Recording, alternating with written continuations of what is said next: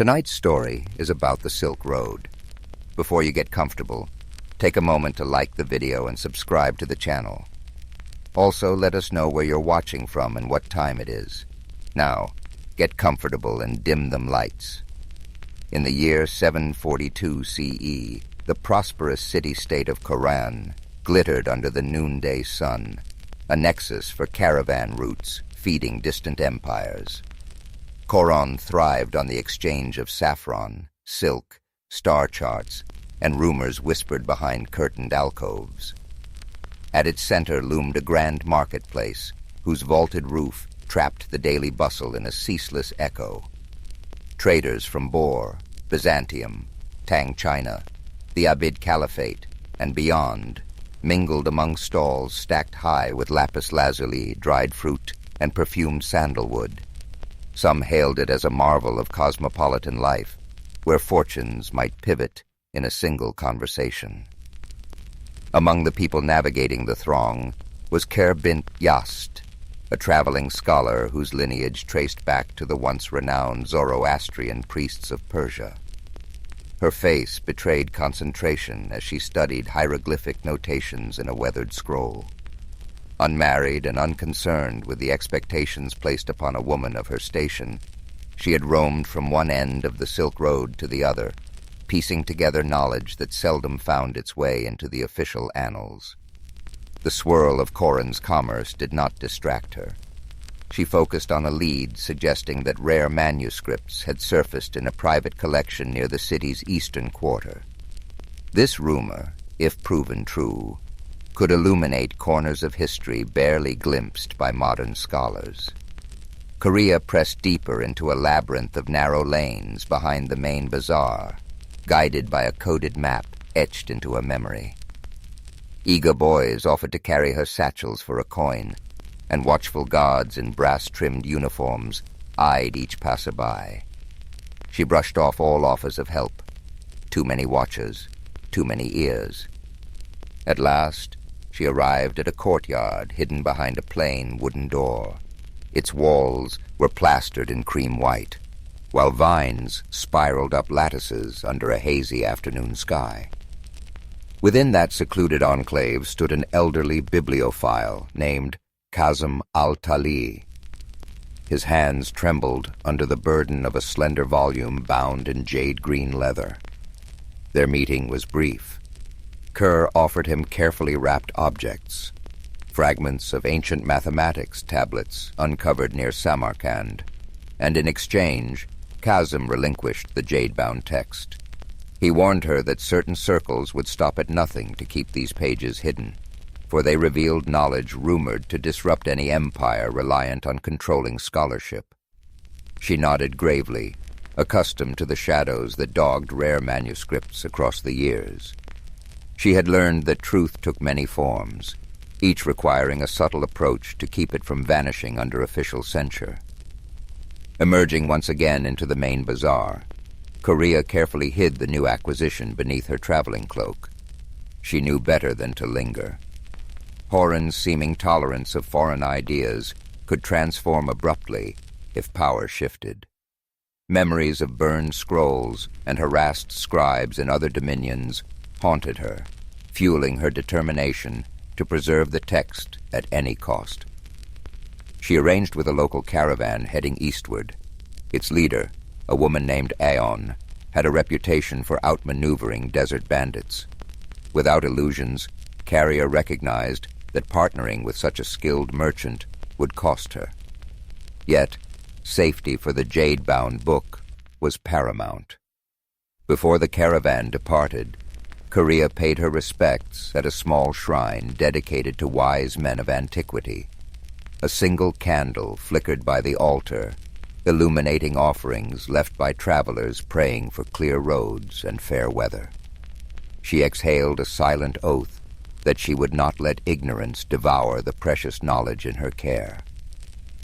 Beyond the city's gates lay an expanse of desert, studded with dunes and hammered by fierce winds. But her route led even farther, along mountain trails rumored to house hidden monasteries and ephemeral oasis towns. The unstoppable pulse of curiosity drove her to press forward, regardless of perils that might lurk in the next bend of the road. Dawn arrived, painting the sky with ochre and salmon hues. Carrier joined Usen and the other travelers at the designated meeting point, where camels brayed and donkey drivers prepared loads of barley and dried fruit. The caravan's synergy was immediately evident. Each person had a distinct task, ensuring that by the time the sun fully breached the horizon, they were on the move. Korea walked near Ion, who shared glimpses of the terrain ahead and introduced Carrier to the caravan's unspoken rules. Trust the signals, ration water meticulously, and never question the necessity of midnight halts. In these borderless regions, vigilance was currency. With the sun mounting, the caravan snaked through a parched plain dotted by twisted shrubs. A hush fell over them, broken only by the soft shuffling of hooves and the gentle clink of metal fastenings. Korea's thoughts drifted to the codex inside her bag.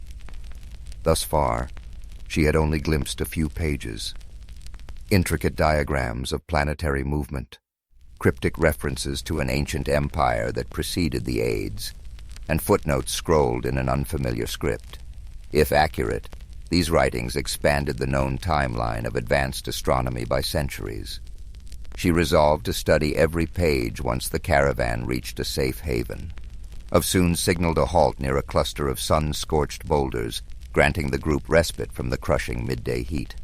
While some dozed in makeshift shade, Korea took cautious sips from her water skin, feeling the dryness cling to her throat. A restlessness stirred within her, equal parts excitement and anxiety. She replayed Kazim al-Talib's warning. Powerful figures had an interest in ensuring no one deciphered the text. For them, knowledge was a finite resource, best kept under strict watch. As a swirl of wind kicked sand across her path, Carrier gripped her satchel, silently vowing she would not be silenced. By twilight, the caravan approached a modest oasis, lined with date palms that cast long shadows across still water. Soon guided her camels into a semicircle, forming a protective barrier against stray wanderers. Several travelers set about erecting tents, while others gathered wood for small fires that would ward off the chill of the desert night. Korea found herself drawn to the water's edge, where subdued conversations rose among weary merchants. Some speculated about the political tensions brewing in distant courts. Others lamented the rising cost of salt. As darkness settled, the oasis took on an otherworldly hush. A crescent moon glimmered overhead, illuminating faint outlines of crumbling stone pillars, suggesting an abandoned settlement from a forgotten era. Under that quiet vault of stars, Korea couldn't resist scanning a few more pages of the jade-bound manuscript. Its text merged empirical observations with philosophical notes, referencing the grand wheel of time. She recognized oblique references to astronomical systems older than the widely recognized Ptolemaic model. If deciphered fully, such knowledge might challenge many assumptions cherished by esteemed academies. Meanwhile, Aphon stepped away from the main group, beckoning Korea to join her near a withered acacia. "You stand out among our company," the merchant remarked in a measured tone. "Your eyes never rest, and you guard that bag as if it carries the soul of a king." Carrier, wary of revealing too much, offered that she was merely a scholar entrusted with a rare item. Efsoon nodded but warned Korea that roving spies seeking advantage for rival factions often infiltrated caravans. She suggested Korea remain vigilant, especially given the extraordinary bustle in Khorasan, where rumor traveled like wildfire. Unable to sleep, Korea lingered by the embers of the fire after most travelers had dozed off. She studied the swirling patterns of the night sky, mindful of the coded star charts in the manuscript. Passing caravans sometimes recounted legends of a hidden library in the mountain city of Veris, where lines of knowledge stretched back to centuries unknown. Kara wondered if that library could fill the gaps in her text. She believed the jade-bound manuscript might be only a fragment of a larger puzzle, scattered across the Silk Road's shifting tapestry. Morning unveiled a horizon brushed with amber, and the caravan proceeded along a rocky escarpment overlooking a vast dune field. Rolling slopes of sand rippled beneath the wind like the surface of a living sea. At midday, they paused for water, rationed by Aeon with practiced efficiency. Kerr noticed that one of the other travelers, a soft-spoken man named Malik, carried a small chest meticulously locked. He traveled with perpetual worry etched into his features, eyes darting whenever talk turned to rumors of desert raiders. Secrets seemed to coil around each member of this assemblage, as though no one ventured these roads without hidden motives. Late in the afternoon, the caravan encountered a party of horsemen flying the banner of a minor warlord, rumored to be in league with the region's most feared bandit clans. Tension crackled through the group as Afsoon halted the caravan, waiting for the riders to approach. After a terse greeting, the horsemen rode on, apparently uninterested in conflict. But the encounter rattled everyone. Kir noticed Afsoon's posture remained rigid with caution long after the riders vanished in a plume of dust. The merchant murmured about changing their route, seeking narrower trails less patrolled by predatory chieftains. That evening brought them to a narrow gorge, its walls towering on either side in jagged ridges. Afsoon insisted they make camp in a sheltered alcove, half hidden behind weathered boulders. By the flicker of firelight, Korea finally delved into the central chapter of the manuscript. Strange symbols, part cuneiform, part unknown script, decorated the margins. Each sign was accompanied by cryptic notes. The text recounted a civilization that mapped constellations in ways contrasting with every known chart. Diagrammatic lines implied an advanced geometry far exceeding the standard calculations of her time. Just as Korea's pulse quickened at the revelation, a cry rang out near the edge of camp. She rushed toward the commotion, heart pounding. Malik stood trembling by his small chest, which now lay open, its contents missing. Anguish colored his voice as he pleaded for help, insisting that something vital had been stolen, a crucial letter from the governor of Basra, hidden within that chest. Outen assembled the caravan members, demanding an explanation. Tempers flared, suspicions circled, and whispered accusations rippled through the group. Searching for footprints beneath lantern light, they discovered evidence of at least 2 intruders who had come and gone without a trace. No sign indicated who among them might be an accomplice. The theft underscored Afsoon's earlier warning. In these transitory worlds, secrets attract cunning opportunists. Korea gripped her manuscript more tightly, wishing to vanish inside the labyrinth of lines and symbols that promised an era unbounded by petty intrigue. Yet, she remained anchored in the caravan's tense reality. The road ahead felt increasingly perilous, and the cost of preserving knowledge seemed set to rise. The following sunrise found the caravan subdued, each member wary of neighbors who might conceal hidden agendas. Afsoon led them out of the gorge at a brisk pace, aiming to put distance between their group and whoever had orchestrated the nighttime theft. A pale wind carried the scent of flint and dust, stinging eyes and chapping lips. Their route descended along a dry riverbed, flanked by stunted tamarisk shrubs, offering scant protection from the intensifying sun. Korea trudged in silence, mindful that trust could be a luxury. As midday drew near, they spotted the remnants of a caravanserai built against the side of a bluff.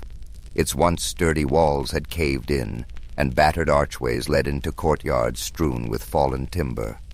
Afsoon signaled a cautious approach, uncertain whether travelers or outlaws might be occupying the ruins. The group explored in pairs, stepping over cracked tiles littered with scorpion husks. No living presence emerged, though evidence of a hasty departure, scattered coals, torn blankets, suggested someone had sheltered there not long before. Since water was available from a half-collapsed system, Afsun decided they would rest under what remained of the caravanserai's roof. Malik hovered by his broken chest, sifting through remnants of cloth as though searching for any clue. Korea drifted away from the group, drawn to an overgrown courtyard where a dried fountain stood.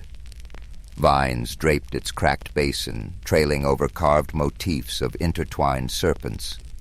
Time and neglect had worn away the finer details, yet a mysterious energy lingered, as though the place once echoed with conversations about cosmic truths beyond mortal comprehension. She pulled out the jade-bound book to scrutinize a passage describing the 4 points beyond the boundary of earthly measure. The text postulated that certain alignment patterns, stars in specific conjunctions, allowed glimpses into knowledge unattainable through ordinary means. This notion was not entirely foreign, given that many mystical traditions in Persia and India spoke of cosmic gates. Still, the clarity of these instructions startled her. The manuscript seemed less a mere curiosity and more a carefully constructed key. She wondered if others who sought it might comprehend its significance. Meanwhile, Aphon prepared spiced lentils and shared them among the group, her gestures calm, yet determined to maintain unity. Tension still hovered like a low cloud, with suspicions that the thieves might be part of a larger plot. Over a sparse meal, Kerr gleaned fragments of each traveler's story. A textile merchant returning from Cairo, a widower heading to Samarkand to meet his estranged son, an amateur scribe hoping to gain employment in the libraries of Nishapur. Layer by layer, she sensed each person guarded secrets born of loss, ambition, or desperation. As dusk fell, moonlight filtered through the caravanserai's gaps, accentuating the outlines of shattered pillars. The group huddled around small fires. Soft conversation revolved around the abrupt shift in weather, the possibility of encountering warlord patrols, and whether rumors of a plague in the western provinces were exaggerated. Though the chatter seemed ordinary, Korea felt a current of urgency running beneath it. Everyone understood the precariousness of traveling these routes. At any moment, violent storms or human treachery could obliterate the careful calculations of even the most disciplined merchant. Restless, Korea ventured into the courtyard once more. She ran her fingertips over the carved serpents, musing that knowledge itself often took the shape of something fearsome and winding, capable of enlightenment, but also of destruction, depending on who wielded it. Before she could lose herself in speculation, a subtle motion in the archway drew her attention. She turned to see Malik, shadowed in moonlight. His face still wore traces of anguish. He approached, and in hushed tones, apologized if his panic had disrupted the caravan's stability. Then, he posed a startling question. "Is your book truly worth risking your life?" Kerr hesitated, contemplating her answer. She confessed that its pages might safeguard insights from an older civilization, knowledge that could enrich the world if studied openly. Yet, she recognized the hazards. No single text was worth a life, unless it also contained the means to prevent greater harm. Malik nodded, revealing that his lost letter held the potential to end a blockade strangling his hometown. Without it, he feared entire families would starve. They shared a poignant silence, realizing each bore a heavy burden for reasons that extended beyond self-interest. Their exchange was interrupted by a faint shout from Afsun, who was patrolling the perimeter. A silhouette darted across the ruins, then vanished behind a crumbling wall. Alarmed, Carrier and Malik hurried back to the main courtyard, only to find the rest of the travelers on their feet. The intrusion lasted mere seconds, but it confirmed the presence of watchers trailing them. The memory of the stolen letter flared in every mind. Gathering her satchel close, Kerr recognized that pursuit was inevitable. She could only hope that what she carried would outlast the desert's shifting alliances and the relentless greed of unknown adversaries. Early the next day, Aphon insisted they abandon the ruins before sunrise. Lanterns swinging from camel saddles cast flickering halos in the pre-dawn gloom. Korea walked at the caravan's rear, scanning the horizon for silhouettes. She felt more exposed than ever, especially with the manuscript drawing unseen eyes. A swirl of wind rustled the sparse vegetation, carrying the faint call of a distant jackal. Although no further intruders appeared, the caravan's collective nerves remained raw. Their route now wound through a series of rocky badlands. Eroded hills, tinted red and ochre, rose around them in jagged formations reminiscent of a broken amphitheater. At times, the path was scarcely wide enough for 2 camels to pass. Dust coated every surface, clinging to clothes and creeping into water skins. The travelers advanced in single file, each footstep measured. Malik, no longer shy, kept pace with Korea, forging an unspoken alliance based on empathy rather than shared purpose. By noon, they reached an outcropping that afforded a sweeping view of the surrounding valleys. Afsoon pointed to a distant caravan crossing a ridge, its figures small as insects against the harsh light. "Better to let them move on without our paths intersecting," she murmured, concerned they might be bandits or rival merchants. She had planned a side route that skirted known bandit strongholds, though it meant trudging through more challenging terrain. No one objected. Safety trumped speed in these uncertain wilds. As the day wore on, the punishing sun pressed down. Some travelers began to show signs of heat exhaustion. Afsoon allotted extra water rations, mindful that supplies were finite. Korea's thoughts swirled with calculations. How many days until they reached an established town? Would the manuscript's possible revelations be worth the perils? She reminded herself that knowledge had never come cheap, especially not the kind that might undermine established systems of power. Still, she felt an undercurrent of apprehension. Unseen forces seemed determined to intercept their path. Twilight offered a brief respite. They pitched camp on a plateau peppered with hardy desert shrubs. Wind wove through the stony hollows, producing a low moan that set everyone on edge. This time, Afsoon posted watches in rotating pairs. Korea volunteered for the midnight shift, hoping to glean some solitude for reading. When her turn arrived, she positioned herself near a small fire, scanning the starlit horizon while carefully turning pages of the jade-bound codex. A diagram, carefully inked, depicted a swirling cosmos dotted with unfamiliar constellations. The accompanying text mentioned a geometry bridging mind and universe, though the specifics remained cloaked in archaic jargon. She sensed movement at the edge of the firelight and gripped the book protectively. But it was only an elderly trader from their group, awakened by coughing. He approached, nodding politely.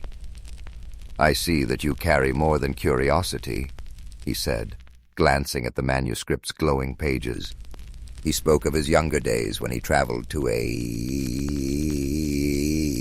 mountaintop sanctuary rumored to house writings older than any empire. The priests there, he claimed, hinted that scattered relics across the Silk Road formed pieces of a grand puzzle. He stopped short of elaborating, perhaps wary of scaring her with improbable myths, or simply reluctant to resurrect memories best left buried. Korea nodded, intrigued yet cautious. She had heard variations of the mountaintop library tale in her journeys. One version placed it in Tibet, another in the highlands of Persia, and yet another in the Himalayas near the Indus. Regardless of location, the consistent theme was that a hidden repository of ancient texts might hold radical knowledge of mathematics, medicine, and astronomy. Could her manuscript be part of that lost legacy? She recalled hearing rumors that certain references connected the library's existence to the taboo notion of cyclical time, where civilizations rose and fell repeatedly, each leaving faint echoes for the next. The elderly trader coughed again and excused himself to rest. Alone, Korea gazed at the codex, a swirl of questions filling her mind. Just then, a sharp whistle pierced the night air. She sprang to her feet. Half-Soon came running, sword in hand. A scout on the perimeter shouted news of footsteps on the far side of the plateau. Everyone scrambled for weapons, adrenaline surging. Within moments, the intruders fled, vanishing as swiftly as they had arrived, leaving only footprints. Half-Soon suspected they were testing the caravan's defenses. Tension soared. Though no battle ensued, the message was clear. Someone was tracking them with precision.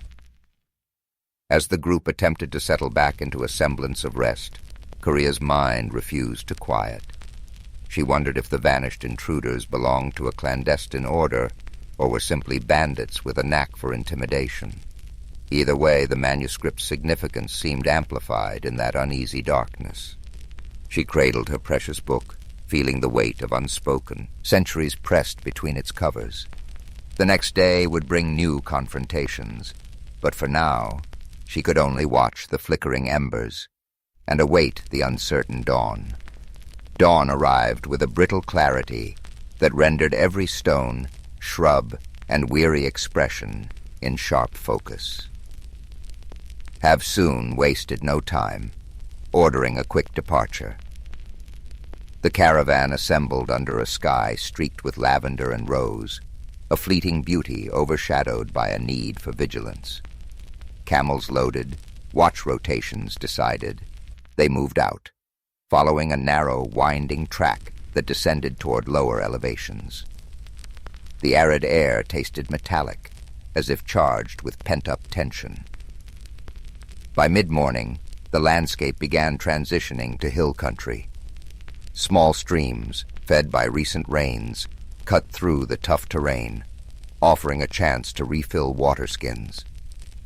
The travelers approached a shallow creek where reeds rustled in the wind.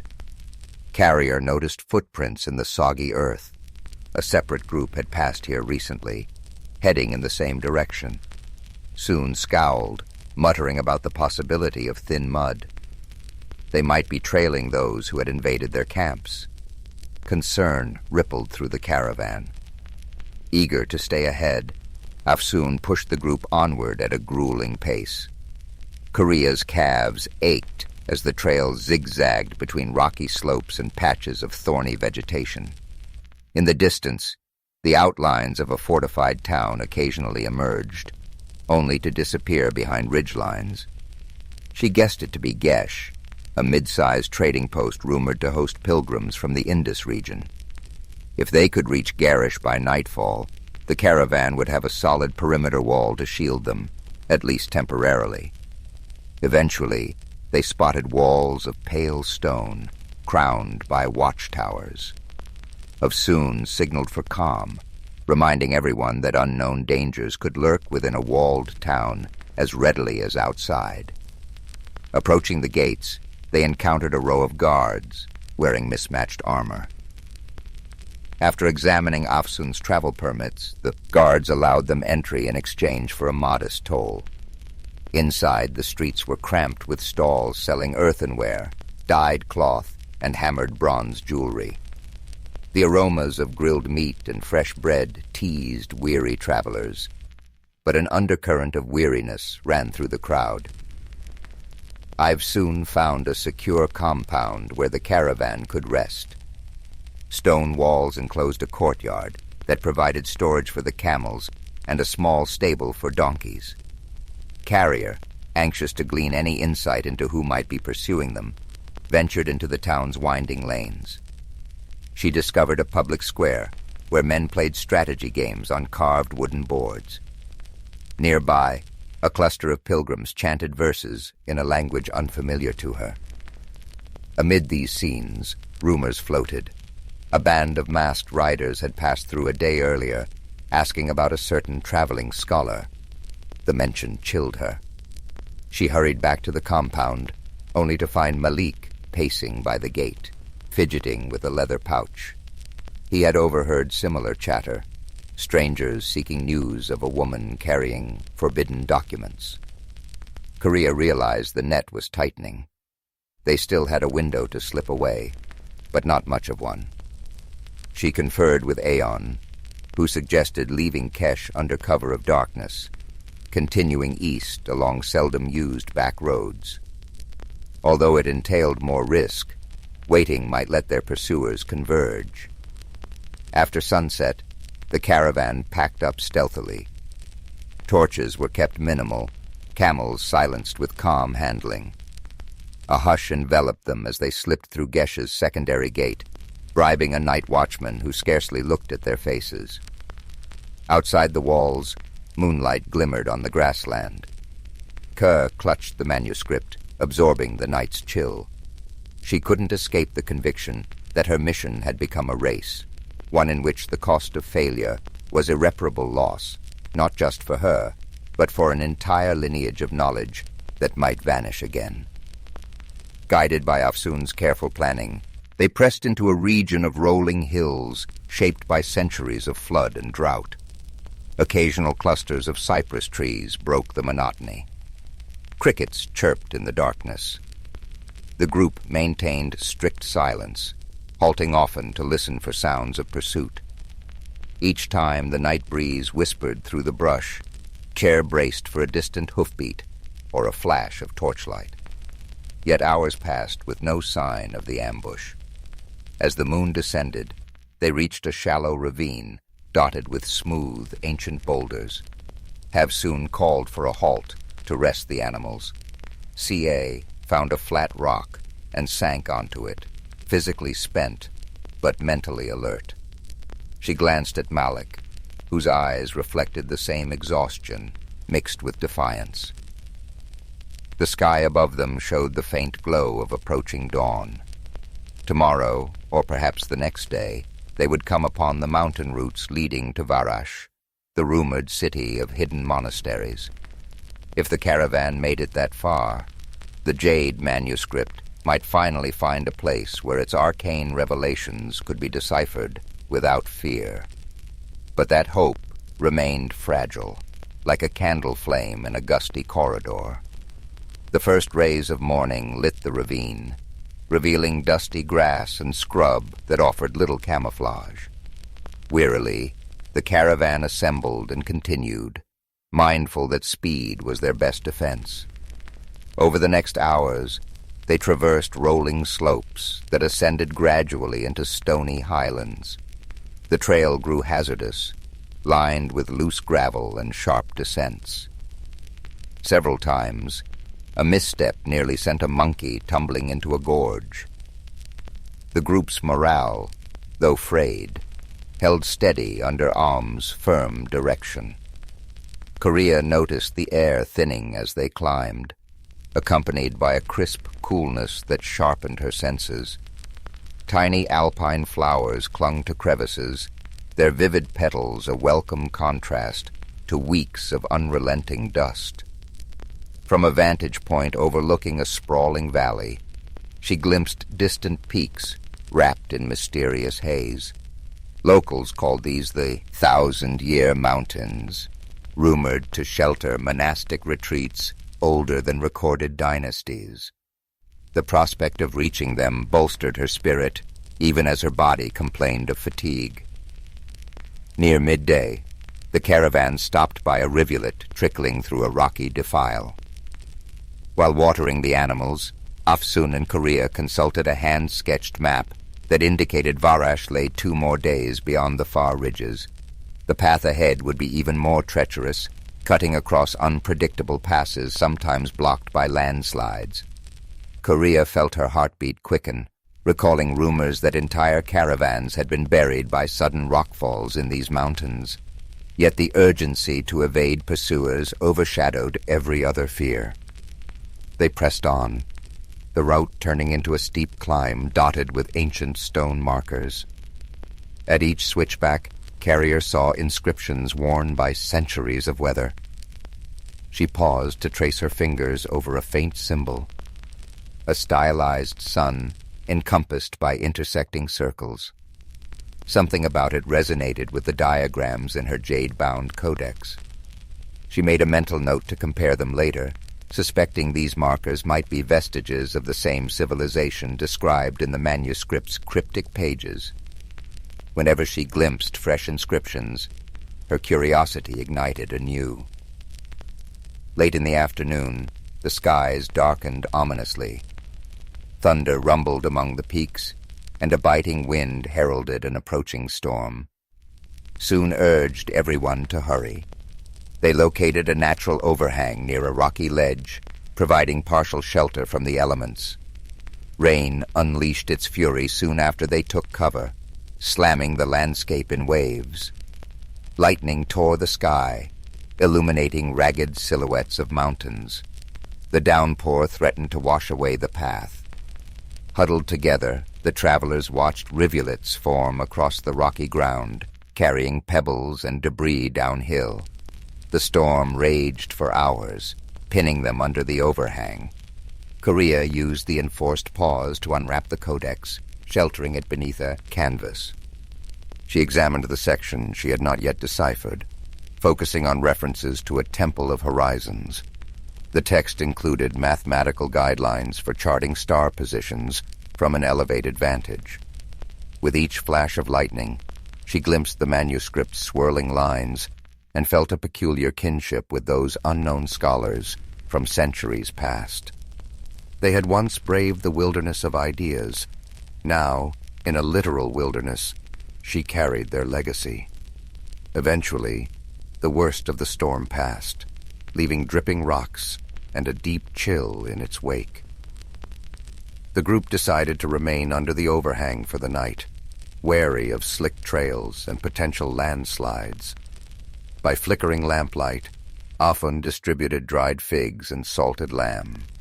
Conversation drifted from the challenges of the climb to more philosophical musings, the futility of borders in a land shaped by millennia, the intangible line between faith and science. Malik spoke quietly of his father, who had died under a tyrant's regime while trying to protect valuable manuscripts. Listening to him, Korea sensed that each traveler had been guided by a longing for redemption or renewal. Sometime after midnight, Kay awoke to the faint crackle of footsteps. She inched toward the edge of their makeshift shelter, heart pounding. Two figures, hunched low, hovered near the pack animals. She recognized them as strangers, not members of the caravan. Before she could raise an alarm, Afun emerged from the darkness like a phantom, sword drawn. A terse standoff ensued, broken by frantic whispers. The intruders fled once they saw they were outnumbered. The caravan's travelers, now fully awakened, spent the rest of the night in guarded watch, cold and uneasy. With dawn, they surveyed the sodden landscape. Landslides had ripped through parts of the trail, but it appeared passable with caution. Though the intruders had not returned, the sense of pursuit remained acute. Kara conferred with Aeon, both concluding that time was running short. If Farash was within reach, they needed to seize the chance before more enemies closed in. Hoisting packs onto weary camels, the group set forth again. The distant peaks beckoned like silent witnesses, and Korea whispered a fervent hope that the city's rumored monasteries could offer refuge and perhaps reveal how to unlock the manuscript's deeper secrets. The final stretch to Varash proved grueling. Narrow trails clung to mountain ridges overlooking mist-shrouded abysses. Each step required vigilance. At times they paused to listen for rockfalls in the distance, markers of an unstable terrain. The air grew thinner, and breath came in short gasps. Yet beyond every precarious turn, a new vista opened. crisp lakes reflecting the sky, hidden valleys studded with wildflowers, the occasional stone ruin perched on a ledge like an ancient sentinel. The extremes of this landscape both awed and unsettled the travelers. By late afternoon, the slopes relaxed into a wide plateau. Rising from the plateau's edge stood Varash, enclosed by a high stone rampart. At first glance, the city appeared carved from the mountain itself, its walls blending with the surrounding cliffs. Mists swirled around parapets, creating a dreamlike vision. According to legend, Varash was older than any recorded dynasty, built upon a site revered for its celestial alignments. A hush fell over the caravan as they approached the massive gates. Inside, the city's winding streets ascended in tiers.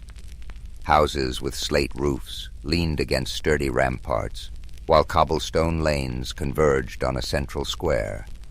Steam rose from communal baths that tapped into natural hot springs. Monks in dark robes shuffled along the corridors, carrying scrolls tucked beneath their arms. Carrier's senses ignited at the first glimpse of this environment. She could feel an undercurrent of scholarship humming through the city like a subterranean river, a potent contrast to the chaotic markets of Khorzan. Afsun guided the caravan to a spacious courtyard used by trade emissaries. Soon after settling, Korea excused herself and ventured into the city's upper levels, following directions gleaned from a scribe at the inn.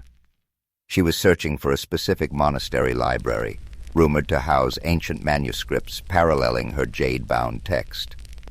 Crossing a series of stone bridges that arched over narrow gulches, she noticed the architecture displayed recurring motifs, spiral carvings, geometric borders reminiscent of the codex's marginal designs. At last, she arrived at a massive carved door, flanked by statues of robed figures. A discreet sign identified it as the Library of High Windows. Inside, the atmosphere was reverential. Golden light filtered through stained glass windows, illuminating shelves stacked from floor to ceiling with scrolls, codices, and tablets. Monks, novices, and a few learned travelers from distant lands moved quietly between reading alcoves. Carrier approached a tall, bearded monk who introduced himself as Brother Kalen. With measured politeness, he asked her purpose. Carrier revealed her codex, explaining in hushed tones that she believed it referenced an advanced astronomy predating recognized schools of thought. Intrigued, Brother Kalen led her to a private study chamber lit by oil lamps. There he produced a set of meticulously preserved star charts inscribed on leather. To Korea's amazement, certain passages aligned closely with the diagrams in her manuscript. Upon closer inspection, they found near-identical glyphs representing cardinal points beyond normal mapping. Brother Kalen's eyes glimmered with excitement. These references appear in only our oldest records, believed to have been copied from texts salvaged millennia ago. As the evening deepened, they pieced together parallel lines of text, cross-referencing them with genealogical records, star atlases, and cryptic commentaries. The synergy suggested that the jade-bound book might indeed be part of a nearly lost tradition. However, a vital section remained missing. It was rumored that a sister manuscript lay in a monastery farther east, high in a remote range where few ventured. Carrier's heart sank, knowing the road ahead might hold even greater dangers. Yet she also felt invigorated. The puzzle had grown more intricate, weaving her fate with ancient legacies that demanded guardianship. Upon returning to the inn, she found Afsun and Malik in heated discussion with the rest of the caravan. News had arrived that unidentified riders were poking around Varash's gates, questioning travelers about a woman scholar and her prized artifact. Their arrival here was no secret. For the moment, the city's laws prevented open aggression, but no one believed that protection would last indefinitely. Of soon proposed, they break the caravan into smaller groups for anonymity. Malik pledged to stand by Korea, recognizing that her success might ripple far beyond personal gain. Under the inn's lantern glow, C.A. shared what she and brother Kalen had uncovered. The group listened in solemn silence, understanding the gravity of her discovery. Perhaps it offered a new perspective on the cosmos, or perhaps it threatened structures built on carefully managed knowledge. Either way, their pursuers would not relent. Still, Korea felt a renewed determination. The tapestry of centuries had woven her path into this moment. With the city of Varash as an unlikely refuge, she now held a clearer vision of the manuscript's purpose. Dawn would bring decisions, whether to remain, to search for the sister text, or to brave unknown dangers. In that flickering moment of possibility, each traveler realized they had become part of a tale larger than themselves, a saga carried along by caravans, forged in hidden libraries, and destined to echo across the shifting dunes and precarious peaks of time. Born on January 4th, 1643, in Woolsthorpe, Lincolnshire, England, Isaac Newton arrived into the world during a time of great upheaval. The English Civil War was in full swing, and the country was caught between monarchies, republics, and revolution. But Newton's arrival wasn't anything extraordinary. He was born prematurely and was so small and fragile that his mother reportedly said he could have fit inside a small mug. In fact, it's said that Newton was not expected to survive his early days. Yet he defied those odds, growing up to become one of the most influential figures in science and mathematics. As a child, Newton's family life was complicated. His father, also named Isaac Newton, passed away 3 months before he was born, leaving his mother, Hannah Ayscough, to raise him alone. Hannah remarried when Newton was 3 years old, and he was sent to live with his maternal grandmother while his mother moved away with her new husband. This early separation from his mother would have a lasting impact on Newton's emotional development, leading to periods of intense loneliness throughout his life. Despite his emotional struggles, Newton's intellectual gifts began to shine early on. As a young boy, he attended the King's School in Grantham, where he was known for being solitary and deeply engrossed in his studies. In fact, he was not much of a socializer, preferring to read and experiment on his own. It was during these early school years that Newton began to show an aptitude for invention. One of his most famous childhood experiments was creating a small water clock using a round-bottomed flask, which was one of the earlier signs of his curiosity about the physical world. At the age of 12, Newton's mother brought him back to live with her and her new husband in Woolsthorpe. It was at this time that he began his education at Cambridge University, enrolling at Trinity College in 1661. Cambridge was a world away from the rural life Newton had known, but it would serve as the place where he began his extraordinary journey in the world of science. In the first few years at Cambridge, Newton was fascinated by the works of the great scholars of the time, particularly René Descartes, Galileo Galilei, and Johannes Kepler. These men had made groundbreaking contributions to mathematics, physics, and astronomy, and Newton was eager to learn from their ideas. He was particularly drawn to the study of mathematics, and soon became obsessed with solving problems in geometry, algebra, and calculus. However, Newton's journey wasn't without its challenges. The world was entering a tumultuous period during Newton's years at Cambridge.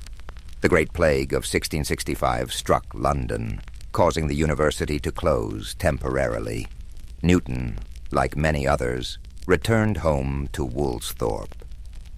It was during this time away from Cambridge, in the isolation of the countryside, that Newton's mind truly began to flourish. This period, known as his Annus Mirabilis, or Year of Wonders, was when Newton made some of his most groundbreaking discoveries. He began to develop his theories on calculus, an entirely new field of mathematics that would allow him to understand the behavior of motion and change. The concepts that would later shape his laws of motion and universal gravitation were born during these isolated months. He also worked on optics, conducting experiments with light and prisms, leading to his discovery that white light could be split into the colors of the rainbow.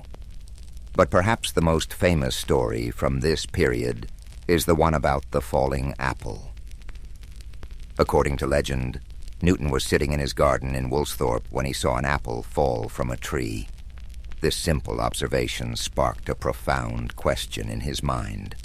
Why did the apple fall straight down rather than sideways or in some other direction? This moment of curiosity would lead him to formulate his law of universal gravitation, which states that every mass attracts every other mass in the universe with a force proportional to the product of their masses and inversely proportional to the square of the distance between them. Returning to Cambridge in 1667, Newton's reputation as a mathematician and physicist began to grow. He soon became a fellow at Trinity College, and over the next several years, he began to refine his ideas. In 1687, he published his groundbreaking work, Philosophia Naturalis Principia Mathematica, or simply the Principia. In this book, Newton introduced his 3 laws of motion and the law of universal gravitation. These laws laid the foundation for classical mechanics and transformed the understanding of how the universe works. Newton's first law, often referred to as the law of inertia, states that an object at rest will stay at rest, and an object in motion will stay in motion unless acted upon by an external force. His second law relates the force applied to an object to its mass and acceleration, essentially stating that force equals mass times acceleration, F sub ma. Finally, his third law states that for every action, there is an equal and opposite reaction, a principle that underpins everything from rocket launchers to the way we walk.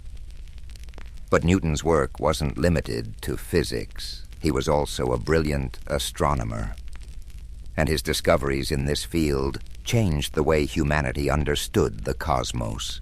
Newton's work on gravity not only explained why apples fall, but also explained the motions of celestial bodies. He demonstrated that the same force of gravity that caused an apple to fall to the ground also governed the movements of the planets, moons, and even comets in the sky. This insight would influence the work of astronomers for centuries, most notably Albert Einstein, who built upon Newton's theories with his own theory of relativity. Despite his successes, Newton's personality and life were marked by intense rivalry, particularly with fellow scientist Robert Hooke. The two men clashed over several issues, including the nature of light and the development of calculus. Newton and Leibniz, a German mathematician, are both credited with independently developing calculus, and the dispute over who invented it first would dominate much of Newton's later life. Newton also faced personal struggles that overshadowed his professional achievements. He was known for his solitary and obsessive nature, often working for days on end without rest, sometimes even forgetting to eat or sleep. He had few close relationships, and his social interactions were limited. He also struggled with periods of paranoia, especially concerning his rivals. Despite all his success, it's said that Newton didn't feel truly content in his later years. As he aged, Newton also grew increasingly involved in the administrative aspects of science. He served as the president of the Royal Society and was a member of Parliament for a time, though he rarely spoke during his time in government. In his final years, Newton turned his attention to alchemy and religious studies, subjects that are less well known, but were still important to him. He wrote extensively on biblical chronology and alchemical theories, though these writings were largely unpublished during his lifetime. Isaac Newton died on March 31st, 1727, at the age of 84. He was buried in Westminster Abbey, a fitting tribute to a man whose work had fundamentally shaped the world. His tomb, inscribed with a Latin epitaph, honors the incredible mind that unlocked the secrets of the universe. Newton's legacy endures to this day, not only in the fields of mathematics and physics, but also in the very way we understand the natural world. The laws he formulated are still used to this day in everything from engineering to space exploration. His work laid the foundation for much of modern science, and his name has become synonymous with genius. As we reflect on Newton's life, it's clear that his work didn't just influence his own time, but it has rippled through history, shaping the way we understand the universe. But Newton's legacy wasn't built in a vacuum. His ideas were, in part, shaped by the scientific revolution that was unfolding during his lifetime. His works on calculus, light, and gravity weren't just products of his brilliance, but also of a changing world, eager for new ways of thinking. In fact, Newton's time at Cambridge was also a time of profound intellectual transformation.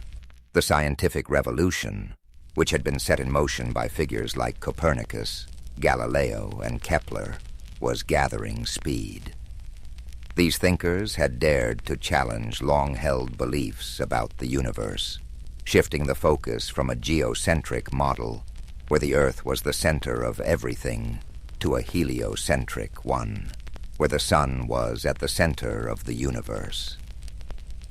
It was within this context that Newton's work on gravity and the laws of motion became revolutionary. He unified the heavens and the earth under one set of physical laws. Newton's ability to integrate ideas from multiple disciplines, mathematics, physics, and astronomy, was a key element of his genius. But beyond his academic work, Newton's intense focus on his studies meant that he led a life of relative isolation. He never married and had very few close personal relationships. Some say he was a man of great emotional depth, but that his intellectual pursuits often overshadowed his ability to connect with others on a more personal level. It's also worth noting that Newton's work wasn't always received with open arms. His ideas, especially his theories about light and color, were met with skepticism by some of his contemporaries. Notably, Robert Hooke, an English scientist, became one of Newton's fiercest critics. Hooke's contributions to the understanding of light and elasticity were significant. But Newton's more developed ideas on optics put him in direct conflict with Hooke, creating a rivalry that would last for many years. Newton's battle for intellectual supremacy didn't end there. His dispute with Gottfried Wilhelm Leibniz over the invention of calculus was one of the most bitter and drawn-out academic feuds in history. Both men independently developed the theory of calculus, and the ensuing conflict over who deserved credit for it led to years of acrimony. The battle was not just personal. It had a significant impact on the development of mathematics in Europe. Despite these controversies, Newton's work would ultimately be validated by history. By the time of his death in 1727, he had already established himself as one of the foremost intellectual figures of the Western world. His contributions to mathematics, physics, and astronomy became foundational to the development of modern science, and his Principia is still considered one of the greatest works ever published in the history of science. Now, When we think about Newton's lasting legacy, we cannot overlook the sheer scale of his influence on the way we live today. His laws of motion and the law of universal gravitation are still applied in everything from engineering to space exploration. The space missions that carry astronauts and satellites into orbit rely heavily on Newton's work. The trajectory calculations used to send spacecraft to distant planets, such as the Mars rovers, are based on his principles. His equations have been the bedrock upon which countless scientific advancements have been built. And even though Newton's theories on gravity have been refined and expanded upon by later scientists, such as Albert Einstein, with his theory of general relativity, the core ideas about the forces that govern motion and the behavior of celestial bodies are still grounded in Newtonian mechanics. In a sense, Newton's work provides the framework within which later theories are tested and developed. In addition to his scientific contributions, Newton's influence extended into philosophy, religion, and even the political sphere. As president of the Royal Society, he played a significant role in shaping the direction of scientific research in England. Newton's work helped elevate science to a position of great prestige, laying the groundwork for the Enlightenment, a period in history marked by an emphasis on reason, logic, and scientific inquiry. But despite his global fame, Newton remained a man of contradictions. He was intensely private and could be quite bitter towards those who challenged his ideas. He was known to be secretive, often withholding his work until he felt it was perfect, and sometimes even to the point of being paranoid about rivals. There are stories of him working for days on end without sleep, consumed by his theories, losing touch with reality. This obsessive nature also manifested in his work on alchemy and biblical chronology, fields which seem unrelated to his scientific work but were important to him nonetheless. His pursuit of alchemy, for instance, is one of the lesser-known aspects of his life. Alchemy, an ancient practice that combined elements of chemistry, metallurgy, and mystical thought, was a passion of Newton. He wrote hundreds of thousands of words on the subject, but his alchemical works remained largely unpublished during his lifetime. It's said that he viewed the pursuit of alchemy as a way to unlock deeper truths about the universe. But this side of his personality was overshadowed by his more well-known scientific work. In the realm of religion, Newton spent considerable time studying the Bible, attempting to decode its messages and understand the natural world through a spiritual lens. While many of his contemporaries were devoutly religious, Newton's religious views were a mix of traditional Christianity and personal, unorthodox beliefs. He believed that the natural world was a reflection of God's design, and that studying the laws of nature was a way to understand the divine order of the universe. Newton's later years were marked by a mixture of public service and intense personal reflection. After spending much of his life in academia, Newton was appointed Warden of the Royal Mint in 1696, where he was tasked with reforming England's coinage system.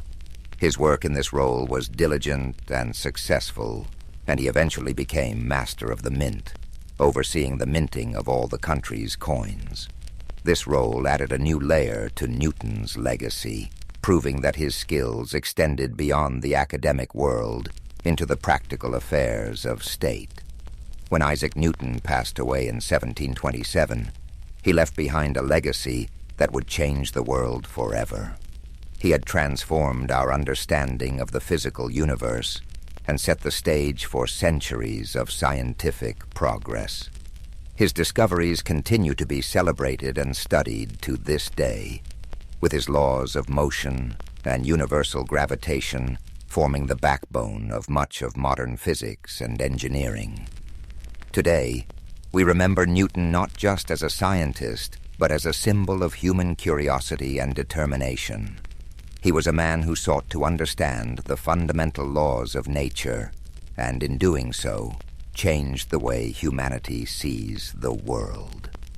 His story is a reminder that one person, no matter how humble their beginnings, can leave an indelible mark on history. As we draw this exploration of Isaac Newton's life to a close, it's important to reflect on the profound impact he has had on the world we live in today. Though centuries have passed since his death, his contributions continue to shape our understanding of the universe. One of the most remarkable aspects of Newton's legacy is how his theories laid the groundwork for much of modern science.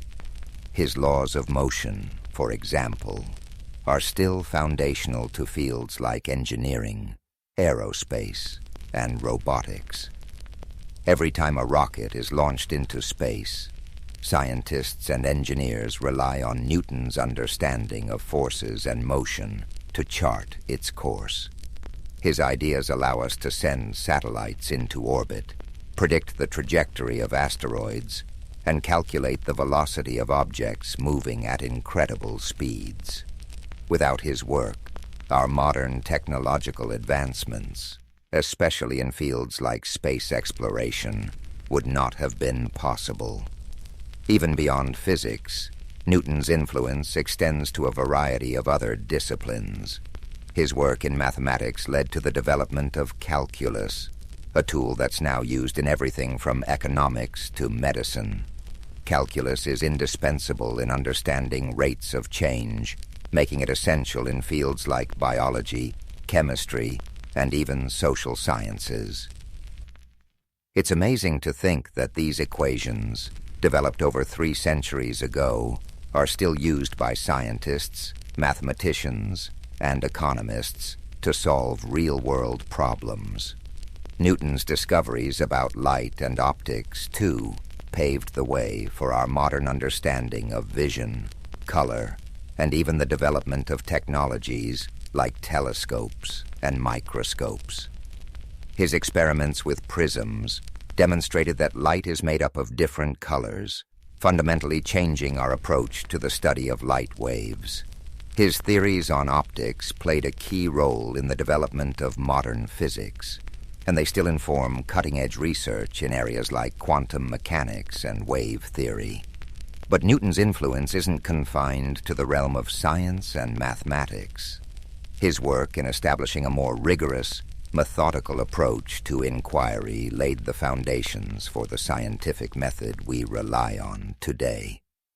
The idea that the universe operates according to predictable natural laws that can be understood through observation, experimentation, and reasoning is something we take for granted now, but it was revolutionary in Newton's time.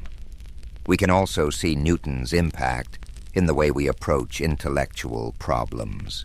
His relentless drive to solve complex questions, his commitment to challenging the status quo, and his deep curiosity about the world around him have inspired countless individuals throughout history. Newton's life serves as a reminder that sometimes the pursuit of knowledge requires patience, perseverance, and an unshakable belief that there are answers to be found. Yet, for all of his groundbreaking discoveries, Newton's life was far from perfect. He lived in an era that was often hostile to new ideas, and his own struggles with isolation and personal conflict are a testament to the challenges that even the greatest minds face. Newton was deeply introspective, sometimes to the point of obsession. He had a tendency to push people away, focusing all his energy on his work, which left him with few close relationships. Even in his personal life, Newton found that achieving greatness often came at the cost of emotional fulfillment. In many ways, though, Newton's journey can offer us comfort. His story reminds us that greatness is not always defined by ease or popularity. Sometimes it's the quiet, solitary pursuit of understanding that leads to the most profound discoveries. Newton's legacy teaches us that the road to success is often winding and full of obstacles, but those who stay dedicated to their vision can leave a mark on history. As you reflect on life tonight, consider how his story connects to your own. We all have our own struggles, and sometimes the world may not understand us right away. But like Newton, we can find solace in our curiosity and passion. We may not discover the laws of motion or unlock the secrets of the cosmos, but we all have something to contribute to the world in our own unique way. And just like Newton, we must embrace the process of discovery, whether it's scientific, personal, or emotional.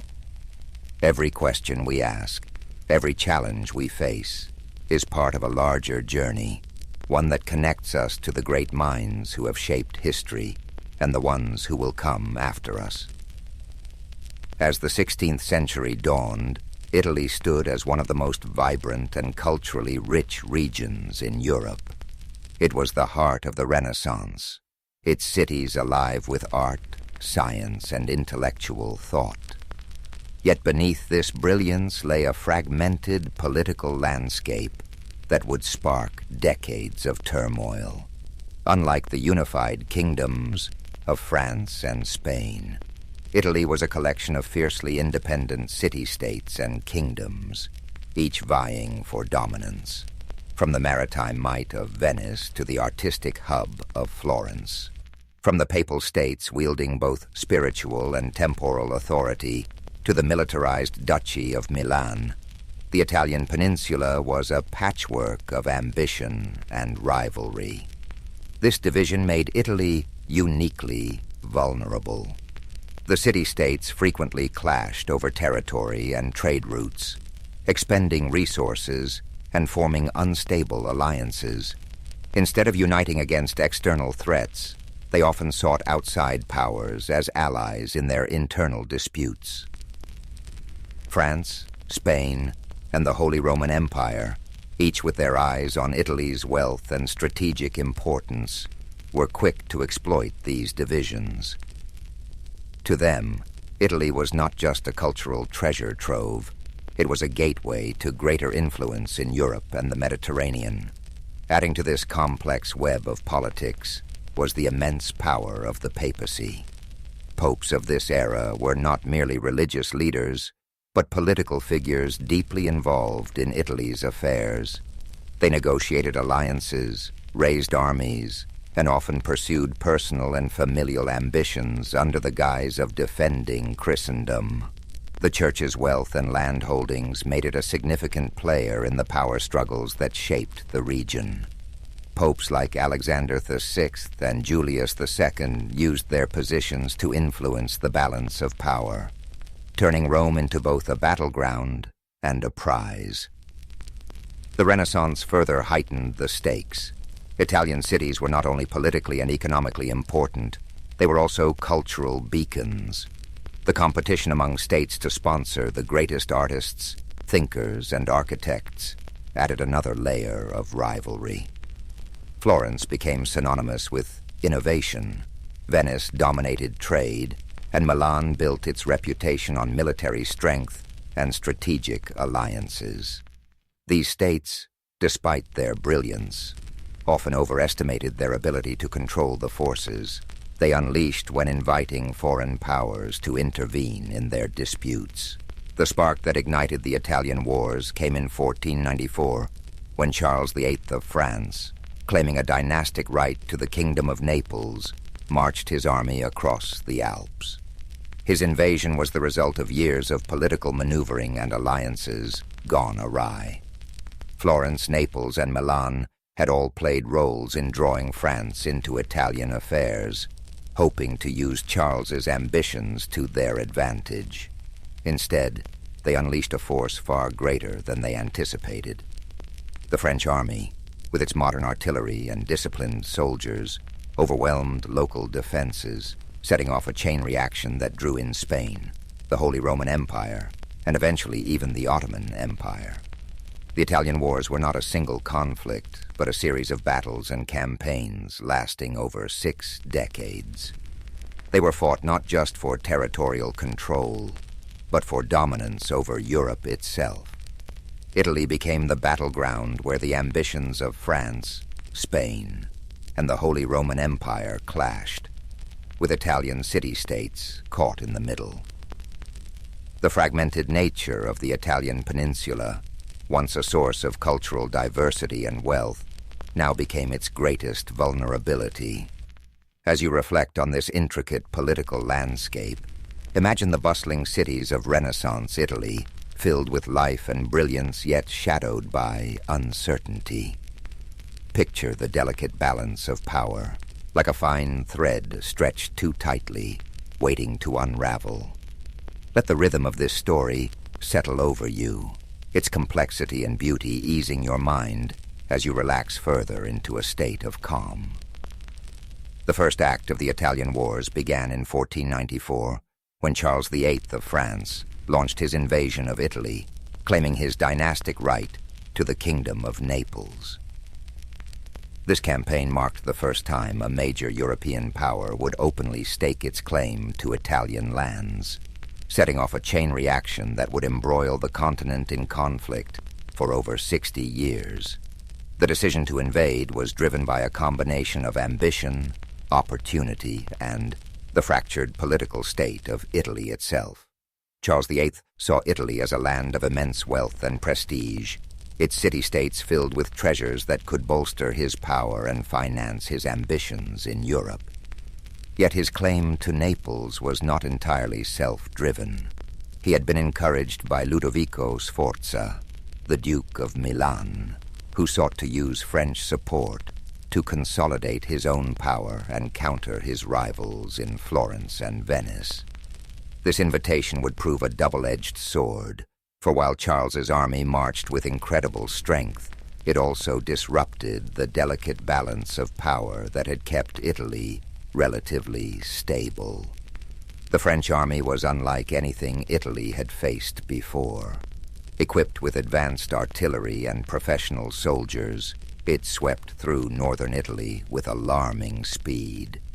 The city-states, unprepared for such a modern force, quickly capitulated or offered little resistance. Florence, long a hub of Renaissance brilliance, was forced to submit to Charles's demands.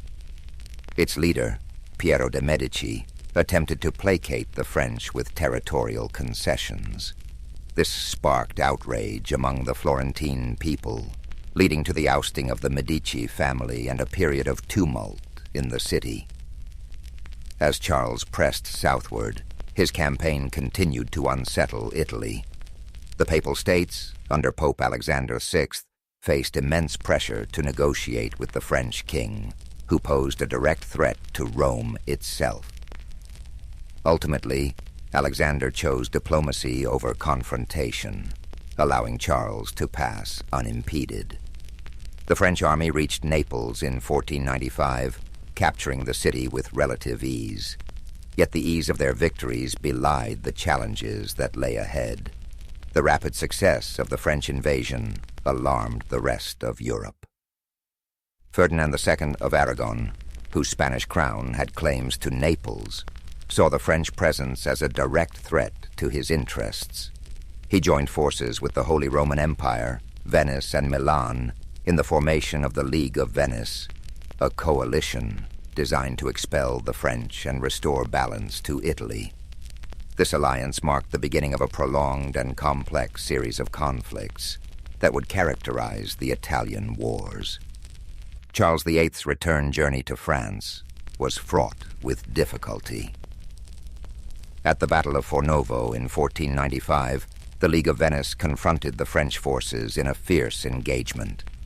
Though Charles managed to escape with most of his army intact, his dream of holding Naples dissolved as Spanish forces moved to reclaim the city. This marked a turning point. While the French had demonstrated their military might, their inability to sustain control over Italy revealed the limits of their power. The first invasion set the tone for the Italian Wars, a conflict defined by shifting alliances, brutal battles, and the constant interference of foreign powers in Italian affairs. For the Italian city-states, the war underscored their vulnerability.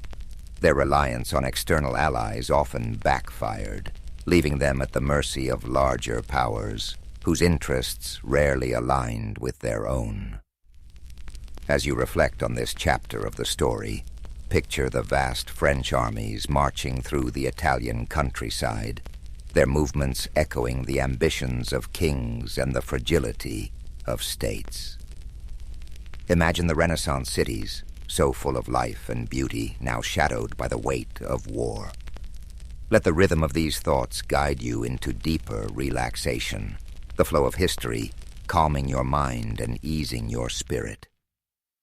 As the Italian wars progressed, Spain emerged as a dominant force, reshaping the balance of power across Europe and the Italian peninsula. Following Charles VIII's retreat, Ferdinand II of Aragon sought to strengthen Spain's influence, focusing on reclaiming Naples, a key prize in the struggle for Italian supremacy. Spain's military, under the leadership of Gonzalo Fernández de Córdoba, revered as the Great Captain, introduced innovative battlefield strategies. The Spanish tercios, disciplined formations, combining pikemen and arquebusiers, proved revolutionary. Their effectiveness surpassed that of the traditional heavy cavalry favored by France. In a series of decisive battles, including Cerignola and Garigliano in 1503, Spanish forces secured Naples. Their victories demonstrated superior tactics and organization. With Naples under Spanish control, Ferdinand established Spain as a key power in southern Italy, solidifying its influence and preparing for further engagements with France. Yet the French were far from deterred. In 1515, Francis I ascended to the French throne and reignited his nation's ambitions. His forces achieved a major victory at the Battle of Marignano, reclaiming Milan and briefly restoring French dominance in northern Italy. This resurgence set the stage for an intense rivalry between Francis V and Charles V of the Habsburg dynasty. Charles, inheriting a vast empire that included Spain, the Holy Roman Empire, and territories in the Americas, wielded immense resources. His ambitions extended far beyond Italy, but the peninsula became a crucial theater of war.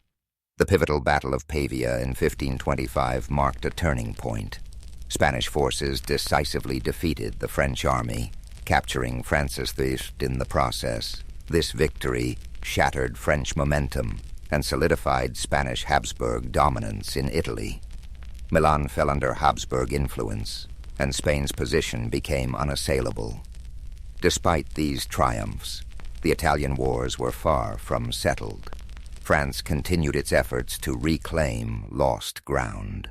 However, Spain's wealth from its burgeoning empire in the Americas provided the resources needed to sustain prolonged campaigns. This economic advantage, combined with strategic alliances and military innovation, ensured Spain's supremacy.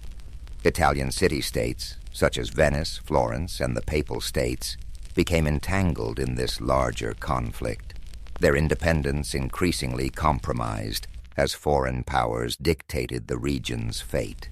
The conflict reshaped Italy, turning it into the epicenter of European power struggles.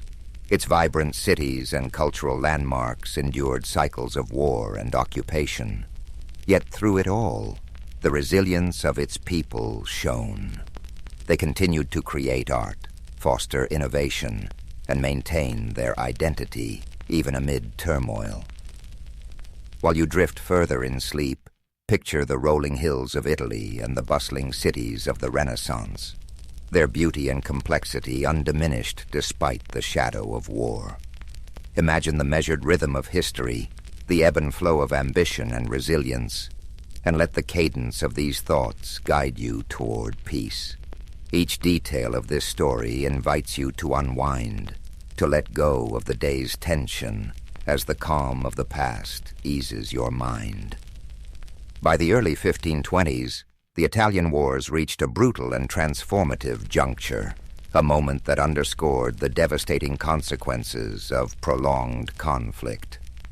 The sack of Rome, in 1527, carried out by the forces of Charles V, Holy Roman Emperor, marked one of the darkest chapters of the era. It exposed the vulnerability of even the most powerful institutions, including the papacy, to the chaos of war.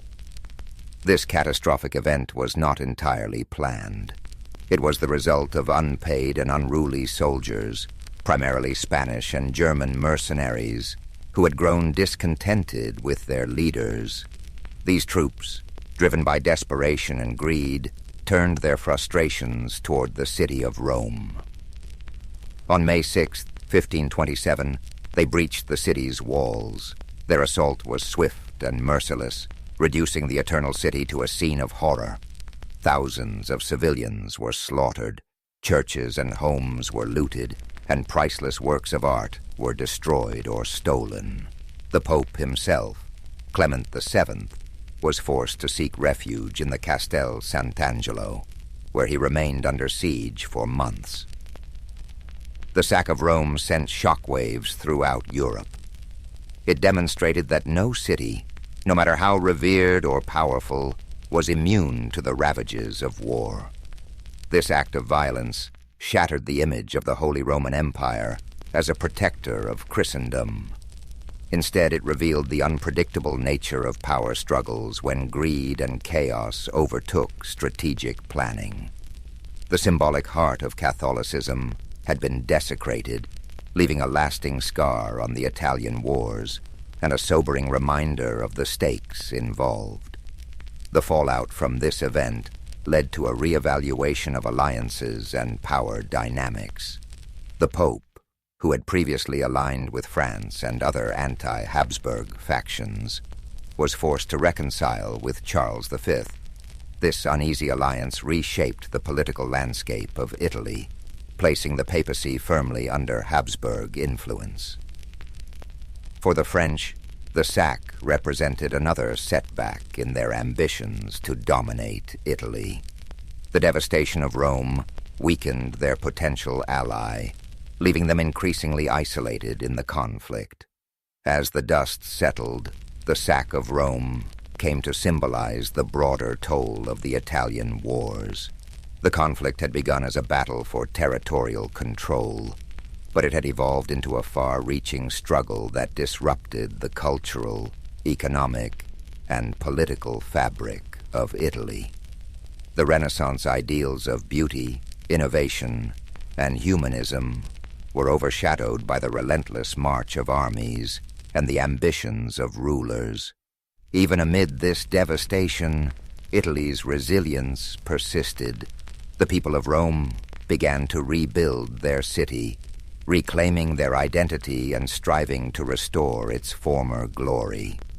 Artists, writers, and thinkers carried forward the flame of the Renaissance, their works a testament to the enduring spirit of a land caught in the crossfire of history.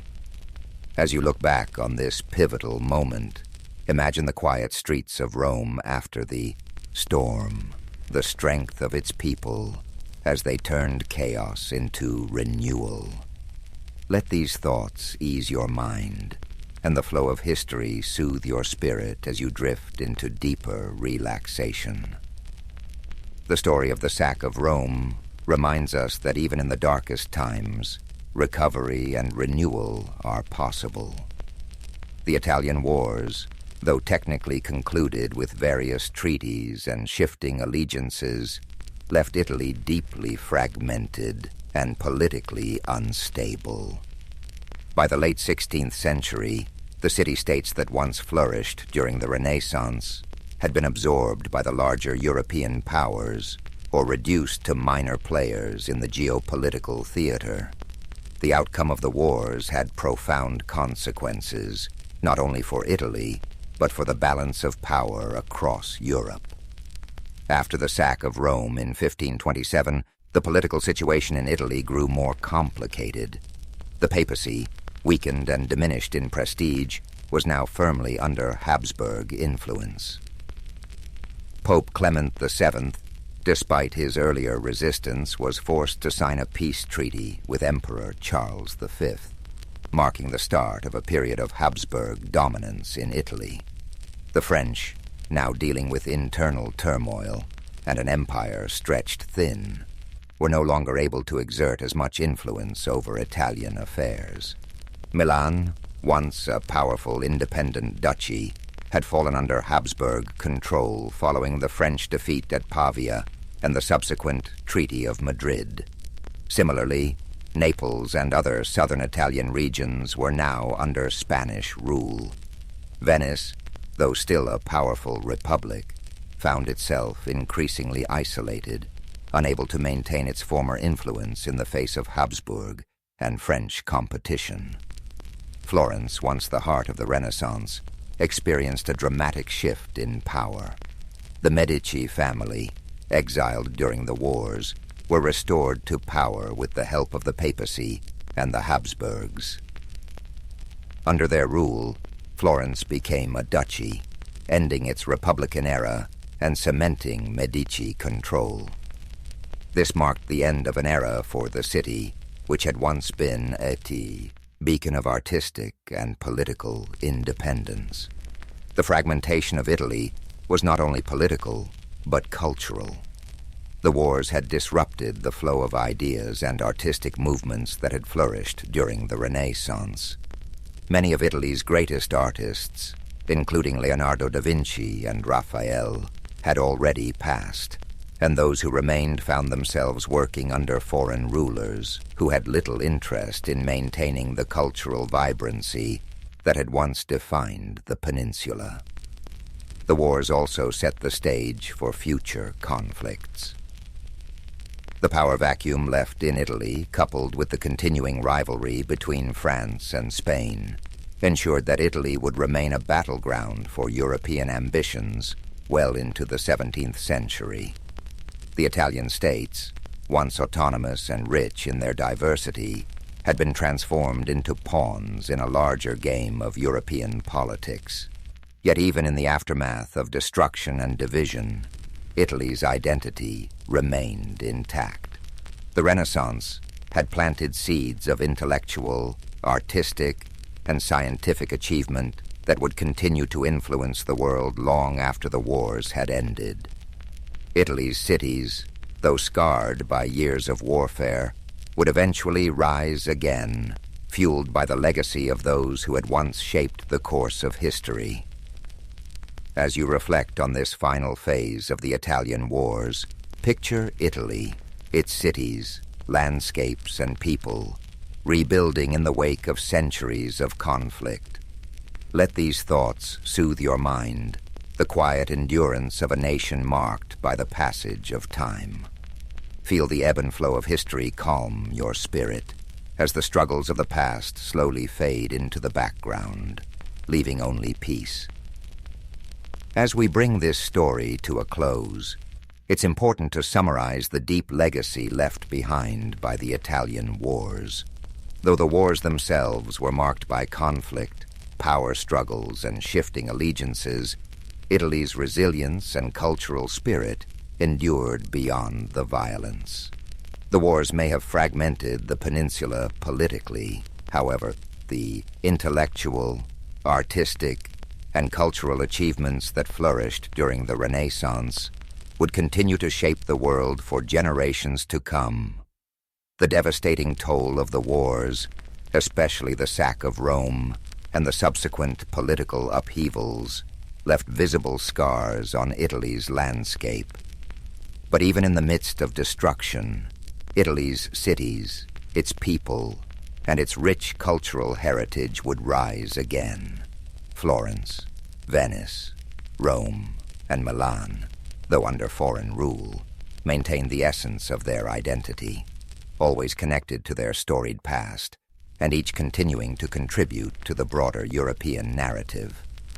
As you lie back and reflect on this powerful chapter in history, allow yourself to feel the weight of time, the rise and fall of empires, the rebuilding of cities, and the ever-present determination of the people. Imagine the sun setting gently over the Italian hills, the soft whisper of the wind as it sweeps over the ancient streets, a reminder of both struggle and renewal. It's easy to be caught in the frenzy of the world around us, but history has a way of slowing us down, letting us reflect on the cyclical nature of life, conflict, and peace. Let the story of the Italian wars be a reminder of resilience, of the strength it takes to overcome adversity, and of the beauty that rises from the ashes. Now, as we transition to the peaceful sounds of rain and soft melodies, let your mind settle into the rhythm of nature, allowing the soothing sounds to wash over you, easing you into a deep and restful sleep. In the year 896 CE, in the heart of Baghdad's intellectual quarter, Al-Hussein bin Qasim brushed desert dust from the folds of his linen robe, unaware of the storms that fate would soon unleash upon him. He studied the myriad scholarly gatherings outside the House of Wisdom. Voices blended into a layered chorus, mathematicians debated geometric proofs, poets recited verses on ephemeral beauty, and astronomers charted celestial mysteries. The call of knowledge was unstoppable, and its echoes hinted at new horizons beyond the city's walls. Although he hailed from a modest family of date merchants, Al-Hussein possessed an innate curiosity that surpassed every constraint of status. Weeks earlier, he had been approached by the renowned translator, Unice al-Kindi, who recognized promise in his approach to ancient texts. Unice had whispered rumors of a manuscript stored in a distant library along the Red Sea coast, a codex said to hold fragments from vanished civilizations. For Al-Hussein, the prospect of unearthing lost secrets eclipsed all thought of comfort or security. On that mild autumn morning, the city's horizon shimmered with trade caravans and the swirl of travelers from every corner of the known world. Greek philosophers, Persian scholars, and Indian mathematicians crowded the thoroughfares, exchanging theories and goods under the caliph's tolerant gaze. The House of Wisdom had become a magnet for knowledge, a beacon that drew in talents as diverse as the spices sold in Baghdad's markets. Under this atmospheric mosaic, Al-Hussein felt keenly that his destiny extended beyond these storied streets. Unas al-Kindi had given him a letter of passage, sealed with the translator's distinctive monogram, allowing safe conduct through the desert routes. The cryptic list of questions about that ancient codex, queries no one else could decipher, loomed large. Al-Hussein grasped the significance. If the manuscript existed, it might reveal the lost methodologies of a civilization rumored to have harnessed knowledge of geometry, astronomy, and medicine far beyond the current era. Discovery meant prestige, but also the possibility of rewriting entire chapters of known history. Pressing the letter against his chest, Al-Hussein reflected on his father's tales. The desert, unpredictable and capricious, consumed unprepared wanderers without mercy. Tales of caravans lost in sandstorms or raided by marauders haunted the nightly gatherings, in local tea houses. Still, the lure of revelation eclipsed any fear, and he resolved to depart at dawn. The following day, engaging a caravan of spice traders, he planned to share provisions and glean from their survival knowledge, forging alliances in an environment where trust was currency. Sunrise found him at the city gates, where camels groaned beneath woven saddlebags stuffed with exotic goods, saffron from Persia, frankincense from Oman, and turquoise from far-off lands. The caravan leader, an experienced merchant named Mariam bin Saed, cast an eye over Al-Hussein. She was known for her leadership and her capacity to navigate shifting alliances among tribal factions. Though suspicious of scholars who ventured out of libraries, she recognized the advantage of traveling under the banner of the prestigious House of Wisdom. As the gates of Baghdad shrank behind them, the caravan merged with the vast desert's hush. Dawn's golden light outlined distant dunes that seemed both majestic and forbidding. Al-Hussein observed Mariam directing her charges to form a staggered line, minimizing exposure to roving bandits. Occasionally, the wind carried the bray of donkeys or the low murmur of traders discussing profit margins. For Al-Hussein, the emptiness was a blank canvas, waiting for stories etched by the footprints of those audacious enough to cross. At midday, the caravan paused for a respite. While others took shelter from the heat, Al-Hussein found himself marveling at ancient rock carvings etched into a nearby cliff. Figures of hunters and astronomers hinted at a lineage of knowledge older and more mysterious than any library scrolls. He gently traced the outlines with a practiced fingertip, sensing a kinship with those lost voices that once tried to record their world. If even in these remote corners human curiosity thrived, what wonders awaited him further ahead? As dusk approached, the caravan set up camp in a shallow wadi where sparse vegetation offered an anchor against shifting sands. Smoke curled from small cooking fires as conversations turned reflective under the emerging constellations. Al-Hussein unraveled a worn scrap of parchment, Eunice's instructions, and studied the cryptic glyphs he would eventually need to identify. An undercurrent of excitement within him, tempered by the realization that he was crossing into unknown domains.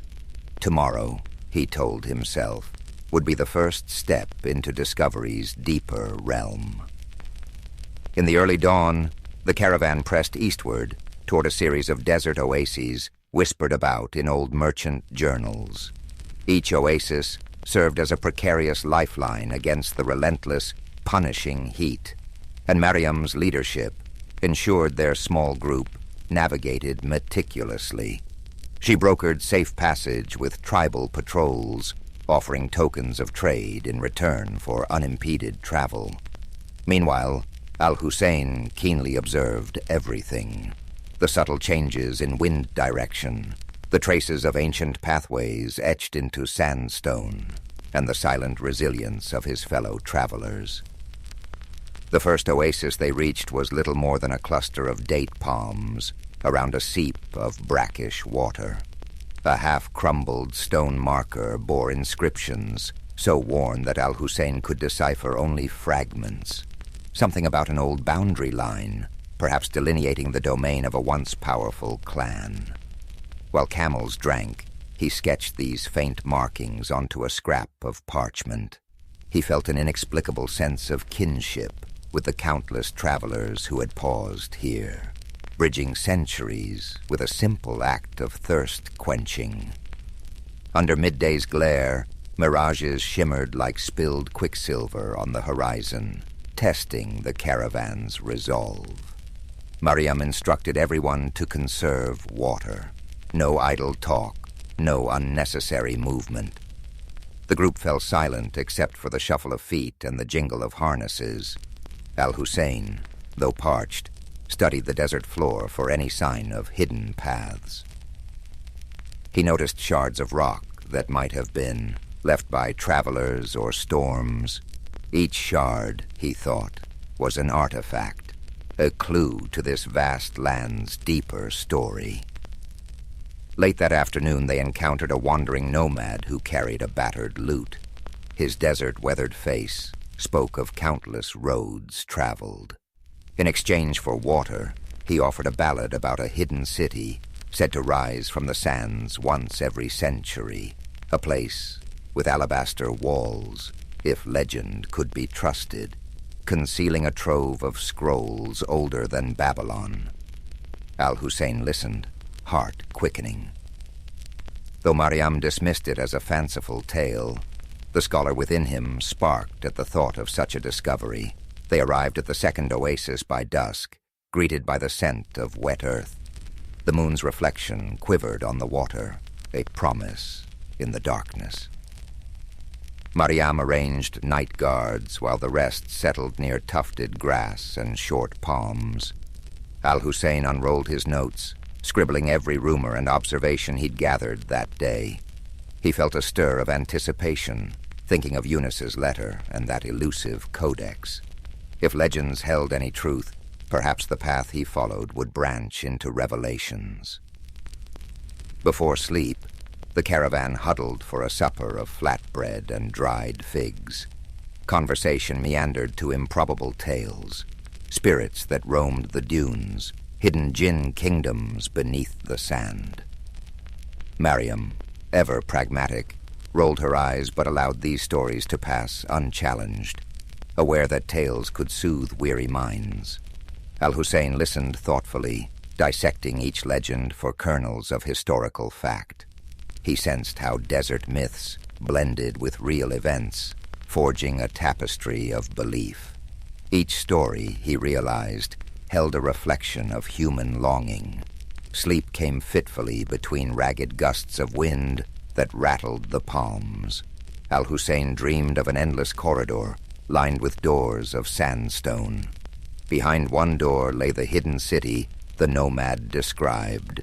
Behind another, the Red Sea Library. He awoke to the howling of a jackal, unsure if the dream was an omen or mere fantasy. Still, his conviction remained firm.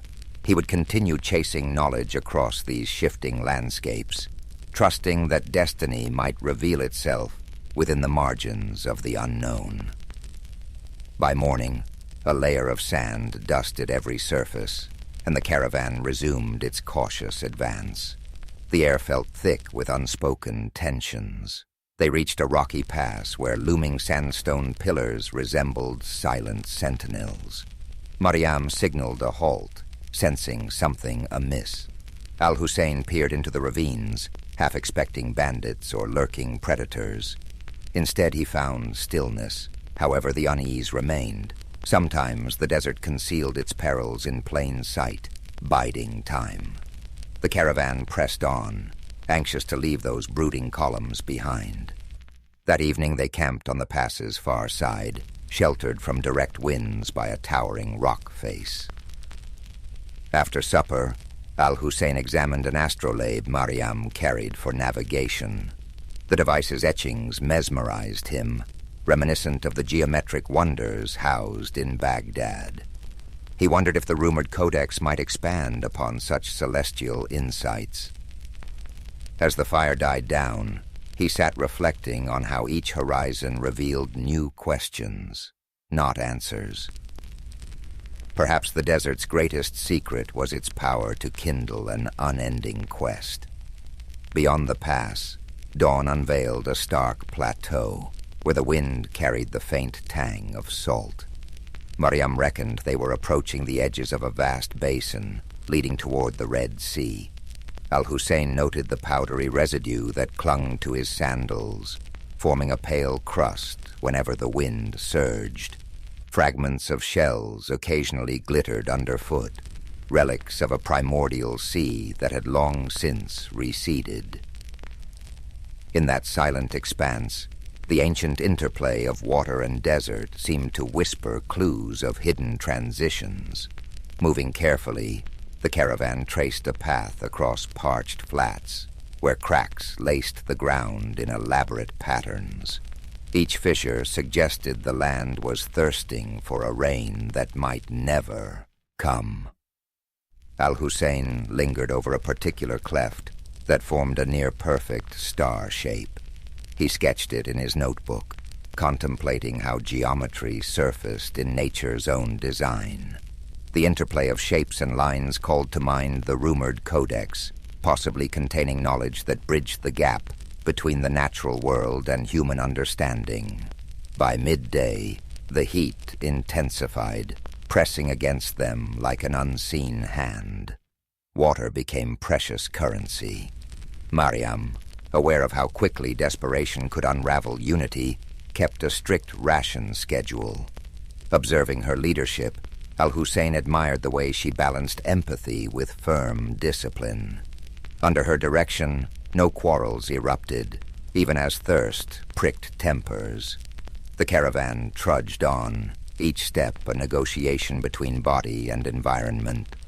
In the shimmering distance, stunted shrubs and dwarf acacias offered the only semblance of life in that stark domain. Later they spotted a solitary figure approaching from the southeastern horizon. Cautious, Mariam arranged the travelers into a defensive semicircle. The figure proved to be a medicine seller, hauling dried herbs in neat bundles across the back of a spindly donkey. He announced himself as Basim, a wanderer of many lands. In exchange for a pouch of dates, he spoke of rumors swirling beyond the Red Sea coast, of ports teeming with treasures, of inscriptions carved on coral walls, and of foreign ships docking with exotic cargoes. Basim then revealed he had crossed paths with a scribe who claimed knowledge of the hidden library by the sea. This scribe, rumored to be in the port town of Yanbu, might hold a key to the codex. Al-Hussein's pulse quickened at the mention. He urged Mariam to consider diverting their route toward this potential lead. Weighing the advantage, she agreed, provided it did not threaten the caravan's prime objective of trade. Reorienting their compass, they set out with renewed purpose, heading south by southeast. The change in direction led them to an abandoned way station of mud brick walls caked with salt. Its courtyard lay choked with sand drifts, but a broken well hinted at what had once been a vital rest stop. Al-Hussein wandered among the ruins, spotting faint inscriptions along the wall. Names, dates, fragments of prayers. Each carving was a testament to fleeting presence. Here stood proof that even the harshest wilderness could not stifle the human urge to leave a trace. Yet the desert had reclaimed so much. That evening they made camp under a sandstone ridge carved into rippling curves by ancient winds. The last rays of sunlight played across the layered patterns, revealing color bands that ranged from ochre to rose. Al-Hussein felt a distinct awe for the land's subtle artistry. He understood how easily travelers might spin legends from these austere shapes. Perhaps behind every myth, there lay a kernel of truth about wonder. Perhaps the rumored hidden city or the library derived from real glimpses of grandeur, swallowed by time. As the night grew cool, Mariam permitted a small fire. Conversations ran softer now, with a thread of expectancy woven into each word. Basim spoke of trade centers bustling with sailors from distant empires, Zanj, Gujarat, even the far-flung kingdoms beyond the Indian Ocean.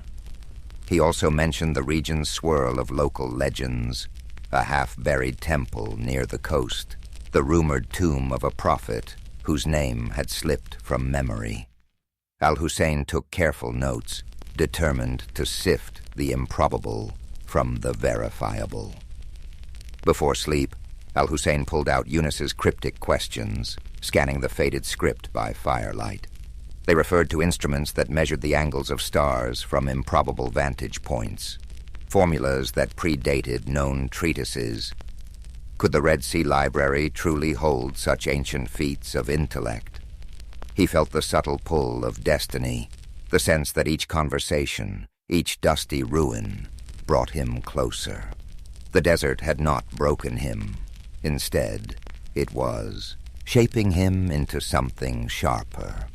Morrow would carry them nearer to that beckoning shoreline. Dawn lifted the shadows from the ridge, exposing a horizon lined with jagged rock outcroppings. The caravan continued toward Yanbu, keen on reaching its port before supplies ran dangerously low. A subtle but steady breeze carried the faint smell of salt, confirming they were inching closer to coastal winds. Al-Hussein noticed changes in the environment, scattered gulls wheeling overhead, traces of sea-polished stones littering the path. These small signals revived the group's spirits, reminding them that a new chapter of their journey lay ahead. By midday, they encountered a caravan heading north. Mariam negotiated a swift exchange of information. The travelers warned of shifting alliances among local chieftains, each vying for influence in the lucrative maritime trade. Al-Hussein listened carefully. Turbulent politics could affect access to the ports and libraries alike. One slip in protocol could transform an academic quest into a diplomatic tangle. Protecting the mission and the precious knowledge it might uncover required walking a delicate line between curiosity and caution, intellect and survival. The landscape soon began a gradual descent, winding through low hills where thorny scrub dotted the earth in pale clusters. At times, the caravan skirted salt marshes, each step producing a hushed crunch underfoot. Tiny crabs scuttled in shallow brine pools, and the occasional heron soared overhead, a pale sentinel against the shimmering sky. Each sign of life felt like a small revelation after miles of barren desert. Al-Hussein found himself overwhelmed by the variety of forms the natural world assumed, even in the remote margins. Late that afternoon, they spotted Yanbu hulking in the distance, a sprawl of mud-brick dwellings with roofs of thatch or tiled clay, punctuated by the taller silhouettes of warehouses near the docks. Thin pillars of smoke curled upward, and the distant clang of metal suggested blacksmiths plying their trade. Seabirds circled the bustling harbor, where dhows and small cargo vessels bobbed in the tide. For Al-Hussein, the sights and sounds of a place so different from Baghdad were a vivid reminder of the region's fluid tapestry of cultures. Mariam led the caravan through the town's outskirts, seeking a trustworthy local factor who could arrange secure storage for their goods. Children peered out from doorways, intrigued by the unusual mix of travelers. The air smelled of fish, spice, and damp rope, all woven together into a briny perfume. Al-Hussein scanned every detail, from the chipped walls covered with old maritime symbols to the lively banter between dock workers. He made mental notes of how commerce thrived here, bridging deserts and oceans in a single breath. With arrangements in place, the group settled at a modest inn near the wharf. Basim quietly vanished among the waterfront stalls, murmuring about errands to run. Al-Hussein felt a twinge of concern, but was too eager about the library rumor to dwell on it. He quickly asked around for any mention of the scribe. Locals offered conflicting accounts. Some shrugged, while others claimed they had glimpsed a reclusive scholar searching for archaic port records. One old fisherman insisted the scribe left for the Coral Stone Quarter. Determined, Al-Hussein set off with Mariam and 2 guards, weaving through narrow alleys that snaked between sun-baked walls. The sound of the sea grew louder, waves rolling and crashing in a steady rhythm. They soon found the Coral Stone Quarter, a cluster of buildings fashioned from blocks quarried along the shore. The walls sparkled with flecks of shells embedded in pale limestone.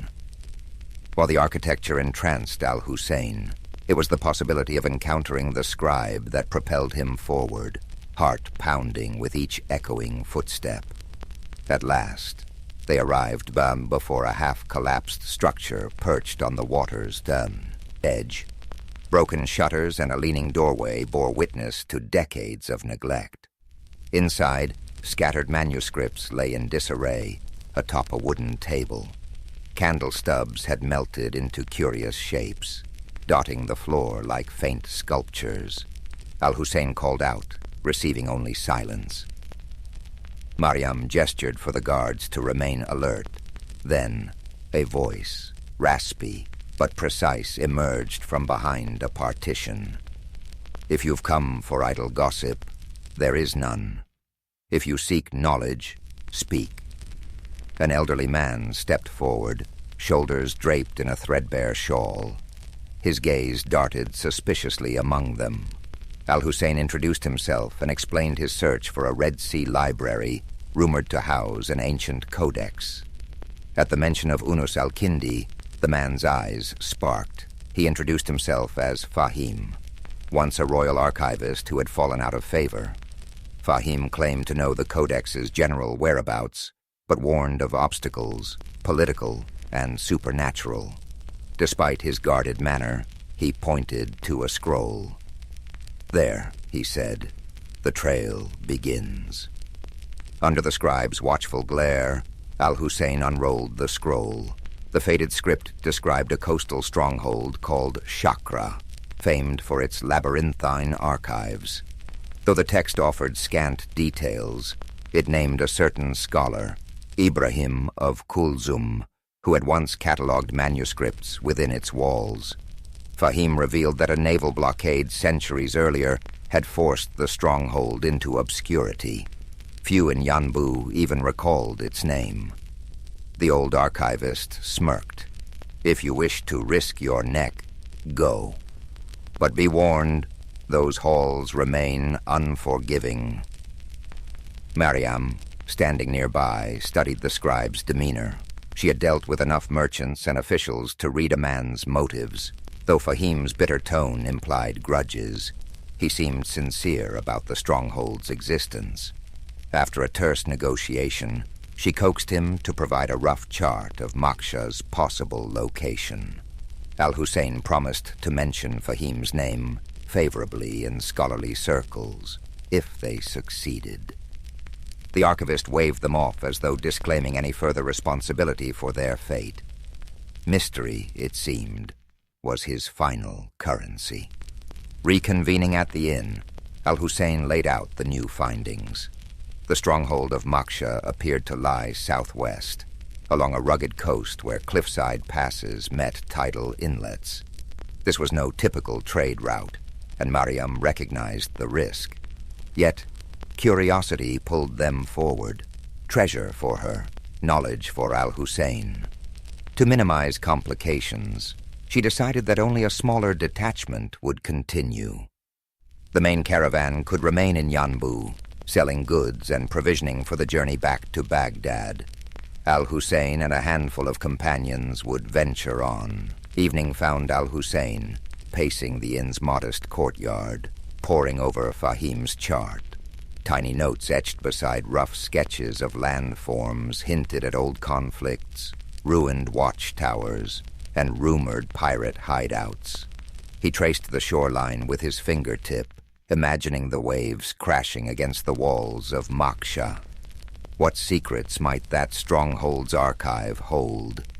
Remnants of civilizations unknown or advanced theories lost to time. The moonlight made the parchment glow, as if enticing him to see beyond its faded lines into uncharted territory. By dawn, Mariam had secured a light coastal vessel from a local captain named Tariq, whose family specialized in short-haul voyages along the Red Sea. With Basim's help, he had returned with unusual timeliness. They loaded supplies, water barrels, salted fish, a few goats for milk. Al-Hussein brought his notebooks, Eunice's letter, and whatever references Fahim had been willing to share. A hush fell over them as they boarded the vessel, the humid sea breeze a welcome change from desert dryness. Ahead lay the open sea, half illuminated by the rising sun. The boat rocked gently as they navigated away from Yanbu's harbor, leaving behind the tangle of masts and dockside chatter. Overhead, seabirds wove intricate patterns, while the horizon stretched indigo and gold. Al-Hussein inhaled the briny air, feeling a subtle exhilaration. This watery expanse was a far cry from the dusty roads he had known. Mariam stood at the prow, scanning for hazards. Despite the calm surface, she understood storms could blow in with devastating force. The Red Sea, like the desert, demanded vigilance. During the voyage, Tariq recounted local lore about hidden coves, where pirates once stashed plunder, or reefs that glowed with phosphorescence at night. Basim occasionally offered a sly anecdote of his own. Al-Hussein jotted down each tale, uncertain which threads might lead to truth. The swirl of rumor only deepened his conviction that knowledge often lurked in the unlikeliest corners. Meanwhile, the coastline revealed layers of cliffs dotted with vegetation, clinging to cracks in the rock. Small huts or fishing camps occasionally dotted the beaches. On the second day at sea, dark clouds brewed on the horizon. Tariq urged them to find shelter before the squall hit. They steered toward a narrow inlet sheltered by limestone bluffs. Waves churned with increasing ferocity, and the wind whipped spray across the deck. Mariam and Basim helped secure the sails, while Al-Hussein clung to the boat's railing, heart pounding. Thunder boomed overhead as they finally slipped into the inlet. There the water remained calmer, though the storm raged just beyond the protective cliffs. Huddled against the rain, they waited for the tempest to subside. Al-Hussein's mind raced.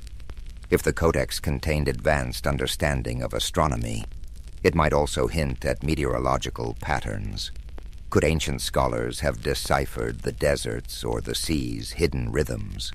The storm's fury felt like a primeval test, warning him of the forces that shaped this realm.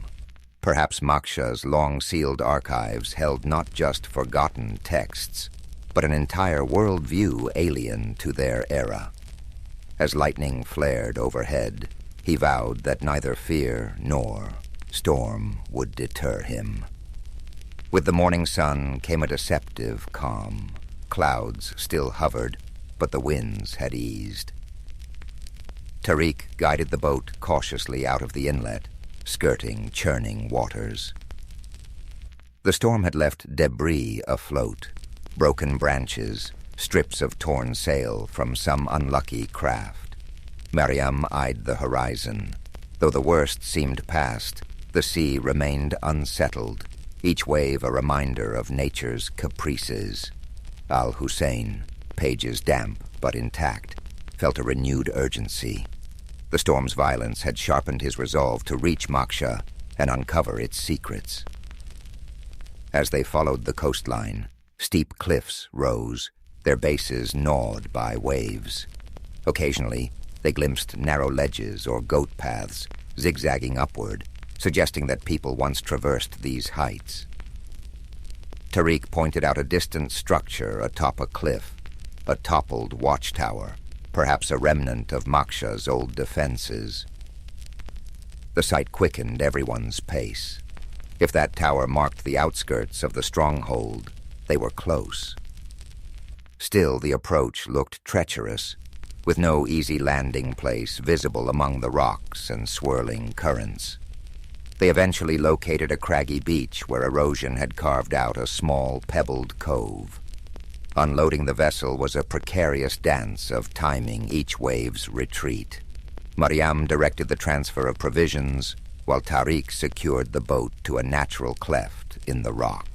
Overhead, seabirds screeched, and the wind whipped salt-laden spray against their faces.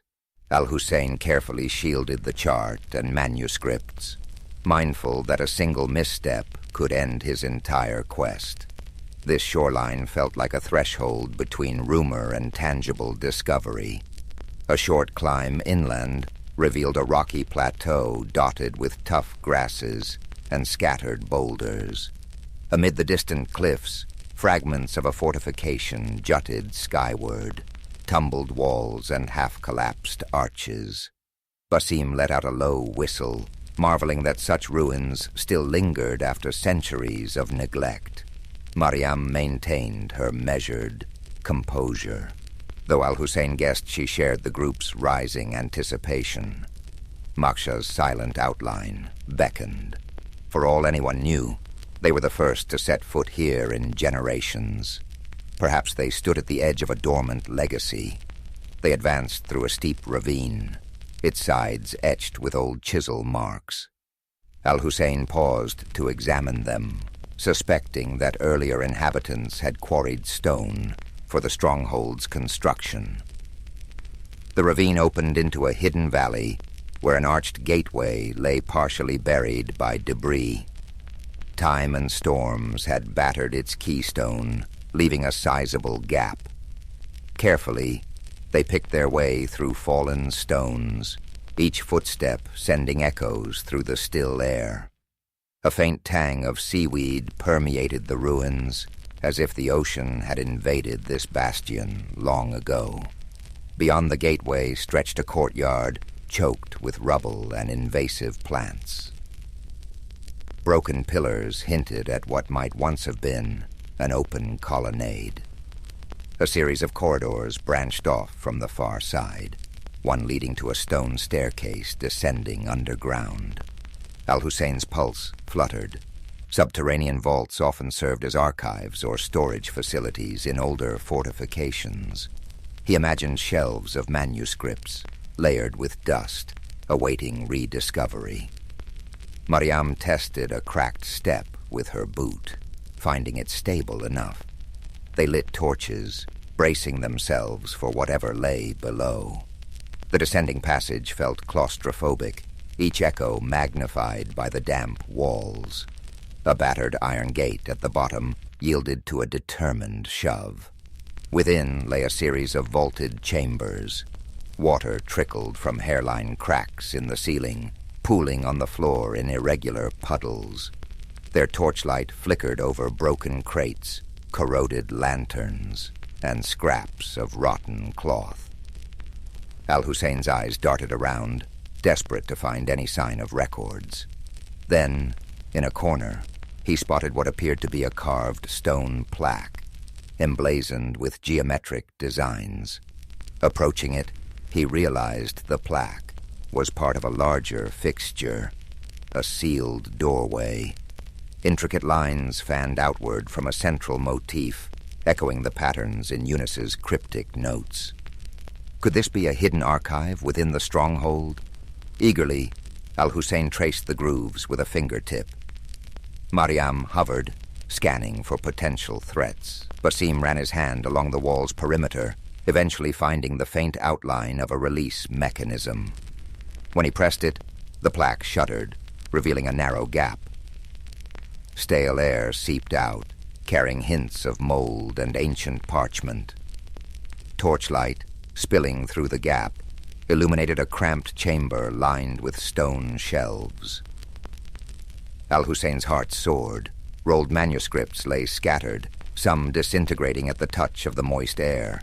He gingerly lifted a small codex bound in faded leather, its cover emblazoned with unfamiliar symbols. Though the text was partially illegible, diagrams of star charts and geometric constructs were visible. He was aware that he was crossing into the realm of legends made real. With mounting excitement, Al-Hussein and Mariam inspected the shelves, hoping for a more complete find. Many manuscripts had succumbed to rot or water damage, leaving illegible stains where words once lived. Still, glimpses of diagrams, star maps, and cryptic notations sparked Al-Hussein's imagination. Each surviving scrap offered a puzzle. References to advanced mathematics, mentions of distant lands, and hints of medical treatises. The codex Eunice had mentioned might lie deeper within or be scattered among these fragile scrolls that teetered on the brink of disintegration. Basim, less enthralled by the written page, explored adjacent chambers in search of anything valuable, coins, jewelry, or historical artifacts that might fetch a price. He returned empty-handed, muttering about collapsed tunnels and corridors blocked by rubble. From one corridor, A trickle of brackish water flowed, implying that parts of the stronghold might be submerged or entirely inaccessible.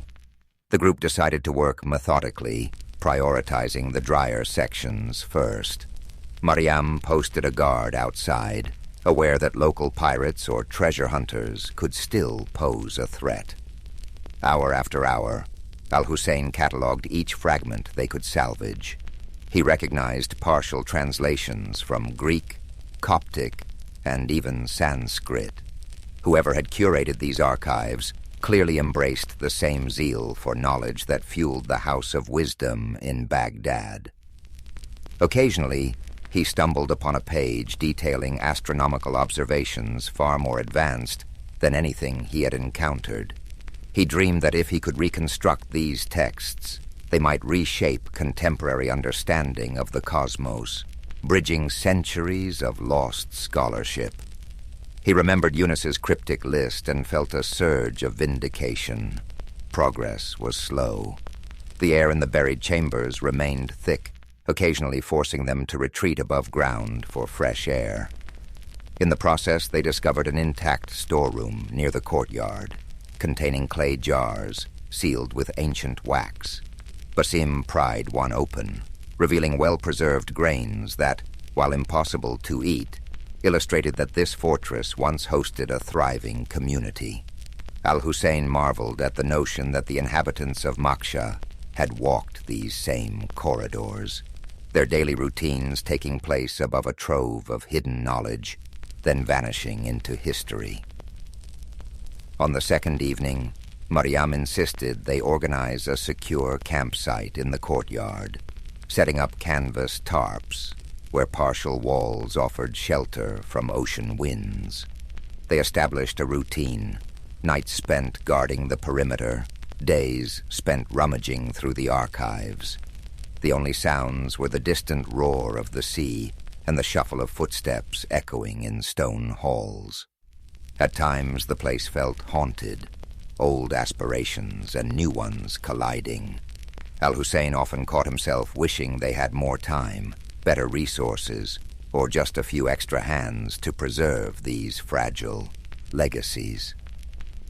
At last, amid a heap of decaying scrolls in a far corner of the sealed chamber, Al-Hussein found it, a manuscript carefully wrapped in oiled cloth, protected from the worst dampness. Its cover bore a pattern identical to the sketches in Unique's instructions. Heart-hammering, he peeled back the cloth.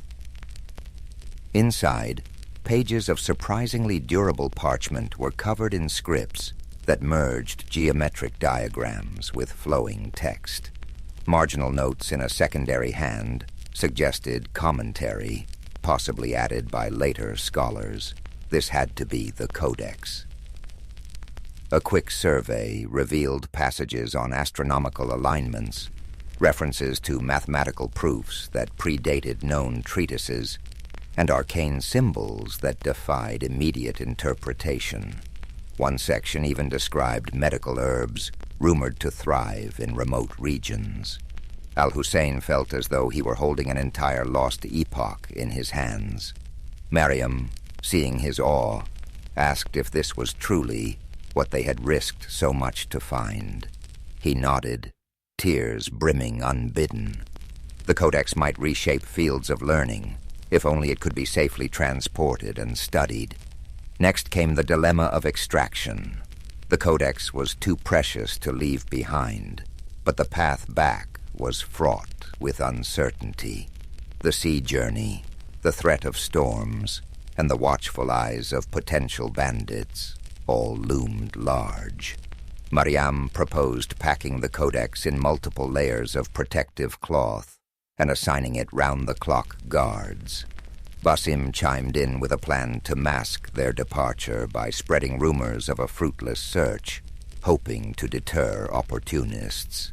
Al-Hussein agreed, recognizing that knowledge could be as dangerous a treasure as gold. With their plans set, they gathered what manuscripts they could carry, focusing on the Codex and a few other promising relics. Standing at the fortress's threshold, Al-Hussein took one last reverent look at the silent corridors. He imagined the generations who might have come here seeking truth, only to vanish beneath time's shifting sands. Now he held proof that their efforts had not faded entirely. As the group stepped out into the briny dusk, he realized his journey was far from complete. The desert had tested him, and the sea had threatened him. But this triumph opened countless new doors. History was not a fixed tapestry. It was ever unfolding, waiting for those willing to traverse the unknown in search of it. Napoleon Bonaparte was born on August 15, 1769, on the island of Corsica, a small but strategically significant island in the Mediterranean. His family was of minor nobility, with his father, Carlo Bonaparte, serving as a lawyer and political representative for Corsica.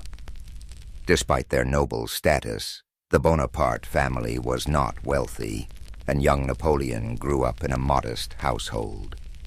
Napoleon's childhood was shaped by the unique blend of Corsican pride and French influence that surrounded him.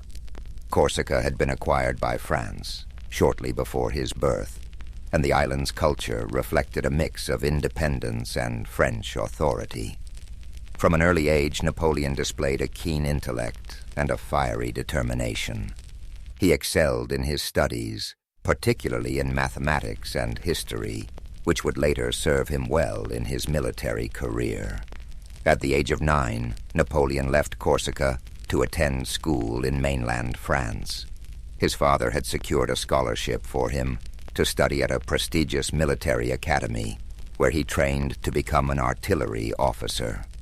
This period of his life was not without challenges. As a Corsican in a French institution, Napoleon often faced discrimination from his peers, yet he remained focused on his goals, using his intelligence and discipline to rise above the prejudice. Napoleon graduated from the École Militaire in Paris at the age of 16, becoming a second lieutenant in the French army. He began his career at a time of great upheaval. The French Revolution was transforming the nation, dismantling the old monarchy and reshaping France into a republic. For Napoleon, this period of political and social turmoil presented both challenges and opportunities. During the Revolution, Napoleon's strategic brilliance began to emerge. His first major success came during the siege of Toulon in 1793. As a young officer, he devised a bold plan to capture the city, which was held by royalist forces supported by the British. His strategy was a resounding success, earning him recognition and promotion. Napoleon's star was rising, and his ability to combine tactical innovation with decisive action became his hallmark. In 1796, Napoleon was given command of the French army of Italy. This was his first significant leadership role, and he wasted no time improving his abilities. Despite being outnumbered and poorly equipped, Napoleon led his troops to a series of stunning victories against Austrian and Piedmontese forces. His Italian campaign not only solidified his reputation as a military genius, but also brought him wealth and fame. Napoleon's rise to power was meteoric, and by 1799, he had become one of the most influential figures in France. That year, he staged a coup d'etat, overthrowing the government and establishing himself as first consul. This marked the beginning of his rule and set the stage for his transformation of France. As ruler, Napoleon implemented sweeping reforms. He reorganized the French government, established the Napoleonic Code, a legal framework that influenced legal systems worldwide, and strengthened the country's finances. He also invested in infrastructure, education, and the arts, leaving a lasting legacy on French society. In 1804, Napoleon declared himself Emperor of France. The coronation ceremony was a grand and symbolic event, with Napoleon famously placing the crown on his own head, a gesture that underscored his belief in self-made power. As emperor, Napoleon expanded his ambitions beyond France, embarking on campaigns that would change the map of Europe. The Napoleonic Wars were a series of conflicts that pitted France against a coalition of European powers. These wars showcased Napoleon's strategic brilliance and determination, but they also tested his limits. His victories at battles like Austerlitz and Jena cemented his reputation as one of history's greatest military commanders. However, his campaigns also came at a great cost, both in lives and in resources. One of the most ambitious and ultimately disastrous undertakings of Napoleon's career was the invasion of Russia in 1812. Initially, he achieved some success, but the campaign turned into a nightmare as his army faced harsh winter conditions, dwindling supplies, and fierce resistance from Russian forces. The retreat from Moscow was a devastating blow, marking a turning point in Napoleon's fortunes. Despite setbacks, Napoleon's resilience and charisma kept him in power for a time. However, by 1814, his enemies had formed a powerful coalition, and Paris was captured. Napoleon was forced to abdicate and was exiled to the island of Elba. Yet even in defeat, his determination remained unshaken. Less than a year later, he escaped from Elba and returned to France, rallying support and reclaiming his position as emperor during what became known as the 100 Days. Napoleon's final chapter unfolded at the Battle of Waterloo in 1815. Facing a coalition led by the Duke of Wellington and the Prussian army, Napoleon fought valiantly, but was ultimately defeated. This marked the end of his reign and his dreams of empire. He was exiled once more, this time to the remote island of St. Helena in the South Atlantic. On St. Helena, Napoleon spent the final years of his life in relative isolation.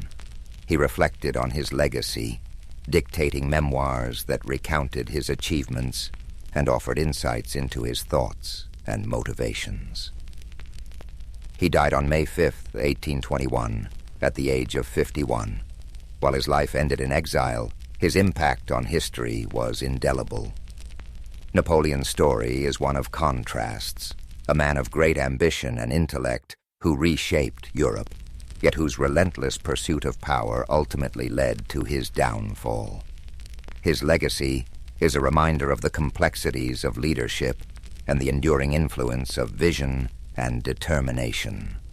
As you reflect on Napoleon's journey, let the calm rhythm of his story guide you into a state of relaxation. His life, filled with triumphs and challenges, serves as a reminder that greatness often comes with both light and shadow. Imagine the quiet halls of the École Militaire, where a young Napoleon first honed his skills, or the grand boulevards of Paris during his reign. Picture the serene beaches of Corsica, where his journey began, and the windswept shores of St. Helena, where it ended. These images, filled with history and humanity, bring a sense of peace and connection, as the gentle narrative of Napoleon's life carries you further into relaxation. Consider the enduring lessons his story offers.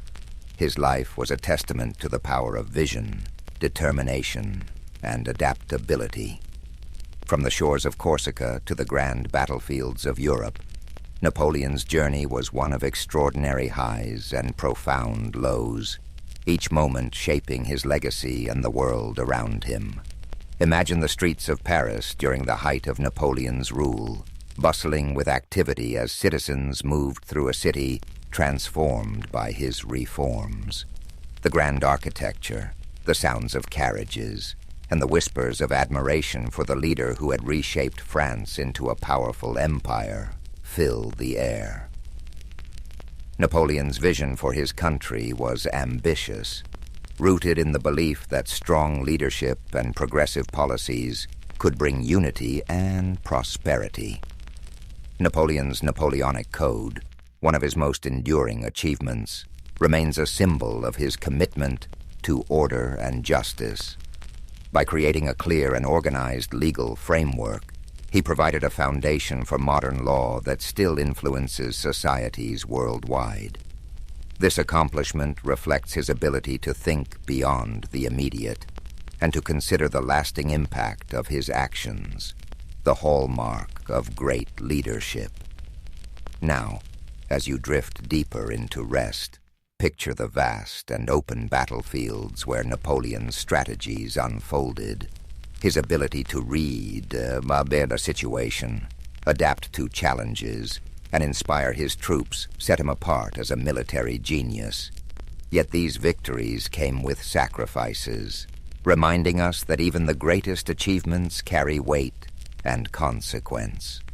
Let this thought settle into your mind as a reminder of the complexities of life and the balance required in the pursuit of success.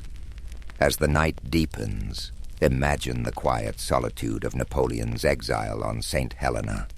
The crashing waves against the rocky shores and the distant horizon create a peaceful yet contemplative scene. In these final years, Napoleon reflected on his life, his choices, and his impact on the world. His memoirs, filled with introspection and insight, reveal a man who, despite his flaws, remained dedicated to the ideals of progress and legacy. Feel the calm and serenity of this moment as you think about Napoleon's resilience. Even in defeat, he maintained his dignity and continued to shape his story. His ability to adapt, to rise again, and to reflect on his journey offers a powerful lesson about perseverance and the human spirit. Picture Napoleon's childhood in Corsica, the simplicity of life on the island, and the spark of ambition that drove him to dream of a future beyond its shores. His journey reminds us that greatness often begins with humble beginnings and that, with determination, we can overcome the obstacles that stand in our way. As you relax further, imagine the quiet moments Napoleon spent in thought, planning his next move or contemplating the lessons of the past. These moments of reflection, like the ones we take before sleep, are a chance to find clarity and purpose in our lives. Let the story of Napoleon inspire you to approach each challenge with courage and each success with humility. The story of Napoleon Bonaparte is not just one of conquest and power. It is a story of vision, resilience, and humanity. His life teaches us that even the most ambitious dreams are within reach if we are willing to work for them, and that true greatness lies in the ability to adapt, learn, and persevere. The soothing rhythm of Napoleon's story continues, so let it guide you deeper into a state of calm and rest. His life, with all its triumphs and trials, serves as a reminder of the complexities of leadership and the enduring power of ambition, tempered by reflection. Each chapter of his journey holds lessons about perseverance, the importance of vision, and the balance required in any great endeavor. Picture Napoleon in one of his most iconic moments, standing atop a hill overlooking the battlefield at Austerlitz. The early morning fog begins to lift, revealing the vast armies below. His mind is sharp, calculating, and focused as he directs his troops with precision and confidence. This scene encapsulates the essence of Napoleon as a leader, decisive, strategic, and unwavering in his belief in victory. Let this image remind you of the power of clarity and focus, qualities that can guide us even in the most challenging situations. Now, shift your thoughts to the quieter moments of Napoleon's life, moments spent in introspection and planning. Perhaps he's seated at a desk, surrounded by maps and letters, the flicker of a candle casting a soft glow on his face. These moments of preparation and thoughtfulness were the foundation of his successes, showing that even the most remarkable achievements begin with careful planning and deliberate action. While you relax further, imagine the streets of Paris once more, this time during Napoleon's grand coronation as emperor. The city buzzes with excitement and anticipation, the sounds of trumpets echoing through the air as crowds gather to witness history being made. Napoleon, ever the symbol of self-determination, places the crown upon his own head, a gesture that speaks to his belief in shaping his own destiny. This powerful act reminds us of the importance of taking charge of our lives and pursuing our goals with determination. From the grandeur of Paris to the stark solitude of St. Helena, Napoleon's life was filled with contrasts. His journey teaches us to embrace both the victories and the setbacks, to find strength in our resilience, and to learn from every experience. The quiet reflection of his later years offers a poignant reminder that even in solitude, there is value in contemplating our legacy and the impact we leave behind. Imagine Napoleon walking along the shores of St. Helena, the waves gently lapping at the rocky coastline. The horizon stretches endlessly before him, a symbol of both the limits of his exile and the boundless scope of his influence. In this serene moment, there is a sense of acceptance and peace, a reminder that even the most ambitious lives eventually find stillness. While you drift further into sleep, let the echoes of Napoleon's life guide your dreams. His journey, marked by extraordinary achievements and profound lessons, is a testament to the power of vision, courage, and reflection. His story reminds us that greatness is not measured solely by success, but by the depth of our character and the impact we have on the world around us. As the narrative of Napoleon's life gently lingers, allow yourself to sink even deeper into relaxation. His story, so full of ambition, brilliance, and humanity, is a powerful reminder of the potential that lies within all of us. Napoleon's determination to rise above his circumstances and his willingness to face challenges head-on show us the value of perseverance and the strength that comes from unwavering resolve. The simplicity of Napoleon's early life on Corsica, an island of rugged beauty and quiet charm. As a young boy, he roamed the hills, his mind already filled with dreams of greatness. The sound of the sea, the scent of the olive trees, and the warmth of the Corsican sun shaped the foundation of the man he would become. These early days remind us of the power of humble beginnings and how even the most unassuming origins can lead to extraordinary paths. As Napoleon grew into a young man, his move to France marked the beginning of his transformation. At the military academy, he honed his skills, his discipline setting him apart. Despite facing prejudice as a Corsican, he remained focused on his goals, showing a resilience that would define his career.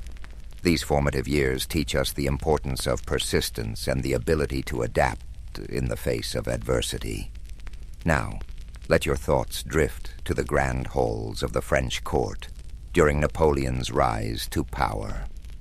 Imagine the opulence, the polished marble floors, and the chandeliers casting their light across a route filled with dignitaries and leaders. In this environment, Napoleon's intellect and charisma shone brightly, propelling him to heights few could have imagined. His rise reminds us of the importance of self-belief and the courage to seize opportunities. Even in moments of defeat, Napoleon demonstrated a remarkable ability to reflect and regroup. The exile to Elba could have been the end of his story, but instead he used it as a time to plan his return. His resilience during the 100 Days, when he reclaimed his empire, speaks to his determination to fight for what he believed in. even against overwhelming odds. As you relax further, imagine the quiet dignity of Napoleon's final years on St. Helena. The isolation of the island offered him time to reflect on his life, his choices, and his legacy. The crashing waves and the vast expanse of the ocean became the backdrop to his thoughts. In his solitude, he dictated memoirs that revealed not only his strategic mind, but also his humanity. This chapter of his life reminds us of the value of introspection and the importance of finding peace within ourselves. Feel the calm and stillness of this moment as the story of Napoleon carries you into a deep, peaceful sleep. His life, marked by extraordinary achievements and profound lessons, serves as a reminder that greatness lies not just in what we accomplish, but in how we face the challenges along the way. With the night embracing us, let the echoes of Napoleon's journey fill your dreams. Imagine the vast battlefields, the sprawling streets of Paris, and the quiet shores of St. Helena, each scene a testament to the resilience and complexity of his life. His story reminds us that every step of the journey, whether triumphant or challenging, shapes who we are and leaves a legacy that endures. In the cool dawn of February 12, 1809, a boy was born in a small one-room log cabin in Hardin County, Kentucky, an area now known as LaRue County. His name was Abraham Lincoln, a name that would one day become synonymous with perseverance, justice, and the struggle to unite a divided nation. But on that day, he was simply the son of Thomas Lincoln and Nancy Hanks Lincoln, a humble family living in the rugged wilderness. Abraham's childhood was one of simplicity, hardship, and constant toil. His father, Thomas, was a hard-working farmer and carpenter who taught Abraham the value of labor and self-sufficiency. His mother, Nancy, was gentle and kind, instilling in young Abraham a sense of compassion and morality. The wilderness around them was vast and unyielding, a place where survival depended on resilience, resourcefulness, and community. The family lived in a small log cabin, its rough-hewn walls providing shelter from the harsh winters and sweltering summers of the Kentucky frontier. Inside, the fire crackled softly in the hearth, its warmth a comfort against the chill that seeped through the cracks in the wood. Abraham, with his lanky frame and curious mind, spent his days helping his father with the heavy tasks of clearing land, chopping wood, and planting crops. Though life was demanding, young Abraham had an insatiable thirst for knowledge. In a world where formal schooling was scarce, he read whatever books he could find. By the light of a flickering candle or the warm glow of the hearth, he pored over the few volumes available to him. The Bible, Aesop's Fables, Robinson Crusoe, and Pilgrim's Progress. Words became his refuge, a gateway to worlds beyond the rough frontier. He absorbed stories, ideas, and knowledge, shaping a mind that would one day influence the course of a nation. Tragedy struck when Abraham was just 9 years old. His mother, Nancy, fell ill with milk sickness, a deadly disease caused by drinking the milk of cows that had grazed on poisonous plants. Her passing left a void in the young boy's heart, a loss that would shape his empathy and understanding of human suffering. In the quiet days after her death, Abraham and his sister, Sarah, clung to each other for comfort, their bond deepened by shared grief. His father remarried a kind and supportive woman named Sarah Bush Johnston. She brought stability to the household and encouraged Abraham's love of learning. She saw in him a boy who was different, thoughtful, driven, and destined for something greater. As the years passed, The family moved to Indiana and later to Illinois. The wilderness was ever present. But Abraham's dreams extended beyond the horizon. His hands, calloused from hard labor, would one day hold the weight of leadership. His mind, sharpened by books and introspection, would one day navigate the complexities of a fractured nation. In his early adulthood, Abraham worked a series of jobs. He was a rail splitter, a store clerk, a postmaster, and a surveyor. Each experience taught him something new about people, work, and society. His natural wit, humor, and storytelling ability made him beloved among his peers, but beneath his easygoing demeanor was a man driven by a desire to understand the world and make it better. At the age of 21, Abraham began to study law. His mind was meticulous, his sense of justice unwavering. He read legal texts tirelessly, often walking miles to borrow books. He passed the bar exam and began practicing law, gaining a reputation for honesty and integrity. His clients trusted him, knowing that he would fight for them with the same determination that had carried him through his own hardships. Lincoln's political career began humbly. He served in the Illinois state legislature and later in the U.S. House of Representatives. He was not born in power or privilege, but his commitment to fairness, equality, and justice earned him respect. He spoke out against the expansion of slavery, believing deeply in the principles of liberty and human dignity. In 1860, at the age of 51, Abraham Lincoln was elected as the 16th President of the United States. The nation he inherited was teetering on the edge of collapse. The deep divide between the North and the South over the issue of slavery had reached a boiling point. Just months after his election, the southern states began to secede, and the shadow of civil war loomed large over the country. Lincoln faced this monumental crisis with steadfast resolve. He believed that the Union must be preserved, that the ideals of freedom and equality enshrined in the Declaration of Independence must not be lost. His speeches, delivered in his calm and measured voice, sought to heal the nation's wounds, even as war erupted.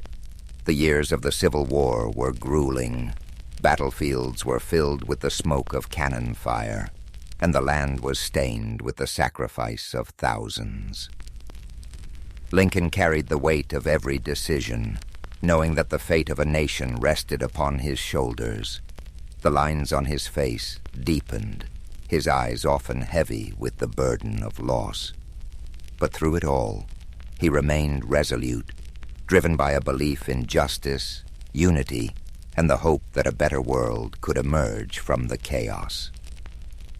In 1863, Lincoln issued the Emancipation Proclamation, declaring that all slaves in the Confederate States were to be freed. It was a bold, transformative act that reshaped the purpose of the war and solidified his legacy as a champion of freedom. On April 9, 1865, the Civil War came to an end. The nation was weary, but there was hope that healing could begin. Yet Lincoln's story was to end abruptly. Just 5 days after the war's conclusion, on April 14, 1865, he was assassinated while attending a play at Ford's Theater in Washington, D.C. His life, the journey from a log cabin to the highest office in the land, had come to a tragic end. Yet his legacy endured. The principles he fought for, freedom, unity, equality, would guide the nation forward. His words, his actions, and his unwavering commitment to justice left an indelible mark on history. As you breathe deeply now, let the story of Abraham Lincoln settle gently into your mind. His life was a testament to resilience, to the belief that even in the darkest times, hope, compassion, and perseverance can light the way forward. As you drift further into the gentle embrace of sleep, let the legacy of Abraham Lincoln settle like a comforting blanket over your thoughts.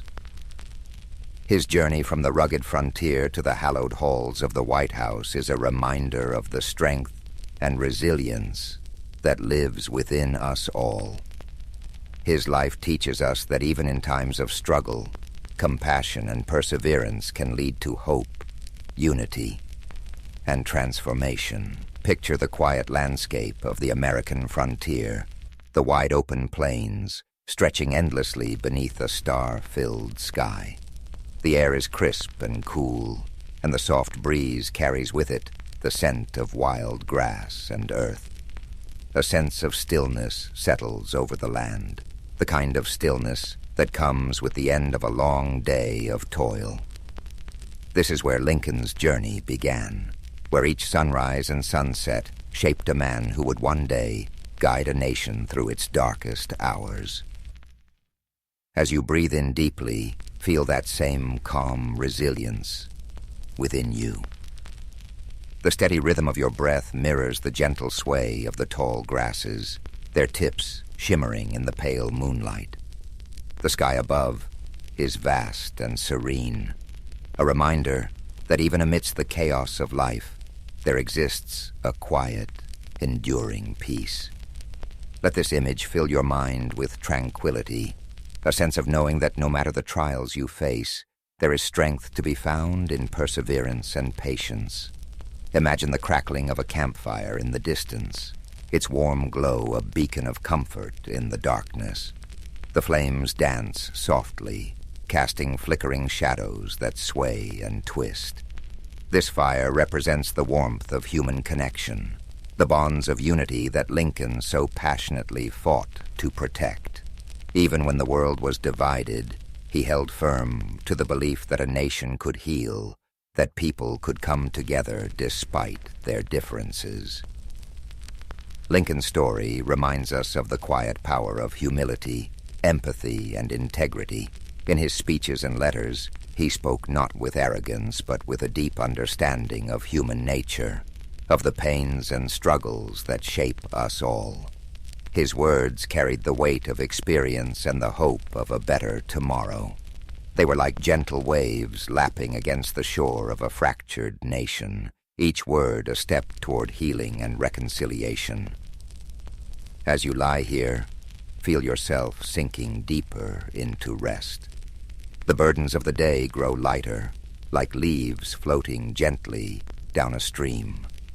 The water carries them away effortlessly, leaving behind a surface that is smooth and calm. Allow your mind to let go of worries, doubts, and fears, knowing that the path forward, though sometimes difficult, is always illuminated by the quiet light of hope.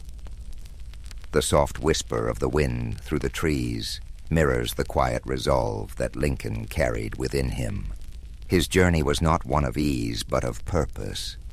Each challenge, each setback, was met with patience and fortitude. He understood that change, real and lasting change, takes time and steady effort. In the face of adversity, he chose to act with dignity, knowing that his choices would shape the future for generations to come. As you drift deeper, imagine standing in the stillness of a forest at twilight. The world is hushed, the last rays of sunlight filtering through the branches, casting long, golden shadows on the ground. This is a place of reflection, of quiet contemplation. The air is filled with the faint sounds of nature, a distant owl calling softly, the rustle of leaves in the breeze. Here you feel a connection to the world around you, a sense of being part of something much greater than yourself. Lincoln's life, with its moments of triumph and tragedy, is a reminder that each of us has the power to shape our own legacy. His belief in justice, equality, and unity is a flame that continues to burn, a beacon that guides us through the darkness. His story encourages us to act with kindness, to stand firm in our principles, and to seek peace, even in turbulent times. Breathe in deeply, the air filling your lungs with a sense of calm and clarity. With each exhale, let go of any tension or unease. Feel your body relax further, each muscle softening, your mind becoming lighter. The steady rhythm of your heart is like a gentle drumbeat, grounding you in this peaceful moment. The night envelops you now, a cocoon of warmth and safety. The stars above shimmer softly, their light a reminder that even in the vastness of the universe, you're not alone. You're part of a story that stretches across time and space, connected to the dreams, struggles, and triumphs of those who came before you. As you continue to relax, let Lincoln's story inspire a sense of quiet resolve within you. His life is a testament to the idea that courage, empathy, and perseverance can overcome even the greatest challenges. His journey, though filled with hardship, ultimately brought hope and healing to a fractured world. You too carry that potential within you, the power to face challenges with grace and to find peace in the midst of uncertainty. Thank you for joining us tonight on History and Sleep. May the story of Abraham Lincoln fill your dreams with calm strength and the knowledge that you are capable of overcoming any obstacle. Remember to like, comment, and subscribe for more soothing stories of history's greatest figures. Now, let go completely. The night holds you gently, the stars keep watch, and your dreams unfold like the quiet pages of a storybook. Sleep deeply, knowing that you are safe, that you are strong, and that tomorrow holds new possibilities, new paths to explore, and new moments of peace. As you drift even deeper into the comforting depths of sleep, let the quiet strength of Abraham Lincoln's story continue to guide you. His journey, one marked by perseverance, compassion, and unwavering resolve, reminds you that within every moment of stillness lies the potential for growth and healing. The night wraps around you like a warm, protective embrace, and your mind settles further into a place of deep relaxation. Imagine now a gentle breeze whispering through the fields of the American Midwest, where the tall grass sways like waves upon a sea of green and gold. The landscape is bathed in the silvery light of the moon, casting long shadows that dance across the open plains. This is the land where Lincoln grew up, where he learned the value of hard work, the weight of responsibility, and the simple joys of a life lived close to nature. The distant sound of a slow-moving river meanders through the air, its waters reflecting the soft light of the stars. Each ripple is like a thought, gentle and fluid, carrying away the worries of the day. You're standing on the banks of this tranquil river, feeling the cool, damp earth beneath your feet. The water flows endlessly, reminding you that life, with all its challenges and triumphs, moves forward in its own steady rhythm. In the distance, you see a campfire glowing softly, its flickering flames casting a warm, golden light. The warmth of the fire reaches out to you, offering comfort and reassurance. It represents the quiet resolve and inner strength that guided Lincoln throughout his life.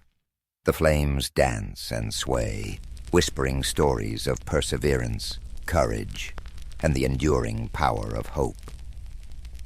Lincoln's life, though filled with challenges and loss, was also a testament to the beauty of simple joys, the laughter of loved ones, the satisfaction of hard work, and the solace of quiet reflection.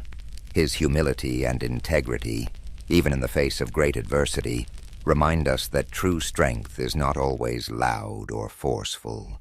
Sometimes it is found in the quiet determination to do what is right. As you breathe in deeply, feel that same sense of quiet strength fill your being. Each breath brings with it a wave of calm, washing away tension and worry. With every exhale, you release the weight of the day, allowing your mind to sink further into the peaceful flow of the night. The world around you is hushed, the night filled with a serene stillness. The stars twinkle softly above, like tiny beacons of hope. Each one is a reminder of the infinite possibilities that lie within you. Their gentle light is a guide, leading you through the darkness and into a place of rest and renewal. Imagine now that you are walking along a well-worn path, the soft grass cushioning your every step. The path winds gently through a landscape of rolling hills and quiet forests, each step bringing you closer to a place of complete relaxation. The air is cool and refreshing, filled with the faint scent of pine and wildflowers. The sounds of nature surround you, the rustling of leaves, the distant call of a night bird, and the soft murmur of the breeze.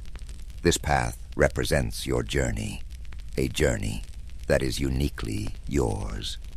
Just as Abraham Lincoln faced his own trials with courage and resilience, you too have the strength to navigate whatever challenges lie before you. The path may twist and turn, but with each step, you're moving forward, growing stronger and finding peace within. As you continue along this path, you come to a quiet clearing. The ground is soft and inviting, the air filled with a profound sense of stillness.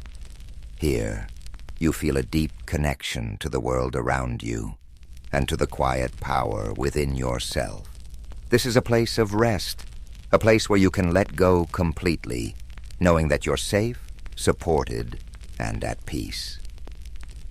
The night sky stretches above you, vast and endless, a reminder that you are part of something much greater than yourself. The gentle glow of the stars fills you with a sense of wonder and calm. You're exactly where you need to be, and in this moment, everything is as it should be. As you settle into this peaceful clearing, allow yourself to drift even further into the depths of sleep. Your breath is slow and steady, your body relaxed and weightless. The world fades away, leaving only the comforting darkness and the quiet rhythm of your heart. William Shakespeare was born in the spring of 1564 in the small town of Stratford-upon-Avon, England.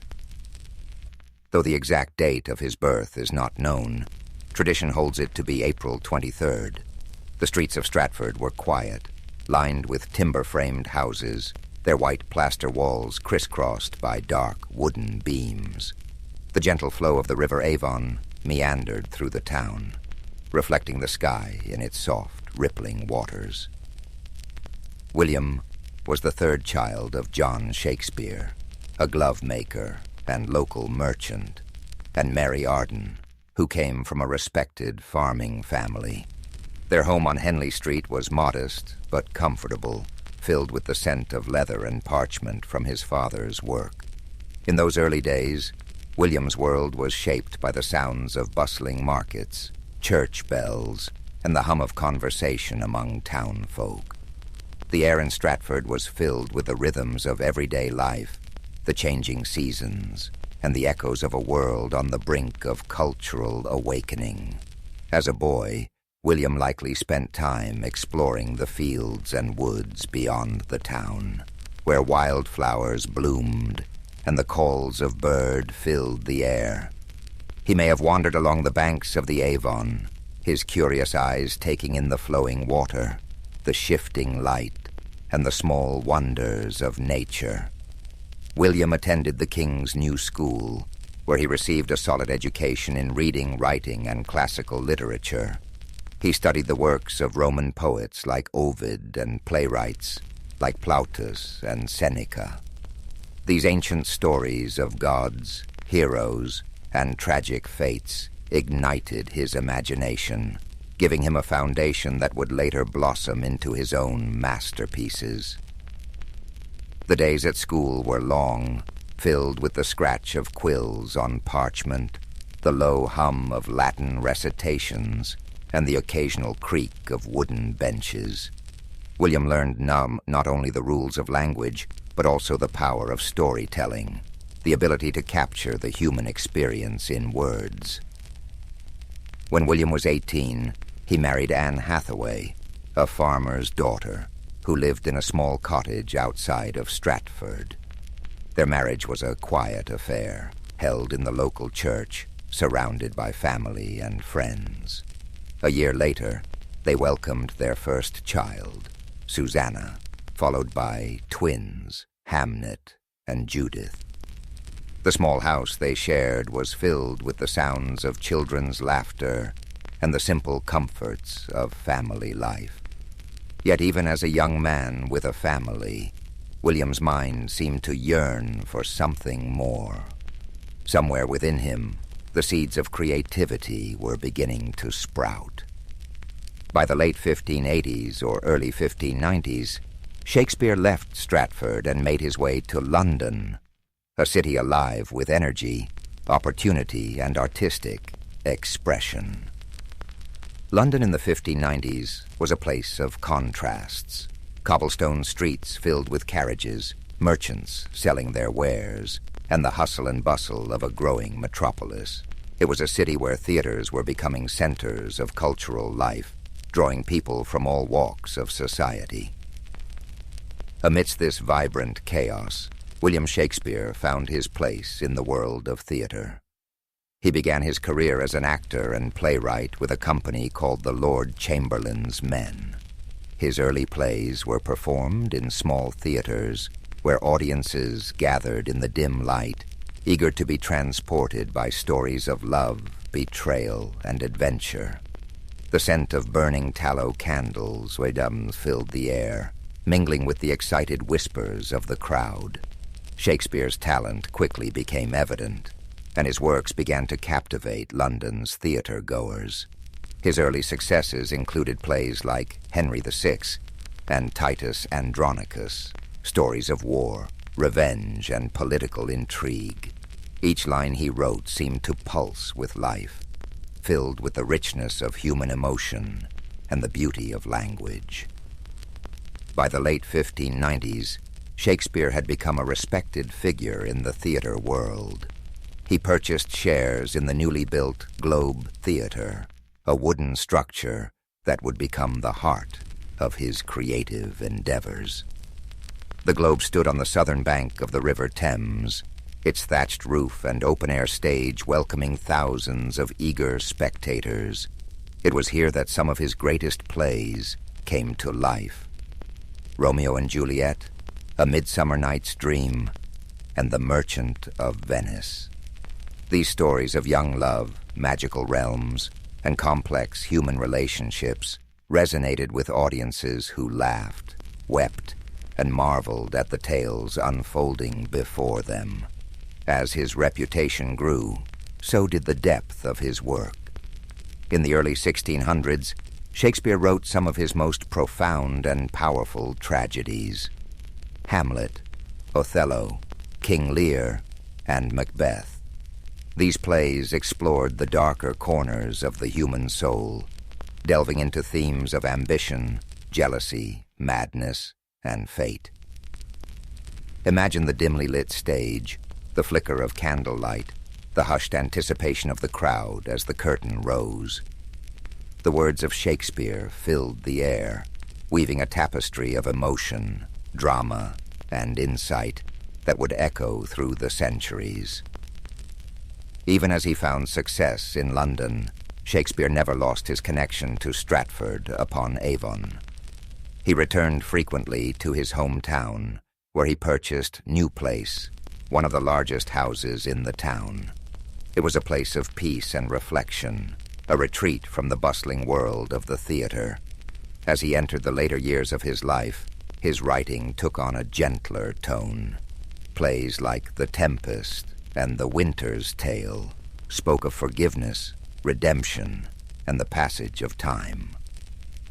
These final works reflected a man who had seen much of life's beauty and sorrow, and who sought peace and understanding.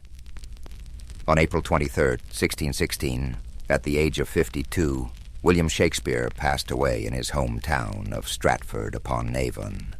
His life had been a journey of words, stories, and imagination, a journey that left an indelible mark on the world. He was buried in the chancel of Holy Trinity Church, where his gravestone still rests today. As you breathe deeply now, let the story of William Shakespeare settle gently into your mind. His legacy lives on in every play, every sonnet, and every line that continues to inspire generations. His words remind us of the beauty of language, the complexity of the human experience, and the power of storytelling. William Shakespeare's life was one of continuous growth, creativity, and exploration. Even though he left the world far too early, at the age of 52, his legacy continued to flourish long after his death. His works were not confined to his own time. They transcended generations, cultures, and continents, shaping the world of literature, theater, and language in ways no one could have predicted. In the years following his passing, Shakespeare's fellow actors and friends, John Hemingway and Henry Condell, took on the task of preserving his work. They compiled and published the first folio in 1623, a collection that ensured his plays would be remembered and performed for centuries to come. This remarkable volume contained 36 of his plays, including comedies, histories, and tragedies, preserving works that may otherwise have been lost. Without the dedication of these friends, some of Shakespeare's most beloved works, such as Macbeth and The Tempest, might never have reached us. Thanks to this labor of love, his stories endured, spreading far beyond the theaters of London to inspire future generations of readers, actors, and writers. Shakespeare's influence on the English language is unparalleled. He coined or popularized thousands of words and phrases, many of which are still in use today. Expressions like break the ice, wild goose chase, and heart of gold can all be traced back to his plays. His ability to capture human emotion and experience in words gave the language a richness and expressiveness that endures. His works reflected the human condition in all its complexity, the joys, the sorrows, the triumphs, and the tragedies. Shakespeare's characters were not just figures on a stage, but living, breathing reflections of humanity. They spoke of love, ambition, betrayal, and redemption, with a clarity that resonated across time. Imagine Romeo and Juliet, young lovers torn apart by the feud of their families, speaking words that echo the passions and heartbreaks of every generation. Picture Hamlet, the introspective prince, grappling with questions of life, death, and morality. Think of King Lear, an old man facing the consequences of his pride and folly. Or Macbeth, driven to ruin by ambition and fate. These stories were not just meant to entertain. They were designed to make audiences think, feel, and understand themselves and the world around them. In Shakespeare's time, the theater was a place where the barriers of class and status melted away, where the common folk and the nobility could come together to share in the experience of a story. The Globe Theater, with its thatched roof and wooden beams, echoed with the laughter, tears, and applause of audiences who saw their lives reflected on stage. Shakespeare understood that stories had the power to unite people, to reveal truths, and to inspire change. In his quieter moments, Shakespeare returned to Stratford-upon-Avon, where he enjoyed the peace of his family home. Here he could escape the noise of the city and the demands of the theater. He tended to his affairs, spent time with his family, and walked the familiar streets of his hometown. But even in retirement, the creative spark never truly left him. In his later years, he collaborated with younger playwrights and continued to refine his craft. The serenity of Stratford offered him a chance to reflect on his life's work, to find peace in the knowledge that he had given the world something timeless and extraordinary. Though his life ended on April 23rd, 1616, his impact was only just beginning. Over the centuries, Shakespeare's works were performed in countless theaters, translated into every major language, and adapted into countless forms. His stories found new life in operas, films, novels, and modern reinterpretations that brought his characters into new settings and contexts. Generations of actors, from humble players to celebrated stars, found their voices through Shakespeare's words. Directors reimagined his plays in endless ways, setting them in modern cities, distant futures, and war-torn landscapes. Each interpretation shed new light on his timeless themes. In schools and universities, students continued to explore his plays, discovering the brilliance and depth of his writing.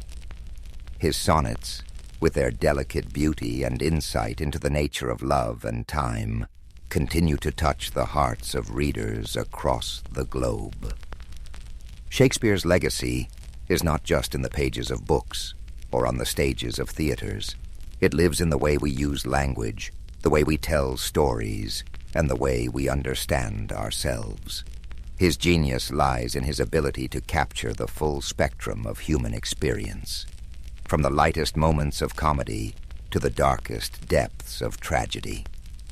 As you lie here, feeling the weight of sleep gently pressing upon you, know that Shakespeare's story is one of inspiration, creativity, and boundless imagination. He reminds us that even the simplest beginnings can lead to extraordinary journeys, that the world is full of stories waiting to be told, and that words have the power to change hearts and minds. Allow his life story to guide you into a restful slumber, where dreams unfold like the scenes of a play, filled with wonder, beauty, and endless possibility. Let the words of the past wrap around you like a soft blanket, comforting and timeless. As we continue to reflect on the life and legacy of William Shakespeare, his story weaves a rich tapestry of creativity, resilience, and timeless brilliance. Though the world around him changed, his works remained steadfast, a beacon of human expression that endured across centuries. The years following his death saw a gradual rise in recognition as scholars, actors, and audiences began to understand the profound impact of his words. In the decades after his passing, the first folio, published in 1623 by his friends and fellow actors, secured his place in history. This collection ensured that plays like Macbeth, The Tempest, Twelfth Night, and Julius Caesar would be preserved and shared with future generations. Each of these works held a mirror to society, reflecting the complexities of human nature, politics, and morality. As time went on, Shakespeare's works spread beyond the shores of England. Traveling troupes of actors performed his plays across Europe, carrying his stories to new audiences. By the 18th century, his influence had reached the far corners of the world, with translations bringing his words to new languages and cultures. The universality of his themes, love, ambition, betrayal, and redemption, resonated with people from all walks of life. His birthplace, Stratford-upon-Avon, slowly became a place of pilgrimage for lovers of literature and the theater. Visitors walked the same cobblestone streets, passed by the same riverbanks, and stood in the same rooms where Shakespeare once lived.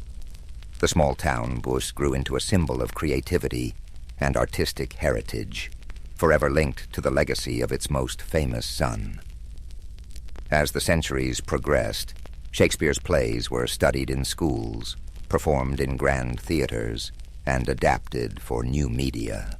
Actors found endless opportunities to breathe life into his characters, from the tragic figures of Hamlet and King Lear to the comedic brilliance of Much Ado About Nothing and A Midsummer Night's Dream. Directors reimagined his stories in modern settings, on battlefields, in boardrooms, and in far-off galaxies, proving that his themes remained ever relevant. His influence on the arts is immeasurable. Painters depicted scenes from his plays in rich, vibrant canvases. Composers like Felix Mendelssohn and Giuseppe Verdi turned his works into operas and orchestral pieces. Poets and writers drew inspiration from his words, finding new ways to explore the human experience. In the 19th century, Shakespearean festivals began to emerge, celebrating his works with performances, lectures, and readings. The Royal Shakespeare Company, founded in the 20th century, became a beacon for the continued performance and exploration of his plays. The dedication to his work ensured that his stories remained alive, evolving with each new interpretation and performance.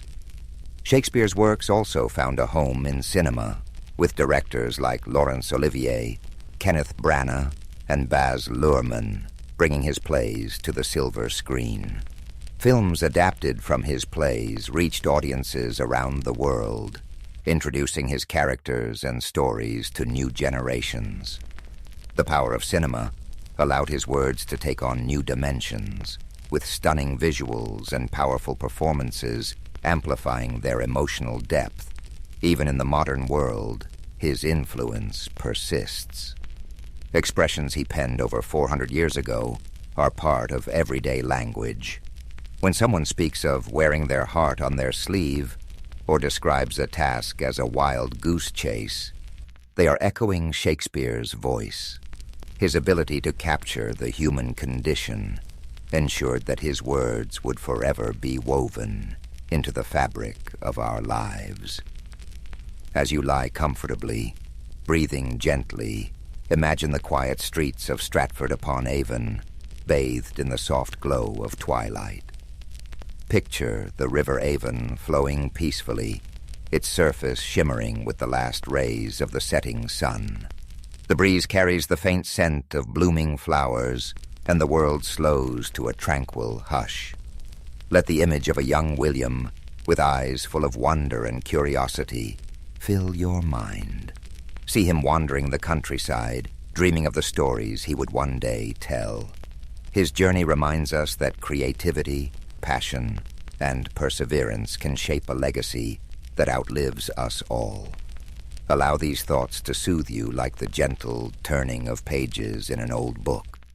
The weight of history and the timeless beauty of Shakespeare's words settle around you, a comforting presence that whispers of endless possibilities.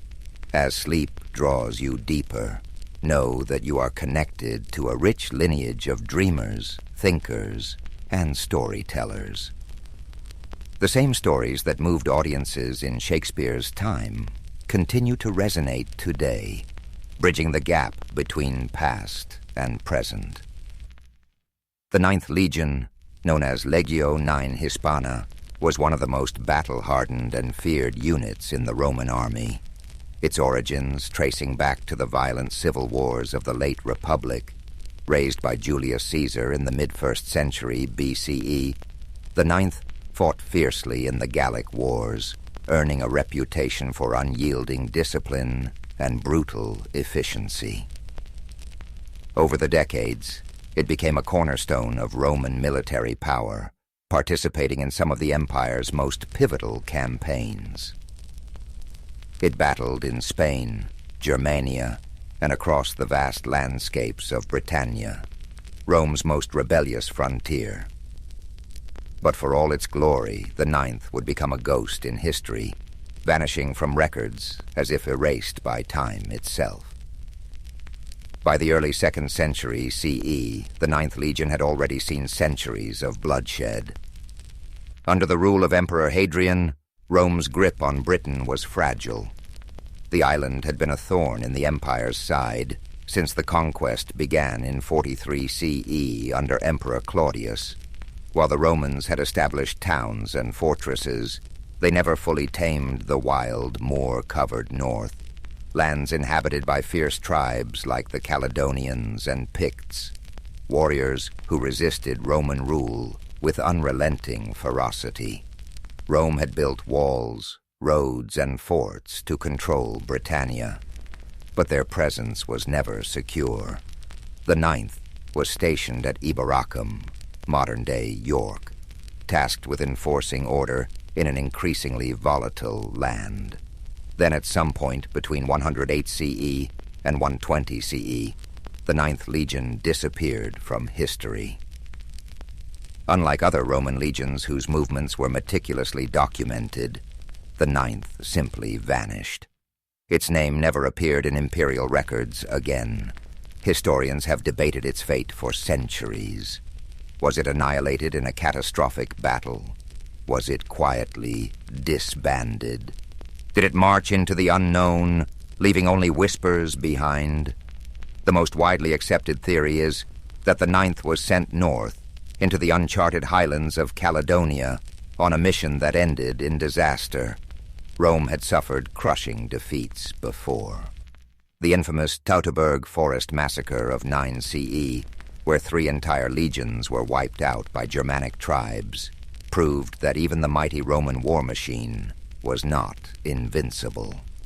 But unlike Teutoburg, where survivors lived to tell the tale, no known accounts exist of what truly happened to the Ninth. One possibility is that the legion marched beyond Rome's frontier to subdue a rebellion and was ambushed by a force too large to repel. The Caledonians were masters of guerrilla warfare, using the dense forests and rugged terrain to launch swift, devastating attacks. If the Ninth was lured into an unfamiliar landscape, perhaps pursuing an enemy deeper into the highlands, it could have been surrounded and slaughtered to the last man. Its survivors hunted down in the shadows of the mountains.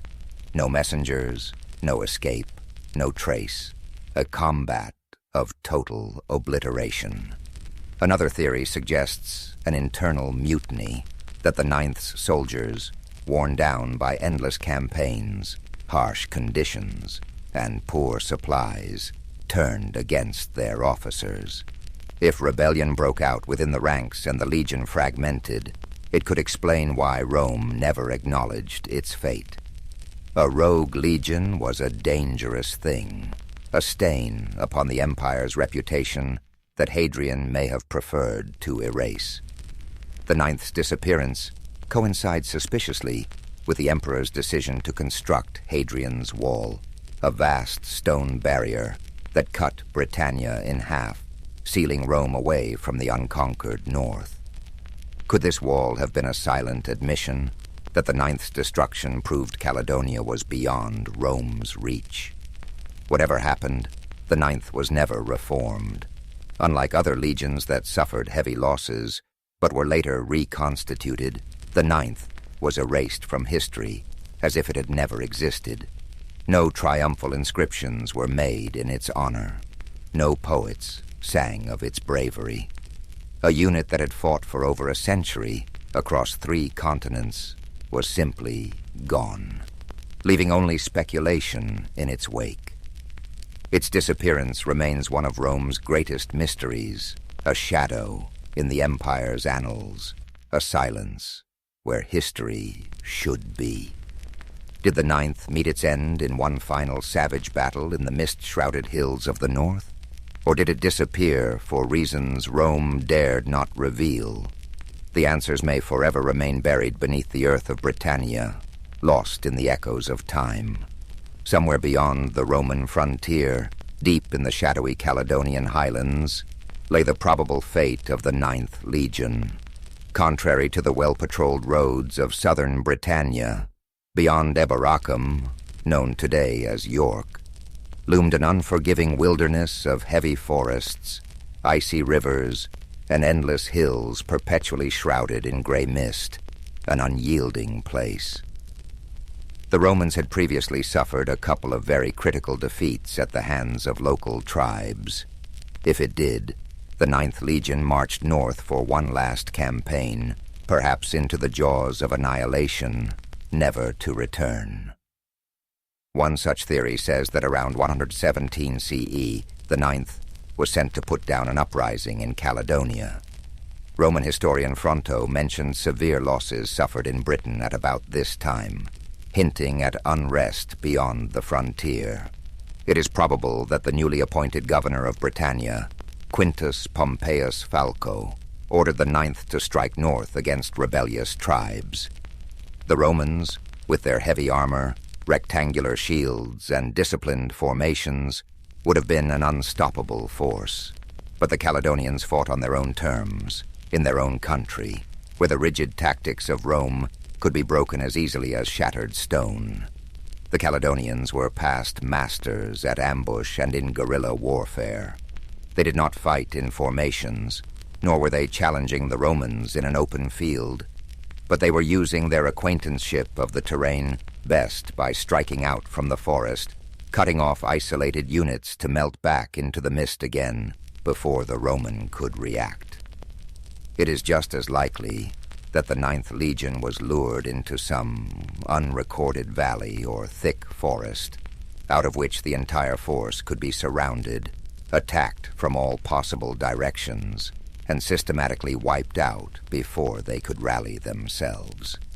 Whereas in other battles the Roman forces faced defeat, but were not annihilated, and the soldiers left some message for those who stayed back.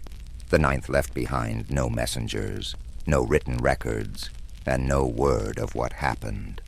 If every last man was cut down, if the Legion was so utterly destroyed that no Roman lived to report the disaster, then their disappearance would have been absolute, a massacre so complete that it erased the Ninth from history itself.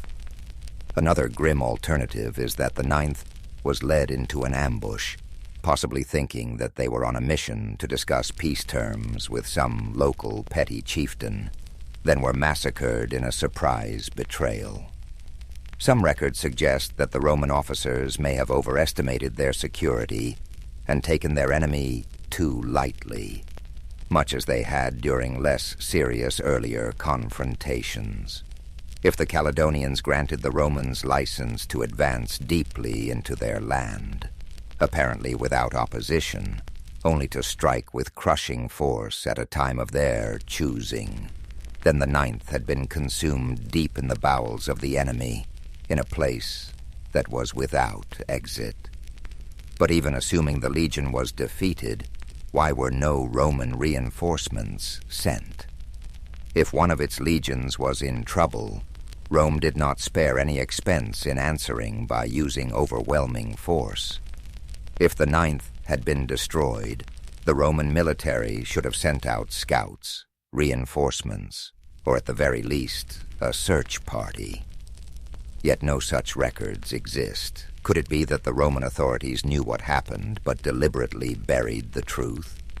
Some historians speculate that the destruction of the Ninth was too embarrassing to acknowledge, that Hadrian, who came to power in 117 CE, the same time the Legion may have vanished, chose to erase the event from history. The timing is striking.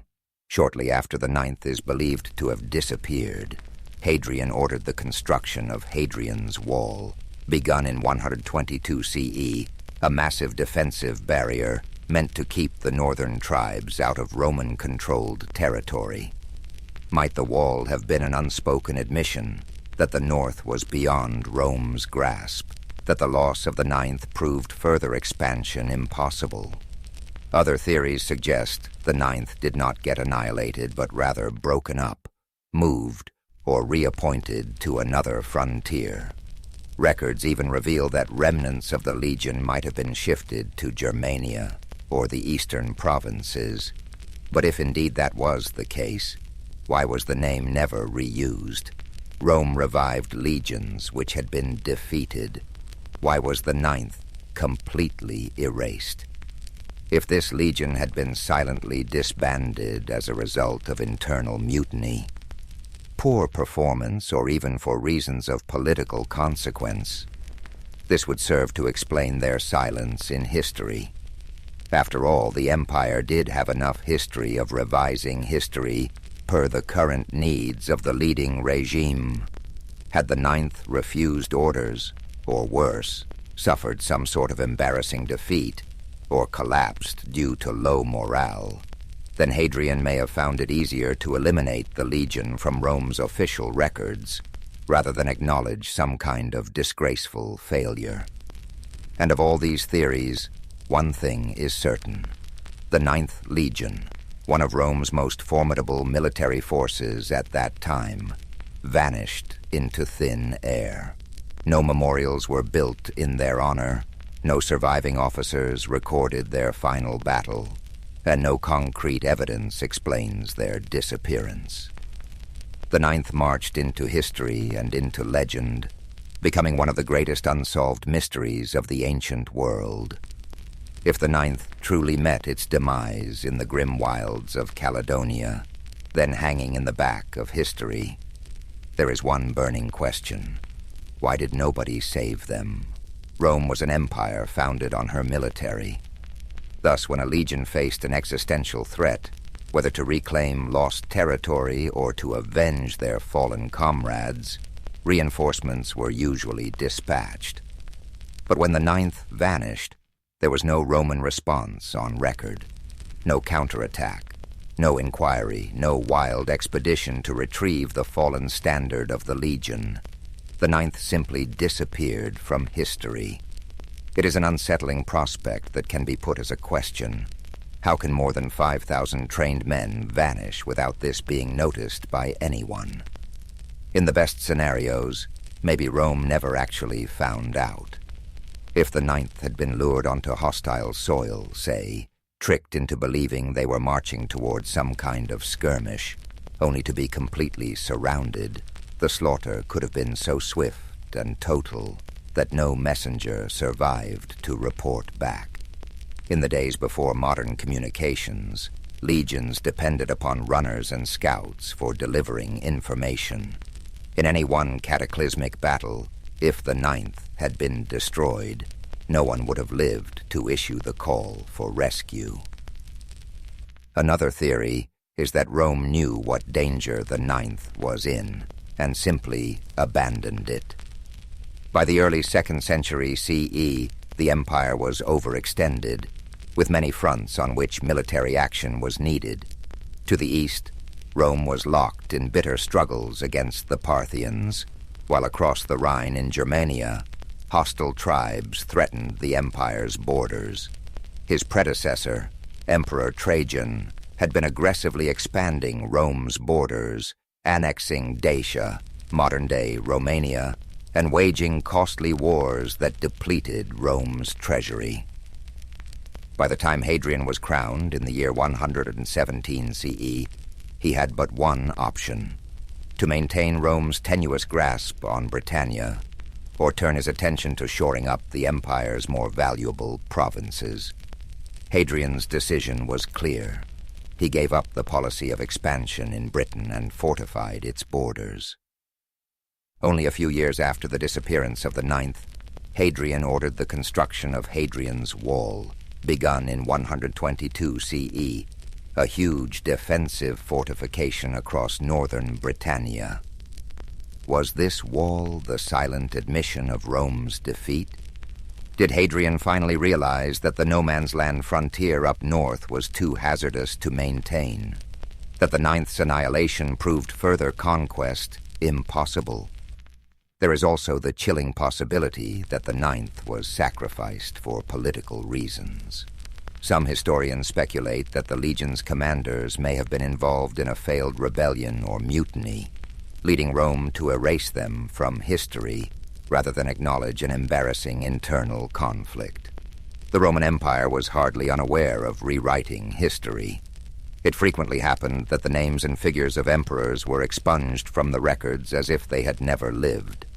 If the Ninth had risen against Roman rule, then it is very possible that Hadrian simply ordered them erased, thereby having their fate never recorded.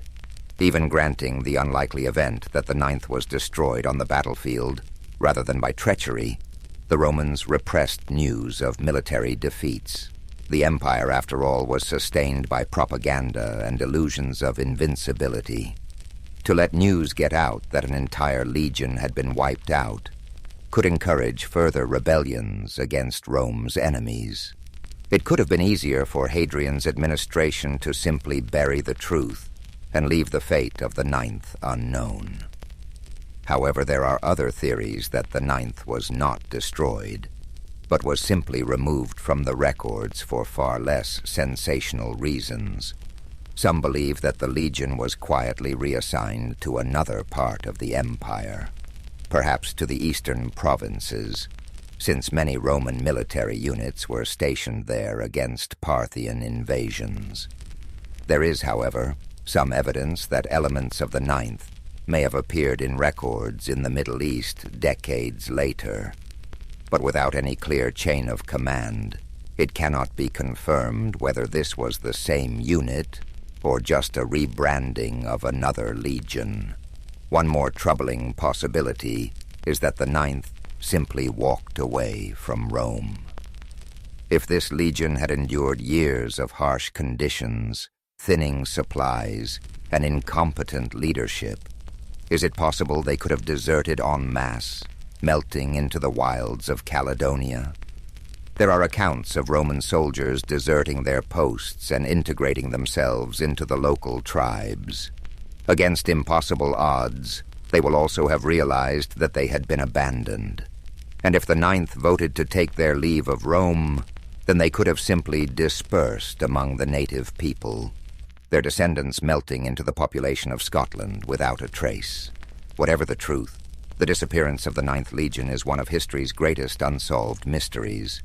If they were truly annihilated in battle, their bones may yet remain beneath the hills of northern Britain, buried in forgotten mass graves. If silenced by the political machine of Rome, they will forever be lost to the mists of time. And if they chose to disappear on their terms, leaving behind an empire that did not serve them anymore, then perhaps their legend is greater than history remembers.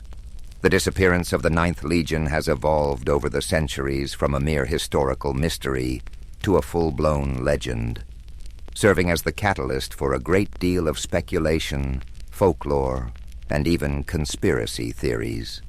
With no clear answers in the ancient records, historians, archaeologists, and storytellers alike have attempted to reconstruct the fate of the lost legion. But did the Ninth really perish in the wilderness of Caledonia? Or might its soldiers have survived, their story lost to history's fog? One of the most resilient theories has been that the Ninth Legion was not destroyed in Britain at all, but was instead moved without fanfare elsewhere in the empire. Indeed, scattered references tend to indicate the presence of parts of the Ninth in the eastern provinces, certainly in Judea or Cappadocia, many decades later than those in which the regiment is last heard of in Britain. More probably, this would suggest that Hadrian transferred the Ninth, breaking it up and reassigning its men to other existing legions. Indeed, this would say that the legion was not vanquished on some desperate, blood-drenched battlefield. The sand swallowed any traces of records in its aftermath. A sensationalistic hypothesis popularly postulated holds that the Ninth embarked to the east against the Parthians and was lost to native rebellions on unfamiliar fields, and not in Caledonia at all. It would not have been unusual for the Roman legions to be redeployed to trouble spots throughout the empire, and some inscriptions have suggested that the remnants of the Ninth were serving in far-flung campaigns from Britain. If so, their disappearance may have been due more to gradual attrition rather than a single destruction. As survivors over time were absorbed into other units, the identity of the Ninth may have become blurred, erased by bureaucracy, not battle. But if this was so, why was the Ninth never reconstituted? It was customary for Rome to re-establish such legions which had suffered defeats, sometimes with the same number but with new recruits. The very fact that it was never revived suggests that something more significant actually happened, something Rome wanted forgotten. Legends and folklore suggest more dramatic possibilities. One such is the legend that says the Ninth did not perish but instead broke its oath. Its men, realizing they'd been left high and dry by Rome, turned their backs on the empire and melted into the wilderness. This interpretation is partially based on a fact. Roman deserters were known to join barbarian society, even taking leadership in some instances. But if the Ninth did desert, might they not have been subsumed by the Caledonian or Pictish tribes, their armaments and knowledge of Roman tactics giving the natives a decisive advantage in future conflicts? Indeed, some have gone so far as to speculate that descendants of those lost Roman soldiers continued to live among the northern tribes, their lineage surviving long after Rome itself had fallen. This has been the inspiration for several works of fiction, most notably Rosemary Sutcliffe's novel, The Eagle of the Ninth, where the remnants of the legion escape into the highlands, hiding amongst the tribes and keeping their Roman identity secret. Of course, it is highly speculative, but the idea of a Roman legion abandoning its empire and disappearing into the mist-covered hills is a tantalizing prospect, one that inflames the imagination as much as any historical theory. Then there are more supernatural accounts, the whispered rumors of ghost legions, cursed battlefields, and restless spirits. Various local legends say it never left Britain at all, but was instead wiped out in a battle so fierce that their spirits still haunt the land. For centuries, stories have been passed down of Roman ghosts that march along countryside roads in Scotland on misty nights. Some say the faint din of clashing swords and the rhythmic thud of ironclad feet can still be heard echoing through the hills. The truth of what happened to the Ninth Legion may never be fully revealed. Their bodies, if they were destroyed in battle, still lie buried beneath the earth of Scotland, awaiting archaeologists to find where they lie. If they were quietly reassigned, the last remnants of their history might be tucked away in forgotten inscriptions on crumbling Roman monuments. But had they run, leaving Rome, beginning to reinvent a new life far up north? Then this is a story not about vanishing, but of reinvention, about the few who wanted more than to choose between liberty and empire, and by that choice would become the stuff of legends. Whatever the truth, the Ninth Legion is one of Rome's greatest mysteries, a shadow in the annals of history, a whisper of a force that once marched beneath the eagle standard, but whose fate is unknown. Its story stays out there in the fog, beyond the reach of certainty, waiting for those who would uncover the past. Centuries have seen both historians and archaeologists look through the Roman records, analyze ancient inscriptions, and excavate various battle sites in Britannia in order to find evidence that might confirm the ultimate fate of the Ninth Legion. Yet the answer continues to elude them, a piece in a game of jigsaw, a tale half buried beneath the earth. The first known history of the Ninth Legion dates back to the time of Julius Caesar, who had raised this very legion during his Gallic campaigns in the 1st century BCE. Over time, records trace its movements across the empire, from Hispania to Germania and finally to Britannia, playing a major role in suppressing the revolts and defending Roman rule. Yet after 108 CE, its trail goes abruptly missing from history. For many years, the prevailing theory among scholars was that the Ninth ended its days in Britain. most likely in a catastrophic defeat at the hands of the northern tribes. This view had been apparently substantiated by what seemed to be the most relevant piece of evidence, a stone inscription found in Ibaracum, modern York, dated around 108 CE, recording the 9th station in Britannia. This has been the last sure notice of the Legion on British soil. Yet no Roman sources actually report its destruction, and that begs a question. If the 9th was wiped out, why is there no written account of its defeat? Rome was not at all shy about recording the deaths of legions. When the Teutoburg forest disaster of 9 CE led to the destruction of 3 Roman legions, it was well documented. For the 9th, there is only silence. This silence has engendered other theories in which the 9th was not destroyed in Britain, but moved elsewhere within the empire. Some other scholars believe that this could have been transferred to the eastern provinces, probably Judea or Cappadocia, to assist in conflicts against the Parthians or Jewish revolts. One inscription found in Nijmegen, in the Netherlands, suggests that some remnants of the 9th were indeed there around 120 CE, but whether this constituted a detached unit or survivors from a previous campaign, nobody can be certain.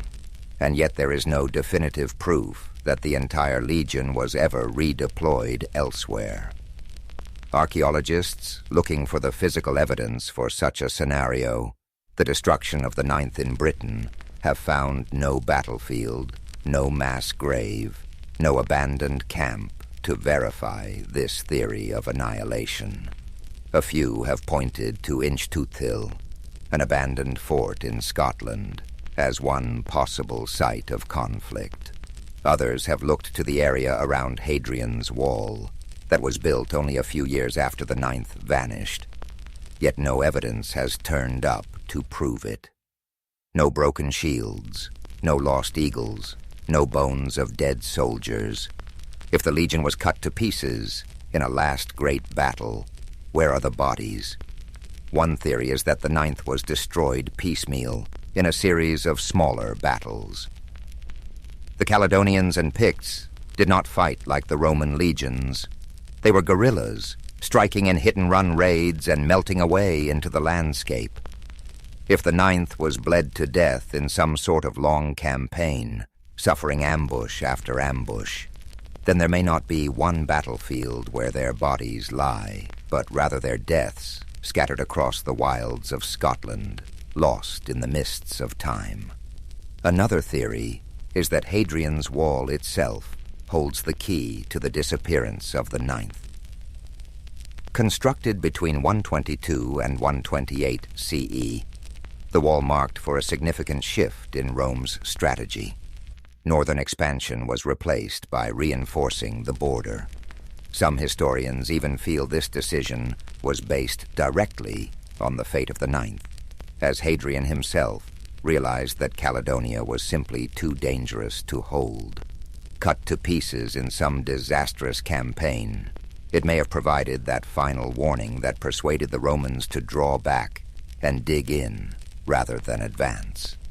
After decades of excavations, no concrete evidence has turned up so far that could explain what happened to the 9th Legion, and the hunt goes on.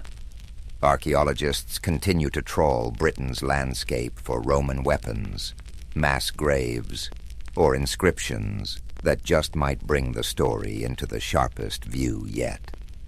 Advances in satellite imaging and ground-penetrating radar in recent years have given researchers an unprecedented capability to map the sites of ancient battles in great detail, and it now raises the tantalizing prospect that one day a long-buried Roman battlefield will finally give up its secrets.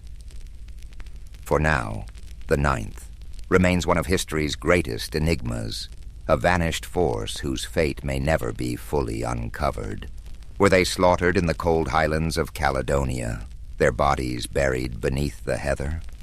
Were they reassigned and forgotten, their legacy erased by Rome's shifting priorities? Or did they desert their post, choosing to disappear into the north and abandon the empire that had left them behind? Whatever the truth, the Ninth Legion presses on through the mind of the historian, the archaeologist, and anyone intrigued with the enigmas of the past. Their story is a story of battle, betrayal, and the unknown. A whisper of steel and blood lost in time, merely waiting for a voice that might tell it. The Ninth Legion's tale has largely been lost in the rear view of history. We don't actually know what happened to them. Their last journey is but a distant rumor nowadays. Nobody actually knows what happened, if they were wiped out in some murky battle, went missing in the uncharted regions of Caledonia, or simply dropped off the face of the earth for good. One thing's certain, they were never heard from again.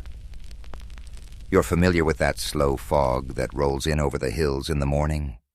Yeah, their presence is sort of like that. Just fragments of stone, small memories, and those silent questions that just persist on through the centuries. When the world's all asleep beneath the stars, it's as if the ghostly echoes of the Ninth are stirring again. In the silence of the Scottish Highlands, where the wind moves like a faint breath through the glens, there are people who say the Legion marches on. There are stories, old half-remembered myths of ghostly soldiers spotted on empty roads, of the distant rhythmic sound of iron-shod feet that appear to have no origin. Legends tell of how, on certain nights, beneath a silver moon, the spirits of the Ninth emerge from the shadows, caught in a perpetual march across the land that devoured them.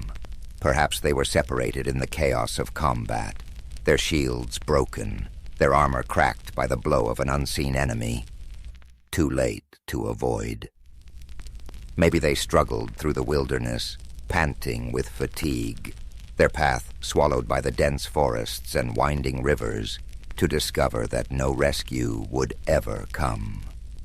Or maybe they simply dissolved into history, their final battle so conclusive, so absolute, that Rome chose to forget them, to let them slip away like a dream slipping beyond memory.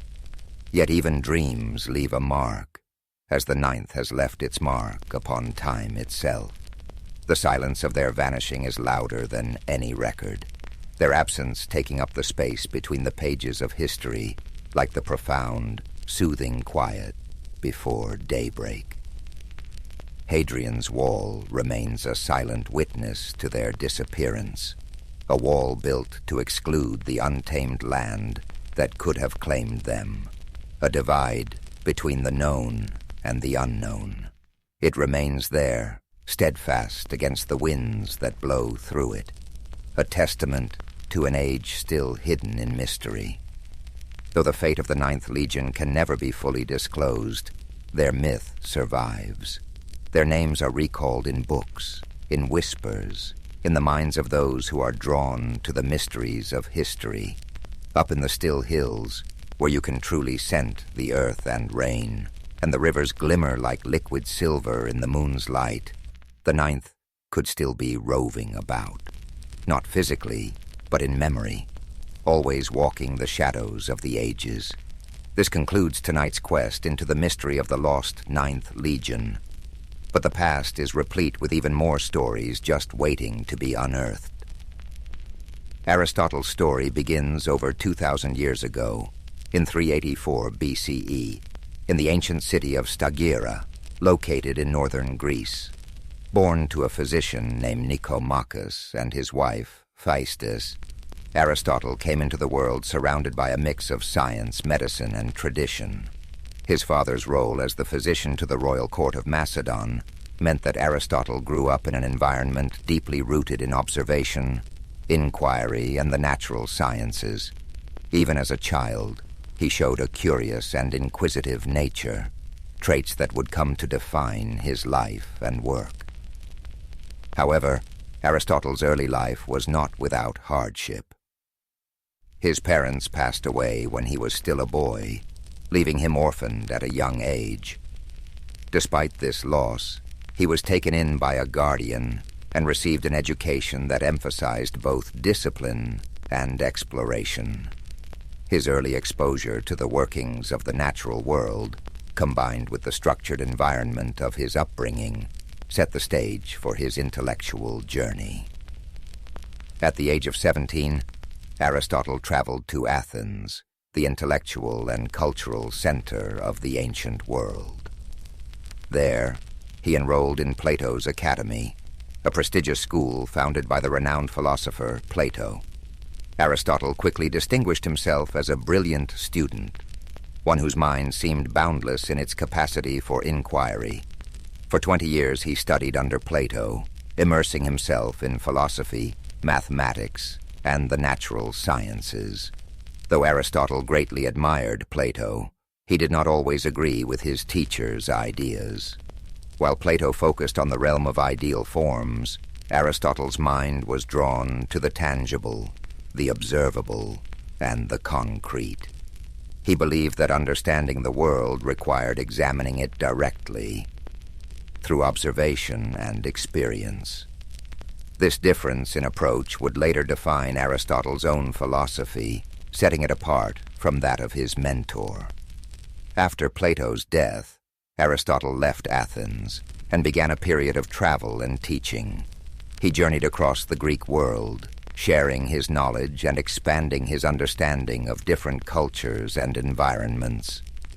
During this time, he also married a woman named Pythias, with whom he would have a daughter. His travels brought him to the court of King Philip II of Macedon, where he was tasked with an extraordinary responsibility, tutoring the young prince, Alexander, who would later become known as Alexander the Great. Aristotle's influence on Alexander was profound. While the prince was destined for military conquest and political leadership, Aristotle introduced him to the worlds of philosophy, science, and ethics. He encouraged Alexander to think critically and to approach his rule with wisdom and fairness. Though their paths would eventually diverge, the relationship between teacher and student left a lasting impact on both. In 335 BCE, Aristotle returned to Athens and established his own school, the Lyceum. The Lyceum was more than just a place of learning. It was a community of thinkers and scholars dedicated to exploring every aspect of the world. Aristotle and his students walked the grounds of the Lyceum, engaging in discussions that ranged from biology and physics to ethics and politics. These peripatetic discussions, as they were called, became a hallmark of Aristotle's teaching style. Aristotle's curiosity knew no bounds. He sought to understand the world in its entirety, cataloging plants and animals, studying the stars, and analyzing human behavior. His work was both broad and detailed, reflecting his belief that knowledge was interconnected. To Aristotle, understanding one aspect of the world helped illuminate the others. His contributions to philosophy were groundbreaking. Aristotle developed a system of logic that laid the foundation for scientific inquiry. He believed that knowledge could be built through observation, reasoning, and experimentation. This approach contrasted with the purely theoretical methods of his predecessors, and it marked the beginning of a more empirical way of thinking that would influence science for centuries to come. Aristotle's writings covered nearly every subject imaginable. He explored metaphysics, examining the nature of existence and reality. He wrote extensively on ethics, proposing that the goal of life was to achieve eudaimonia, or flourishing, through the cultivation of virtue. In politics, he analyzed the structures of government and society, emphasizing the importance of balance and justice. Yet Aristotle was not infallible. Like all thinkers of his time, his work was shaped by the cultural and historical context in which he lived. Some of his ideas, particularly those on natural hierarchy and gender roles, reflected the limitations of his era. Even so, his methods of inquiry and his commitment to understanding the world continue to resonate.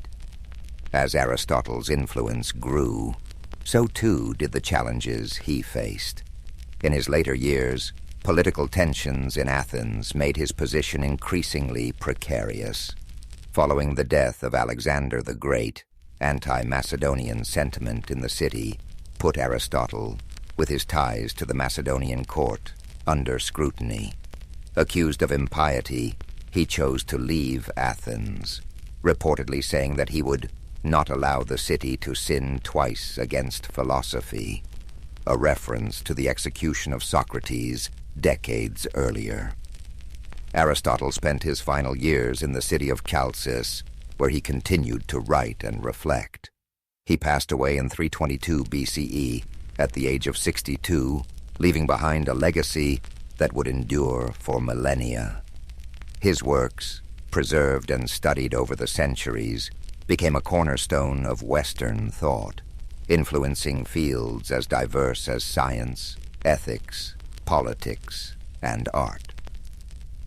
As you reflect on Aristotle's life, let the calm rhythm of his story guide you into a peaceful state of relaxation. His journey reminds us of the power of curiosity, the value of inquiry, and the interconnectedness of all knowledge. Aristotle's life was not just about answers. It was about asking the right questions and seeking understanding in all things. Feel the quiet wisdom of his teachings as they settle in your mind, a gentle reminder that the pursuit of knowledge is a journey, not a destination. Let the story of Aristotle inspire you to embrace curiosity and to find wonder in the world around you. Now, as you drift off to sleep, imagine the serene halls of the Lyceum, the soft murmurs of philosophical discussions, and the gentle rustling of leaves as Aristotle and his students walk under the shade of ancient trees. Let these images carry you into restful dreams, where the wisdom of the past illuminates the infinite possibilities of tomorrow.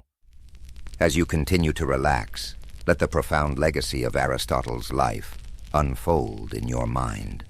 His dedication to understanding the world wasn't just about acquiring knowledge. It was about seeking harmony, balance, and truth in everything around him.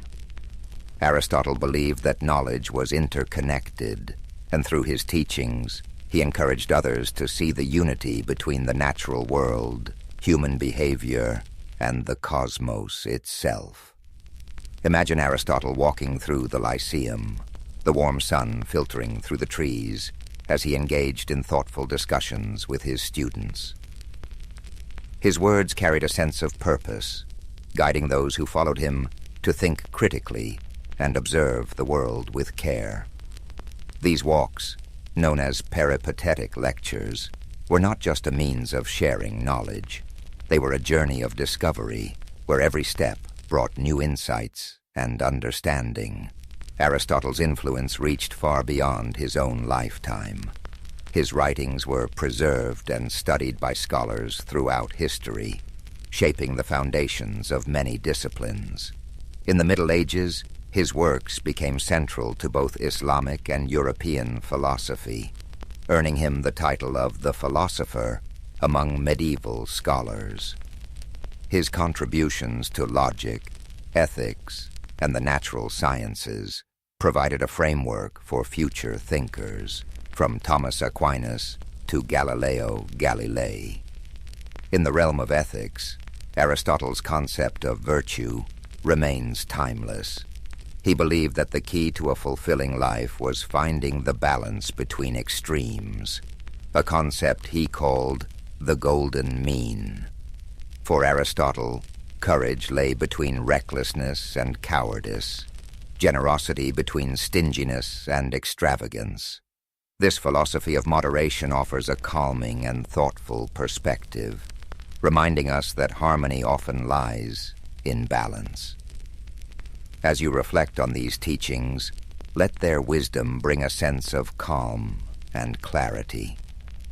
The idea that life's challenges can be approached with balance and thoughtfulness is a comforting reminder that even in times of uncertainty, there is a path forward that brings peace and understanding. Aristotle's work on the natural sciences was equally revolutionary. He believed that observation and experience were the keys to understanding the world. He meticulously studied plants, animals, and celestial phenomena, striving to uncover the principles that governed their existence. His efforts to categorize and explain the natural world laid the groundwork for modern scientific inquiry, inspiring countless generations of researchers to follow in his footsteps. Picture Aristotle seated in quiet contemplation, surrounded by scrolls and diagrams, his mind alight with questions about the universe. The gentle hum of the world around him, the rustling of leaves, and the distant chirping of birds served as the backdrop to his endless curiosity. This serene image reminds us of the beauty of learning and the quiet joy of discovery. In his exploration of politics, Aristotle emphasized the importance of community and the role of government in promoting the common good. He studied different forms of governance, analyzing their strengths and weaknesses.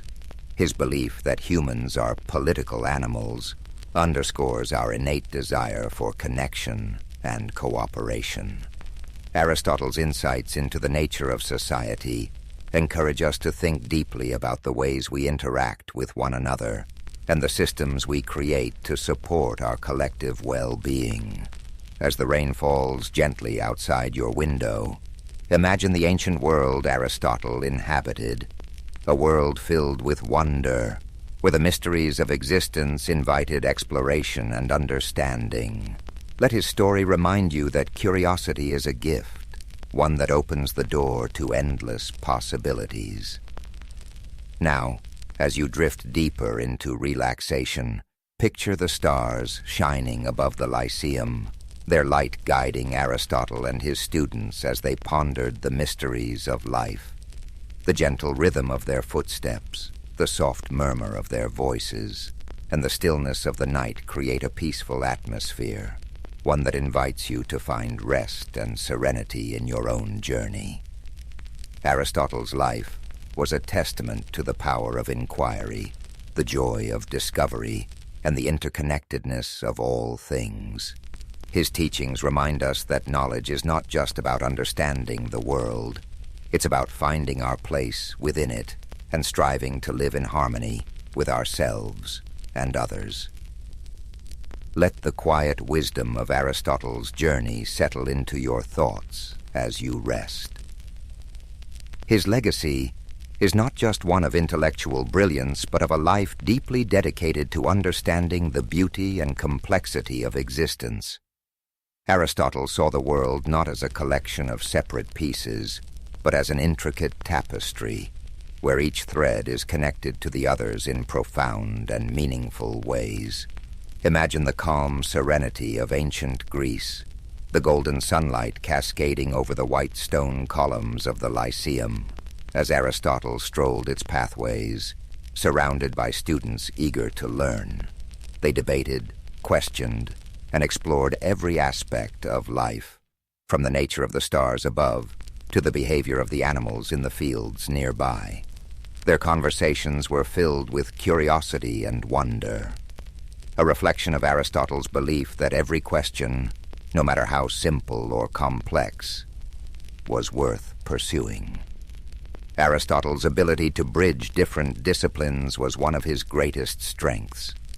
He saw no boundary between science and philosophy, ethics and politics, or art and nature. To him, everything was interconnected, part of a greater whole that deserved to be studied and understood. This holistic view of the world is a reminder of the beauty that lies in seeing the bigger picture, in understanding that each small piece contributes to something far greater than itself. As you drift further into relaxation, let the harmony of Aristotle's teachings bring you peace. His philosophy of balance and moderation encourages us to find calm in the chaos, to seek the middle ground where we can flourish. The idea of the golden mean is not just a guide for making choices.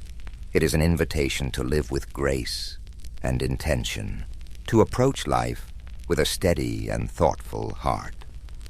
Picture Aristotle at his desk, surrounded by scrolls and notes, the flickering light of a lantern illuminating his work. The quiet hum of the night provides the perfect backdrop for his thoughts as he meticulously records his observations and ideas.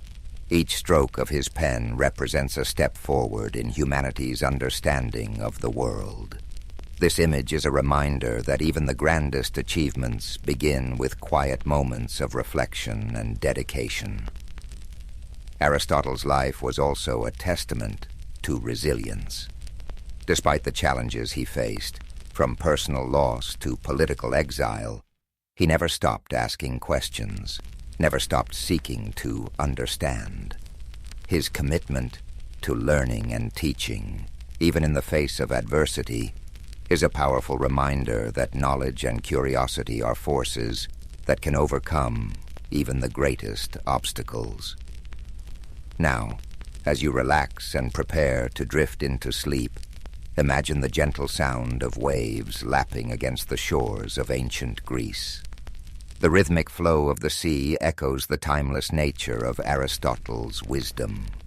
His story reminds us that the search for knowledge is an endless journey, one that brings us closer not only to the world around us but also to ourselves. Let your breathing slow as you picture the peaceful gardens of the Lyceum, where Aristotle's students gathered to learn and grow. The rustling of leaves in the wind and the soft murmur of philosophical discussions create a tranquil atmosphere, one that invites you to rest and reflect. As the calm of the night surrounds you, let the echoes of Aristotle's wisdom carry you further into a restful state. His life's journey reminds us of the power of patience and persistence, the idea that true understanding unfolds slowly, like the petals of a flower opening to the morning sun. Each step he took, each question he asked, was a step toward unraveling the mysteries of life. Imagine the gentle rhythm of Aristotle's daily routines at the Lyceum. The sun, casting soft shadows over the gardens where he and his students would walk and talk. The air would have been filled with the scent of blooming flowers and the distant sound of birds singing, creating a serene environment for thought and reflection. It was in these simple, unhurried moments that some of the most profound ideas in human history were born. Aristotle's approach to life and learning reminds us that it's okay to take our time, to explore the world with curiosity and wonder. He understood that knowledge is not something to be rushed. It is a lifelong journey, one that unfolds gradually and beautifully. This philosophy of patience and exploration is one we can carry with us, a gentle reminder to approach our own lives with care and intention. Aristotle often turned his gaze upward, marveling at the vastness of the universe and pondering the mysteries it held. To him, the stars were not just distant points of light. They were part of a grand, interconnected cosmos, a reminder of our place within something far greater than ourselves. Let this thought bring you a sense of peace and wonder as you rest. Aristotle's teachings also emphasized the importance of community and connection. He believed that humans are social beings, meant to live and work together in harmony. His ideas about politics and ethics were grounded in this belief, highlighting the value of cooperation, fairness, and mutual respect.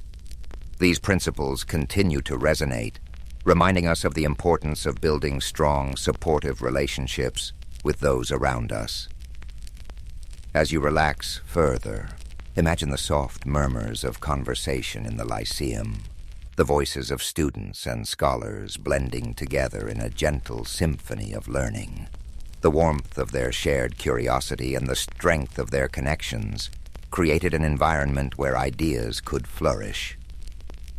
Let this image remind you of the power of community, the way it supports and uplifts us, even in our quietest moments. Aristotle's dedication to understanding the natural world was unparalleled.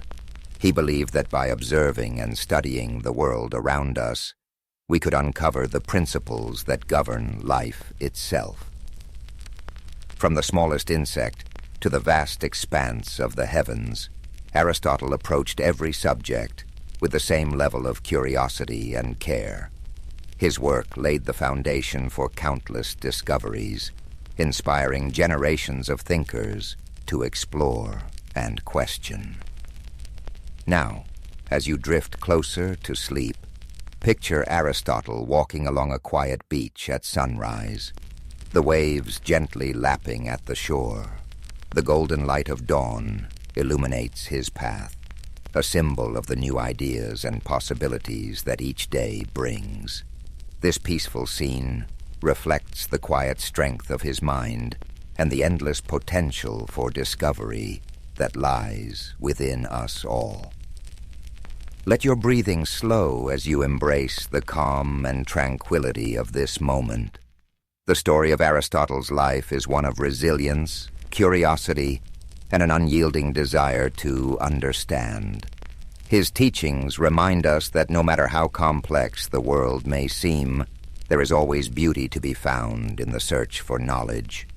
As you fall into a deep, restful sleep, let the timeless wisdom of Aristotle's journey inspire your dreams. Imagine the serenity of the Lyceum, the warmth of shared ideas, and the quiet joy of exploring the mysteries of life. Thank you for spending this time with us at History and Sleep.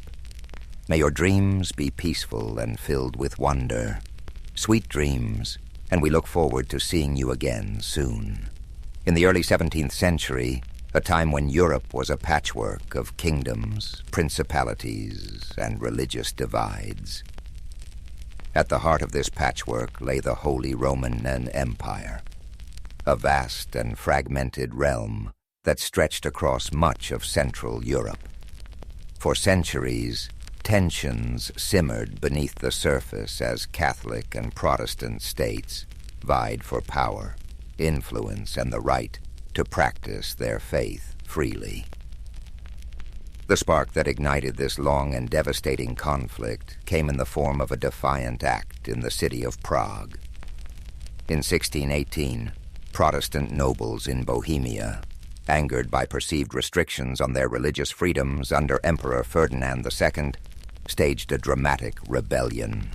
They stormed Prague Castle, seized 2 imperial officials, and hurled them out of a window in an event known as the Defenestration of Prague. Miraculously, the officials survived the fall, but the act was a clear declaration of defiance. This single moment set off a chain reaction, like ripples spreading across a still pond. Ferdinand II, a staunch Catholic, saw the rebellion as a direct challenge to his authority and the Catholic Church. Determined to restore order and Catholic dominance, he mobilized his forces, while Protestant leaders across the empire began rallying their allies in preparation for a larger struggle.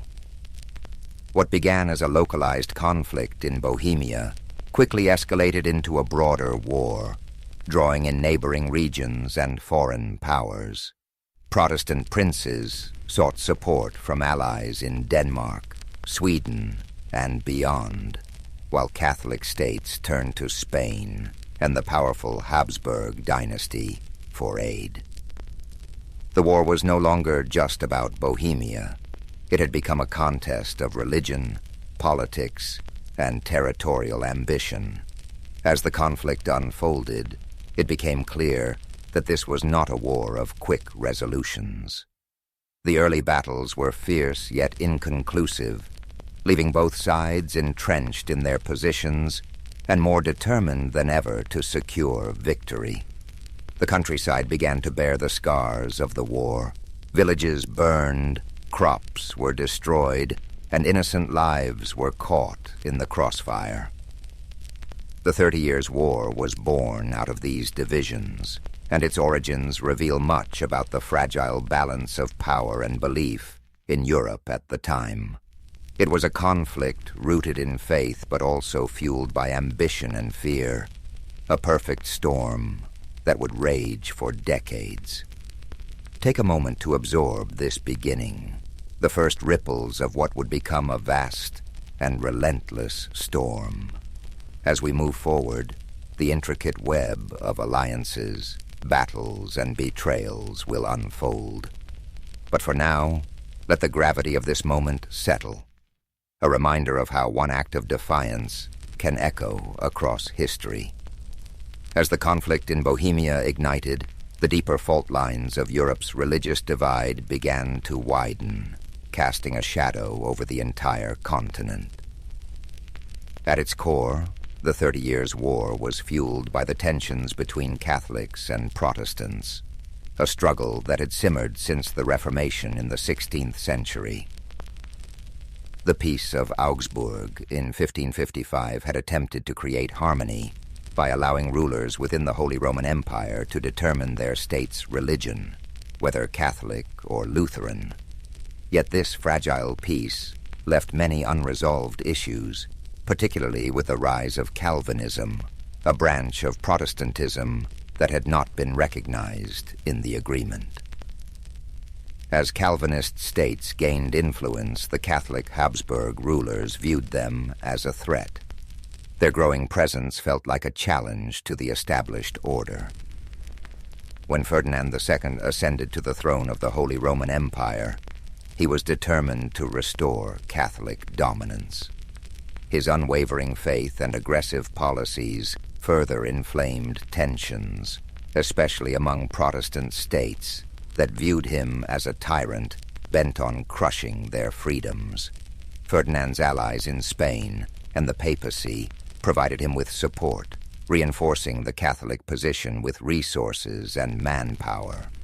On the other side, the Protestant Union, a coalition of Protestant princes, mobilized to resist Ferdinand's ambitions.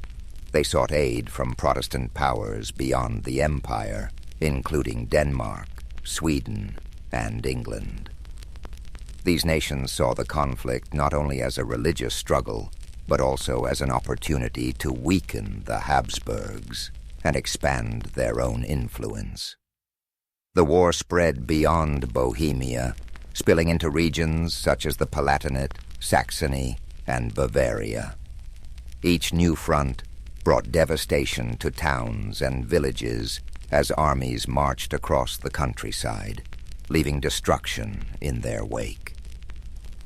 The brutality of the conflict became evident in battles such as the Battle of White Mountain in 1620, a crushing defeat for the Protestants that marked the beginning of Ferdinand's efforts to reassert Catholic control.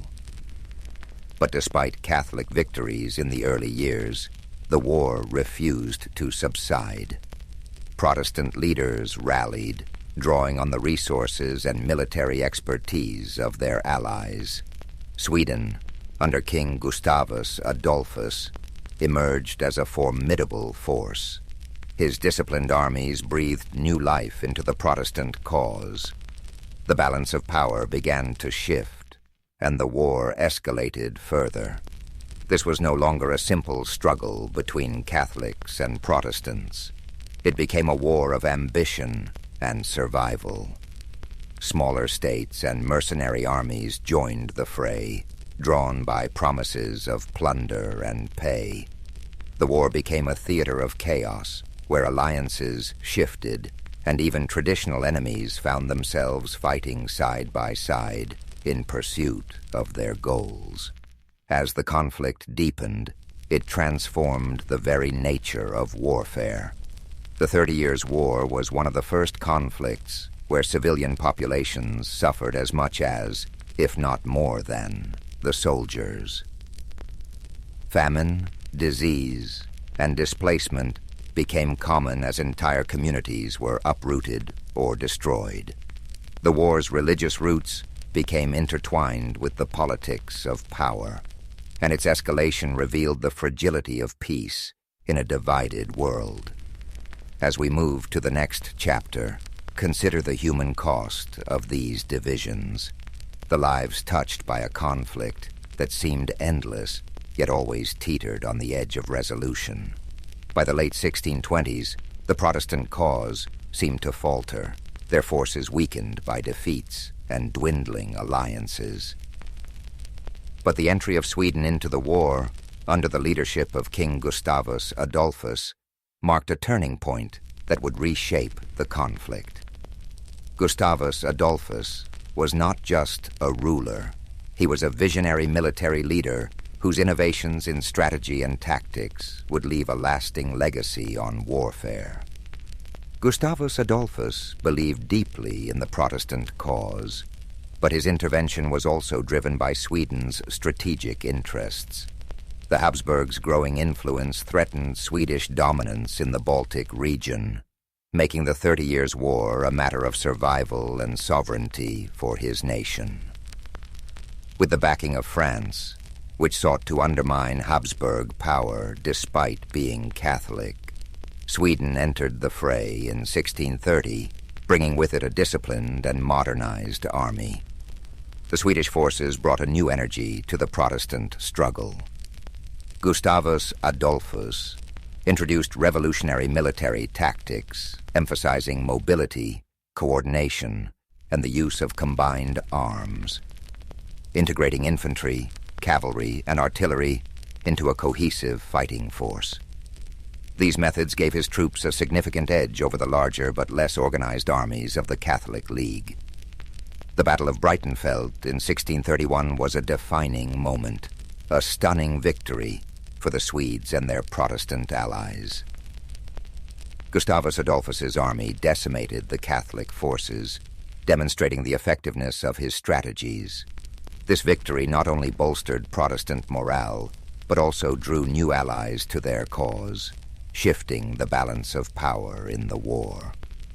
Under Gustavus Adolphus's leadership, the Protestant forces began to reclaim territory lost in earlier phases of the war.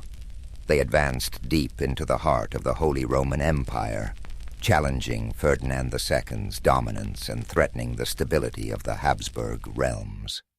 Gustavus Adolphus's charisma and tactical brilliance earned him the loyalty of his troops and the respect of his enemies. But his triumphs were not without cost. In 1632, at the Battle of Lutzen, Gustavus Adolphus achieved another critical victory, but lost his life in the process. His death was a severe blow to the Protestant cause, yet his legacy endured. The momentum he had generated allowed Sweden to remain a dominant force in the war, and his military innovations continued to influence the strategies of both sides. As Sweden's intervention reshaped the war, the conflict grew even more complex. Religious divides began to blur as political ambitions took center stage, with Catholic France supporting Protestant Sweden to counterbalance Habsburg power. This shifting landscape of alliances revealed the deeper currents driving the war, a struggle not just of faith, but of power and control over Europe's future. Gustavus Adolphus's role in the 30 Years' War is a testament to the transformative power of leadership and innovation. His contributions brought hope to a fractured alliance and altered the course of a seemingly endless conflict. Yet his death also reminded the world of the fleeting nature of triumph in the face of war's relentless toll. As we prepare to move to the next chapter, take a moment to reflect on the determination and vision it takes to bring change amid chaos. In the darkest times, even a single leader can leave an indelible mark, and yet the storm of history moves forward, carrying all in its wake. As the 30 Years' War stretched into its second decade, the conflict expanded beyond its original boundaries, engulfing nearly all of Europe in its relentless grasp. Nations that had once remained on the sidelines found themselves drawn into the fray, whether by alliances, ambitions, or the sheer inevitability of the war's momentum. The entry of France in 1635 marked a dramatic shift. Though a Catholic nation, France allied with Protestant powers like Sweden to counterbalance the Habsburgs' influence. This decision underscored how the war had evolved from a religious conflict into a broader struggle for political dominance in Europe. The stage was set for what would become one of the most destructive periods of the war, as alliances grew ever more complex and battles became increasingly brutal. Across the continent, the toll of the war was staggering. Cities were besieged and burned, fields were left barren and lifeless, and villages were emptied as civilians fled the advancing armies. Mercenary forces, often poorly paid and motivated by survival, resorted to pillaging and looting, leaving devastation in their wake. Famine and disease swept through war-torn regions, taking more lives than the battles themselves. As you listen to this story, let the gravity of these events drift gently through your thoughts, but not linger. Imagine the chaos of the time slowly fading into the background, replaced by a sense of quiet reflection. Feel the weight of the war's hardship giving way to an understanding of resilience, a reminder of humanity's enduring strength even in its darkest hours. The conflict's scope seemed endless, with battles erupting in regions as far-reaching as the Rhineland, the Netherlands, and northern Italy. Yet amid the turmoil, moments of diplomacy and negotiation emerged, offering brief glimpses of hope. Peace talks began to take shape, though they were slow and fraught with challenges, reflecting the deep divisions and mistrust among the warring parties. Let these moments of negotiation remind you that even in the midst of chaos, there are always efforts toward resolution. Allow yourself to relax further, your breath steady and calm, as if tracing the contours of history's slow march toward peace. As we move deeper into the story, the resilience of the people and the shifting tides of war remind us of the impermanence of struggle. Take this moment to let your mind ease. Let the complexity of the 30 Years' War unravel gently, leaving you with a sense of quiet perspective and peace. After nearly 3 decades of relentless conflict, Europe began to seek an end to the devastation. The 30 Years' War had taken a toll unlike any before it. Economies were ruined, lands were ravaged, and millions of lives had been lost. By the early 1640s, the warring nations realized that no decisive victory was in sight. The war had devolved into a stalemate of exhaustion. Thus began the long and complex journey toward peace, through the negotiations that would culminate in the Peace of Westphalia. The Westphalian negotiations were unprecedented in their scope and ambition. For the first time in European history, nearly all major powers gathered to discuss terms of peace. Delegates from Catholic and Protestant states, as well as representatives from France, Sweden, Spain, and the Holy Roman Empire, met in the towns of Münster and Osnabrück. These talks would last for years, reflecting the complexity of the issues at hand and the deep mistrust between the parties.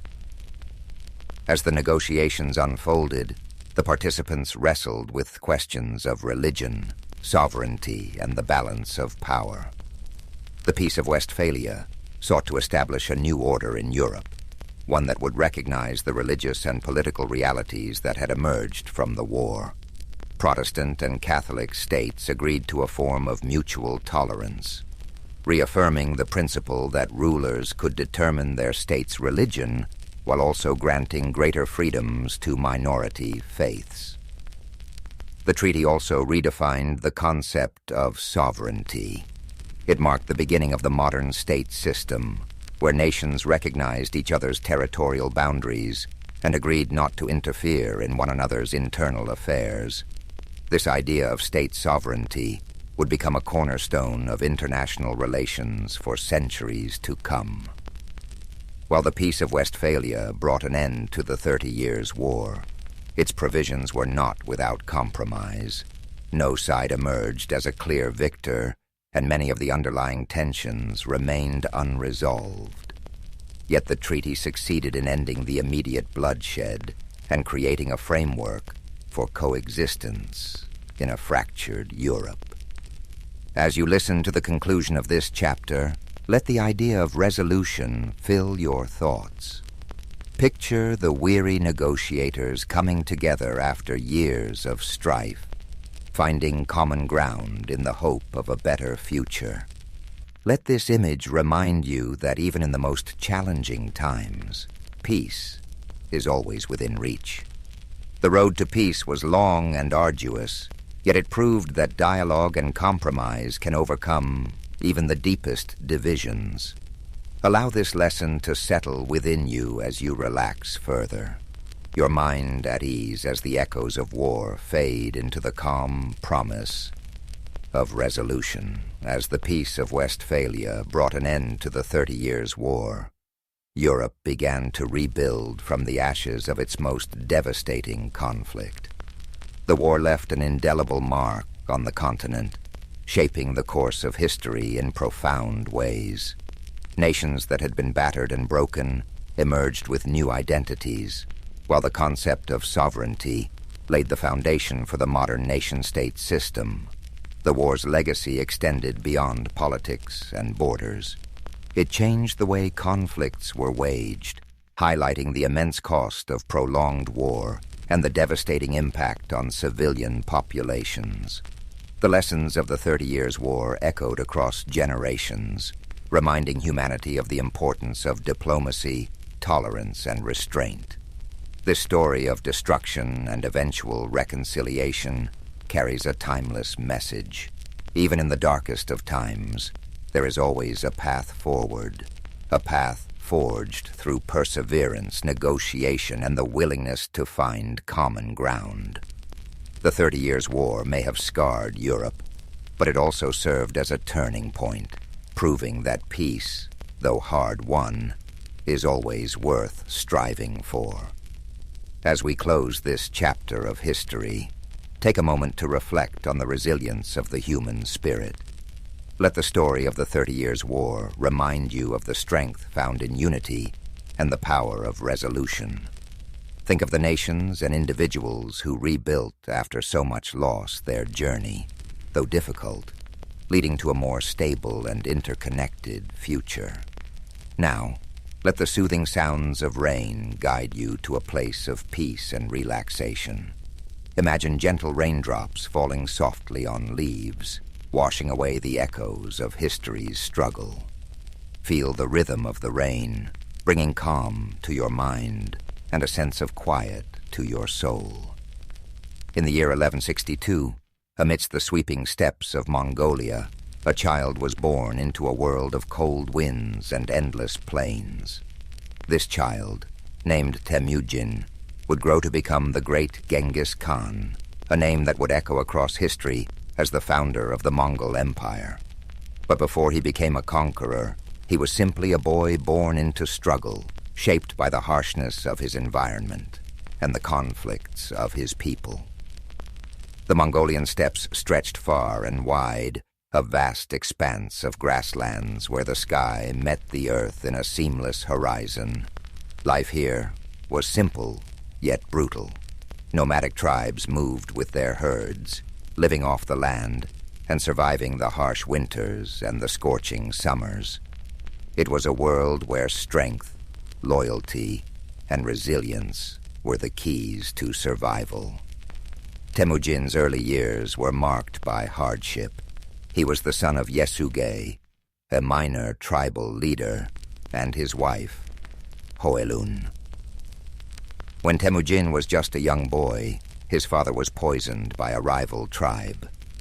This sudden loss left his family vulnerable, and they were abandoned by their own clan.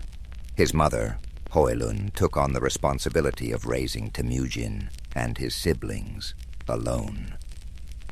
The family was left to fend for themselves on the open steppes, relying on foraging, hunting, and sheer determination to survive. These early struggles forged a deep resilience in Temujin. He learned to endure hunger, cold, and the constant threat of violence. But he also learned the value of unity, the importance of family, and the need for loyalty. His mother's strength became a guiding force in his life. She taught him that survival required not only physical strength, but also wisdom, patience, and an unyielding spirit. As Temujin grew older, he began to understand the fragmented world of the Mongol tribes. There were endless feuds, shifting alliances, and a constant struggle for power. He saw how disunity left his people vulnerable. He dreamed of something greater, of a world where the tribes could be united, where the endless conflicts could be replaced with a shared purpose. But before he could realize this vision, he faced countless challenges. Betrayal was a constant threat. One of his closest friends, Jamuka, who had once sworn brotherhood with him, would later become his rival. Temujin's path was marked by moments of capture, imprisonment, and escape. Each setback hardened his resolve. He believed that strength was found not just in the sword, but in the unity of purpose and loyalty. In time, Temujin began to gather followers who saw his vision. He was not just a warrior, he was a leader who understood people. He rewarded loyalty and merit rather than noble birth, a revolutionary idea in a world bound by tradition. His reputation grew, and more tribes pledged their allegiance to him. His ability to inspire, to strategize, and to adapt set him apart. He was relentless, determined, and focused on a single goal: to unite the Mongol tribes under one banner. In 1206, after years of battles, alliances, and strategic brilliance, Temujin achieved his dream. He was declared Genghis Khan, meaning universal ruler. It was a title that reflected his role as the unifier of the Mongols, a leader who brought together the once fractured tribes into a formidable force. But Genghis Khan's vision did not stop at the borders of Mongolia. He saw beyond the steppes, beyond the horizon. His ambition was to create a world where his people could thrive, where the divisions that had weakened them for centuries could be replaced by a new order. His armies, skilled horsemen and fierce warriors, began to expand the Mongol territory. They moved with speed, discipline, and precision, conquering lands that had once seemed unreachable. The campaigns of Genghis Khan swept across Central Asia, into China, and beyond. His leadership was marked by a combination of ruthless efficiency and strategic genius.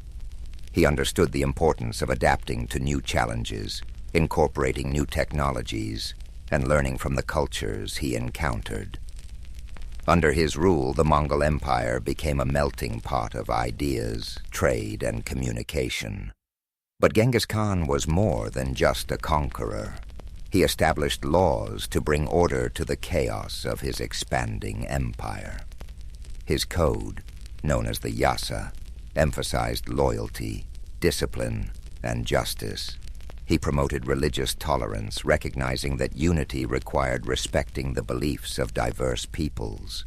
He created systems of communication, trade routes, and infrastructure that connected distant parts of his empire. The Silk Road, once a dangerous route, flourished under Mongol protection, facilitating the exchange of goods, ideas, and cultures. As you breathe in deeply, picture the vast Mongolian steppes under a night sky filled with stars. The grass sways gently in the breeze, and the world is quiet except for the soft sounds of horses and the distant crackle of campfires. Genghis Khan's legacy stretches across these plains, a reminder of a leader who dared to dream of unity, who faced the harshness of his world with an unbreakable spirit. His life was a journey of resilience, vision, and transformation. He turned adversity into strength, chaos into order, and disunity into a vast and enduring empire. Though his methods were fierce, his impact on the world was profound. The connections he forged between East and West reshaped history, leaving a legacy that endures to this day. As you sink deeper into relaxation, let the story of Genghis Khan remind you of the power of perseverance, the strength found in unity, and the importance of vision. His life, filled with challenges and triumphs, speaks to the boundless potential within each of us, the ability to overcome, to lead, and to create lasting change. As you drift even deeper into the calming embrace of sleep, let the echoes of Genghis Khan's journey gently guide your thoughts. His story, one of struggle, vision, and unrelenting determination, is a reminder of the strength that lies within every challenge we face and the boundless potential we possess to shape our own destinies. Picture the endless Mongolian steppes beneath a vast night sky, where the stars shine like scattered diamonds, illuminating the dark plains below. The wind moves softly, whispering tales of ancient conquests and unification, carrying with it the faint scent of grasslands and distant fires. This is the world where Genghis Khan forged his legacy, a world where survival was harsh, but the spirit of resilience was even stronger. As his empire expanded, so too did his influence. His conquests stretched from the mountains of China to the deserts of Persia, from the plains of Russia to the cities of the Middle East. But beyond the battles and the victories, Genghis Khan's mind remained focused on a singular goal: creating a world where his people could thrive. He was not driven purely by conquest, but by the desire to establish order where there was once chaos, to bring unity to lands divided by endless feuds. The Mongol Empire, under his leadership, was not just vast, but interconnected. Trade routes flourished under his protection, allowing merchants, scholars, and travelers to move more freely than ever before. This period of stability and security, often referred to as the Pax Mongolica, allowed ideas, cultures, and innovations to flow across continents. Paper, gunpowder, and art traveled from east to west, while philosophies, religions, and scientific discoveries spread in return. Imagine the caravans moving slowly across the Silk Road, their lanterns glowing softly in the dark, their footsteps measured and steady, the gentle clinking of goods, the murmur of languages blending together. This was a world where once isolated cultures began to connect, creating a tapestry of shared human experience. Genghis Khan's vision of an interconnected world laid the foundation for this exchange, bridging the gaps between civilizations and opening pathways that had once seemed impossible. As you breathe in slowly, picture the vast expanse of his empire, the lands stretching beyond sight. Mountains rise in the distance, rivers carve paths through fertile valleys, and open plains roll endlessly toward the horizon. Each part of this landscape, once divided, is now united under a common rule, a testament to the power of a shared purpose. Genghis Khan's dream of unity has become a reality, one shaped by his unwavering will and strategic brilliance. But even as his empire grew, Genghis Khan remained tied to the simplicities of his roots. He lived a life close to the earth, surrounded by the people who had followed him from the very beginning. He never allowed himself to be consumed by luxury or excess. His strength lay in his ability to understand both the warrior's path and the leader's burden, to balance the ferocity of conquest with the wisdom of governance. As the years passed, Genghis Khan continued to guide his people, his vision extending beyond his own lifetime. He established systems of law and order, ensuring that justice and discipline held his empire together. His code, the Yasa, provided structure and fairness, holding even the highest-ranking leaders accountable. This commitment to order and loyalty became the backbone of the Mongol Empire, a legacy that would endure long after his death. In 1227, Genghis Khan's journey came to an end. He passed away during a military campaign. His body returned to the land he had known since childhood. His burial place remains a mystery somewhere in the vast steppes, a secret held tightly by those who revered him.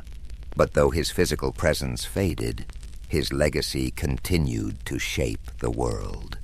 His descendants carried his vision forward, expanding the empire and cementing his place in history. As you breathe deeply, feel the quiet power of Genghis Khan's story resonating within you. His life teaches us that even in the face of unimaginable challenges, a determined spirit can overcome, a clear vision can unify, and resilience can shape the course of history. He transformed his hardships into strength, his struggles into purpose, and his dreams into reality. Imagine the steppes once more, now calm under the vast night sky. The stars continue their silent watch. The wind carries a sense of timelessness, and the land stretches out in quiet peace. The world rests, much like you do now, embracing the stillness that follows the storm, the calm that comes after a journey well-traveled. Allow yourself to let go completely, to surrender to this peaceful stillness. The story of Genghis Khan has taken you across endless plains, through battles, struggles, and victories. Now you rest, knowing that strength, resilience, and vision lie within you, just as they did within him. The journey of discovery, growth, and purpose is yours to continue when you awaken. As you sink deeper into the embrace of sleep, let the echoes of Genghis Khan's legacy ripple through your mind like a soft, steady current. His journey was vast, stretching across endless plains and through the annals of history. Yet his life was also a reflection of universal truths: strength in adversity, vision beyond boundaries, and the enduring power of unity. Imagine the stillness of the steppes at dawn, the first light of day casting a golden hue across the endless grasslands. The world holds its breath in quiet anticipation, a moment suspended between night and day. This is the same land that shaped Temujin, the boy who became Genghis Khan. The cold winds, the hardships, the endless horizons, all these elements forged his spirit, teaching him to endure, to adapt, and to lead. As you breathe deeply, let that same sense of quiet resilience settle within you. Just as the steppes stretched beyond sight, so too do the possibilities within your own life. The journey of Genghis Khan reminds us that no matter how vast the challenges before us, the human spirit is capable of incredible endurance and transformation. In your mind's eye, picture the endless caravans that traveled the Silk Road under the protection of the Mongol Empire. Merchants from distant lands moved steadily along ancient routes, their carts loaded with silks, spices, and knowledge. The world is connected in ways it had never been before, ideas flowing freely across continents. These connections, once fragile and uncertain, now weave a tapestry of shared human experience. Genghis Khan's vision brought people together, creating pathways where there had once been barriers. His legacy lives not just in the conquests, but in the bridges he built between cultures, the systems of order he established, and the idea that unity, even amidst diversity, is possible. Now, let your thoughts drift further into the stillness of night. The campfires have burned down to embers, their soft glow casting faint light across the faces of warriors, nomads, and travelers. The air is filled with the faint scent of smoke and the quiet murmur of people at rest. This moment of peace, hard-earned and cherished, reflects the balance that Genghis Khan sought, a world where strength and stability allowed for moments of tranquility. Feel the calm spread through your body, each breath drawing you deeper into a space of comfort and safety. The struggles of the day fall away like grains of sand carried by the wind. You are part of a larger story, one where each challenge you face shapes you, where every moment of resilience adds to your strength. Like the great Khan, you possess the power to endure, to dream, and to create a legacy of your own. Imagine now the vast plains stretching out beneath a sky filled with stars. The universe seems infinite, yet there is a profound sense of peace in knowing that you are a part of this grand expanse. The wind whispers gently, carrying with it the stories of the past, the hopes of the present, and the dreams of the future. You're connected to this timeless flow, your spirit at ease, your heart steady. As your mind drifts further into sleep, let the essence of Genghis Khan's story remain with you. His life, shaped by hardship and triumph, reminds us that within every challenge lies an opportunity for growth. His journey, from a boy abandoned on the steppes to a ruler who united vast lands, is a testament to the power of determination and vision. You too carry that same potential within you, the ability to overcome, to rise, and to transform. The world outside grows softer now, the edges of reality blurring as you surrender to rest. Your breath is slow, steady, and calm. Each inhale fills you with a sense of possibility. Each exhale releases any tension you've been holding. The night wraps around you like a warm cloak, protecting and soothing you as you drift further into peaceful sleep. As you drift even deeper into the embrace of sleep, the vast plains of history stretch endlessly before you, serene and timeless. The gentle rhythm of your breath mirrors the calm, steady winds of the Mongolian steppes, whispering stories of courage, resilience, and transformation. The journey of Genghis Khan lingers softly in your mind, a reminder that every challenge faced, every hardship overcome, shapes the path towards something great. In this peaceful expanse, the world feels limitless. The night sky, filled with an infinite sea of stars, reflects the boundless potential within you. Each star glimmers with a quiet brilliance, a beacon of possibility, hope, and the dreams that lie waiting beyond the horizon.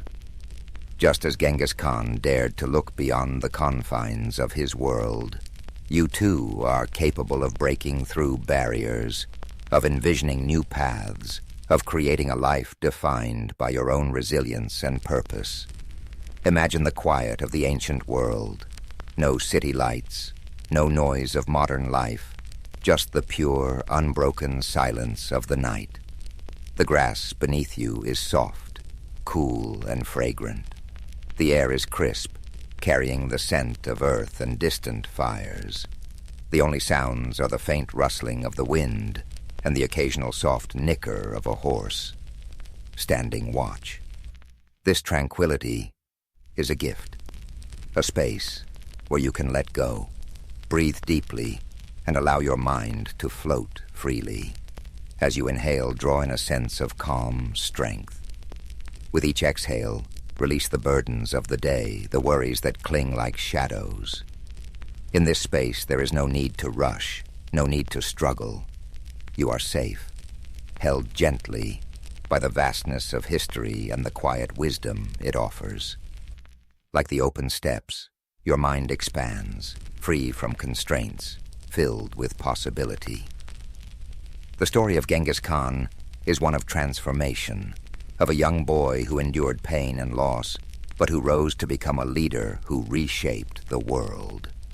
His journey reminds us that strength is born in moments of adversity, that the spirit is forged in the fires of challenge. His vision was clear, his resolve unbreakable, and within you too lies that same seed of potential, that same capacity for growth, for vision, for resilience. Picture the endless plains bathed in the soft glow of dawn. The first rays of sunlight touch the horizon, casting a warm golden light over the land. The sky shifts from deep indigo to gentle hues of pink and orange. The world awakens slowly, peacefully, as the night gives way to a new day. This transition from darkness to light is a symbol of hope, a reminder that no matter how long the night may seem, the dawn always comes. Let this thought settle gently in your mind. Just as the night must yield to the morning, every struggle you face, every challenge you endure, holds the promise of renewal, of new beginnings, of possibilities yet to be realized. The journey of life, like the journey of Genghis Khan, is one of cycles, of hardship and triumph, of darkness and light, of endings and new beginnings. Feel your body relax even further, each muscle letting go, your mind sinking deeper into the comfort of sleep. The weight of the world lifts away, leaving you light, free, and at peace. The winds of the steppes, the vast horizons, and the quiet strength of history envelop you in a cocoon of serenity. In this state of deep relaxation, know that you are part of something timeless. The struggles, the victories, the dreams of those who came before you live on, whispering their wisdom and encouragement. You're connected to this greater tapestry of humanity, a thread woven through the fabric of time, resilient and unbroken. The American Civil War didn't happen overnight. It was the result of tensions that had been building for decades, tensions rooted in profound differences between the North and South. At the heart of it all was the issue of slavery. In the South, slavery wasn't just an institution, it was their economy. Cotton fields stretched as far as the eye could see, and the labor of enslaved people made the South incredibly wealthy. But it came at an unbearable cost. The humanity of millions denied, their voices silenced. In the North, things were changing. The Industrial Revolution was taking hold, and with it came growing calls to abolish slavery. People were starting to speak out more, questioning how a nation built on the idea of liberty could allow such a system to exist. This wasn't just a difference of opinion, it was a clash of values, one that only grew louder as time went on. Then there was the question of states' rights. Southern leaders believed they had the right to govern themselves without interference, especially when it came to slavery. They feared that the federal government, growing stronger by the year, would strip them of their autonomy. On the other side, many in the North believed that a united country required a strong central government, one that could uphold the principles of freedom and equality. The country tried to hold itself together through compromise. The Missouri Compromise, the Compromise of 1850. These were like bandages on a wound that just wouldn't heal. Each new agreement seemed to deepen the mistrust between the North and South. By the 1850s, things were nearing a breaking point. Laws like the Fugitive Slave Act demanded that even people in free states help capture runaway slaves, and that outraged abolitionists. Books like Harriet Beecher Stowe's Uncle Tom's Cabin brought the horrors of slavery to light, stirring emotions on both sides. Then came politics. The Republican Party was formed with a platform that directly opposed the expansion of slavery. When Abraham Lincoln was elected president in 1860, it was the final straw for the South. His victory wasn't just a political loss. It felt like a direct threat to their way of life. Southern states began to secede from the Union, forming the Confederate States of America. And just like that, the country reached its breaking point. The differences that had been simmering for so long finally boiled over, leading to a conflict that would redefine what it meant to be an American. As you think about these divisions, take a deep breath. Picture the people living through this time. The fear, the hope, the uncertainty. Let the weight of their struggles soften as you relax, knowing that history is full of lessons about resilience, progress, and the power of moving forward. By the spring of 1861, the tensions that had been tearing the nation apart finally reached a boiling point. In Charleston, South Carolina, a small Union garrison stationed at Fort Sumter found itself surrounded by Confederate forces. The fort had become a symbol of defiance for the Union and a test of legitimacy for the Confederacy. Both sides knew that what happened there could set the tone for what was to come. After weeks of a tense standoff, Confederate forces under the command of General P.G.T. Beauregard demanded that the Union troops surrender the fort. When Major Robert Anderson, the Union commander, refused, the Confederate forces opened fire on April 12, 1861. For 34 hours, the cannons roared, lighting up the harbor with fiery streaks and deafening booms. The soldiers inside Fort Sumter endured the bombardment as best they could, but with no reinforcements and supplies dwindling, Major Anderson had no choice but to surrender. The fall of Fort Sumter was more than just the opening act of the Civil War. It was a spark that ignited the passions of both the North and South. News of the attack spread like wildfire, stirring anger and determination on both sides. In the North, President Abraham Lincoln issued a call for 75,000 volunteers to suppress the rebellion. The response was overwhelming, with men from towns and cities across the Union stepping forward, ready to fight for the preservation of the nation. In the South, the bombardment of Fort Sumter was seen as a declaration of independence. More states, including Virginia, North Carolina, Tennessee, and Arkansas, joined the Confederacy. The divide was now complete, the lines drawn between two very different visions of America. The early days of the war were marked by a sense of optimism on both sides. Many believed the conflict would be brief, with one decisive battle bringing it to an end. Young men marched off to war with confidence, their families cheering them on with flags and songs. But beneath the surface, the reality of what was to come was far graver than anyone could imagine. As you think about the beginnings of this war, allow your mind to soften its grip on the tension. Picture the soldiers standing on the shores of Charleston Harbor, their breaths visible in the cool dawn air, their thoughts uncertain but resolute.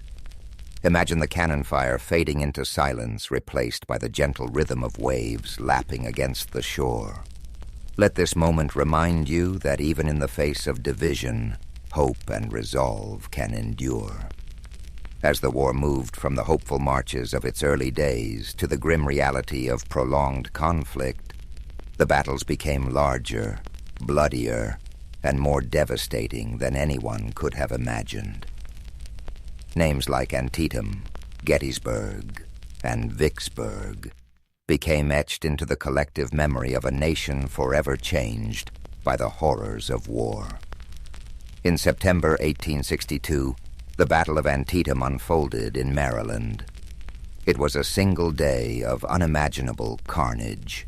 Soldiers clashed in cornfields and along winding roads, with cannon fire and musket shots tearing through the air. By the end of the day, more than 22,000 men were dead, wounded, or missing.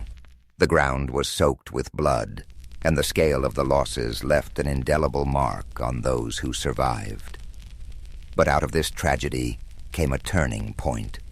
President Lincoln used the Union's strategic victory at Antietam to announce the Emancipation Proclamation, redefining the war as a fight not just to preserve the Union, but to end slavery. Then came Gettysburg, the battle often seen as the turning point of the war. For 3 days in July 1863, Union and Confederate forces clashed in the rolling hills and fields of Pennsylvania. The stakes were enormous, and the fighting relentless. On the third day, Confederate General Robert E. Lee ordered a bold assault, known as Pickett's Charge. Thousands of Confederate soldiers marched across an open field under withering Union fire. The charge failed, leaving the Confederate Army battered and retreating. Gettysburg marked the beginning of the end for the Confederacy, but the cost was staggering. More than 50,000 casualties in just 3 days. Further south, the Union Army achieved another critical victory at Vicksburg, Mississippi, securing control of the Mississippi River. The campaign was grueling, with soldiers enduring sweltering heat, constant skirmishes, and the hardships of siege warfare. When Vicksburg fell on July 4th, 1863, the Confederacy was effectively split in two, a devastating blow to their cause. These battles revealed the full weight of the Civil War, not just in numbers, but in the profound human cost. Families mourned the loss of fathers, brothers, and sons. Soldiers bore the scars of battle, both physical and emotional. The countryside was littered with the remnants of war, broken cannons, torn flags, and fields that once grew crops now filled with unmarked graves. As you reflect on these moments, let your thoughts rest lightly on the courage of those who lived through these battles. Picture the quiet after the storm, the fields growing still, the sun setting over the hills, and the long shadows stretching across the land. Let this image of stillness and resilience bring a sense of calm to your own thoughts, reminding you that even in the darkest times, there is always a path to healing. While the Civil War raged on the battlefields, the lives of those who remained at home were transformed in ways that were just as profound. Families were torn apart, communities reshaped, and everyday life became a constant balancing act between hope and hardship. In the North, industry boomed as factories shifted their focus to produce weapons, uniforms, and supplies for the Union Army.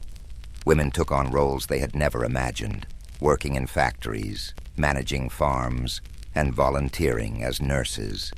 Clara Barton, who would later found the American Red Cross, became a symbol of this era, tirelessly caring for wounded soldiers and earning the nickname the Angel of the Battlefield.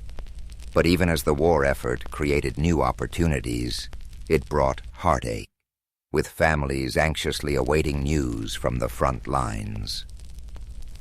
In the South, the war brought devastation. Cities like Atlanta and Richmond were transformed into hubs of Confederate military activity, but as Union forces advanced, they left a trail of destruction in their wake. Fields that once grew cotton and tobacco now stood fallow or burned. With so many men away fighting, women and children were left to manage farms, often without the resources they needed. Food shortages became common, and Confederate currency quickly lost its value, plunging families into poverty. Both sides experienced the emotional toll of war. Letters became lifelines, offering glimpses of love, worry, and resilience. Soldiers wrote about the hardships they faced, while their families wrote back with words of encouragement and longing. These letters carried the weight of entire relationships, connecting lives separated by hundreds of miles. In addition to the physical and emotional struggles, the war also brought questions of identity and purpose.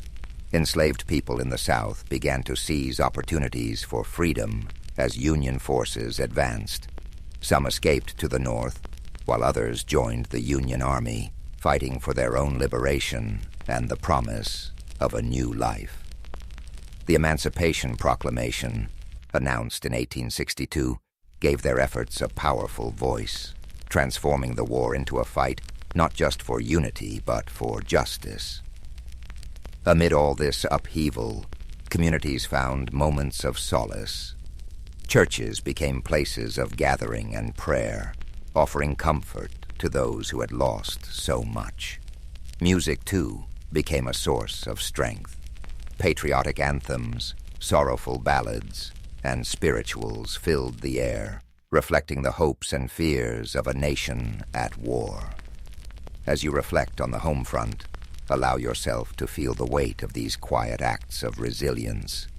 Picture a mother sewing by candlelight, her stitches steady even as her heart aches with worry, or a soldier reading a letter from home, finding strength in the words of love and hope.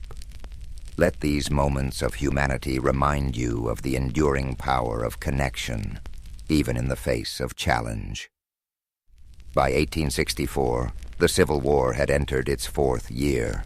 The hope for a quick resolution had long faded, replaced by the grim reality of a war that seemed to have no end. But momentum was beginning to shift. The Union, under new and determined leadership, launched a series of campaigns that would bring the war to a close, though not without immense sacrifice. General Ulysses S. Grant had risen to command the Union forces, bringing with him a relentless strategy of total war. Unlike his predecessors, Grant was willing to engage the Confederate armies directly, knowing that the Union's superior numbers and resources could eventually wear them down. His overland campaign in Virginia was brutal, with battles like the Wilderness and Cold Harbor leaving tens of thousands dead. Yet Grant pressed on, earning the nickname Unconditional Surrender for his unwavering resolve. In the Deep South, General William Tecumseh Sherman carried out his infamous March to the Sea, cutting a path of destruction from Atlanta to Savannah. Sherman's goal was to break the South's will to fight by targeting not just its armies, but its infrastructure and resources. Railroads were torn up, factories dismantled, and crops burned. The devastation was immense, but it succeeded in crippling the Confederacy's ability to sustain the war. As Union forces closed in, Confederate morale began to crumble. Desertions increased, supplies dwindled, and the reality of defeat loomed. In April 1865, General Robert E. Lee's Army of Northern Virginia, the backbone of the Confederate forces, found itself surrounded near the village of Appomattox Courthouse. With no hope of escape, Lee met with Grant to negotiate surrender. Their meeting on April 9, 1865, marked the end of the war's major fighting. The terms Grant offered were generous, allowing Confederate soldiers to return home with their horses and personal belongings. His intention was to heal the nation rather than humiliate its defeated half. It was a moment of quiet dignity, the beginning of a long and difficult process of reconciliation. Yet even as the war ended, its cost was staggering. More than 600,000 lives had been lost, and much of the South lay in ruins. President Abraham Lincoln, who had guided the Union through its darkest hours, would not live to see the fruits of his efforts. Just days after Lee's surrender, Lincoln was assassinated by John Wilkes Booth, a Confederate sympathizer, plunging the nation into mourning. The war had answered two critical questions. The Union would endure, and slavery would not. But it left behind deep scars, both physical and emotional, that would take generations to heal. The Reconstruction era that followed was fraught with challenges, as the nation struggled to rebuild and redefine itself. As you reflect on the end of this monumental conflict, let the weight of its lessons rest gently in your thoughts.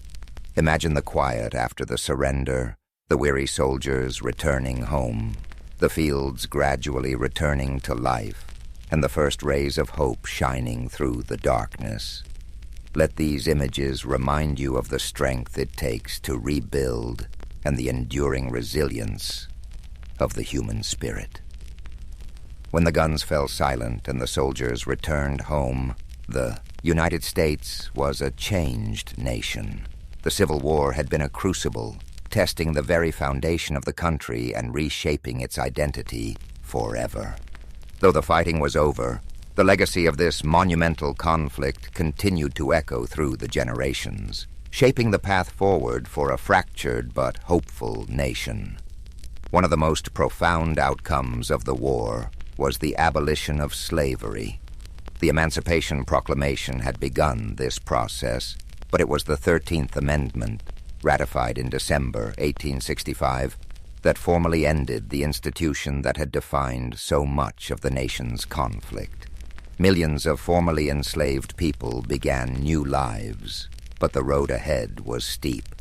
The promises of freedom were met with resistance, and the Reconstruction era revealed just how deep the divisions still ran. The war also redefined the relationship between the states and the federal government. No longer would the question of secession hang over the Union. The victory of the North solidified the idea that the United States was not just a collection of states, but a single, indivisible nation. It was a hard-fought truth, one that cost countless lives, but ultimately preserved the Union. Yet the scars of war were everywhere. The South faced immense physical and economic devastation. Cities had been reduced to rubble, and entire communities were struggling to rebuild. The loss of so many men left families broken and towns forever changed. Even in the North, where victory was celebrated, the weight of the sacrifices made was impossible to ignore. For the soldiers who fought, the war left an indelible mark. Some returned home to rebuild their lives, carrying memories of camaraderie and courage. Others bore wounds, both seen and unseen, that would shape the rest of their days. Memorials began to rise in towns across the country, honoring the fallen and reminding future generations of the cost of conflict. The Civil War also left a legacy of storytelling. Veterans shared their experiences.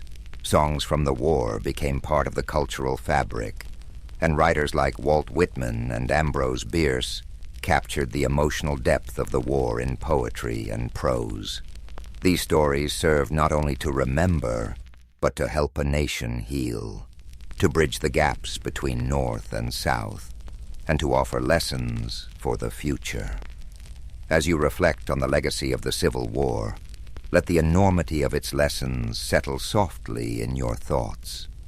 Imagine the strength of a people rebuilding from such a devastating chapter, the resilience to start anew, the courage to face an uncertain future, and the hope that guided them toward a brighter horizon. Let these reflections fill you with a quiet sense of gratitude and peace. Over 2,000 years ago, in 469 BCE, Socrates was born in Athens, Greece. Athens was a city at the heart of the ancient world, a center of art, culture, and intellectual thought. Socrates' early life, however, was modest. His father, Sophroniscus, was a stonemason, and his mother, Phaenarete, was a midwife. From these humble beginnings, Socrates would grow to become one of the most profound thinkers in human history. As a young man, Socrates likely followed in his father's footsteps as a stonemason, learning the craft of shaping stone and building structures. Yet even then, his curiosity about the world and human nature set him apart. Socrates was not drawn to wealth or power. Instead, he found fulfillment in observing life, questioning beliefs, and seeking wisdom. Unlike many of his contemporaries, Socrates did not write books or leave behind written records of his teachings. Instead, we know about his life and philosophy through the writings of his students, particularly Plato. Through these accounts, we gain insight into Socrates' unique method of teaching and his relentless pursuit of truth. Socrates' approach to philosophy was deeply rooted in dialogue and inquiry. He believed that wisdom began with recognizing one's own ignorance. To him, admitting that we do not know everything opened the door to learning and growth.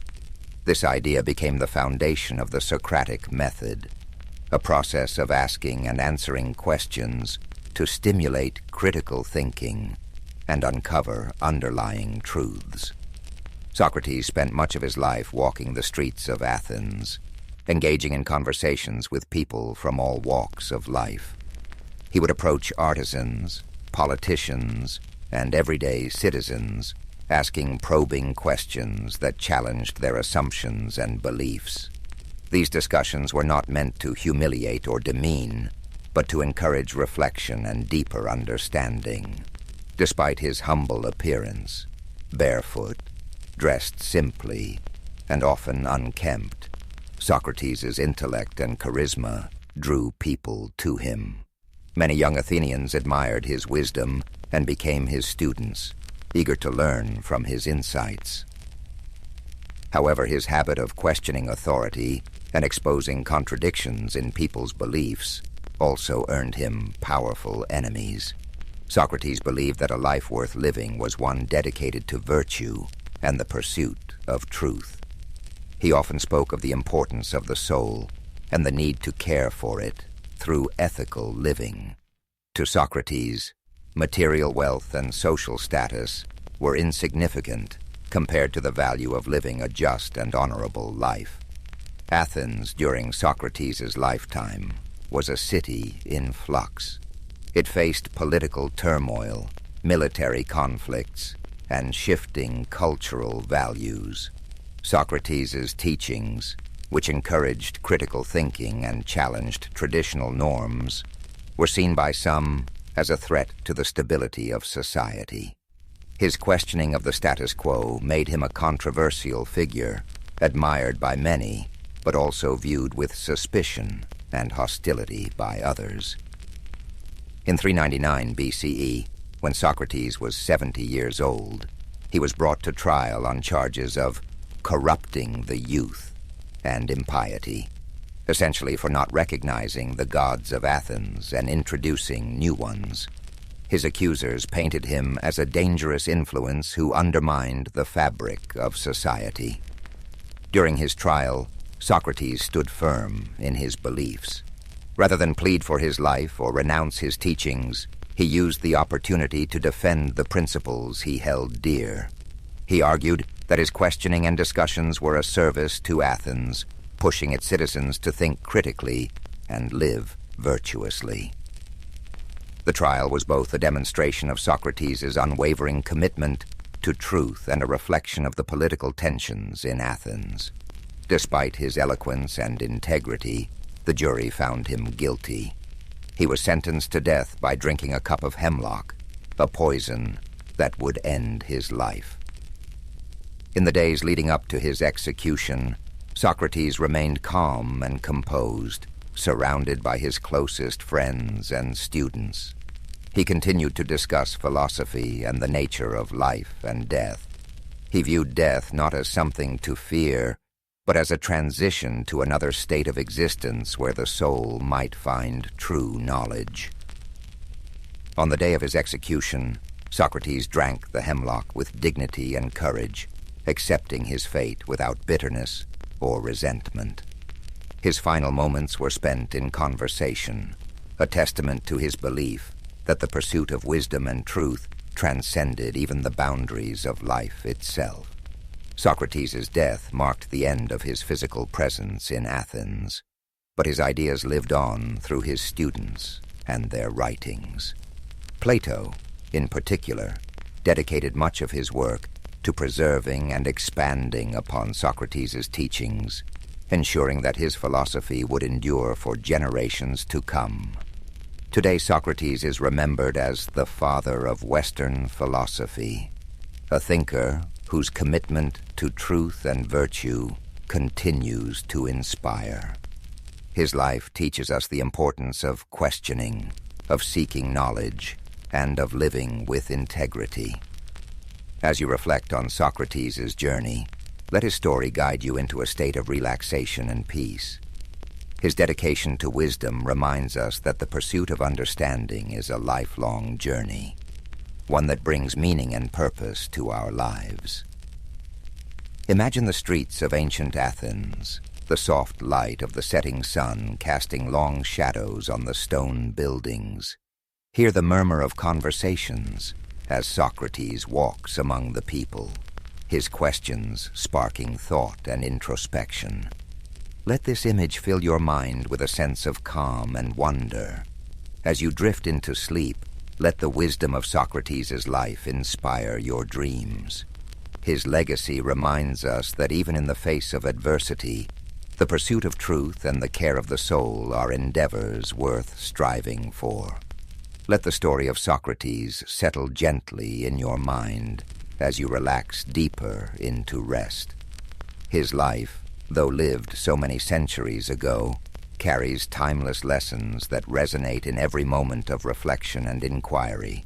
Socrates reminds us that the simplest questions can lead to the most profound discoveries, and that truth, even when difficult, is worth pursuing.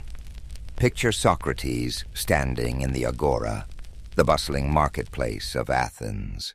The air hums with activity, merchants calling out their wares, philosophers debating ideas, and citizens discussing the affairs of the city. Amid this lively scene, Socrates stands calmly, engaging those around him with his thoughtful questions. His unassuming presence and sharp intellect captivate those who stop to listen, drawing them into conversations that challenge their deepest beliefs.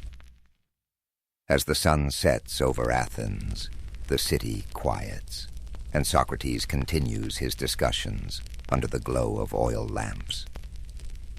The stars above twinkle faintly, a reminder of the vast universe beyond. As his voice carries the gentle rhythm of inquiry and understanding, Socrates believed that philosophy was not just an intellectual pursuit, but a way of life, a commitment to questioning, learning, and living with integrity. Imagine his students gathered around him, their faces illuminated by the soft light as they listen intently. Among them are young minds who would carry his teachings forward, shaping the future of philosophy and ensuring that his legacy would endure. The scene is serene, filled with the quiet joy of shared knowledge and the timeless beauty of human connection. Socrates' belief in the power of dialogue teaches us the importance of listening as well as questioning. In a world often filled with noise and haste, his approach encourages us to slow down, to reflect, and to seek clarity in our thoughts and interactions. His humility, his willingness to admit his own ignorance, and his tireless pursuit of understanding are qualities that inspire us to approach life with openness and curiosity. Now, as you drift closer to sleep, picture Socrates walking along the quiet shores of ancient Greece. The waves gently lapping at the sand, the moon casts a silver light over the sea, and the cool breeze carries the scent of salt and earth. Socrates walks slowly, his thoughts as calm and steady as the rhythm of the waves. In this peaceful moment, his dedication to truth and wisdom feels as vast and eternal as the ocean itself. Feel the serenity of this image envelop you as you rest. Socrates' life reminds us that even in moments of uncertainty, the search for meaning and understanding brings us closer to the essence of who we are. His courage to stand by his principles, even in the face of great adversity, is a gentle reminder to live with integrity and purpose. As you relax further, Imagine the soft sound of sandals on stone as Socrates ascends the steps of a temple.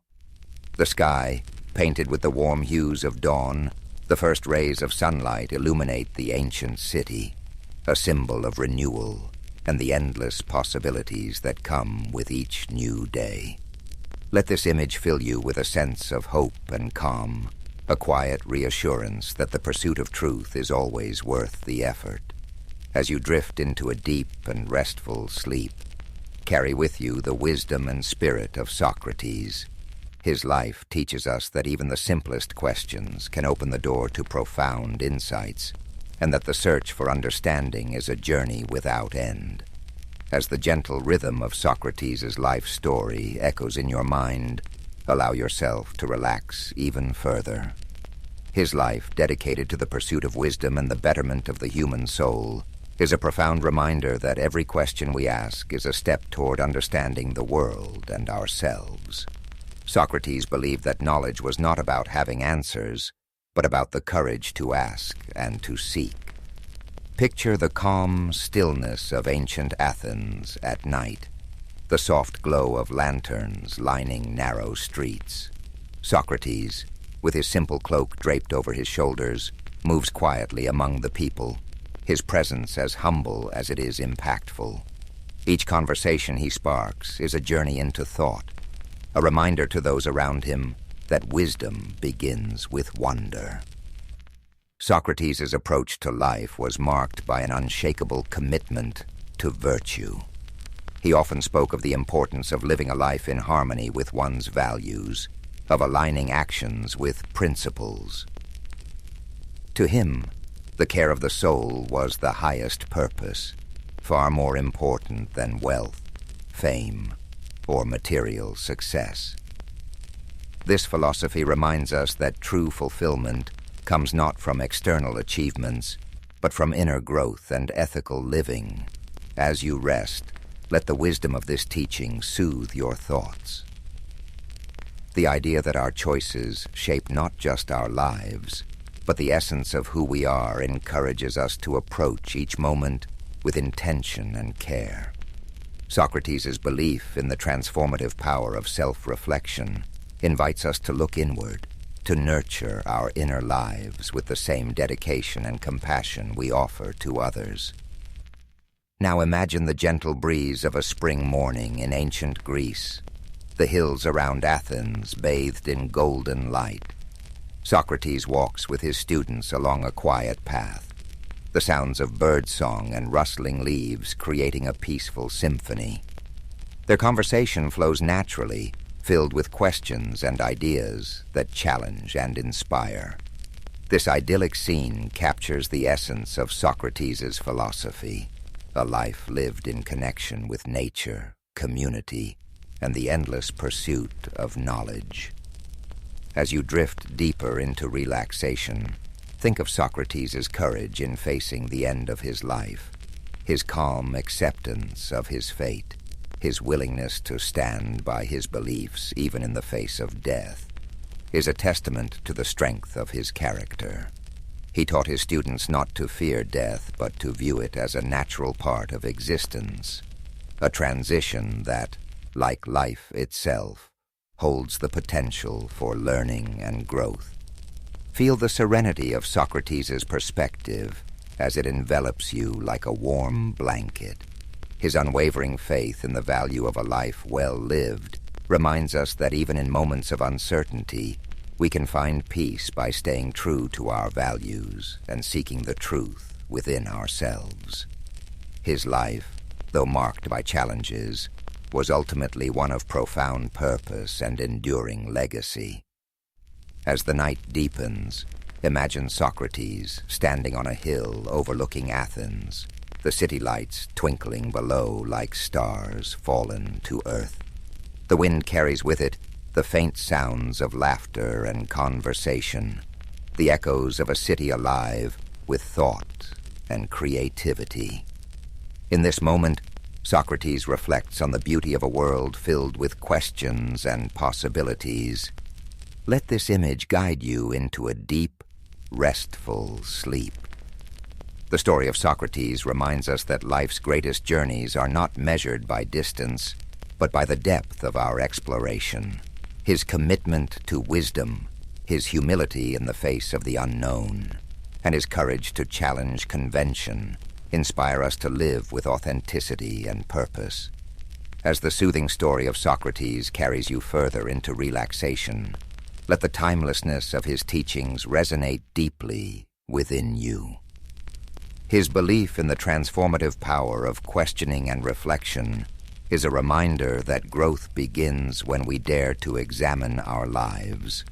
Socrates once said, "The unexamined life is not worth living," a sentiment that invites us to seek meaning and purpose in even the smallest moments. Picture the serene landscape of ancient Athens at dawn. The first light of the sun spills over the Acropolis, painting the marble temples in soft hues of pink and gold. Socrates stands with his students in the quiet morning air, his voice calm and steady as he shares his thoughts. The city begins to wake, its streets gradually filling with life. But in this tranquil moment, the exchange of ideas feels timeless, as if the wisdom being shared is as eternal as the sun's light. Socrates' method of teaching was not about providing answers, but about encouraging others to think for themselves. He believed that through dialogue, one could uncover deeper truths and challenge assumptions. His way of guiding others with questions was both gentle and profound, a reminder that sometimes the best teachers are those who help us find our own way. As you let these thoughts settle, imagine the peaceful simplicity of Socrates' life. Despite living in a city known for its grandeur, Socrates valued humility and lived with few possessions. He found joy not in material wealth, but in the richness of thought and the connections he forged with others.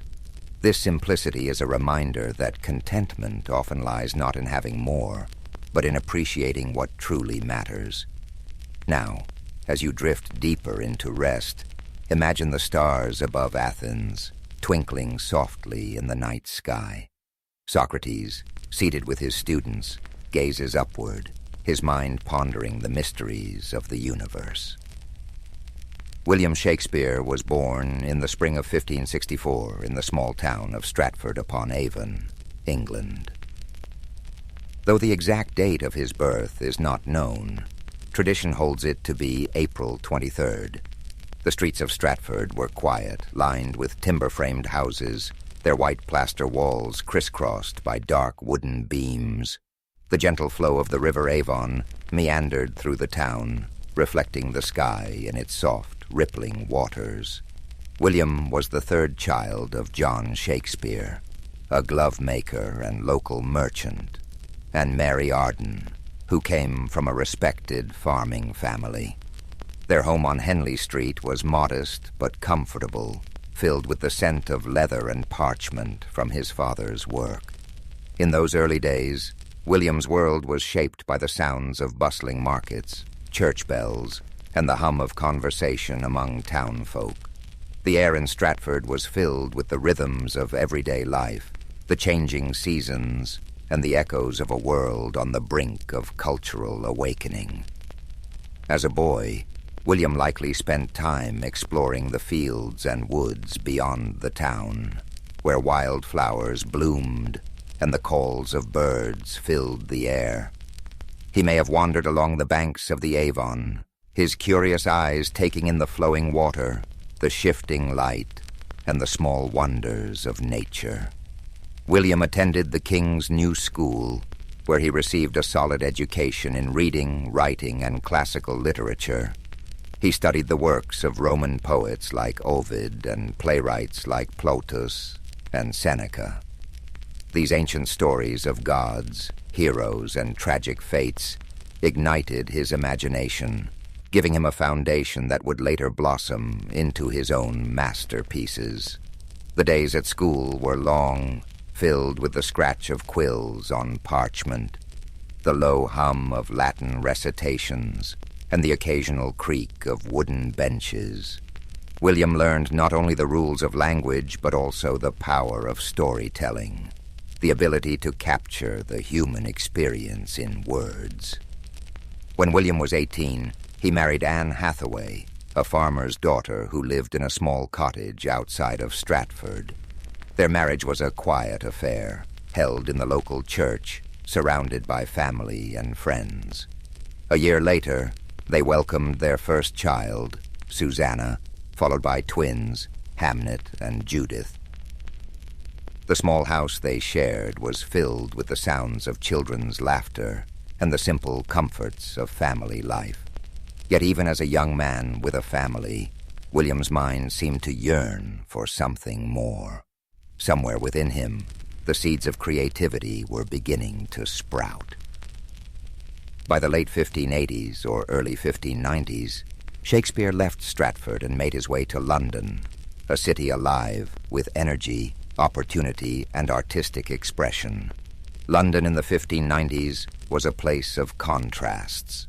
Cobblestone streets filled with carriages, merchants selling their wares, and the hustle and bustle of a growing metropolis. It was a city where theaters were becoming centers of cultural life, drawing people from all walks of society.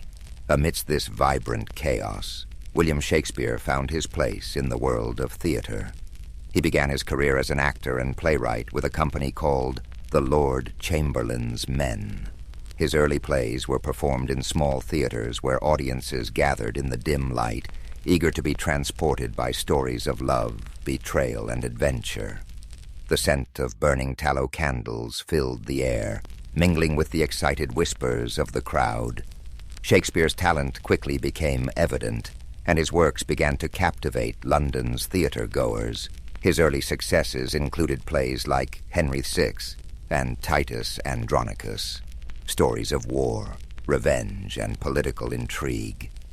Each line he wrote seemed to pulse with life, filled with the richness of human emotion and the beauty of language.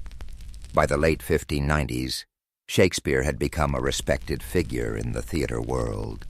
He purchased shares in the newly built Globe Theater, a wooden structure that would become the heart of his creative endeavors.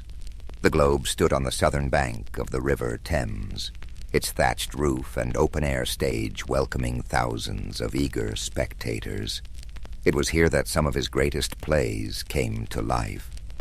Romeo and Juliet, A Midsummer Night's Dream, and The Merchant of Venice. These stories of young love, magical realms, and complex human relationships resonated with audiences who laughed, wept, and marveled at the tales unfolding before them. As his reputation grew, so did the depth of his work. In the early 1600s, Shakespeare wrote some of his most profound and powerful tragedies: Hamlet, Othello, King Lear, and Macbeth. These plays explored the darker corners of the human soul, delving into themes of ambition, jealousy, madness, and fate. Imagine the dimly lit stage, the flicker of candlelight, the hushed anticipation of the crowd as the curtain rose. The words of Shakespeare filled the air, weaving a tapestry of emotion, drama, and insight that would echo through the centuries. Even as he found success in London, Shakespeare never lost his connection to Stratford-upon-Avon. He returned frequently to his hometown, where he purchased New Place, one of the largest houses in the town. It was a place of peace and reflection, a retreat from the bustling world of the theater. As he entered the later years of his life, his writing took on a gentler tone. Plays like The Tempest and The Winter's Tale spoke of forgiveness, redemption, and the passage of time. These final works reflected a man who had seen much of life's beauty and sorrow, and who sought peace and understanding. On April 23, 1616, at the age of 52, William Shakespeare passed away in his hometown of Stratford-upon-Avon. His life had been a journey of words, stories, and imagination. a journey that left an indelible mark on the world. He was buried in the chancel of Holy Trinity Church, where his gravestone still rests today. As you breathe deeply now, let the story of William Shakespeare settle gently into your mind. His legacy lives on in every play, every sonnet, and every line that continues to inspire generations. His words remind us of the beauty of language, the complexity of the human experience, and the power of storytelling. William Shakespeare's life was one of continuous growth, creativity, and exploration. Even though he left the world far too early, at the age of 52, his legacy continued to flourish long after his death. His works were not confined to his own time. They transcended generations, cultures, and continents, shaping the world of literature, theater, and language in ways no one could have predicted. In the years following his passing, Shakespeare's fellow actors and friends, John Heminges and Henry Condell, took on the task of preserving his work. They compiled and published the first folio in 1623, a collection that ensured his plays would be remembered and performed for centuries to come. This remarkable volume contained 36 of his plays, including comedies, histories, and tragedies, preserving works that may otherwise have been lost. Without the dedication of these friends, some of Shakespeare's most beloved works, such as Macbeth and The Tempest, might never have reached us. Thanks to this labor of love, his stories endured, spreading far beyond the theaters of London to inspire future generations of readers, actors, and writers. Shakespeare's influence on the English language is unparalleled. He coined or popularized thousands of words and phrases, many of which are still in use today. Expressions like break the ice, wild goose chase, and heart of gold can all be traced back to his plays. His ability to capture human emotion and experience in words gave the language a richness and expressiveness that endures. His works reflected the human condition in all its complexity, the joys, the sorrows, the triumphs, and the tragedies. Shakespeare's characters were not just figures on a stage, but living, breathing reflections of humanity. They spoke of love, ambition, betrayal, and redemption, with a clarity that resonated across time. Imagine Romeo and Juliet, young lovers torn apart by the feud of their families, speaking words that echo the passions and heartbreaks of every generation. Picture Hamlet, the introspective prince, grappling with questions of life, death, and morality. Think of King Lear, an old man facing the consequences of his pride and folly, or Macbeth, driven to ruin by ambition and fate. These stories were not just meant to entertain.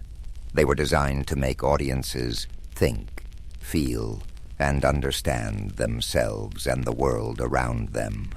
In Shakespeare's time, the theater was a place where the barriers of class and status melted away, where the common folk and the nobility could come together to share in the experience of a story. The Globe Theater, with its thatched roof and wooden beams, echoed with the laughter, tears, and applause of audiences who saw their lives reflected on stage. Shakespeare understood that stories had the power to unite people, to reveal truths, and to inspire change. In his quieter moments, Shakespeare returned to Stratford-upon-Avon, where he enjoyed the peace of his family home. Here, he could escape the noise of the city and the demands of the theater. He tended to his affairs, spent time with his family, and walked the familiar streets of his hometown. But even in retirement, the creative spark never truly left him.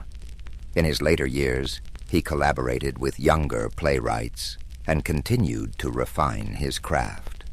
The serenity of Stratford offered him a chance to reflect on his life's work. to find peace in the knowledge that he had given the world something timeless and extraordinary.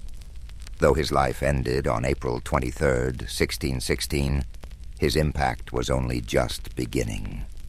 Over the centuries, Shakespeare's works were performed in countless theaters, translated into every major language, and adapted into countless forms. His stories found new life in operas, films, novels, and modern reinterpretations that brought his characters into new settings and contexts. Generations of actors, from humble players to celebrated stars, found their voices through Shakespeare's words. Directors reimagined his plays in endless ways, setting them in modern cities, distant futures, and war-torn landscapes. Each interpretation shed new light on his timeless themes. In schools and universities, students continued to explore his plays, discovering the brilliance and depth of his writing. His sonnets, with their delicate beauty and insight into the nature of love and time, continue to touch the hearts of readers across the globe. Shakespeare's legacy is not just in the pages of books or on the stages of theaters. It lives in the way we use language, the way we tell stories, and the way we understand ourselves. His genius lies in his ability to capture the full spectrum of human experience, from the lightest moments of comedy to the darkest depths of tragedy. As you lie here, feeling the weight of sleep gently pressing upon you, know that Shakespeare's story is one of inspiration, creativity, and boundless imagination. He reminds us that even the simplest beginnings can lead to extraordinary journeys, that the world is full of stories waiting to be told, and that words have the power to change hearts and minds. Allow his life story to guide you into a restful slumber, where dreams unfold like the scenes of a play, filled with wonder, beauty, and endless possibility. Let the words of the past wrap around you like a soft blanket, comforting and timeless. As we continue to reflect on the life and legacy of William Shakespeare, his story weaves a rich tapestry of creativity, resilience, and timeless brilliance. Though the world around him changed, his works remained steadfast, a beacon of human expression that endured across centuries. The years following his death saw a gradual rise in recognition, as scholars, actors, and audiences began to understand the profound impact of his words. In the decades after his passing, the first folio, published in 1623 by his friends and fellow actors, secured his place in history. This collection ensured that plays like Macbeth, The Tempest, Twelfth Night, and Julius Caesar would be preserved and shared with future generations. Each of these works held a mirror to society, reflecting the complexities of human nature, politics, and morality. As time went on, Shakespeare's works spread beyond the shores of England. Traveling troupes of actors performed his plays across Europe, carrying his stories to new audiences. By the 18th century, his influence had reached the far corners of the world, with translations bringing his words to new languages and cultures. The universality of his themes, love, ambition, betrayal, and redemption, resonated with people from all walks of life. His birthplace, Stratford-upon-Avon, slowly became a place of pilgrimage for lovers of literature and theater. Visitors walked the same cobblestone streets, passed by the same riverbanks, and stood in the same rooms where Shakespeare once lived. The small town grew into a symbol of creativity and artistic heritage, forever linked to the legacy of its most famous son. As the centuries progressed, Shakespeare's plays were studied in schools, performed in grand theaters, and adapted for new media.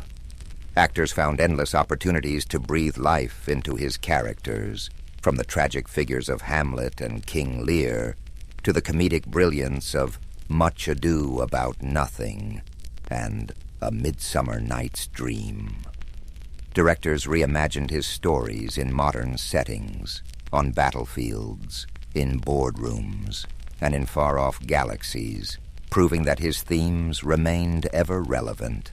His influence on the arts is immeasurable. Painters depicted scenes from his plays in rich, vibrant canvases. Composers like Felix Mendelssohn and Giuseppe Verdi turned his works into operas and orchestral pieces. Poets and writers drew inspiration from his words, finding new ways to explore the human experience. In the 19th century, Shakespearean festivals began to emerge, celebrating his works with performances, lectures, and readings. The Royal Shakespeare Company, founded in the 20th century, became a beacon for the continued performance and exploration of his plays. The dedication to his work ensured that his stories remained alive, evolving with each new interpretation and performance. Shakespeare's works also found a home in cinema, with directors like Laurence Olivier, Kenneth Branagh, and Baz Luhrmann, bringing his plays to the silver screen. Films adapted from his plays reached audiences around the world, introducing his characters and stories to new generations. The power of cinema allowed his words to take on new dimensions, with stunning visuals and powerful performances, amplifying their emotional depth. Even in the modern world, his influence persists. Expressions he penned over 400 years ago are part of everyday language. When someone speaks of wearing their heart on their sleeve, or describes a task as a wild goose chase, they are echoing Shakespeare's voice. His ability to capture the human condition ensured that his words would forever be woven into the fabric of our lives. As you lie comfortably, breathing gently, imagine the quiet streets of Stratford-upon-Avon, bathed in the soft glow of twilight. Picture the river Avon flowing peacefully, its surface shimmering with the last rays of the setting sun. The breeze carries the faint scent of blooming flowers, and the world slows to a tranquil hush. Let the image of a young William, with eyes full of wonder and curiosity, fill your mind. See him wandering the countryside, dreaming of the stories he would one day tell. His journey reminds us that creativity, passion, and perseverance can shape a legacy that outlives us all. Allow these thoughts to soothe you like the gentle turning of pages in an old book. The weight of history and the timeless beauty of Shakespeare's words settle around you, a comforting presence that whispers of endless possibilities. As sleep draws you deeper, know that you are connected to a rich lineage of dreamers, thinkers, and storytellers.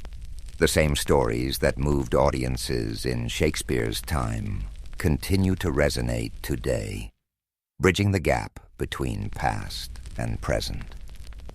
Thomas Alva Edison was born on February 11, 1847, in the small town of Milan, Ohio, in the United States.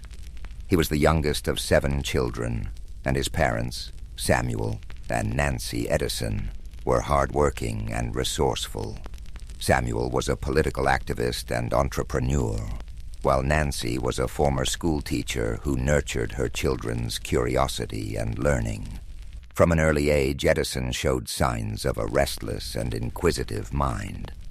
However, his education was far from conventional. He attended school for only a few months before his teacher labeled him as addled, a term used at the time to describe someone with a scattered or confused mind. This harsh judgment prompted his mother to take his education into her own hands. Nancy Edison believed in her son's potential and homeschooled him, instilling in him a love of reading and self-directed learning that would stay with him for life. Edison's childhood was marked by curiosity and experimentation. He set up a small laboratory in the family basement, where he conducted simple experiments and explored the wonders of chemistry. However, his thirst for knowledge extended beyond science. He devoured books on a wide range of topics, including history, philosophy, and mechanics. This eclectic education laid the foundation for the inventor he would become. At the age of 12, Edison took a job as a newsboy and candy seller on the Grand Trunk Railway. This job allowed him to earn money while observing the workings of the industrial world. He used part of his earnings to buy chemicals and equipment for his experiments. Edison even set up a small laboratory in the baggage car of the train, where he conducted experiments during downtime. His early ventures were not without mishaps. One experiment caused a fire, earning him a reprimand and forcing him to move his activities elsewhere. Edison's life took a significant turn when he became partially deaf, a condition that began in childhood and worsened over time. Although he later offered various explanations for his hearing loss, including a train conductor pulling him onto a moving train by his ears, the exact cause remains uncertain. Instead of viewing his deafness as a limitation, Edison considered it an advantage, allowing him to focus deeply on his work without distractions. As Edison grew older, his fascination with telegraphy opened new doors. He learned Morse code and became a skilled telegraph operator, taking on jobs across the Midwest. The telegraph was one of the most advanced technologies of the time, and working with it gave Edison valuable experience in electrical systems and communication. During this period, he began to develop his first inventions, including an automatic repeater that improved the efficiency of telegraph transmissions. In 1868, at the age of 21, Edison moved to Boston, a hub of innovation and industry. It was here that he created his first patented invention, an electric vote recorder designed to speed up the voting process in legislative bodies. Unfortunately, the device failed to gain traction, teaching Edison a valuable lesson about the importance of creating inventions that met practical needs. This setback did not deter him. Instead, it fueled his determination to succeed. Edison's career really took off in 1876 when he established his first research laboratory in Menlo Park, New Jersey. This facility became a center of creativity and innovation, earning Edison the nickname the Wizard of Menlo Park. Here he assembled a team of talented assistants who collaborated on a wide range of projects. Edison's approach to invention was systematic and collaborative, a stark contrast to the solitary inventor stereotype. One of Edison's most famous inventions emerged from this period, the phonograph. In 1877, he developed a device that could record and reproduce sound, a groundbreaking achievement that amazed the public. The phonograph earned Edison international acclaim and cemented his reputation as a leading innovator.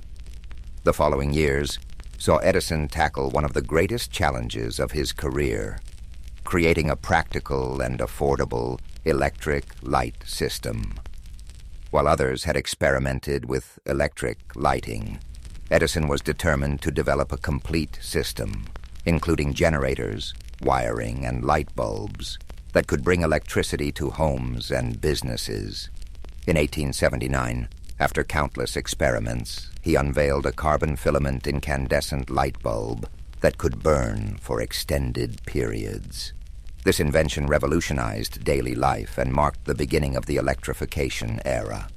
Edison's work in electric lighting led to the formation of the Edison Electric Light Company, which later evolved into General Electric, one of the largest corporations in the world. However, his success was not without challenges. The late 19th century saw a fierce competition between Edison's direct current, DC electrical system, and the alternating current, AC system, championed by Nikola Tesla and George Westinghouse. This war of the currents was a bitter rivalry, but ultimately, AC became the dominant method of electrical distribution due to its efficiency over long distances. Despite this setback, Edison continued to innovate in a wide range of fields. He improved motion picture technology, developing the kinetoscope and contributing to the early days of the film industry. His laboratories also worked on advances in batteries, cement, and mining technologies. By the time of his death, Edison held over 1,000 patents, a testament to his relentless creativity and work ethic. Edison's personal life was as eventful as his professional one. He married Mary Stilwell in 1871, and the couple had 3 children. After Mary's untimely death in 1884, Edison married Mina Miller in 1886, with whom he had 3 more children. Mina played a significant role in managing Edison's affairs and supporting his work, providing stability in a life often consumed by invention. As we reflect on Thomas Edison's life, it's clear that his contributions went far beyond individual inventions. He pioneered a new model of innovation, combining scientific research with practical application and entrepreneurial spirit. His work not only transformed technology, but also reshaped the way we live, work, and connect with one another. Tonight, as you drift off to sleep, imagine the flicker of an early electric light bulb, the scratchy sounds of a phonograph recording, or the hum of a motion picture projector. These were the dreams of a man who never stopped pushing the boundaries of what was possible. Let his story inspire your own dreams, reminding you that curiosity, perseverance, and creativity can illuminate even the darkest nights. As we continue our journey through the life of Thomas Edison, let's explore the later years of this remarkable man, a time filled with continued innovation, personal growth, and reflections on a life dedicated to invention. By the dawn of the 20th century, Edison had already secured his place in history, but his drive to create and explore new ideas never waned. His laboratory at Menlo Park had given way to a larger, more advanced facility in West Orange, New Jersey, which became his new center of operations. This expansive complex allowed Edison to work on multiple projects simultaneously and provided a space where ideas could flourish on a grand scale. The West Orange Laboratory was a bustling hub of activity where Edison and his team of assistants worked tirelessly on inventions that would shape the future. This facility housed not only research areas, but also manufacturing spaces, making it a model for modern industrial research. Here, Edison's vision for invention as a collaborative process continued to thrive. During this period, one of Edison's key focuses was improving battery technology. He believed that rechargeable batteries held the potential to revolutionize transportation and energy storage. After years of experimentation, he developed the nickel-iron storage battery, which proved to be more durable and long-lasting than its predecessors. These batteries were used in electric vehicles, signaling Edison's foresight into the future of sustainable transportation. Edison's interest in motion pictures also continued to evolve. His work on the kinetoscope and the development of early film projectors played a crucial role in the birth of the motion picture industry. Although his methods and equipment were eventually surpassed by newer technologies, Edison's contributions laid the groundwork for the film industry's rapid growth. He saw movies not just as entertainment, but as a powerful medium for education and communication. In addition to his inventions, Edison had a keen sense of business and industry. He founded several companies over his lifetime, many of which merged or evolved into the corporate giants of today. His ability to navigate the worlds of science, engineering, and business set him apart as a true pioneer of the industrial age. As Edison aged, His approach to work remained disciplined and intense. He was known for his long hours and often slept only a few hours each night, preferring to take short naps throughout the day. He famously remarked, "Genius is 1% inspiration and 99% perspiration," a testament to his belief in hard work and perseverance. Edison's personal life also continued to be a source of strength and stability. His second wife, Mina Miller Edison, managed the family household and supported his endeavors with grace and dedication. Together they raised 3 children, Madeline, Charles, and Theodore. The Edison family enjoyed a comfortable life, but Edison's devotion to his work sometimes kept him away from home for long stretches of time. Despite his fame and success, Edison remained a humble and often private individual. He shunned the idea of being called a genius and instead credited his achievements to relentless effort and curiosity. He was known to be a man of simple tastes, preferring practical clothing and straightforward conversations over grand displays of wealth or intellect. In the later years of his life, Edison's pace of invention began to slow, but his mind remained active. He explored new ideas in fields such as rubber production, seeking alternatives to natural rubber for industrial use. He even collaborated with his friends Henry Ford and Harvey Firestone on this endeavor, forming what became known as the $1 Million Trio. Their combined efforts reflected the spirit of collaboration and innovation that defined Edison's career. As he approached his twilight years, Edison became more reflective about the changes he had witnessed. Born before the widespread use of electricity, he lived to see a world transformed by his inventions. The cities of his youth, once dimly lit by gas lamps and candles, now gleamed with electric lights. The hum of machines powered by electricity filled factories and homes alike. The world had grown smaller through communication technologies like the telegraph, the telephone, and motion pictures, all fields where Edison had left his mark. In 1929, to celebrate the 50th anniversary of the electric light bulb, a grand event was held in Edison's honor at his laboratory in West Orange. Attended by prominent figures such as President Herbert Hoover and industrialists like Henry Ford, the event was a tribute to a man whose ideas had changed the world. Despite the accolades, Edison remained modest, focusing instead on the future and the possibilities yet to be explored.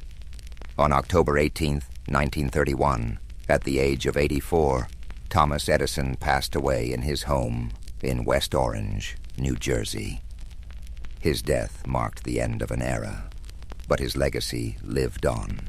In tribute to his memory, people across the United States dimmed their electric lights for a moment of silence. It was a poignant reminder of how deeply Edison's work had illuminated their lives. Edison left behind more than just his inventions. He left a philosophy of innovation, a belief that curiosity, hard work, and a willingness to experiment could change the world. His approach to problem-solving, his relentless pursuit of practical solutions, and his ability to turn ideas into reality inspired generations of inventors, scientists, and entrepreneurs. As you relax and drift into sleep, think of Thomas Edison's unwavering commitment to his dreams. Imagine the quiet hum of his laboratories, the soft glow of an electric bulb, or the scratchy, tiny sound of a phonograph playing a long-forgotten tune. Let his story remind you that within each of us lies the potential for creativity and discovery. Even after Thomas Edison's passing, his influence continued to ripple through time, touching countless aspects of modern life. His laboratories, inventions, and philosophy of persistence left an indelible mark on the 20th century and beyond. Edison's legacy was more than a collection of patents or technological breakthroughs.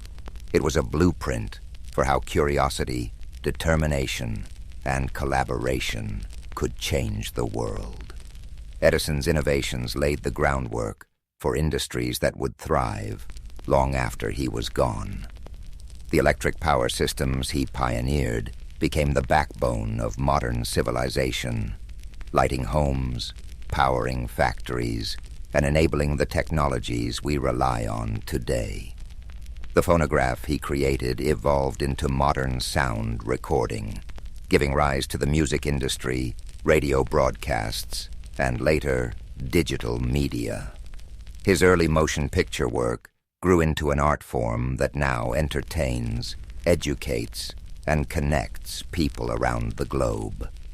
Edison's approach to invention also transformed the way research and development were conducted. Before his time, inventors were often solitary figures, working alone in small workshops. Edison's vision of collaborative, team-based innovation in a dedicated laboratory environment paved the way for the research institutions and technology companies we know today. His West Orange laboratory became a model for innovation hubs and inspired future generations of scientists and engineers. The lessons from Edison's life extend beyond his inventions. His resilience in the face of failure is a timeless reminder that setbacks are often stepping stones to success. He once said, "I have not failed. I've just found 10,000 ways that won't work." This perspective encouraged countless others to embrace failure as part of the creative process, to learn from it, and to push forward with renewed determination. His story also reflects the transformative power of curiosity.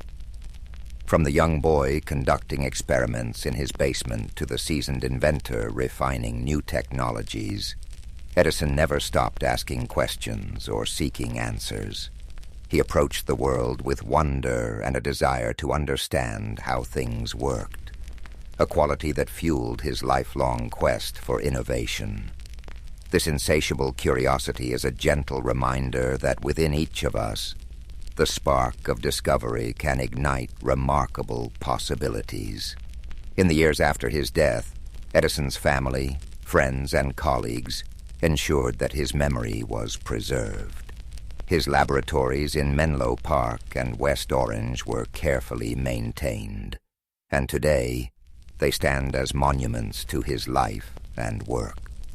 Visitors can walk through these spaces, see his tools and notebooks, and imagine the energy and creativity that once filled the air. The sounds of clinking glassware, the smell of chemicals, and the quiet hum of machinery still seem to echo in these historic halls. Beyond the physical spaces he left behind, Edison's ideas continued to shape the world. His belief in making technology accessible and practical lives on in every device that simplifies our lives. The light bulb, though improved and modified over time, remains a universal symbol of inspiration, creativity, and the triumph of human ingenuity. Edison's story is also a reminder of the human side of innovation, the patience, the long hours, and the moments of doubt that accompany every breakthrough. He understood that progress often comes slowly, and that true innovation requires both passion and persistence. As you rest tonight, perhaps you can reflect on your own journeys, knowing that even small steps forward are part of a greater path. Imagine a world lit only by flickering candles and dim gas lamps, where nights were cloaked in darkness. Then, picture the slow, steady emergence of light, spreading from cities to towns, illuminating homes and streets. This transformation was more than a technological shift. It was a change in how people experienced life. Night no longer brought an end to productivity or recreation. With the glow of electric light, the world stayed awake, and new possibilities emerged. Aska Masti You sink deeper into relaxation. Envision Thomas Edison in his laboratory, the warm glow of a single bulb casting long shadows across the room. Shelves lined with tools, wires, and glass beakers surround him. The quiet scribble of notes fills the air as he records his observations. His eyes, filled with focus and curiosity, study each experiment, searching for answers hidden in the details. This was a man who believed that within every problem lay a solution waiting to be uncovered. Edison's belief in progress and innovation reminds us that the world is ever-changing, shaped by those who dare to imagine something better. His life's work was a testament to the idea that with enough patience, creativity, and determination, we can bring light to even the darkest corners of our world. Paris in the 1920s was alive. Champagne corks popping, jazz clubs buzzing, and fashionable Art Deco lights twinkling. To astute visitors, Paris offered endless possibilities. Travelers flocked to the Seine at night. British tourists with their pastel-colored suits, American expatriates, and European industrialists with fat wallets. It was perfect for a resourceful con man with a convincing story to sell. For Victor Leonard Lustig, the city vibrated with cigarette smoke and colorful posters. He was not always Lustig or in Paris. Born in a small village on the Austrian border, he was captivated by the world beyond the mountains. While other boys herded sheep, Victor watched travelers in their streamlined cars. He saw that the most persuasive could sell peasants anything, from worthless medicines to bewildering life insurance. Young Victor discovered that a good tale was worth more than gold. That's when locals dubbed him Lustig, the Fox, after he exchanged worthless trinkets for a prized hunting rifle. In a village of rumors, that tale spread quickly. As a boy, he learned to shape people's perceptions, to make them see what he wanted. By adulthood, his skill was sharp. He mastered languages, studied psychology, and honed his sophisticated demeanor. He'd earned a tidy fortune from his swindles across Europe, letter forgery, impersonating nobility at social events, and selling near-new antiques. Each time he was being investigated by the authorities, he'd vanish, reappearing in Vienna, Milan, or Berlin, a step ahead. Victor arrived in Paris following the Great War with a suitcase and a shy smile. He had settled in within a month after reading an article about the cost of keeping the Eiffel Tower standing. It was built for the World's Fair in 1889. It was costly to maintain, and some people did not appreciate its appearance. There were strong protests against its demolition, despite the fact that it was popular among visitors. Victor learned of this news. He spent days in Champs-Élysées cafes, overhearing conversations on city projects.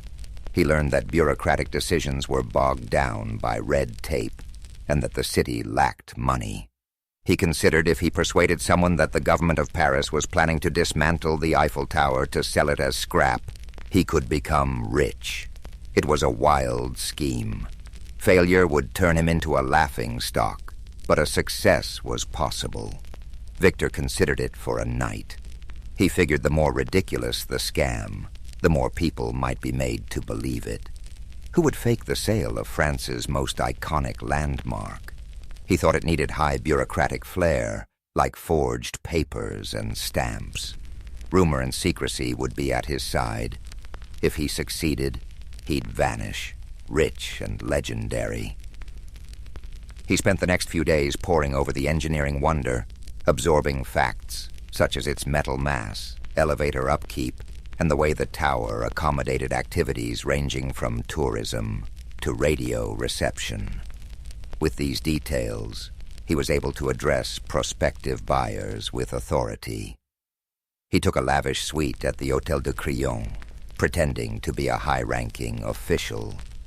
To add authenticity to his deception, he engaged an engraver for stationery of his imaginary Ministry of Post and Telegraph. Since the Eiffel Tower was also a radio center, the last touch put him in official mode. Paris, for all its beauty, also had its share of opportunistic entrepreneurs. There were whispers that a government minister was looking discreetly for a private investor in a secret project. The city did not want to face the public outcry of canceling the tower, so this transaction had to be kept quiet. Everything was ready by the time Victor was prepared. It was such a warm spring afternoon that Victor was at a sidewalk cafe facing the Madeleine, scanning a list of buyers, ambitious, greedy-eyed men in the metal industry. His informant had told him they would stop at nothing to gain inside information on a city contract, no matter how sleazy. Breathing deeply of the scent of warm croissants and enjoying the hush as upscale Parisians walked past, Victor was filled with confidence. He could practically feel his win. He was more than a criminal in his own eyes. He was a performer with a bigger act than ordinary morals. He finished his coffee, concealed his notes, and rose to his feet. The greatest scam of his life was ready to start. Victor began by sending elegantly handwritten invitations on forged ministry stationery to half a dozen influential scrap metal merchants. He requested their presence at the prestigious Hôtel de Crillon for a confidential discussion of national importance. The letter was a masterpiece of official-sounding rhetoric, sprinkled with phrases such as "in strictest confidence" and "under direct ministerial oversight." Anyone who read it would have believed it came straight from the desk of a high-ranking bureaucrat. He scheduled a single day of interviews, meeting each merchant individually. He wanted them to feel hand-picked and privileged, reinforcing the notion that the city wanted to keep this matter tightly under wraps. From the start, curiosity and greed twinkled in their eyes, when at last the conversation steered to the possibility of dismantling the Eiffel Tower. He watched their expressions dance between disbelief, astonishment, and excitement. Victor's calmly stated reasoning was that the maintenance fees had become prohibitive, and certain parties in government felt the tower no longer served its original purpose. To all of them, he leaked the same inside track. The city would soon finalize a discreet agreement for the tower's metal. But public backlash was a real concern. The city planned to avoid any uproar by finalizing the deal quickly, so confidentiality was paramount. By the time the meeting ended, each merchant was fully enthralled.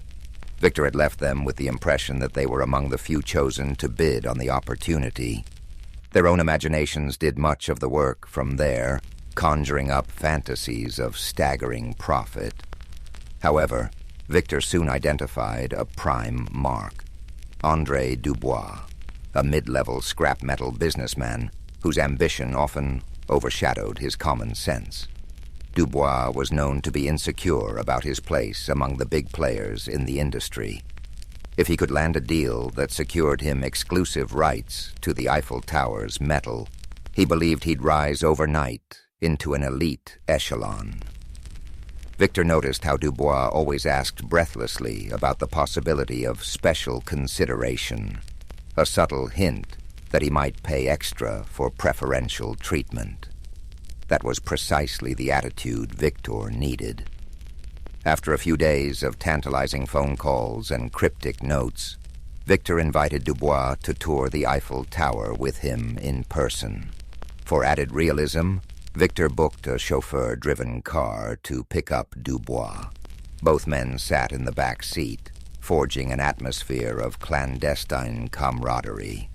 As they approached the landmark, Victor gestured toward it as if it were an aging beast about to be put down. "It's quite costly to keep it painted and structurally sound," he remarked with a faint sadness in his voice, as though he truly lamented the tower's impending fate. Dubois nodded solemnly, but his eyes gleamed with hunger. Ascending the tower's first deck, they observed the city sprawling in every direction.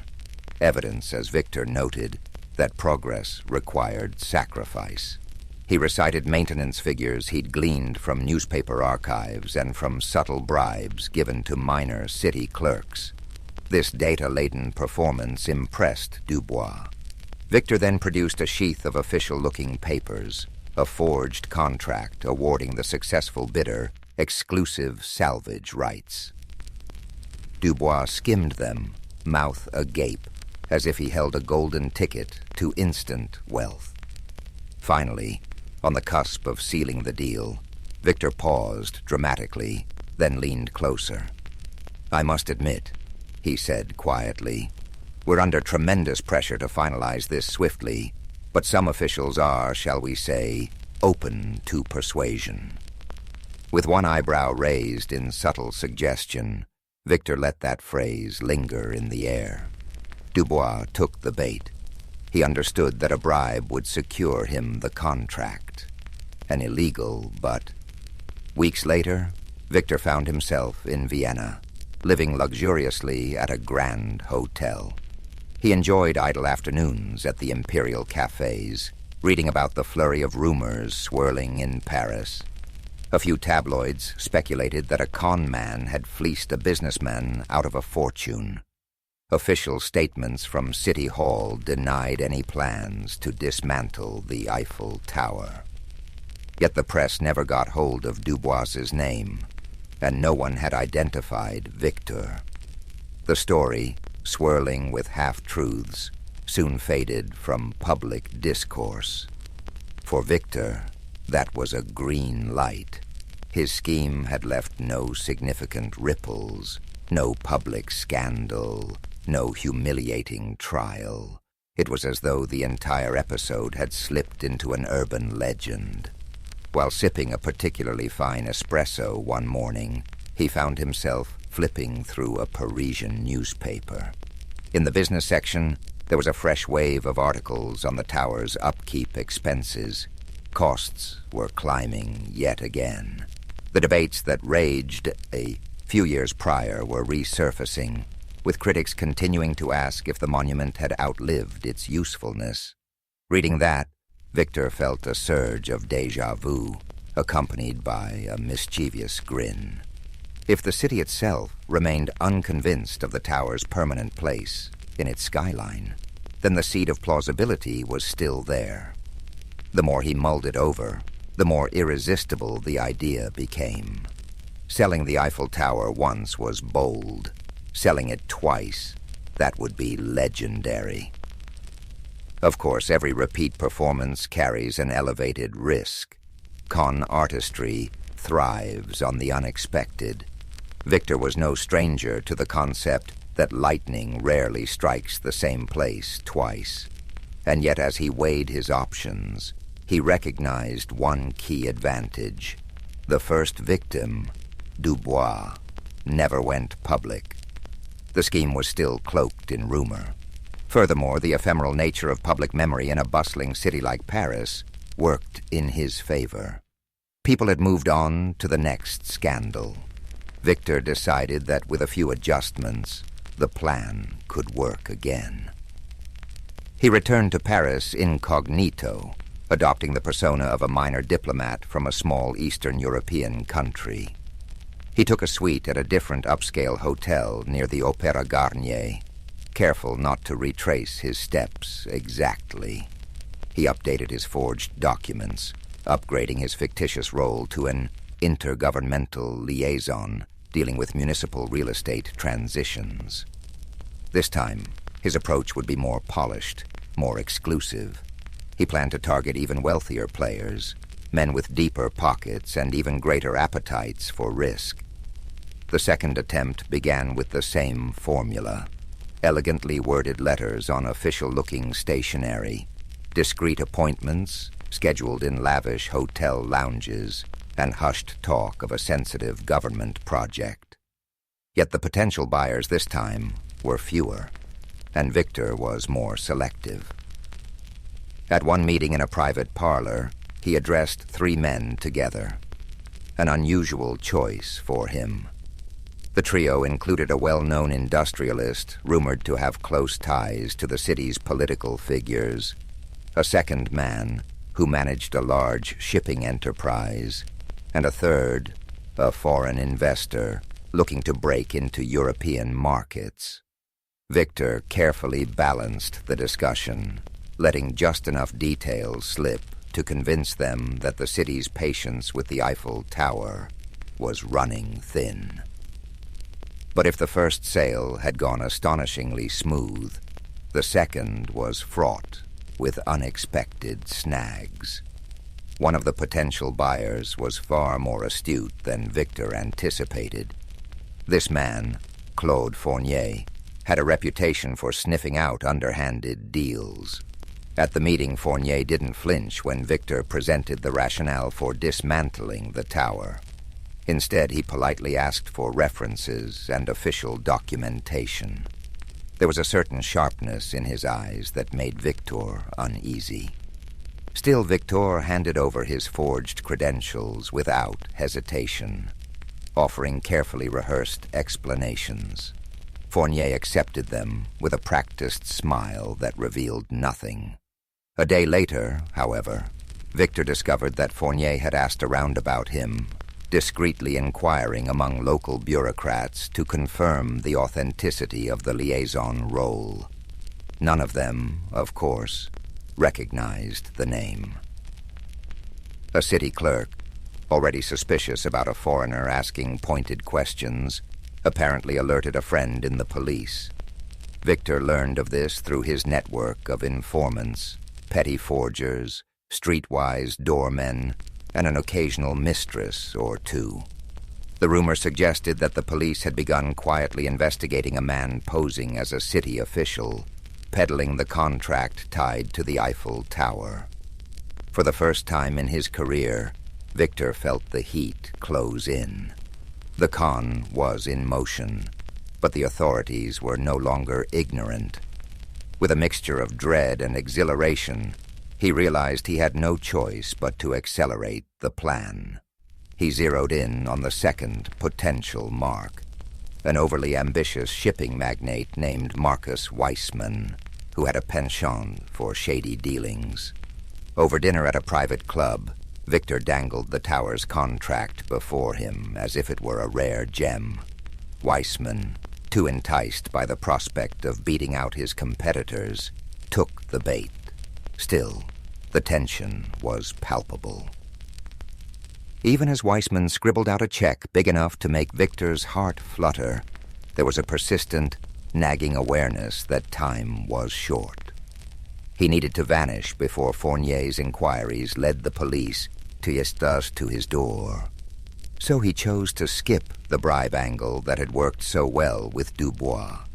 Instead, he accepted a lump sum payment that covered everything: the purchase of the tower's scrap, plus a discreet administrative fee. Weissman assumed that the simpler the transaction, the less likely it would be detected. Late that night, under the cover of darkness, Victor slipped out of his hotel. He carried a small valise stuffed with his ill-gotten gains, heading straight to the Gare de Lyon. By dawn, Victor fled to Monte Carlo, a glittering haven of high rollers and exiled aristocrats. Initially, he relished the sweet satisfaction of having bested not just one, but 2 gullible partners. He told himself he had achieved what no other con man in history had dared. Alone in a lavish suite overlooking the Mediterranean, he replayed the final moments in Paris, the anxious hurry to collect Weissman's check, the furtive glances at the station, and the first sunrise that found him safely out of reach.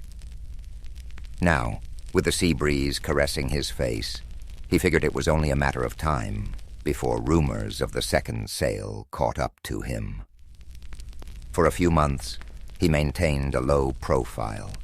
He frequented the Monte Carlo casino under a false identity, staying clear of any large wagers that might draw attention. He used coded telegrams to stay in touch with his forgers and informants back in Paris. From them, he learned that Fournier had indeed pressed the police for an investigation.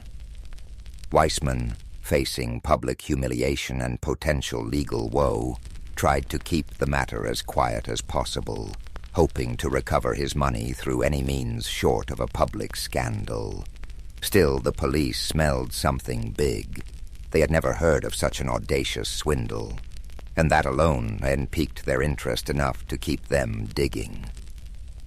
Eventually, investigators uncovered the faint tracks Victor left behind. Receipts at the hotel. Witnesses who recalled a confident, well-dressed man with a foreign accent. They pieced together the timeline of his meetings, even found traces of his forged stationery. Before long, they had a name, though it remained unclear if Victor Lustig was real or an alias. With pressure mounting, the authorities circulated descriptions to major European cities, urging border agents and local police to keep an eye out. One photograph, taken secretly by a curious bystander at the Eiffel Tower, showed a side profile that might have been him. Rumors spread that a flamboyant con artist, rumored to have sold the Eiffel Tower not once but twice, was at large. Despite the noose tightening, Victor couldn't resist the lure of one last escapade. He reasoned that living on the run forever would be unbearable. Why not gamble big while he still had some measure of control? So one evening at the casino, dressed in a crisp dinner jacket, swirling a glass of fine cognac, he sat at a roulette table. In a dramatic flourish, he placed a small fortune on a single bet. It was uncharacteristic of him to risk real money on chance. He usually preferred to rig the odds through manipulation. But something inside him craved the adrenaline rush. The wheel spun. Heart pounding, he watched the tiny ball bounce from slot to slot. When it finally settled, it landed on red, a loss for Victor's black bet. Though it was only a fraction of his earnings, the defeat seemed like an omen. For a moment he stared at the chipped green felt of the table, the croupier's polite nod indicating the end of the bet. In that instant, a seed of doubt sprouted in Victor's mind. Was his luck running out? He excused himself, stepping away from the table, ignoring the curious glances of other patrons who recognized him by one of his many aliases. Presumably.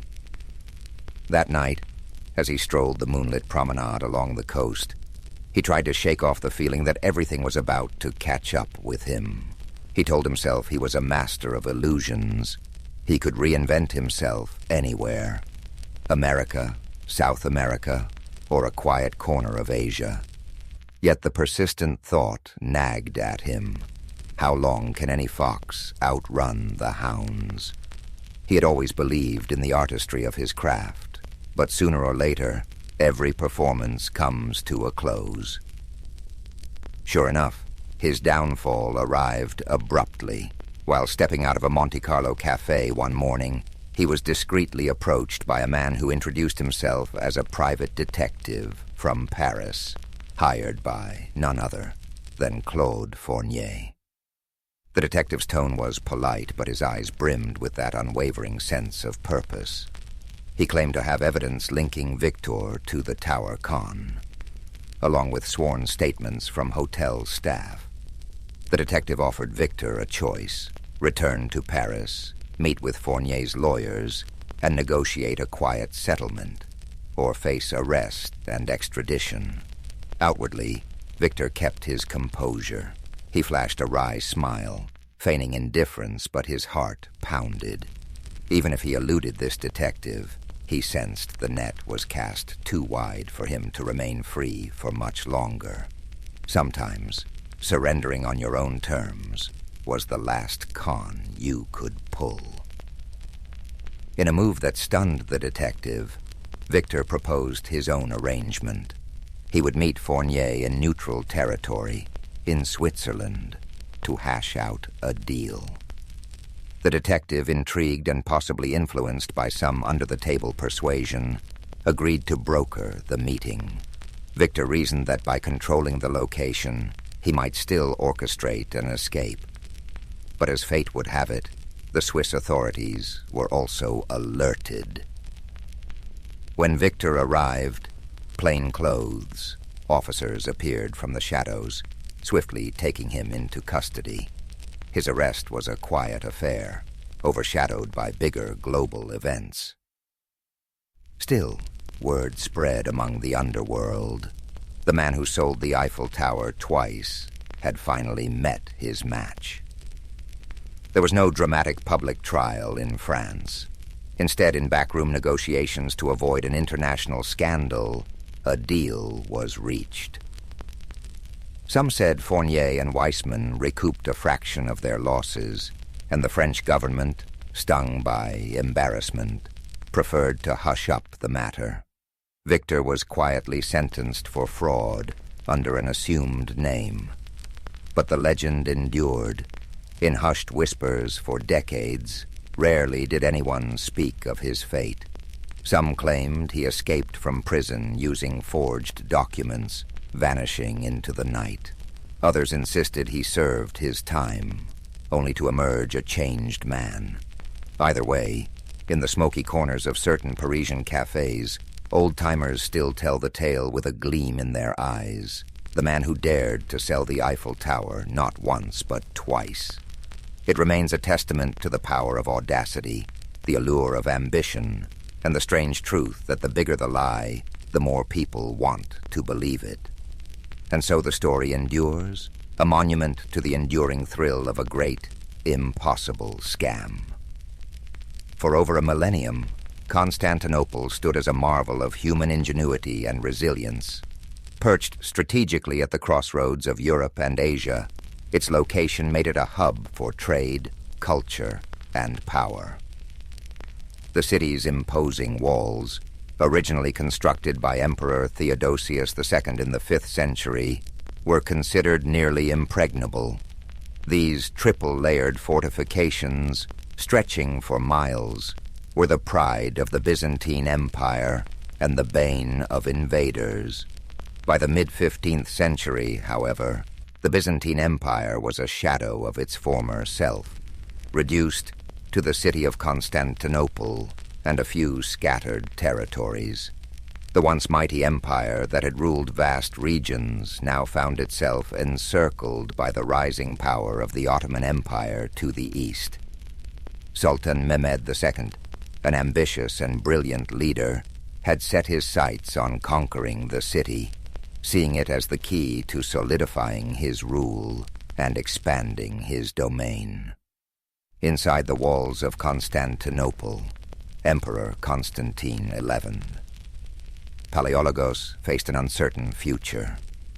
With only a few thousand defenders, comprised of weary Byzantine soldiers and a handful of foreign allies, the city was woefully underprepared for the onslaught that loomed. Supplies were dwindling, and the population, though fiercely loyal, lived under the constant shadow of impending doom. Yet despite the odds, the emperor refused to surrender. He was determined to fight to the end. As the Ottomans prepared for their siege, they brought with them an arsenal unlike anything the world had seen before. Among their weapons was a massive cannon, constructed by a Hungarian engineer named Orban. This cannon, capable of hurling enormous stone projectiles, was designed to breach even the strongest walls. The Ottomans also amassed a fleet to blockade the city by sea, ensuring that no reinforcements or supplies could reach the defenders. The stage was set for an epic confrontation that would decide the fate of Constantinople, and with it, the Byzantine Empire. Imagine the tension that gripped the city as its inhabitants prepared for the siege. Picture the anxious faces of soldiers standing watch on the walls, the whispered prayers in the Hagia Sophia, and the determination etched on the emperor's face as he rallied his people. As you visualize the city on the brink of one of history's most defining moments, let its story remind you of the courage and resilience of those who faced overwhelming odds. The tale of Constantinople begins not with surrender, but with hope. A flickering light against the encroaching darkness. On April 6, 1453, the Ottoman forces began their assault on Constantinople. Sultan Mehmed II, commanding an army of nearly 80,000 soldiers, surrounded the city by land and sea. His troops included elite janissaries, heavy artillery units, and cavalry, all meticulously prepared for the battle. In stark contrast, the defenders of Constantinople, numbering only about 7,000, relied on the strength of their walls, their limited resources, and their unwavering determination to hold off the invaders. As the siege commenced, the Ottoman cannons began their relentless bombardment. Each thunderous shot shook the ground, sending massive stones crashing into the city's formidable walls. The defenders scrambled to repair the damage as quickly as possible, working day and night to reinforce the crumbling sections. Yet despite the damage, the walls of Constantinople held firm, frustrating the attackers and delaying their advance. By sea, Mehmed's fleet blockaded the Golden Horn, the narrow inlet that provided access to the city's harbor. In a bold and desperate move, the Byzantines constructed a massive chain boom across the entrance to the harbor, preventing Ottoman ships from breaching this vital area. For weeks, the two sides engaged in fierce skirmishes on the water, with neither gaining a decisive advantage. Within the city, life became a mix of hope and despair. Citizens prayed fervently in the grand Hagia Sophia, seeking solace and strength. Meanwhile, Emperor Constantine XI worked tirelessly to inspire his people, walking among the defenders on the walls, offering words of encouragement and sharing in their hardships. His presence was a source of unity in a city under siege. Sultan Mehmed II, determined to break the stalemate, devised a bold plan to outflank the city's defenses. Using an extraordinary feat of engineering, he ordered his troops to transport ships overland on greased logs, bypassing the chain boom and launching them into the waters of the Golden Horn. This maneuver shocked the defenders and marked a turning point in the siege. As the weeks wore on, the defenders of Constantinople grew more exhausted, supplies dwindled, and morale wavered as the walls suffered greater damage. Yet they continued to resist, determined to protect their home against all odds. Imagine the long nights spent on the battlements, the glow of torches illuminating weary faces, and the echoes of cannon fire reverberating through the air. The siege was becoming a battle of attrition, with both sides pushing their limits. The city remained a symbol of defiance, even as the odds seemed increasingly insurmountable. The question lingered: how much longer could Constantinople hold out? As April turned to May, the siege of Constantinople escalated into a relentless struggle. The Ottoman bombardment grew fiercer, cannons firing day and night, chipping away at the once mighty Theodosian walls. Dust and debris filled the air, coating the streets and homes of the city. Despite the constant destruction, the defenders worked tirelessly to repair breaches, often under the cover of darkness. Every stone they placed was an act of defiance against the overwhelming forces pressing in around them. Inside the city, the mood shifted between grim determination and quiet fear. Emperor Constantine XI continued to rally his people, addressing soldiers, citizens, and priests alike. His words were simple but powerful, reminding them that they were fighting not just for their lives, but for their culture, faith, and history. Families huddled together in their homes, offering whispered prayers for protection. In the Hagia Sophia, the city's spiritual heart, the clergy led solemn services, the chants echoing in the grand domed chamber. Outside the walls, Sultan Mehmed II adjusted his strategy. Recognizing the defenders' stubborn resistance, he ordered his engineers to dig tunnels beneath the city's walls in an effort to weaken their foundation. The Byzantine forces countered this threat by sending teams of sappers to intercept the tunnels, leading to deadly confrontations beneath the ground. These underground battles, fought in narrow, dimly lit passageways, added another layer of desperation to an already harrowing siege. The Ottomans also intensified their efforts on the Golden Horn. The fleet, now partially inside the harbor, thanks to Mehmed's audacious maneuver, launched a series of attacks on the Byzantine navy. The defenders fought valiantly, using fire ships and skilled tactics to hold off the superior Ottoman fleet. But their resources were stretched thin, and each victory came at a high cost. The city's residents faced growing hardships. Food supplies dwindled, forcing strict rationing and leading to widespread hunger. The constant noise of the siege, cannon blasts, the clash of swords, and the cries of battle made restful sleep nearly impossible. And yet the people endured, drawing strength from their shared purpose and their leaders' unyielding resolve. As May progressed, the city's defenders began to realize that relief from the outside was unlikely. The Venetian and Genoese fleets, though sympathetic to the Byzantine cause, were entangled in their own conflicts and slow to act. Constantinople stood alone against the might of the Ottoman Empire. The stage was set for a climactic confrontation. The city was battered but unbroken, its defenders refusing to yield despite the impossible odds. The Ottomans, frustrated by the slow progress of the siege, prepared for an all-out assault to breach the walls and claim their prize. The air was heavy with tension, every moment pregnant with the possibility of triumph or tragedy.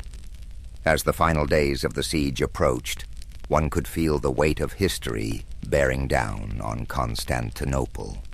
The city's fate hung in the balance, and the world watched, waiting to see how this epic struggle would end. Yet, as the cannon blasts faded into the distance, and the days turned into long, quiet nights, imagine the peaceful stillness settling over the defenders of the city. The weight of the struggle seemed to lift, replaced by a soft calm that allowed weary eyes to rest. Even amidst the constant pressure of the siege, slowly the heartbeat of the city began to quiet, like a soft lullaby in the air, gently easing the soul into a place of quiet surrender. As you picture these final moments, let the rhythm of the battle fade into the background, replaced by the peaceful embrace of rest. Feel your breath deepen, your body relax, and your thoughts drift like the gentle breeze over the sea. Sleep now, as the city too prepares for the quiet of its inevitable change. On May 29, 1453, after nearly 2 months of relentless bombardment and siege, Sultan Mehmed II ordered his forces to make their final push. The battered walls of Constantinople, once thought impenetrable, could no longer hold against the might of the Ottoman army. As the sun rose on that fateful morning, the air was thick with tension, and the distant rumble of approaching soldiers could be heard over the stillness of the city.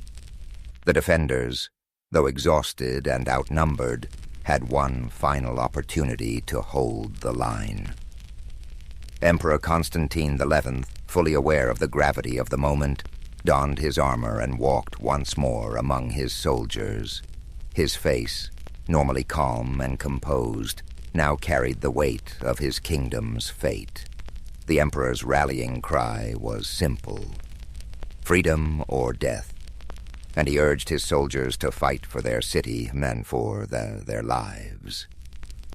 Meanwhile, on the Ottoman side, Sultan Mehmed II had prepared for this day with meticulous care. His engineers worked tirelessly to breach the walls using battering rams, and his elite Janissary troops positioned themselves to take the city by force. A final, massive cannon barrage rang out across the city as the Ottomans made their move. With each blast, the walls of Constantinople groaned, and the defenders scrambled to repair what they could. But the damage had taken its toll. At the same time, the Ottoman fleet, now fully in position within the Golden Horn, moved to blockade the last remaining escape routes by sea. Constantinople, once a beacon of power and culture, was now a city trapped. Its streets, filled with the sounds of combat, became narrow avenues of despair and defiance. As the battle raged in the city, the defenders fought valiantly. But it was clear that the odds were stacked against them. The walls were crumbling. The artillery had breached a gap large enough for the Ottoman forces to swarm in. The fighting grew fiercer, house by house, street by street, as the city's residents and soldiers tried to push back the invaders. But there were too many Ottomans, and their determination to conquer the city was overwhelming. As the day wore on, the fate of Constantinople was sealed. By afternoon, the Ottomans had broken through the walls, and the city began to fall. Emperor Constantine XI, realizing that the end was near, fought bravely until the very last. But when the Ottoman forces entered the city, they found no mercy. The city was overrun, and its defenders, exhausted and outnumbered, were either captured or slain. The fall of Constantinople was not just the fall of a city, it was the end of an era. The Byzantine Empire, which had once been a powerful force in Europe and Asia, was no more. The city, now in Ottoman hands, would be renamed Istanbul and become the new capital of the Ottoman Empire. As you reflect on the fall of this great city, imagine the silence that followed the chaos of battle. The cries of the defeated soldiers faded into quiet, and the city, now under new rule, began its transformation. The once grand buildings, the churches, and the bustling marketplaces were left to be reborn into something new. Let the stillness of this moment wash over you as the world that once was fades away and a new world takes its place. As you feel the weight of this chapter settle into the quiet of the night, let the sounds of the world outside fade into a soft background hum. Close your eyes and feel the peace of history unfolding, letting the past gently drift away. Sleep now, as time itself slows and the city story becomes a part of your dreams. The fall of Constantinople marked the end of one era and the beginning of another, reverberating far beyond the walls of the ancient city. As the Ottomans took control, they reshaped not only the city's physical appearance, but also its cultural, political, and religious landscape. The Byzantine Empire, which had once been the protector of Christian Orthodox traditions, was gone. The city of Constantinople, now Istanbul, would become the heart of a new empire, the Ottoman Empire, bringing with it a wave of change that would echo through history for centuries. The fall of Constantinople was a pivotal moment for Europe, signaling the end of the medieval period and the start of the Renaissance. With the loss of one of the most important Christian cities, scholars, artisans, and intellectuals fled to the West, carrying with them priceless knowledge and manuscripts. The Greeks, who had lived under Byzantine rule for generations, brought their learning to places like Florence, Venice, and Rome. The rediscovery of classical texts and ancient Greek philosophy fueled the Renaissance, sparking a new era of intellectual and artistic flourishing. But the impact of the city's fall was not just felt in the West. For the Ottomans, capturing Constantinople was a moment of immense pride and significance. Sultan Mehmed II, now known as the Conqueror, solidified his legacy and the Ottoman Empire's power.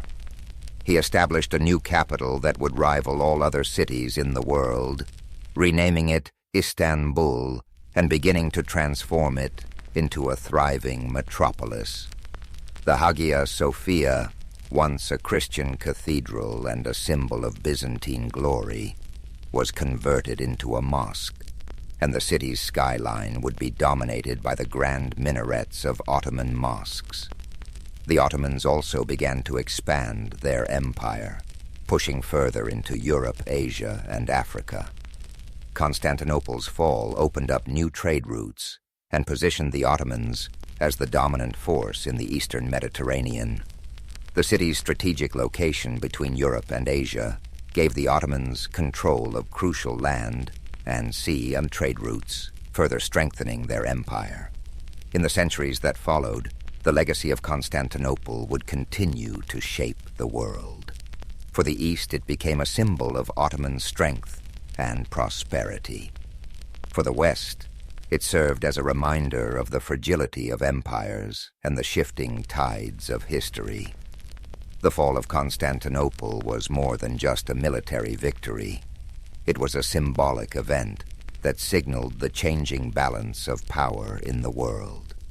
As you reflect on the long-reaching consequences of this moment in history, imagine how the passing of centuries can transform a city, how the echoes of one era can reverberate into the next. Feel the calmness of time moving forward, each breath slower, as you let the weight of these changes settle into your thoughts. The past is a river, constantly flowing, and Constantinople's fall was but one ripple in the vast current of history. Let this ripple guide you into a peaceful place of reflection, where the weight of time and change lifts, and you feel the peace of quiet understanding. Though the city of Constantinople fell to the Ottomans in 1453, the spirit of its ancient civilization would never be fully extinguished. The echoes of its grandeur, its wisdom, and its role as the crossroads of empires resonated through time. The Byzantines, though defeated, had left an indelible mark on the world. The artifacts, the knowledge, and the stories of their culture continued to influence not only the Ottomans, but the entire world for generations. Even the name Constantinople itself would live on in the hearts of those who revered its history. For the Ottomans, the transformation of the city into Istanbul was more than a conquest. It was a blending of two worlds. The Greek Orthodox and Christian heritage of Constantinople mixed with the Islamic Ottoman culture, creating a rich and diverse society that would flourish for centuries. The city's iconic Hagia Sophia, once a Christian church, stood as a testament to this blending, a symbol of the city's enduring beauty and the confluence of different faiths, traditions, and ideas. Over time, Istanbul would become a global hub for art, science, and trade, fostering an environment where diverse cultures and ideas could meet. Scholars, artists, and merchants from all corners of the world passed through the city, contributing to its ongoing legacy as a place of knowledge and exchange. As you reflect on the lasting impact of Constantinople, imagine how the quiet passage of time can allow a city's legacy to endure long after its walls have crumbled. The stories of Constantinople's rise, its cultural riches, and its eventual fall are woven into the fabric of history. And just as the city evolved, so did the stories of the people who lived there, stories that still inspire awe and contemplation today. Now, as the quiet night settles in, let yourself be carried away by the soft waves of time. The distant sounds of the past are now mere whispers in the night, fading into a calm silence. The story of Constantinople, its rise and fall and its everlasting influence, now rests softly in the back of your mind. Allow this story to guide you into a deep and peaceful rest, where the weight of history lifts and only the soothing silence remains. It is the 3rd century BCE in the ancient city of Syracuse, a bustling Greek settlement on the island of Sicily. The air is filled with the scent of the sea, carried by the breeze from the nearby Mediterranean coast. The streets are alive with merchants, artisans, and scholars, their voices blending into a harmonious hum. Among these people walks a young boy, his eyes bright with curiosity, his mind constantly searching for answers to questions most people do not think to ask. This boy is Archimedes. Born to a family of intellect and privilege, Archimedes' father, Phidias, is an astronomer who nurtures his son's love for learning. From a young age, Archimedes is fascinated by the world around him. The way the stars move across the night sky, the precise mechanics of gears and levers, the simple yet profound mysteries of numbers. All of these captivate his developing mind. He spends his days asking questions, pondering problems, and seeking answers in the natural world. As Archimedes grows, his thirst for knowledge takes him beyond the borders of Syracuse. He travels to Alexandria in Egypt, a renowned center of learning, home to the great library of Alexandria. Here he studies alongside the brightest minds of his time, absorbing knowledge like a sponge. He dives deep into the works of great thinkers, geometry, physics, astronomy. Each new concept fuels his passion for discovery, and his mind sharpens with each lesson learned. Upon returning to Syracuse, Archimedes dedicates himself to a life of study and invention. He spends his days in quiet contemplation, often retreating to his study or wandering the shores of the sea. His mind dances with ideas, equations, and theories. He is not concerned with wealth or fame, but with understanding the fundamental principles that govern the universe. One of his most famous discoveries begins in a moment of quiet observation. The story goes that King Hero II, ruler of Syracuse, asks Archimedes to determine whether a crown made for him is pure gold, or if the goldsmith has mixed in lesser metals. Pondering this problem, Archimedes relaxes into a warm bath, the water rippling around him. As he lowers his body into the tub, he notices how the water rises, displaced by his form. In that instant, a revelation strikes him, the principle of buoyancy. He realizes that by measuring how much water an object displaces, he can determine its density and thus its purity. Overcome with excitement, he leaps from the bath and runs through the streets, shouting, "Eureka! Eureka!" Greek for, "I have found it." This moment, though simple, is a breakthrough in science and engineering, demonstrating Archimedes' brilliance and his ability to find solutions in the most ordinary of experiences. This principle, now known as Archimedes' principle, lays the foundation for understanding buoyancy and density, concepts that will influence science for centuries to come. Archimedes' work continues to expand.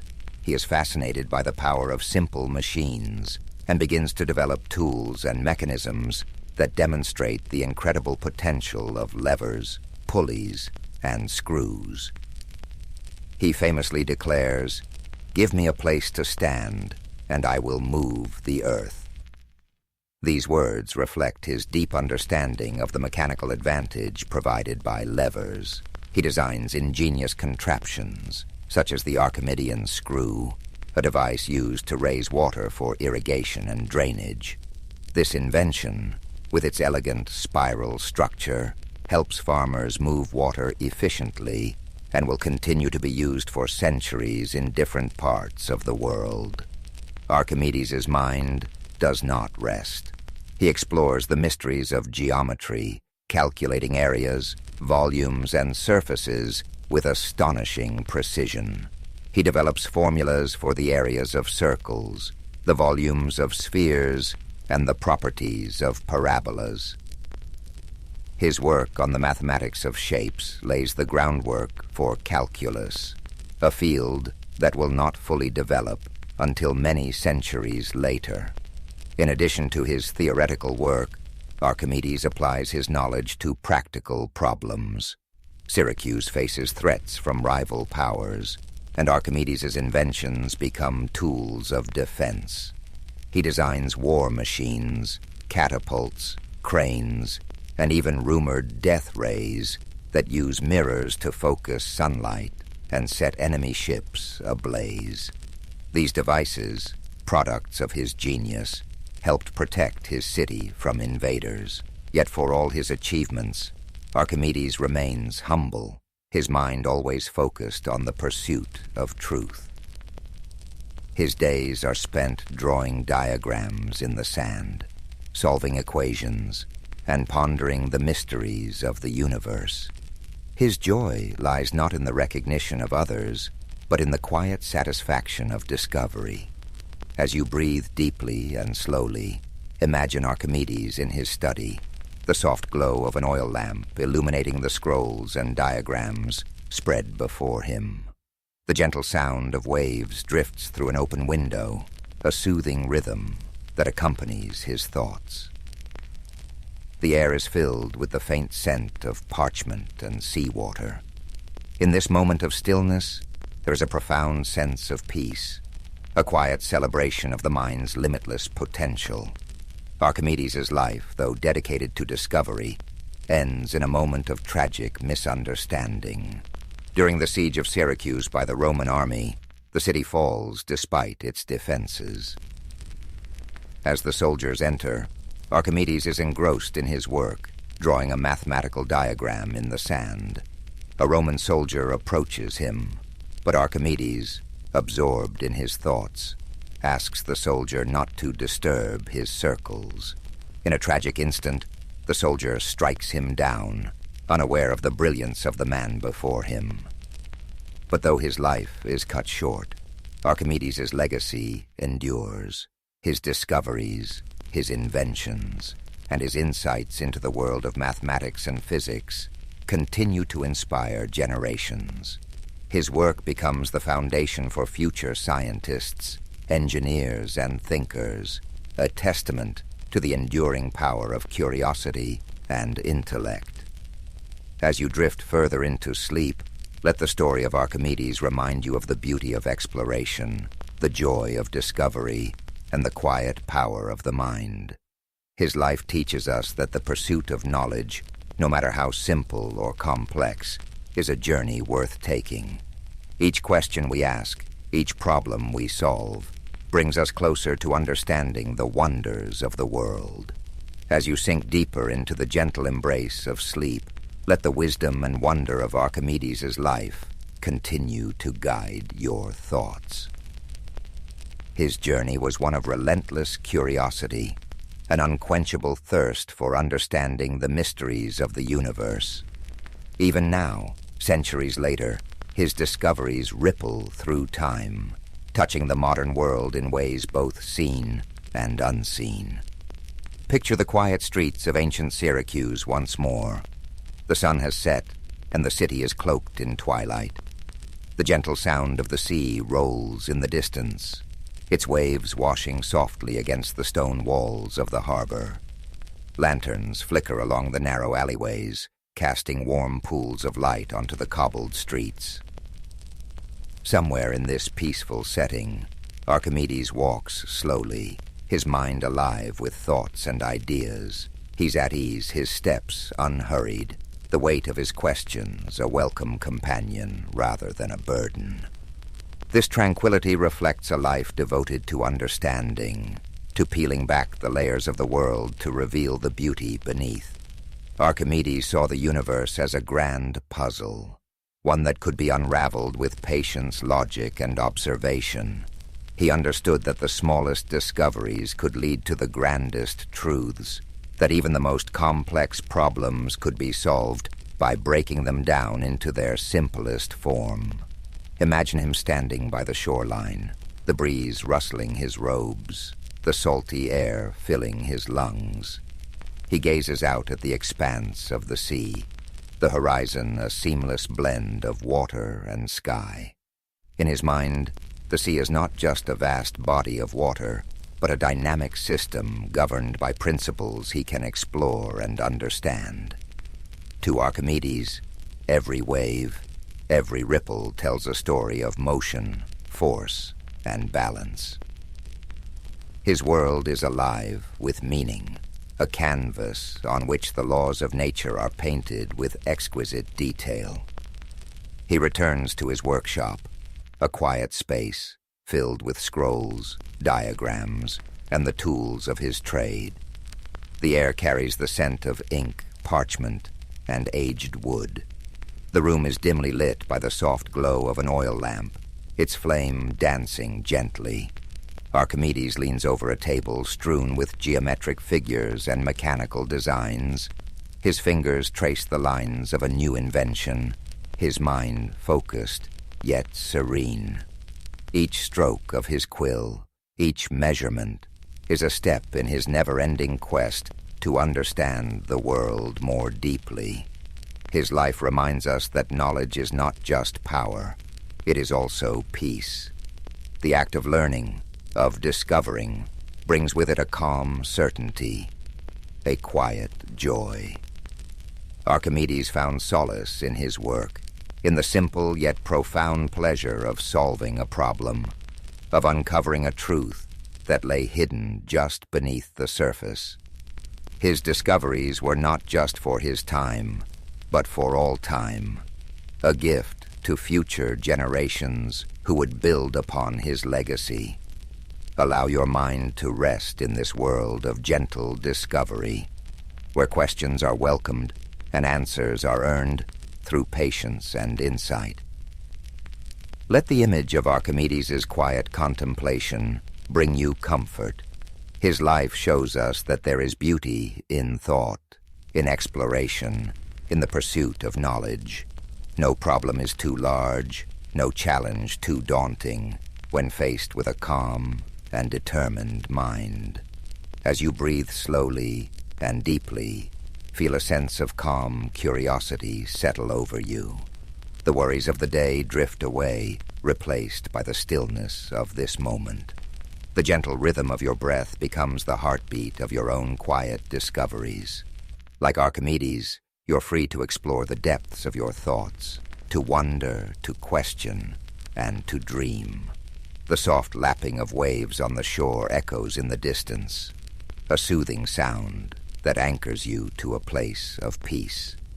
The stars twinkle faintly above, each one a reminder of the infinite possibilities that lie before you.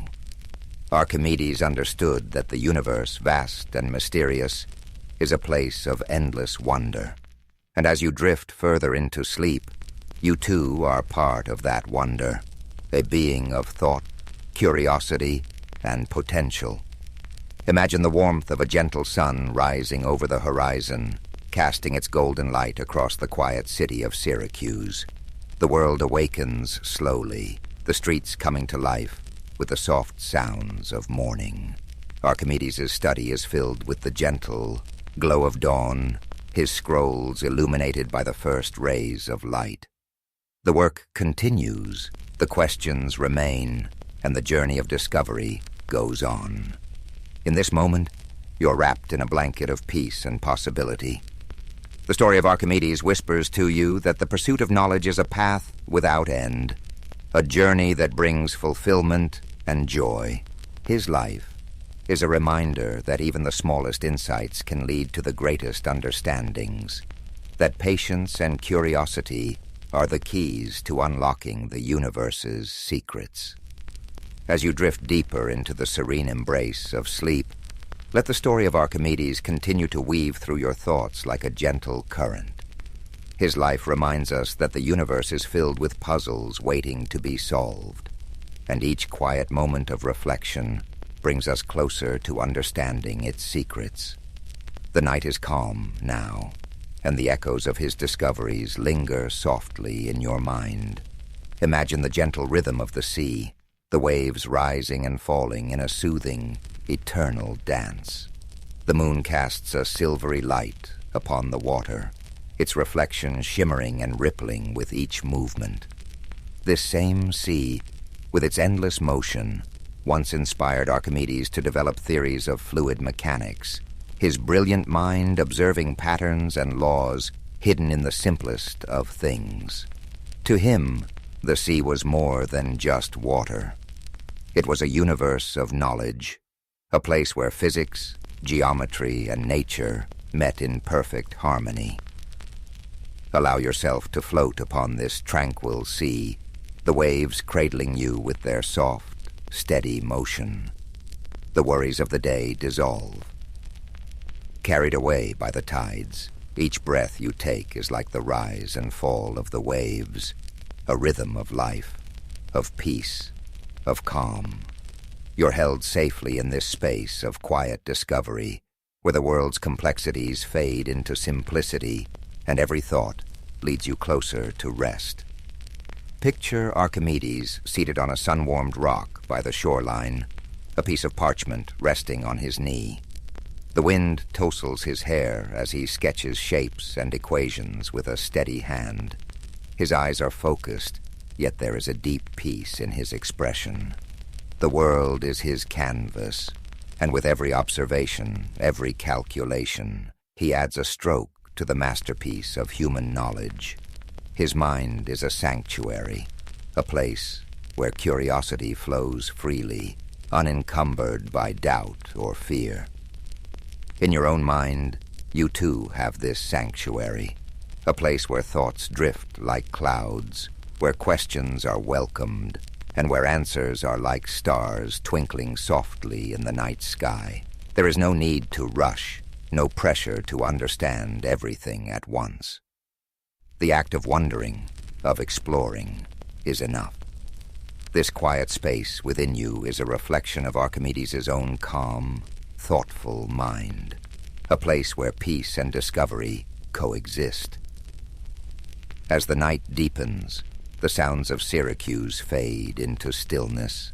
The bustling markets, the clink of hammers in workshops, the calls of merchants all grow quieter, as if the world itself is gently falling asleep.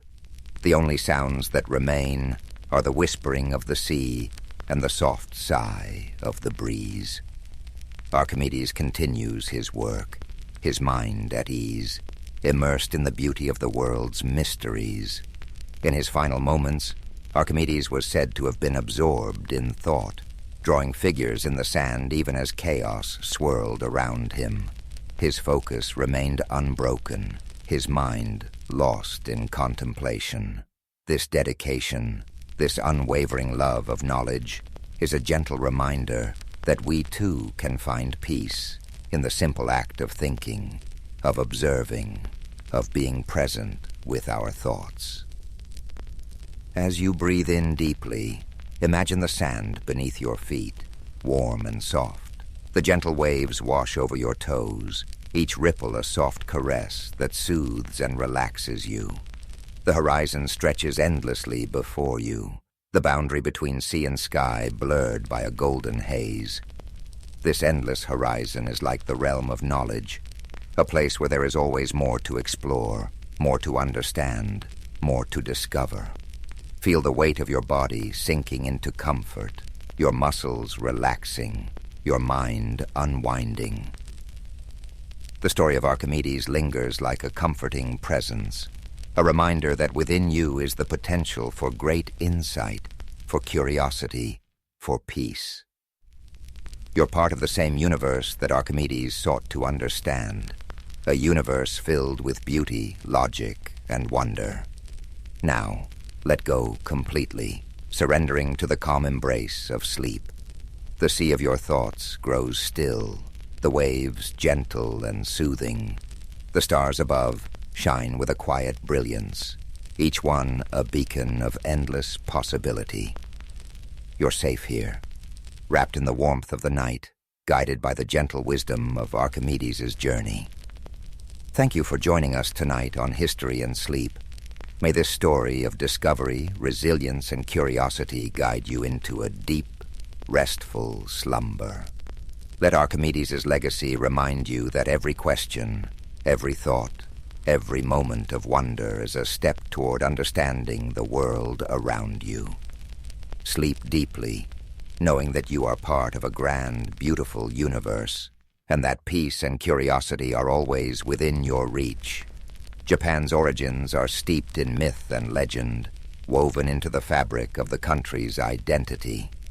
According to the Kojiki and Nihon Shoki, the oldest chronicles of Japan, the islands were created by the divine couple, Izanagi and Izanami, who dipped a jeweled spear into the sea and formed the archipelago. Their descendants, the Kami, shaped the land and its people. Among them, Amaterasu, the sun goddess, was the most revered, and it was her lineage that would give rise to Japan's imperial family, a connection that persists in tradition to this day.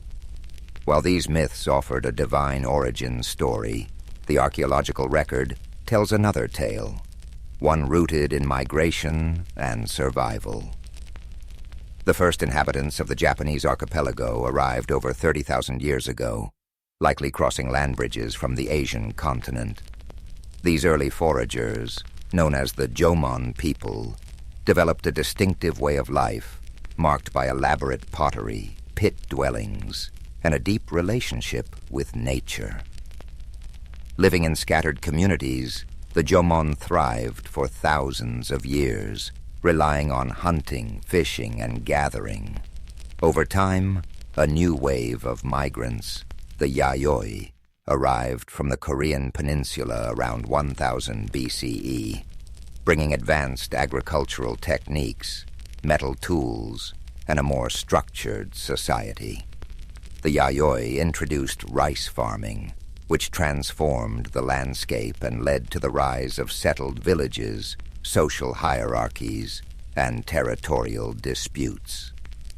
This era laid the foundation for the first centralized political structures in Japan, as powerful clan leaders, known as uji, competed for control.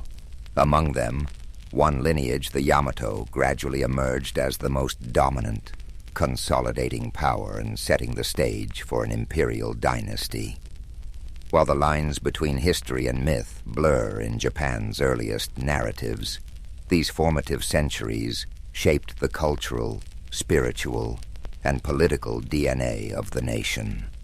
The balance between divine legitimacy and earthly rule became a defining feature of Japan's rulers, a theme that would persist through centuries of samurai governance, shogunate control, and imperial restoration. The echoes of these ancient times still resonate in modern Japan, where traditions, shrines, and rituals continue to honor the distant past, maintaining a tangible link to the country's mythological and historical roots. As the Yayoi period gave way to the Kofun era, circa 250 to 538 CE, Japan saw the rise of powerful clans that vied for dominance, each commanding vast agricultural territories and fortified settlements. Among these rival factions, the Yamato clan gradually asserted its influence over much of central and western Japan, cementing itself as the dominant force. Unlike the decentralized power structures of earlier centuries, the Yamato rulers established a centralized authority, one that derived legitimacy from both military strength and divine ancestry. They claimed descent from Amaterasu, the sun goddess, an assertion that reinforced their divine right to rule, and set a precedent for Japan's imperial institution. As the Yamato extended their control, they adopted new governing strategies, incorporating rival clans into their administration rather than outright destroying them. This tactic allowed them to unify a fragmented land while keeping powerful regional families invested in their rule. Large, keyhole-shaped burial mounds, known as kofun, began dotting the landscape, serving as massive tombs for Yamato rulers and symbolizing their growing authority. These colossal structures, some stretching over 400 meters, contained elaborate grave goods, including bronze mirrors, iron weapons, and Chinese-style artifacts, signaling Japan's increasing interaction with the continent. Diplomacy and warfare both played critical roles in the Yamato's consolidation of power. They maintained close ties with the Korean peninsula's three kingdoms, Baekje, Silla, and Goguryeo, exchanging military assistance and cultural knowledge. This relationship introduced advanced ironworking, Buddhism, and Chinese writing, innovations that would profoundly shape Japan's social and political evolution. By the 6th century, the Yamato rulers had firmly established themselves as the sovereign power of the land, transitioning from mere chieftains to imperial monarchs. This period also saw the emergence of the term Tenno, meaning heavenly sovereign, which became the official title of the emperor, reinforcing the dynasty's divine mandate. However, true centralized rule was still in its infancy, and the emperor's power often depended on alliances with influential aristocratic wodlis, particularly the Soga clan. Buddhism's arrival from Korea further accelerated political and ideological shifts, as different factions debated whether to embrace or resist the foreign faith. Ultimately, the Soga championed Buddhism, securing its place in Japanese society and aligning themselves with the imperial family. This decision not only strengthened the Yamato state's ties to continental Asia, but also set the stage for profound transformations in governance, religion, and cultural identity.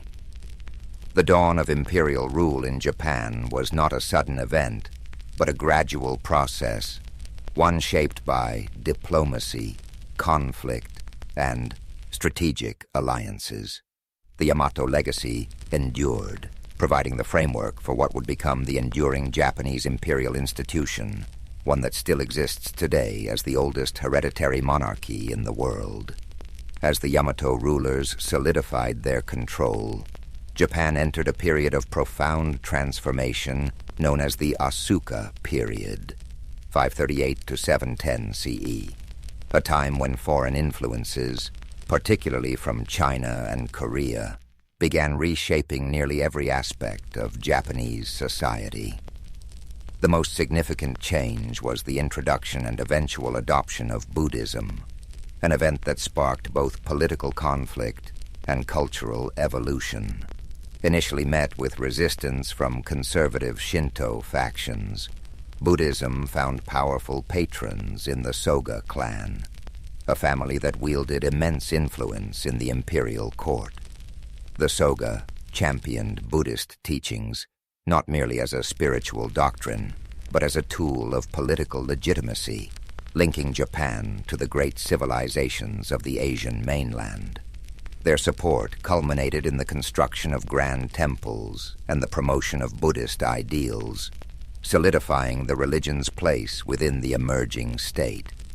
However, their growing power provoked backlash from rival aristocratic factions, leading to a violent coup in 645 CE, where Prince Nakano Oe and his ally Fujiwara no Kamatari orchestrated the fall of the Soga.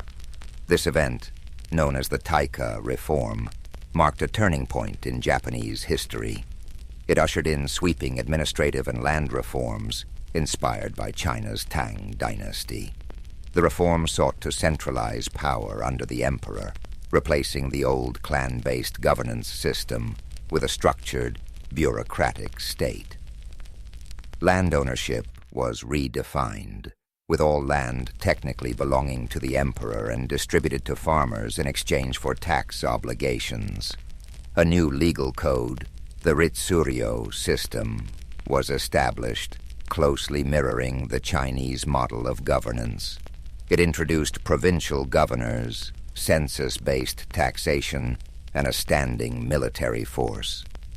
This process of state formation reached new heights in the Nara period, 710 to 794 CE, when Japan's rulers sought to create a true imperial capital akin to China's Chang'an.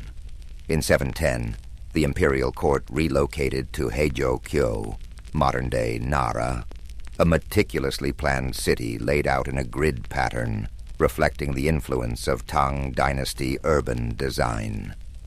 Nara became the heart of government, culture, and religion, filled with grand Buddhist temples and administrative complexes. The most striking symbol of this era was the construction of Todai-ji, a monumental temple housing the great Buddha, Daibutsu, a colossal bronze statue commissioned by Emperor Shomu. This project exemplified the fusion of politics and religion, as the emperor sought to use Buddhism as a unifying force to legitimize his rule and bring stability to the realm. However, this increasing reliance on Buddhist institutions came with unintended consequences. Powerful Buddhist monasteries amassed great wealth and influence, often interfering in court politics. Monastic factions formed their own armed militias, threatening imperial authority. Additionally, the expenses of maintaining a centralized state and funding extravagant temple projects placed a heavy financial strain on the government. Despite these challenges, the Asuka and Nara periods laid the foundation for Japan's national identity. The first written histories, the Kojiki and Nihon Shoki, were compiled, blending mythology and historical accounts to establish the legitimacy of the imperial lineage. Confucian ideals shaped court etiquette and governance, while Chinese-style calligraphy, poetry, and artistic traditions took root in Japanese culture. Yet even as Japan embraced these continental influences, it remained distinct, adapting foreign models to fit its unique social and political structure. By the late 8th century, dissatisfaction with the growing power of Buddhist institutions and concerns over court corruption led to a bold decision to abandon Nara and establish a new capital. This move marked the end of one era and the dawn of another, as Japan prepared to enter the age of aristocratic refinement and cultural flourishing in Heian, modern-day Kyoto. As the imperial court relocated to Heian-kyo in 794 CE, Japan entered the Heian period, 794 to 1185, an age of refinement, courtly elegance, and cultural achievements that would leave an enduring legacy. This era saw the court aristocracy, particularly the powerful Fujiwara clan, dominate political life through strategic marriages and manipulation of the emperor's authority. Rather than ruling directly, emperors often became symbolic figures, while real power rested in the hands of regents and chancellors from the Fujiwara lineage. This aristocratic elite reveled in a life of aesthetic pursuits, developing sophisticated literary traditions, art, and fashion. The world of the Heian court was meticulously detailed in The Tale of Genji, a novel written by the noblewoman Murasaki Shikibu, which provides an intimate glimpse into the court's elaborate rituals, political intrigues, and romantic entanglements. Poetry, calligraphy, and the appreciation of nature became essential aspects of aristocratic life. Individuals were judged not by their battlefield prowess, but by their ability to compose a flawless poem or arrange their robes in harmonious colors. However, this refined world of the Heian elite was largely detached from the realities of the provinces. where power was shifting away from the court and into the hands of regional landowners and warrior clans. As the imperial government struggled with inefficiency and financial mismanagement, large estates, known as shoen, emerged, exempt from taxation and controlled by influential families, religious institutions, and local warlords. These estates operated independently, weakening the emperor's grip on the countryside. The Fujiwara, preoccupied with courtly life, failed to address the growing instability in the provinces, leading to the rise of the Bushi, warrior class, who would soon dominate Japan's political landscape. These warriors, initially employed as estate enforcers and mercenaries, gradually amassed land and influence, forming powerful samurai clans.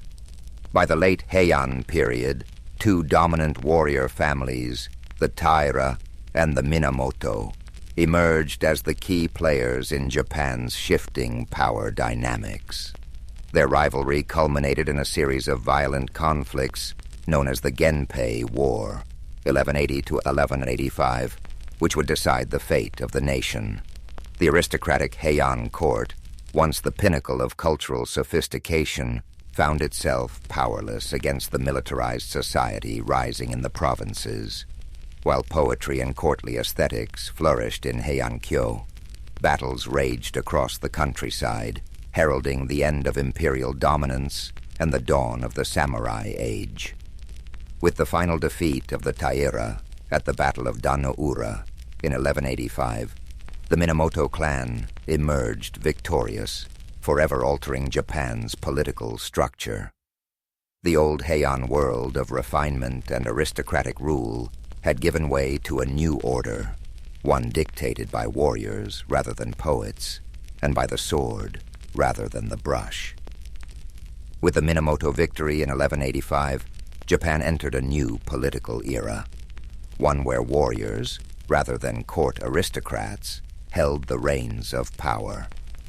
In 1192, Minamoto no Yoritomo formally established the Kamakura shogunate, marking the beginning of samurai rule that would last for nearly 7 centuries.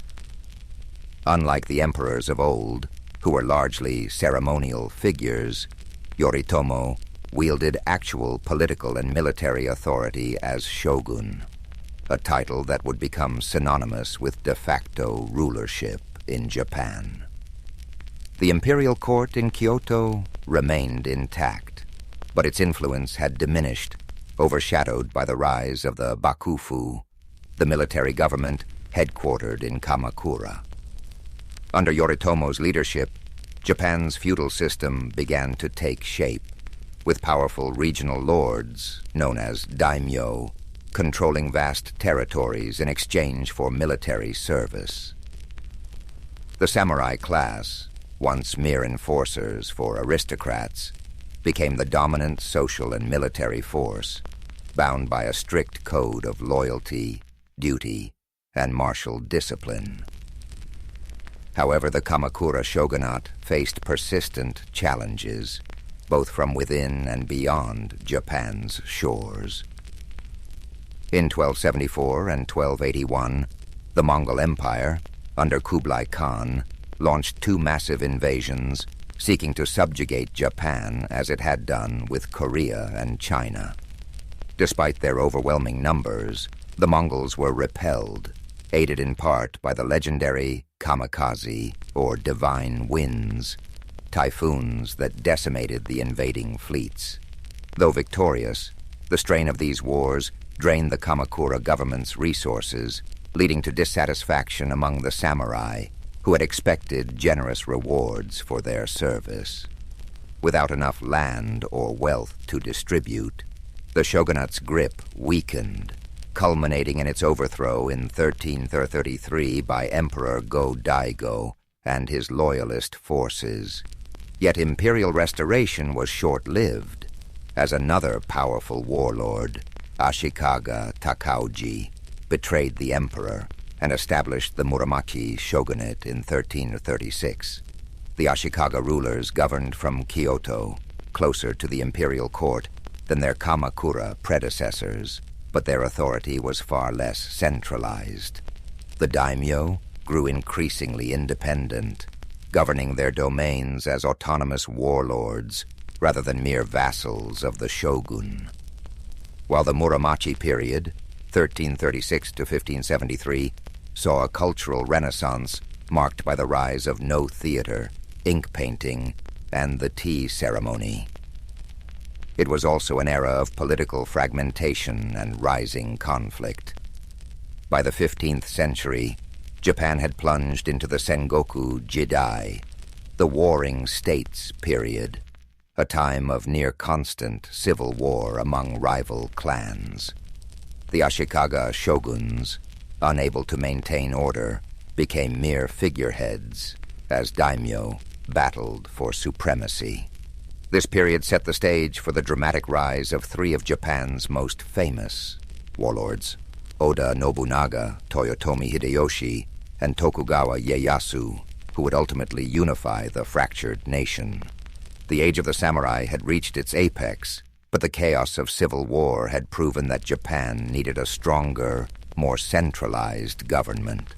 The centuries of warrior rule had reshaped the country's political landscape, replacing the old aristocratic order with a new hierarchy built on military might, land control, and unwavering feudal loyalty.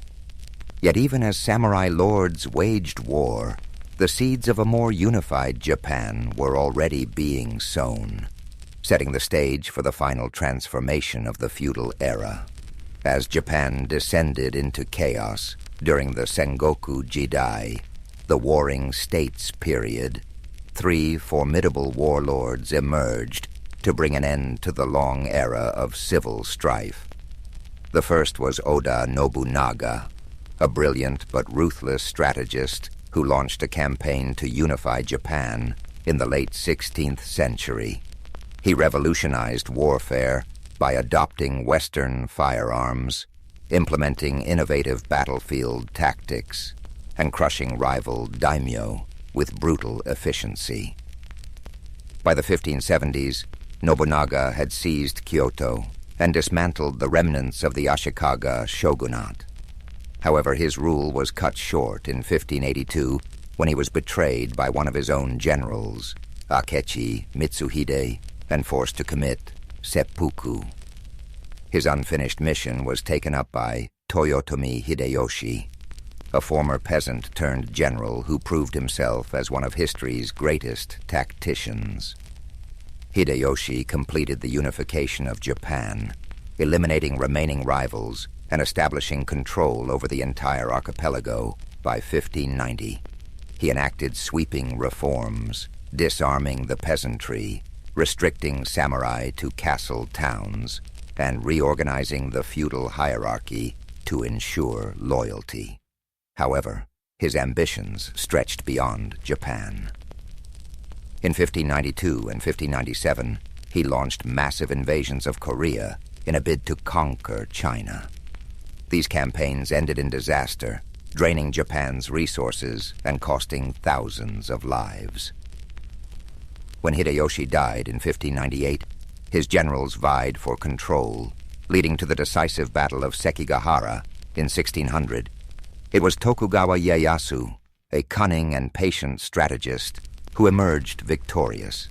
In 1603, he established the Tokugawa shogunate, ushering in the Edo period, 1603 to 1868, a time of unprecedented peace, stability, and isolation. Unlike his predecessors, Ieyasu prioritized long-term control over immediate conquest. He moved the seat of power to Edo, modern-day Tokyo, where he constructed an intricate system of governance to prevent future uprisings. The Bakuhan system divided authority between the shogunate and regional daimyo, ensuring that local lords remained powerful but ultimately subservient to the Tokugawa family. To maintain control, Ieyasu implemented the Sankin Kotai policy, which required daimyo to alternate living in Edo and their home provinces, draining their wealth and keeping them under close watch. Meanwhile, he enacted strict social policies that solidified Japan's rigid class hierarchy: samurai, peasants, artisans, and merchants, ensuring that each class remained in its designated role. One of the most defining features of the Tokugawa era was Japan's policy of isolation, known as sakoku. Fearing foreign influence, particularly the spread of Christianity, the shogunate banned European missionaries, restricted trade to a few controlled ports, and prohibited Japanese citizens from traveling abroad. For over 2 centuries, Japan remained almost entirely closed to the outside world, developing a distinct, insular culture. Despite this isolation, the Edo period saw a flourishing of the arts, literature, and urban culture. Cities like Edo, Kyoto, and Osaka became centers of commerce and entertainment, giving rise to kabuki theater, ukiyo-e woodblock prints, and haiku poetry. Samurai, now mostly bureaucrats rather than warriors, turned to scholarship and administration, while merchants, despite their low social status, grew increasingly wealthy. Yet beneath the surface of stability, cracks began to form.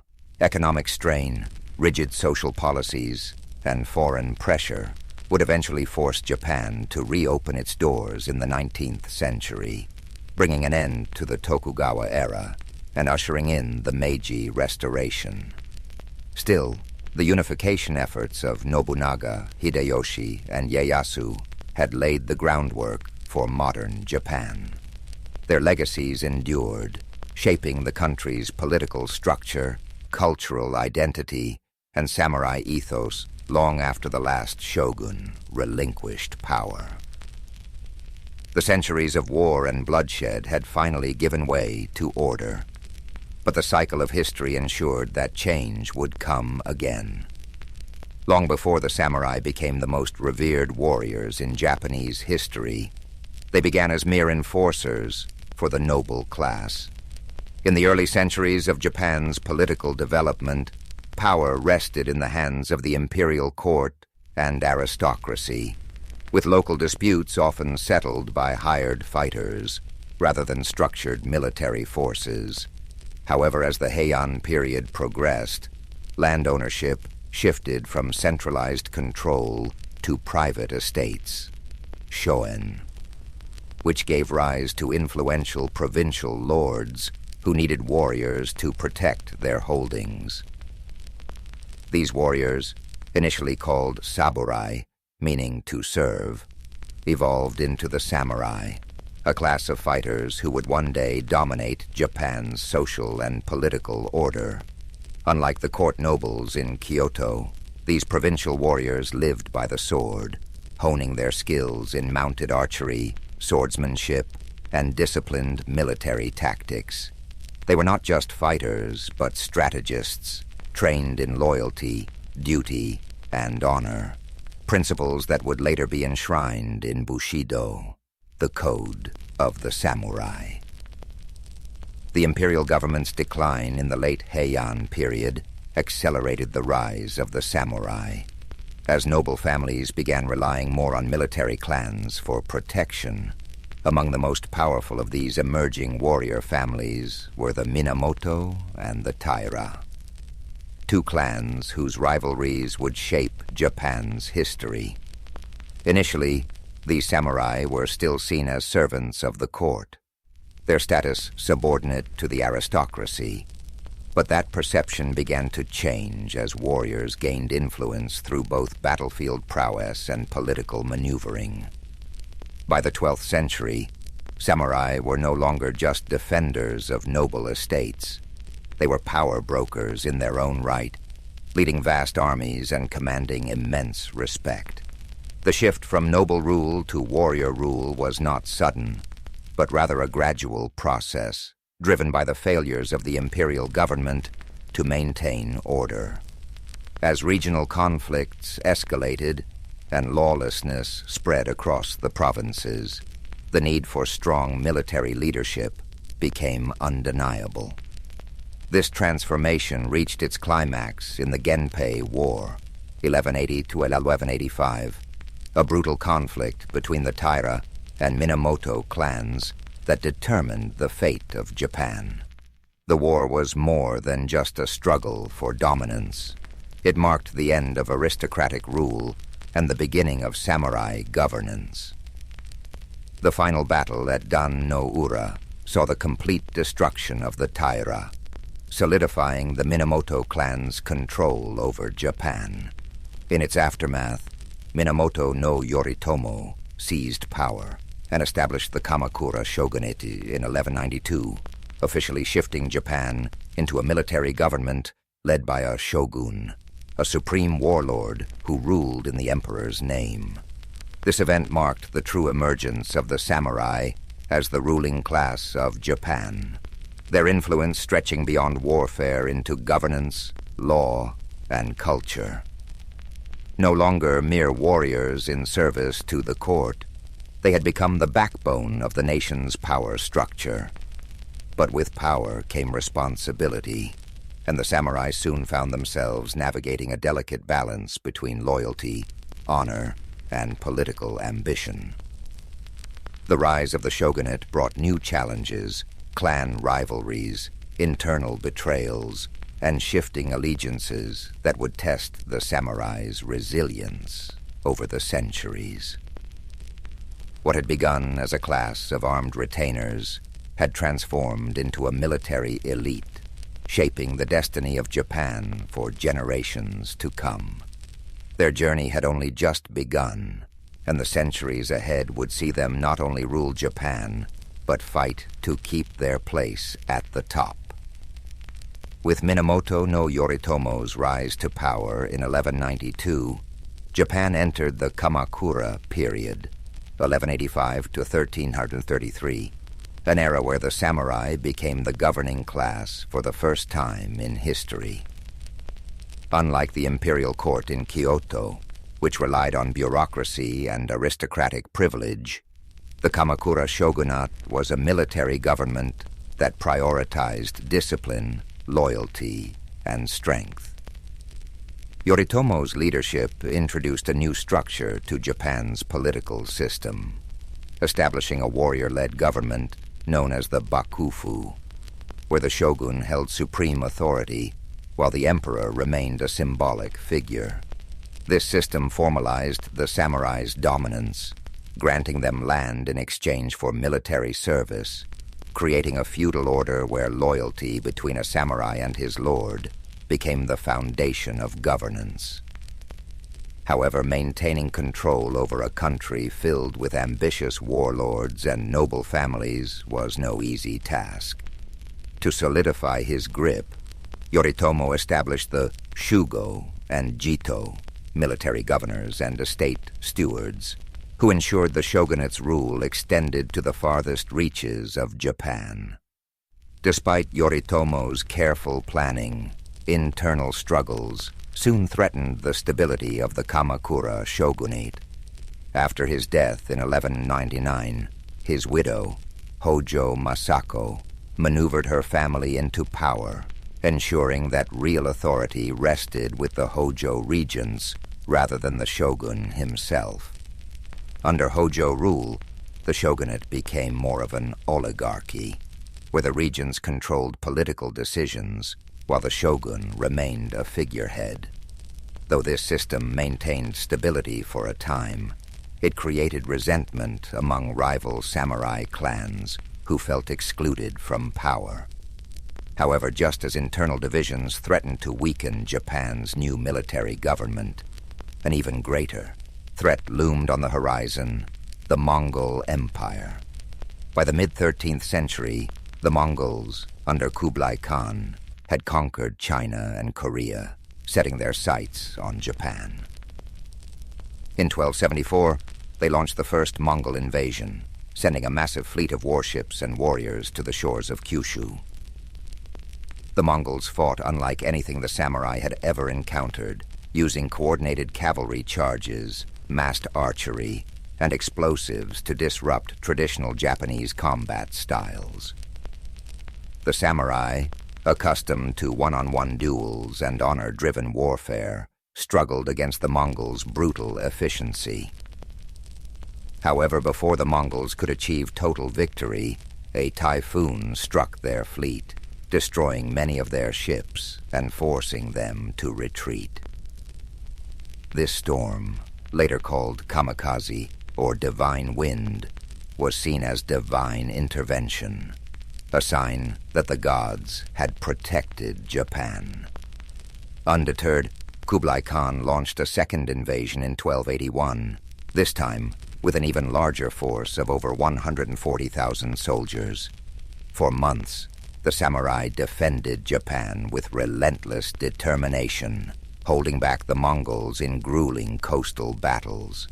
Once again, nature intervened. Another powerful typhoon struck, sinking much of the Mongol fleet and drowning thousands of invaders. The Mongols retreated, never attempting another invasion of Japan. These events solidified Japan's belief in divine protection, reinforcing the idea that the samurai were not only warriors, but guardians of a sacred land. However, the victory came at a cost. Defending against the Mongols had drained the shogunate's resources, and unlike traditional wars between samurai clans, there was no land to reward the warriors who had fought so bravely. Discontent spread among the samurai, many of whom felt their service had gone unrewarded. The financial strain and growing unrest began to unravel the Kamakura shogunate. Samurai clans, once loyal to the Hojo regents, turned against them, culminating in Emperor Go-Daigo's rebellion in 1331. With the help of powerful warriors like Ashikaga Takauji, the imperial forces overthrew the Kamakura government in 1333, bringing an end to the first shogunate. However, this was not a return to imperial rule. Instead, it paved the way for a new warrior dynasty, the Ashikaga shogunate, which would rule Japan in an even more fragmented and chaotic age.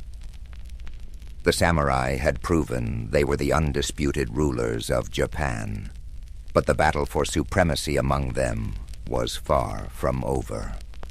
As the Kamakura shogunate crumbled, Japan drifted into a period of uncertainty, much like a restless night where stability fades into shadow.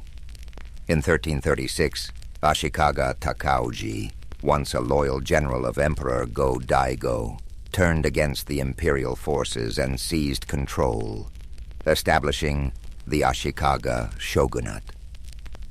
Unlike the Kamakura government, which had ruled with a firm military grip, the Ashikaga sought to balance power between the shogunate and the imperial court. At first, this seemed like a gentle transition, a lull before the next storm. Kyoto became the political and cultural heart of Japan once more, and the capital's refined atmosphere encouraged the flourishing of art, poetry, and Zen Buddhism. The Muromachi period, 1336 to 1573, saw the rise of no theater, elegant ink paintings, and the tea ceremony, a practice designed to bring a sense of serenity and mindfulness to those who participated.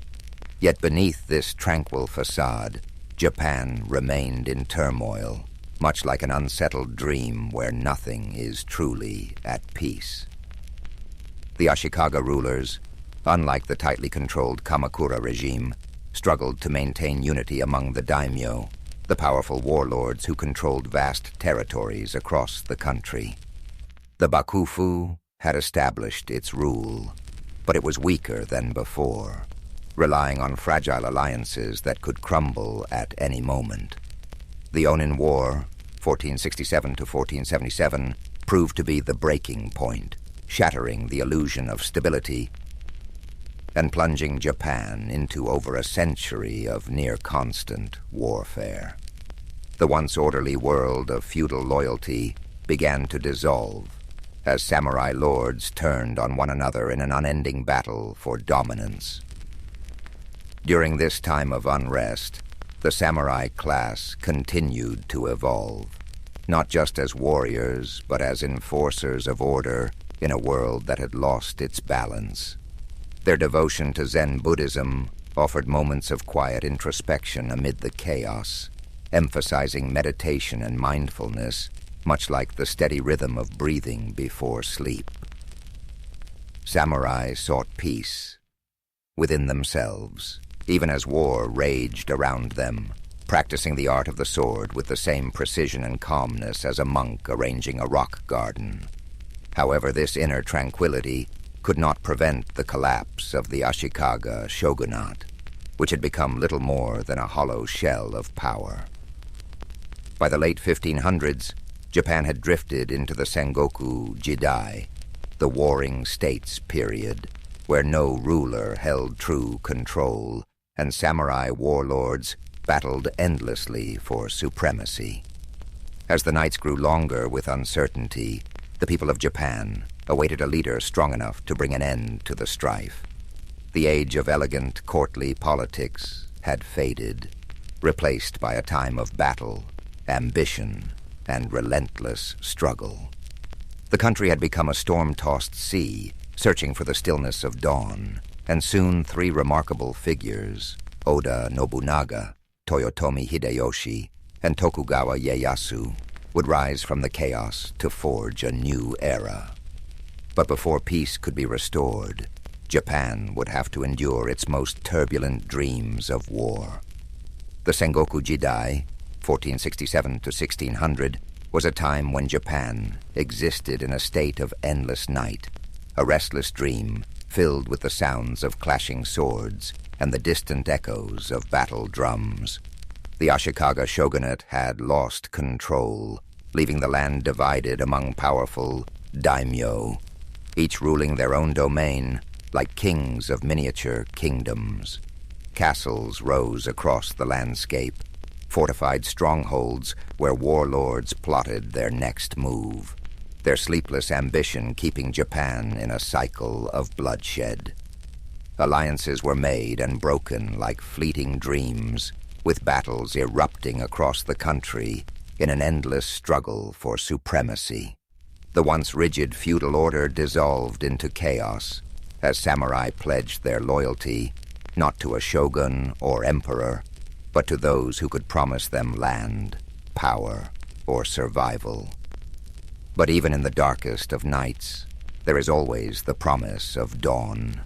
From the turmoil of war, three figures emerged who would change the course of Japanese history: Oda Nobunaga, Toyotomi Hideyoshi, and Tokugawa Ieyasu. Each would play a role in bringing an end to the anarchy, shaping the future of Japan with their ambition, strategy, and sheer force of will. The first of these men, Oda Nobunaga, was unlike any warlord before him. Ruthless, innovative, and determined to unite Japan at any cost. He introduced new military tactics that shattered traditional samurai warfare. He embraced firearms, reorganized his armies for greater mobility, and crushed opposition with swift, merciless force. His victories over rival daimyo, including the powerful Takeda clan at the Battle of Nagashino in 1575, cemented his dominance. Yet Nobunaga's dream of unification was cut short in 1582 when he was betrayed by one of his own generals and forced to take his own life. The mantle of leadership then passed to Toyotomi Hideyoshi, Nobunaga's brilliant general who had risen from humble beginnings. Hideyoshi completed what Nobunaga had started, bringing all of Japan under his control by 1590. He implemented sweeping reforms to ensure stability, disarming peasants to prevent uprisings, and restructuring the feudal system so that only samurai could bear arms. His leadership brought a brief moment of peace, a lull in the storm. Yet his ambitions stretched beyond Japan. In 1592 and 1597, he launched massive invasions of Korea, hoping to conquer China as well.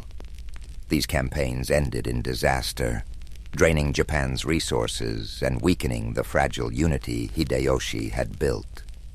When he died in 1598, his generals turned on one another, plunging the nation into conflict once more. The final act of unification fell to Tokugawa Ieyasu, a patient and calculating leader who had bided his time while others fought for dominance. In 1600, at the Battle of Sekigahara, the largest and most decisive conflict in samurai history, Ieyasu crushed his enemies and seized control of Japan. 3 years later, in 1603, he established the Tokugawa shogunate, ushering in an era of stability that would last for over 250 years. The long and violent night of the Sengoku period had come to an end, and Japan could finally rest. But this peace would come with a price. The Tokugawa shoguns would impose strict control over society, isolating Japan from the outside world and enforcing a rigid social order.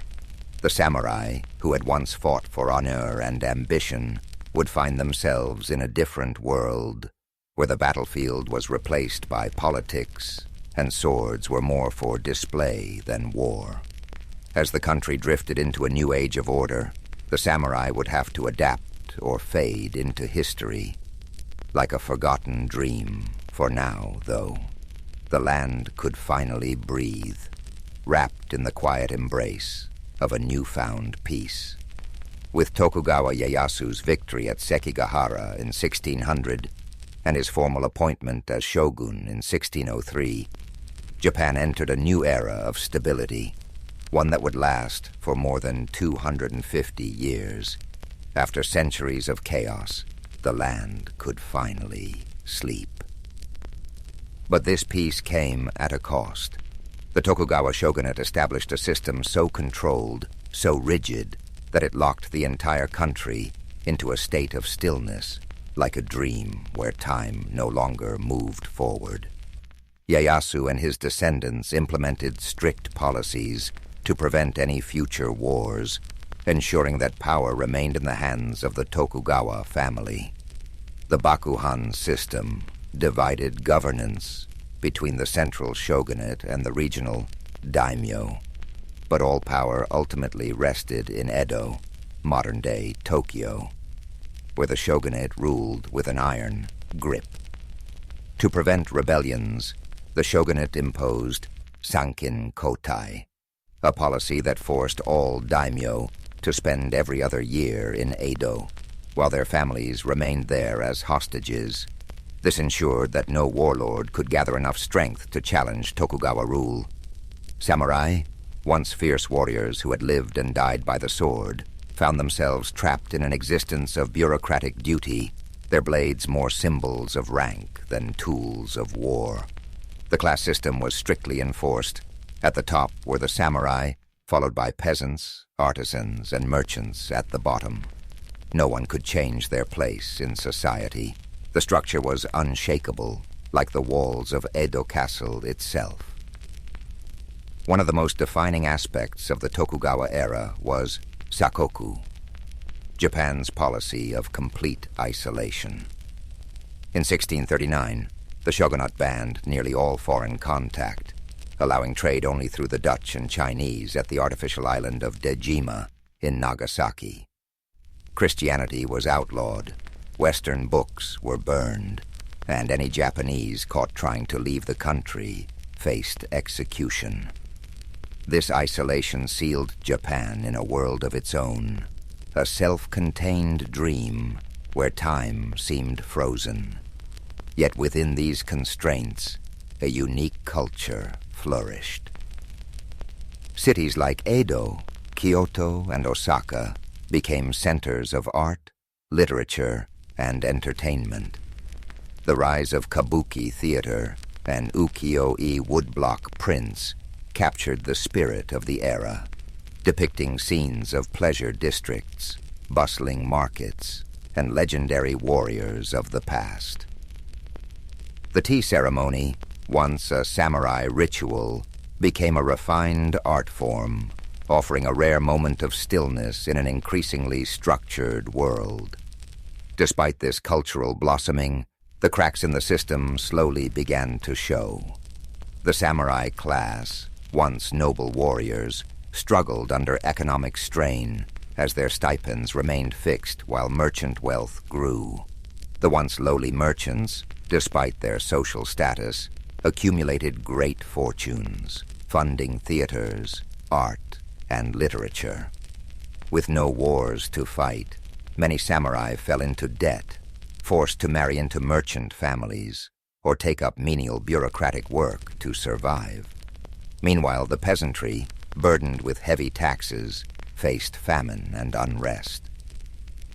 Though the Tokugawa rule was firm, beneath its surface dissatisfaction simmered, like a restless sleeper waiting to wake.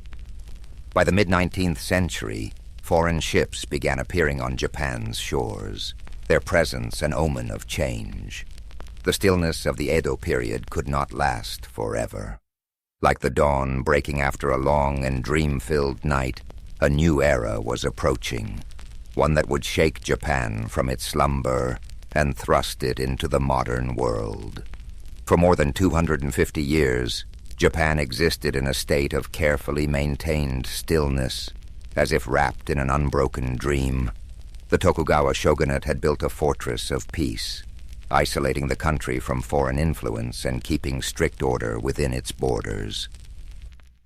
But no dream lasts forever. By the mid-19th century, change loomed on the horizon as black ships appeared in Japanese waters, ominous and foreign, like shadows breaking through the quiet of night. These were the vessels of Commodore Matthew Perry, an American naval officer who arrived in 1853 with demands that Japan open its ports to trade. The shogunate, so accustomed to control, found itself powerless against the superior firepower and technology of the Western world. The illusion of stability began to crack. In 1854, under pressure from Perry's fleet, the shogunate signed the Treaty of Kanagawa, officially ending Japan's policy of sakoku. For the first time in over 2 centuries, foreign influence poured in, bringing modern weapons, new technologies, and unfamiliar ideas. Japan's people, once lulled into the predictability of Tokugawa rule, suddenly found themselves in an unfamiliar landscape. Western-style clothing and steamships appeared in the harbors. Telegraphs and railways disrupted the old rhythms of life. The samurai, once the unquestioned rulers of the land, now found themselves staring into an uncertain future, their way of life becoming obsolete. The cracks turned into fractures as discontent spread across the nation. The shogunate's inability to resist foreign pressure angered many, including powerful daimyo and young samurai who longed for a return to Japan's former strength. 2 factions emerged, those who wished to reform the shogunate and those who sought to restore the emperor as the true ruler. The conflict escalated into the Boshin War, 1868 to 1869, a final struggle between the forces of the Tokugawa and the imperial loyalists. At the Battle of Toba Fushimi, the modernized imperial army, armed with rifles and Western artillery, overwhelmed the traditional samurai warriors, proving that the age of the sword had come to an end. In 1868, the victorious imperial forces declared the Meiji Restoration, and with it, the fall of the Tokugawa shogunate.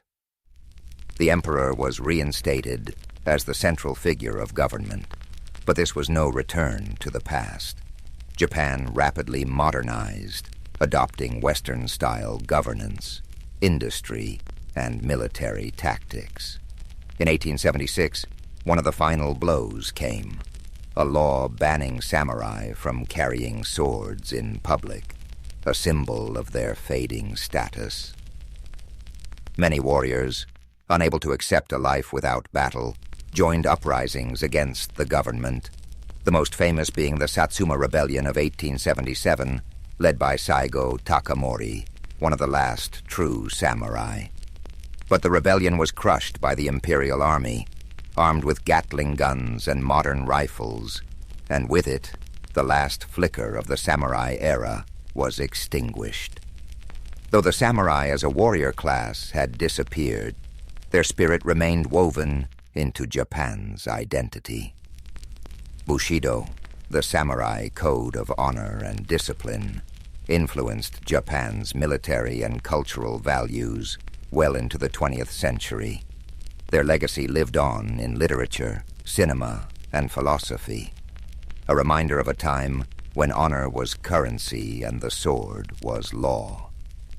The great warriors who once shaped Japan had become legends, their names whispered in history, much like distant echoes of a dream that fades with the morning light. This concludes tonight's journey through the rise and fall of the samurai, but there are more stories to come.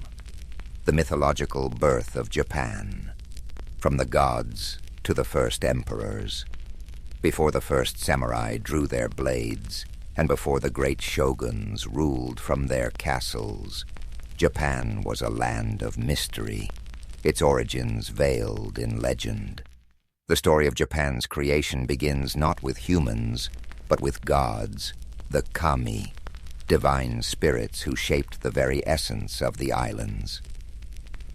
According to the Kojiki and Nihon Shoki, the oldest chronicles of Japan, two celestial beings, Izanagi and Izanami, stood upon the floating bridge of heaven, gazing down at a formless world. They dipped a jeweled spear into the sea, and as the droplets fell, they solidified into land. Thus, the Japanese archipelago was born. The gods descended, walking upon their creation, bringing forth mountains, rivers, and forests. Yet their divine union was not without sorrow. In giving birth to the fire god, Izanami perished, descending into the underworld, leaving Izanagi stricken with grief. His journey to reclaim her ended in horror as he fled from the decayed form of his beloved, purifying himself in a sacred river.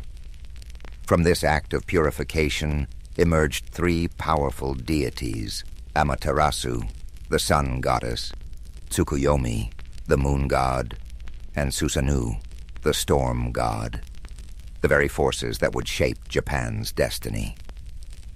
Amaterasu, radiant and benevolent, was entrusted with the heavens, while her brother Susanoo, wild and uncontrollable, was cast down to earth.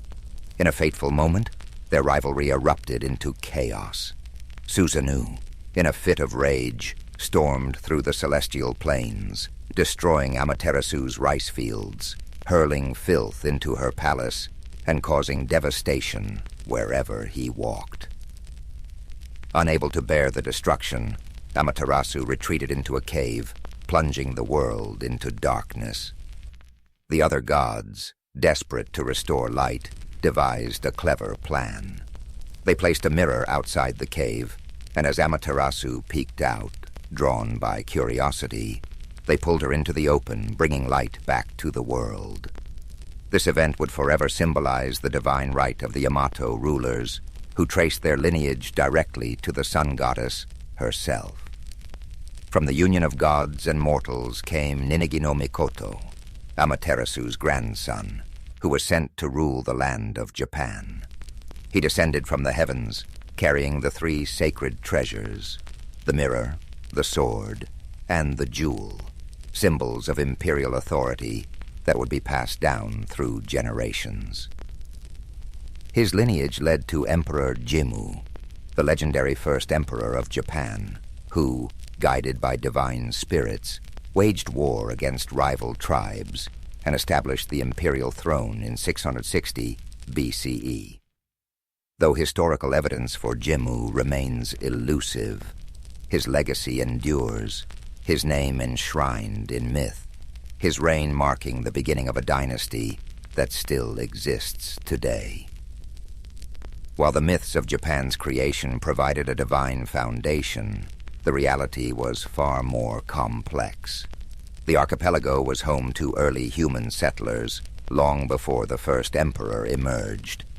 The Jomon people, hunter-gatherers who lived in pit dwellings and created intricate pottery, thrived for thousands of years, their way of life shaped by the land's untamed beauty. But as the centuries passed, a new wave of migrants arrived, the Yayoi people, bringing agriculture, metalworking, and social hierarchy. Their arrival marked a turning point. The small tribal groups evolved into structured communities, laying the groundwork for the powerful clans that would one day shape Japan's destiny. Thus, the origins of Japan exist in two worlds, the realm of gods and the realm of men. One speaks of divine will, celestial battles, and the blessings of Amaterasu. The other tells of migration, adaptation, and the forging of society, both intertwined to form the foundation of Japan's history. Where mythology and reality stand side by side, their echoes still felt in the rituals, shrines, and traditions of the modern nation. The role of Shinto and the worship of the kami in the earliest days of Japan's history. Long before the samurai and shoguns, the land was shaped not just by rulers, but by the unseen forces of the kami, the spirits and deities that resided in every aspect of nature.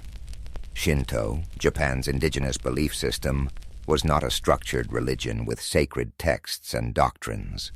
Rather, it was an intricate tapestry of myths, rituals, and spiritual connections between the people and the natural world. Unlike the faiths of the West, Shinto had no singular founder or strict commandments. Instead, it was an evolving tradition woven into the daily lives of the Japanese people. Every mountain, river, tree, and shrine was believed to house a kami, and maintaining harmony with these spirits was essential for both individual well-being and the prosperity of the land. The imperial family, tracing its lineage to Amaterasu, used Shinto mythology to justify its divine rule, reinforcing the idea that Japan itself was a sacred land. The emperor was not merely a political leader, but a living bridge between the gods and humanity, performing rituals to maintain spiritual balance. Throughout the Yamato period and beyond, elaborate ceremonies were held at the Ise Grand Shrine, the most sacred site dedicated to Amaterasu, where only the highest members of the imperial line could serve as priestesses. These rituals were believed to ensure bountiful harvests, military victories, and protection from disasters. Over time, this divine connection was institutionalized, shaping the way Japan's government functioned. Political power was not only a matter of might, but also of spiritual legitimacy. Shinto beliefs also influenced the structure of Japan's early legal and moral codes. Laws were often intertwined with religious purity, and violations of harmony, be it crimes, natural disasters, or even personal misfortunes, were seen as disturbances in the spiritual balance. Priests and shrine maidens played an essential role in cleansing individuals of misfortune through purification rites known as misogi. Ritual washing in rivers or at sacred waterfalls meant to purify both body and spirit. Festivals called matsuri were held throughout the year to honor the kami, ensuring their continued favor and protection. These festivals, filled with music, dance, and processions, were not just religious gatherings, but also central social events that united communities under shared spiritual traditions. Beyond the imperial court, local clans and villages had their own kami, unique to their land and lineage. These local deities were believed to protect the crops, guide warriors into battle, and watch over the homes of their followers. Some kami were benevolent, offering blessings of health and fortune, while others were vengeful spirits, requiring offerings and careful rituals to prevent their wrath. The concept of tsukumogami, objects that after 100 years gained spirits of their own, was rooted in the belief that the unseen world was constantly interacting with human life. Farmers prayed to Inari, the kami, of rice and fertility, often represented by foxes, while warriors sought favor from Hachiman, the kami, of war and divine protector of Japan. As Buddhism arrived from China and Korea in the 6th century, it did not replace Shinto, but rather merged with it, forming the unique syncretic religious identity that would define Japan for centuries. Buddhist temples were built next to Shinto shrines, and many kami were identified as manifestations of Buddhist deities, ensuring that the new religion did not erase Japan's indigenous traditions, but instead intertwined with them. This seamless blending of spiritual practices reflected the deep-rooted belief that all forces, gods, spirits, ancestors, and natural elements were interconnected in an ever-flowing cycle. Shinto was not merely a religion, it was a way of life, shaping everything from governance to warfare, from agriculture to art. It provided the framework through which Japan's early leaders domesticated their rule, the means by which communities found unity, and the spiritual force that connected the people to their land. Even in modern Japan, where Shinto no longer dictates the laws of the land, its echoes remain in the towering torii gates that stand at shrine entrances, in the festivals that still mark the changing seasons, and in the quiet reverence for nature that lingers in the heart of the nation. Sacred sites, rituals, and the power of purification.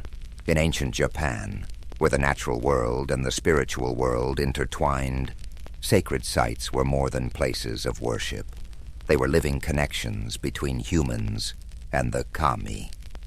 The most revered among them was the Ise Grand Shrine, dedicated to Amaterasu, the sun goddess and divine ancestor of Japan's emperors. Nestled deep in the forests of Mie Prefecture, the shrine was rebuilt every 20 years in a centuries-old tradition, symbolizing renewal and the impermanence of all things. Only the imperial family and the highest-ranking priests were permitted to conduct rituals within its sacred grounds, ensuring that the emperor's divine link to the gods remained unbroken. Other major shrines, such as Izumo Taisha, dedicated to the storm god Okuninushi, and Fushimi Inari Taisha, home to the fox spirits of Inari, became centers of devotion, pilgrimage, and seasonal festivals that shaped the rhythm of life across Japan.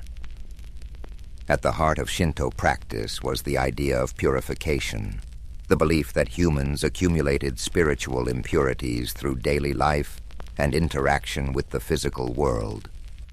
To cleanse themselves, individuals performed misogi, ritual washing in rivers, waterfalls, or the sea.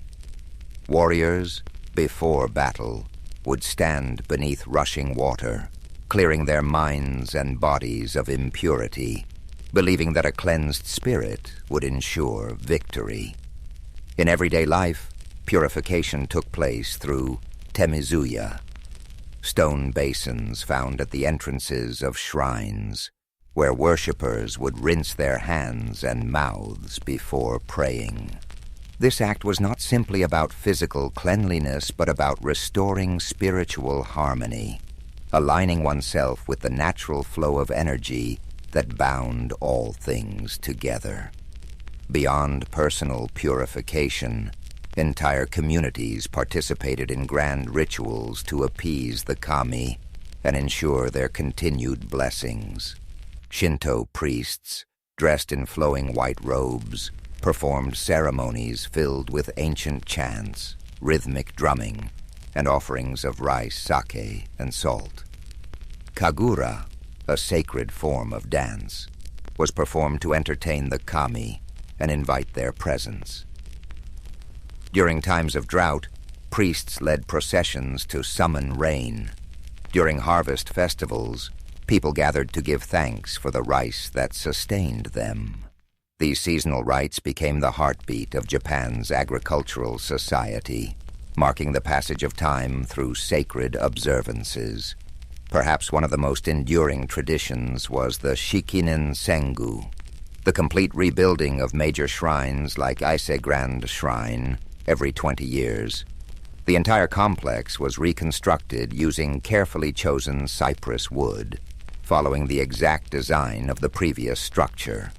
This practice, dating back over 1,300 years, reflected the Shinto belief in impermanence and renewal, the idea that nothing is permanent, yet through careful preservation, continuity can be maintained.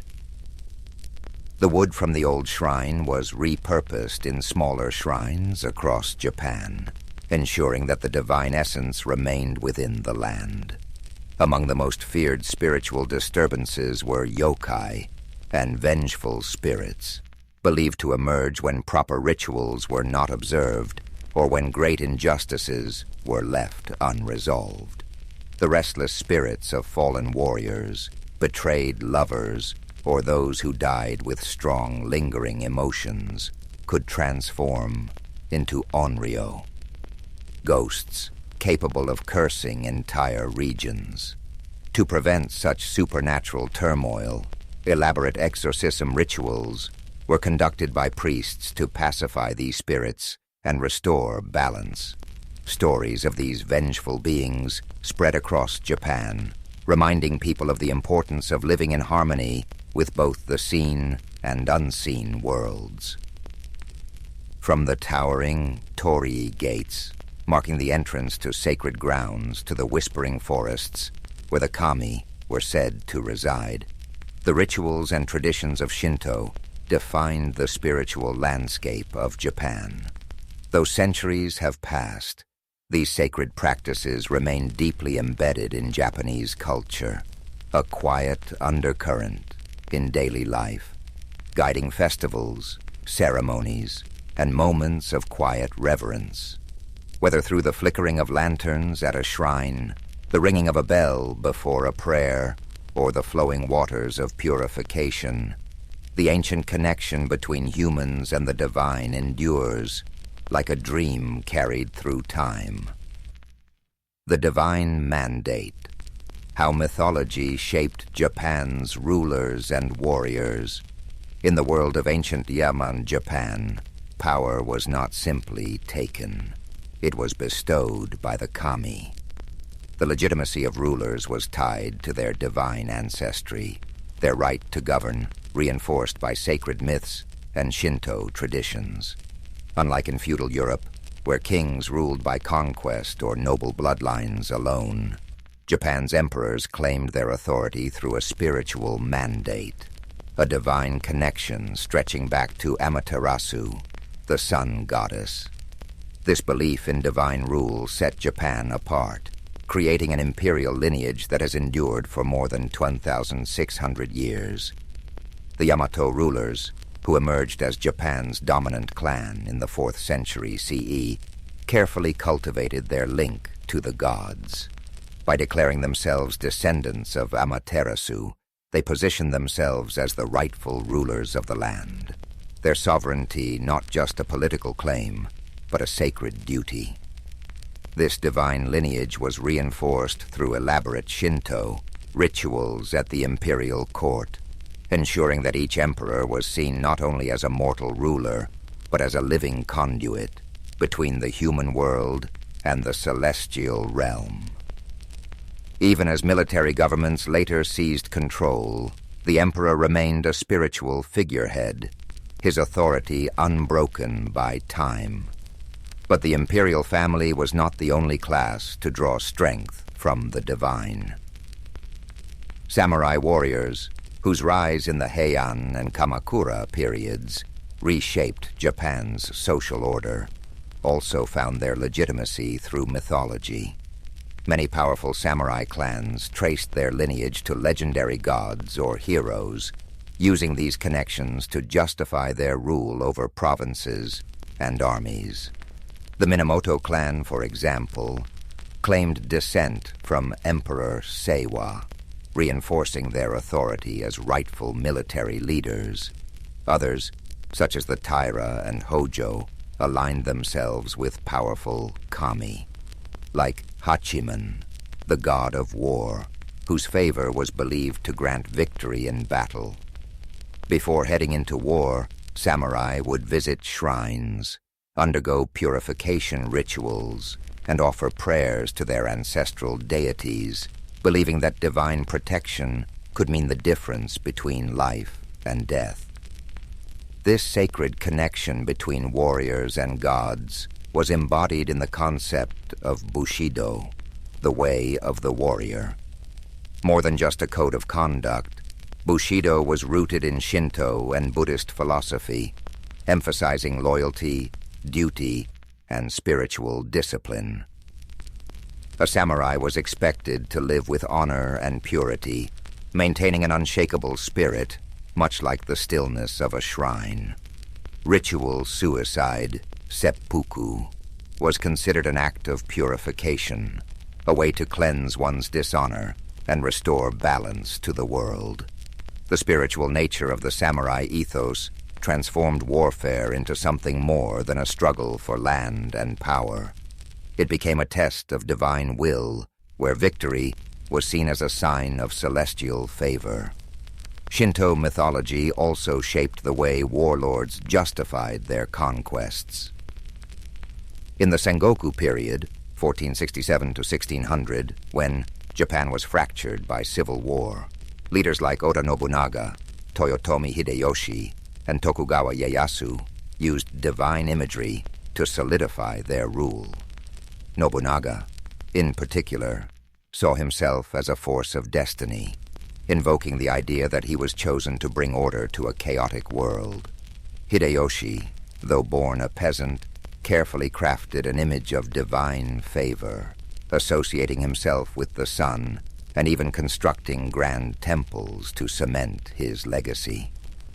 Tokugawa Ieyasu, the most patient of the three, aligned himself with the ancestral spirits of the Minamoto clan, ensuring that his shogunate was seen not just as a political institution, but as the rightful continuation of Japan's divine rule. Even as modernity swept through Japan, the belief in divine legitimacy never truly faded.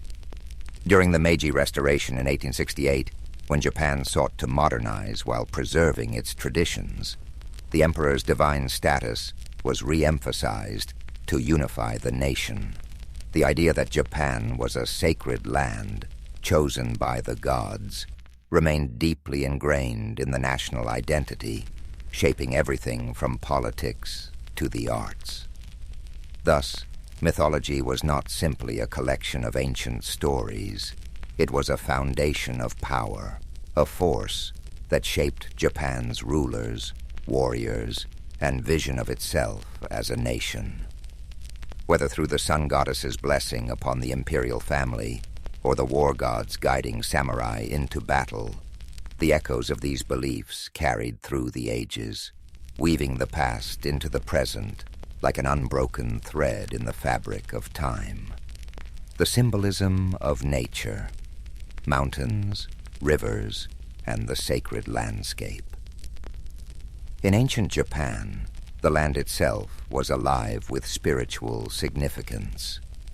Every mountain peak, flowing river, and dense forest was believed to house the spirits of the kami, divine forces that shaped the world and guided human destiny. Unlike in other civilizations, where deities ruled from distant heavens, Japan's gods lived within the earth, woven into the very fabric of the natural landscape. To the people of early Japan, the land was not just a resource. It was sacred, a place where the divine and mortal worlds intertwined. Among the most revered places in Japan were its mountains.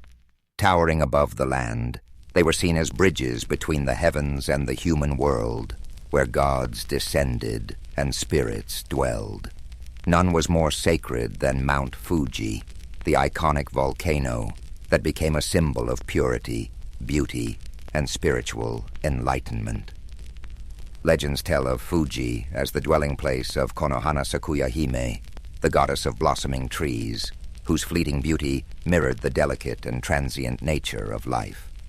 For centuries, monks and pilgrims ascended its slopes in search of divine wisdom, believing that reaching its summit brought them closer to the gods. Other mountains, such as Mount Hiei and Mount Koya, became centers of religious devotion, home to Buddhist temples and Shinto shrines that further deepened their spiritual aura. Rivers and waterfalls also held profound spiritual importance. Flowing water was seen as a force of purification, a means of washing away physical and spiritual impurities. Ancient purification rituals known as misogi were often performed in cold rivers or beneath waterfalls, where monks, warriors, and common people alike cleansed themselves before engaging in religious ceremonies or battle. One of the most famous sacred waterfalls was Nachi Falls, where Shinto priests conducted elaborate rituals to honor the water spirits. The belief in the purifying power of water remains embedded in Japanese culture to this day, reflected in the practice of temizuya at shrine entrances, where visitors rinse their hands and mouths before offering prayers. Forests were considered the hidden sanctuaries of the kami, dense and untouched groves where spirits roamed freely. Certain trees were believed to be yorishiro, objects capable of housing deities, marked with sacred ropes known as shimenawa, to signify their divine presence. The bo, ancient cryptomeria trees of Togakushi Shrine. In Nagano, some standing for over 1,000 years, were said to be infused with the spirits of the past. These sacred forests were not places to be disturbed, and even today, Japan maintains a deep respect for nature, preserving these ancient woodlands as places of spiritual retreat and meditation. Beyond individual landmarks, the natural cycles of the seasons were deeply tied to religious observances. The blooming of cherry blossoms in spring was celebrated with Hanami, a festival that honored the fleeting beauty of life, while the arrival of autumn brought solemn reflections on impermanence. Rice, Japan's most sacred crop, was planted and harvested in accordance with seasonal rituals dedicated to Inari, the kami of agriculture. The connection between people and the land was not just practical but deeply spiritual, as every shift in the natural world was seen as an expression of the god's will. Even the wind was believed to carry divine influence. The legendary kamikaze, or divine wind, that twice repelled Mongol invasions in the 13th century, was seen as a direct intervention from the kami, protecting Japan from foreign conquest. This reinforced the belief that Japan was a chosen land, shielded by the gods themselves, an idea that would persist throughout history. The landscape of Japan was not merely terrain. It was a living, breathing entity, infused with the spirit of the divine.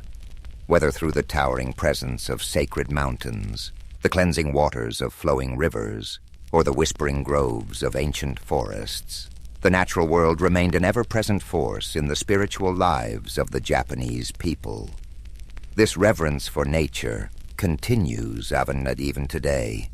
The shrines and temples remain nestled in the quiet embrace of mountains, rivers, and trees, reminders of a time when the world itself was seen as sacred. The eternal influence of mythology, how ancient beliefs shape Japan today. Though centuries have passed since the first emperors claimed divine ancestry and the first warriors sought the favor of the kami.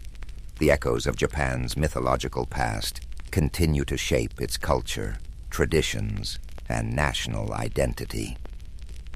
The stories of Izanagi and Izanami, Amaterasu and Susanoo, are not simply relics of ancient belief. They remain woven into the daily lives of the Japanese people, influencing everything from spiritual practices to modern governance. Even in an era of technological advancement, Shinto rituals persist. Torii, gates, still stand as silent guardians of the sacred, and the belief in unseen forces continues to influence Japan's cultural landscape. One of the most striking ways mythology endures is through the imperial family. Despite the fall of shogunates, military governments, and the rise of democracy, the Japanese emperor still holds a unique position as a symbol of national unity. Though his political power has faded, his role as the spiritual descendant of Amaterasu remains a fundamental aspect of Japanese identity. Even modern enthronement ceremonies involve ancient Shinto rites, where the emperor offers prayers to the kami and affirms his role as a divine mediator between the gods and the people.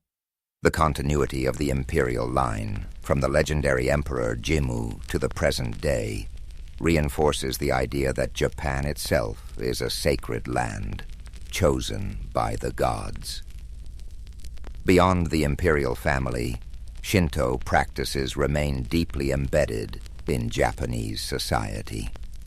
Festivals celebrating the kami, known as Matsuri, continue to draw millions of participants each year. During New Year's celebrations, Hatsumo Day, people visit Shinto shrines to pray for good fortune, tossing coins into offering boxes and purchasing protective talismans. The Obon Festival, dedicated to honoring the spirits of ancestors, mirrors the ancient belief that the dead never truly leave but instead watch over their descendants. These customs have endured for over 1,000 years, adapting to modern life while maintaining their spiritual significance. The belief in supernatural forces also thrives in Japan's folklore and popular culture. The presence of yokai, spirits and creatures of myth, remains strong in art, literature, and entertainment. From the mischievous kitsune, fox spirits, to the vengeful onryo, ghosts, these beings still inspire countless films, novels, and anime. Even technological advancements have not diminished the influence of mythology. Modern video games, films, and books frequently draw upon ancient legends, ensuring that the tales of Japan's mythic past continue to captivate new generations. Japan's deep reverence for nature and purification rituals is also a direct inheritance from its mythological roots. The custom of cleansing oneself before entering sacred spaces persists, not just in shrines, but in everyday life. Whether through bathing culture in onsen, hot springs, or the symbolic washing of hands before meals, the idea that nature is sacred continues to influence conservation efforts, reflected in carefully preserved forests around shrines and the nation's commitment to protecting natural landscapes. Even Japan's approach to urban design maintains a sense of harmony with the environment, with traditional Zen gardens and temple grounds serving as places of quiet reflection amidst modern cityscapes. Perhaps most importantly, the spirit of Japan's mythology lives on in its people. The deep-seated sense of honor, perseverance, and connection to the past. The philosophy of mono no aware, the appreciation of impermanence, stems from Shinto and Buddhist influences, reminding people to embrace the fleeting beauty of life. The respect for ancestral wisdom and the idea of duty to one's community reflect values passed down from ancient times. shaping everything from family traditions to workplace ethics. Even as the world changes, the myths of Japan remain, flowing through the nation like an unseen current, shaping its identity in ways both subtle and profound. The spirits of the past are never far, still honored in whispered prayers at shrines, still present in the towering trees of sacred groves, still guiding the land and its people as they have for millennia. This concludes tonight's journey into Japan's divine origins.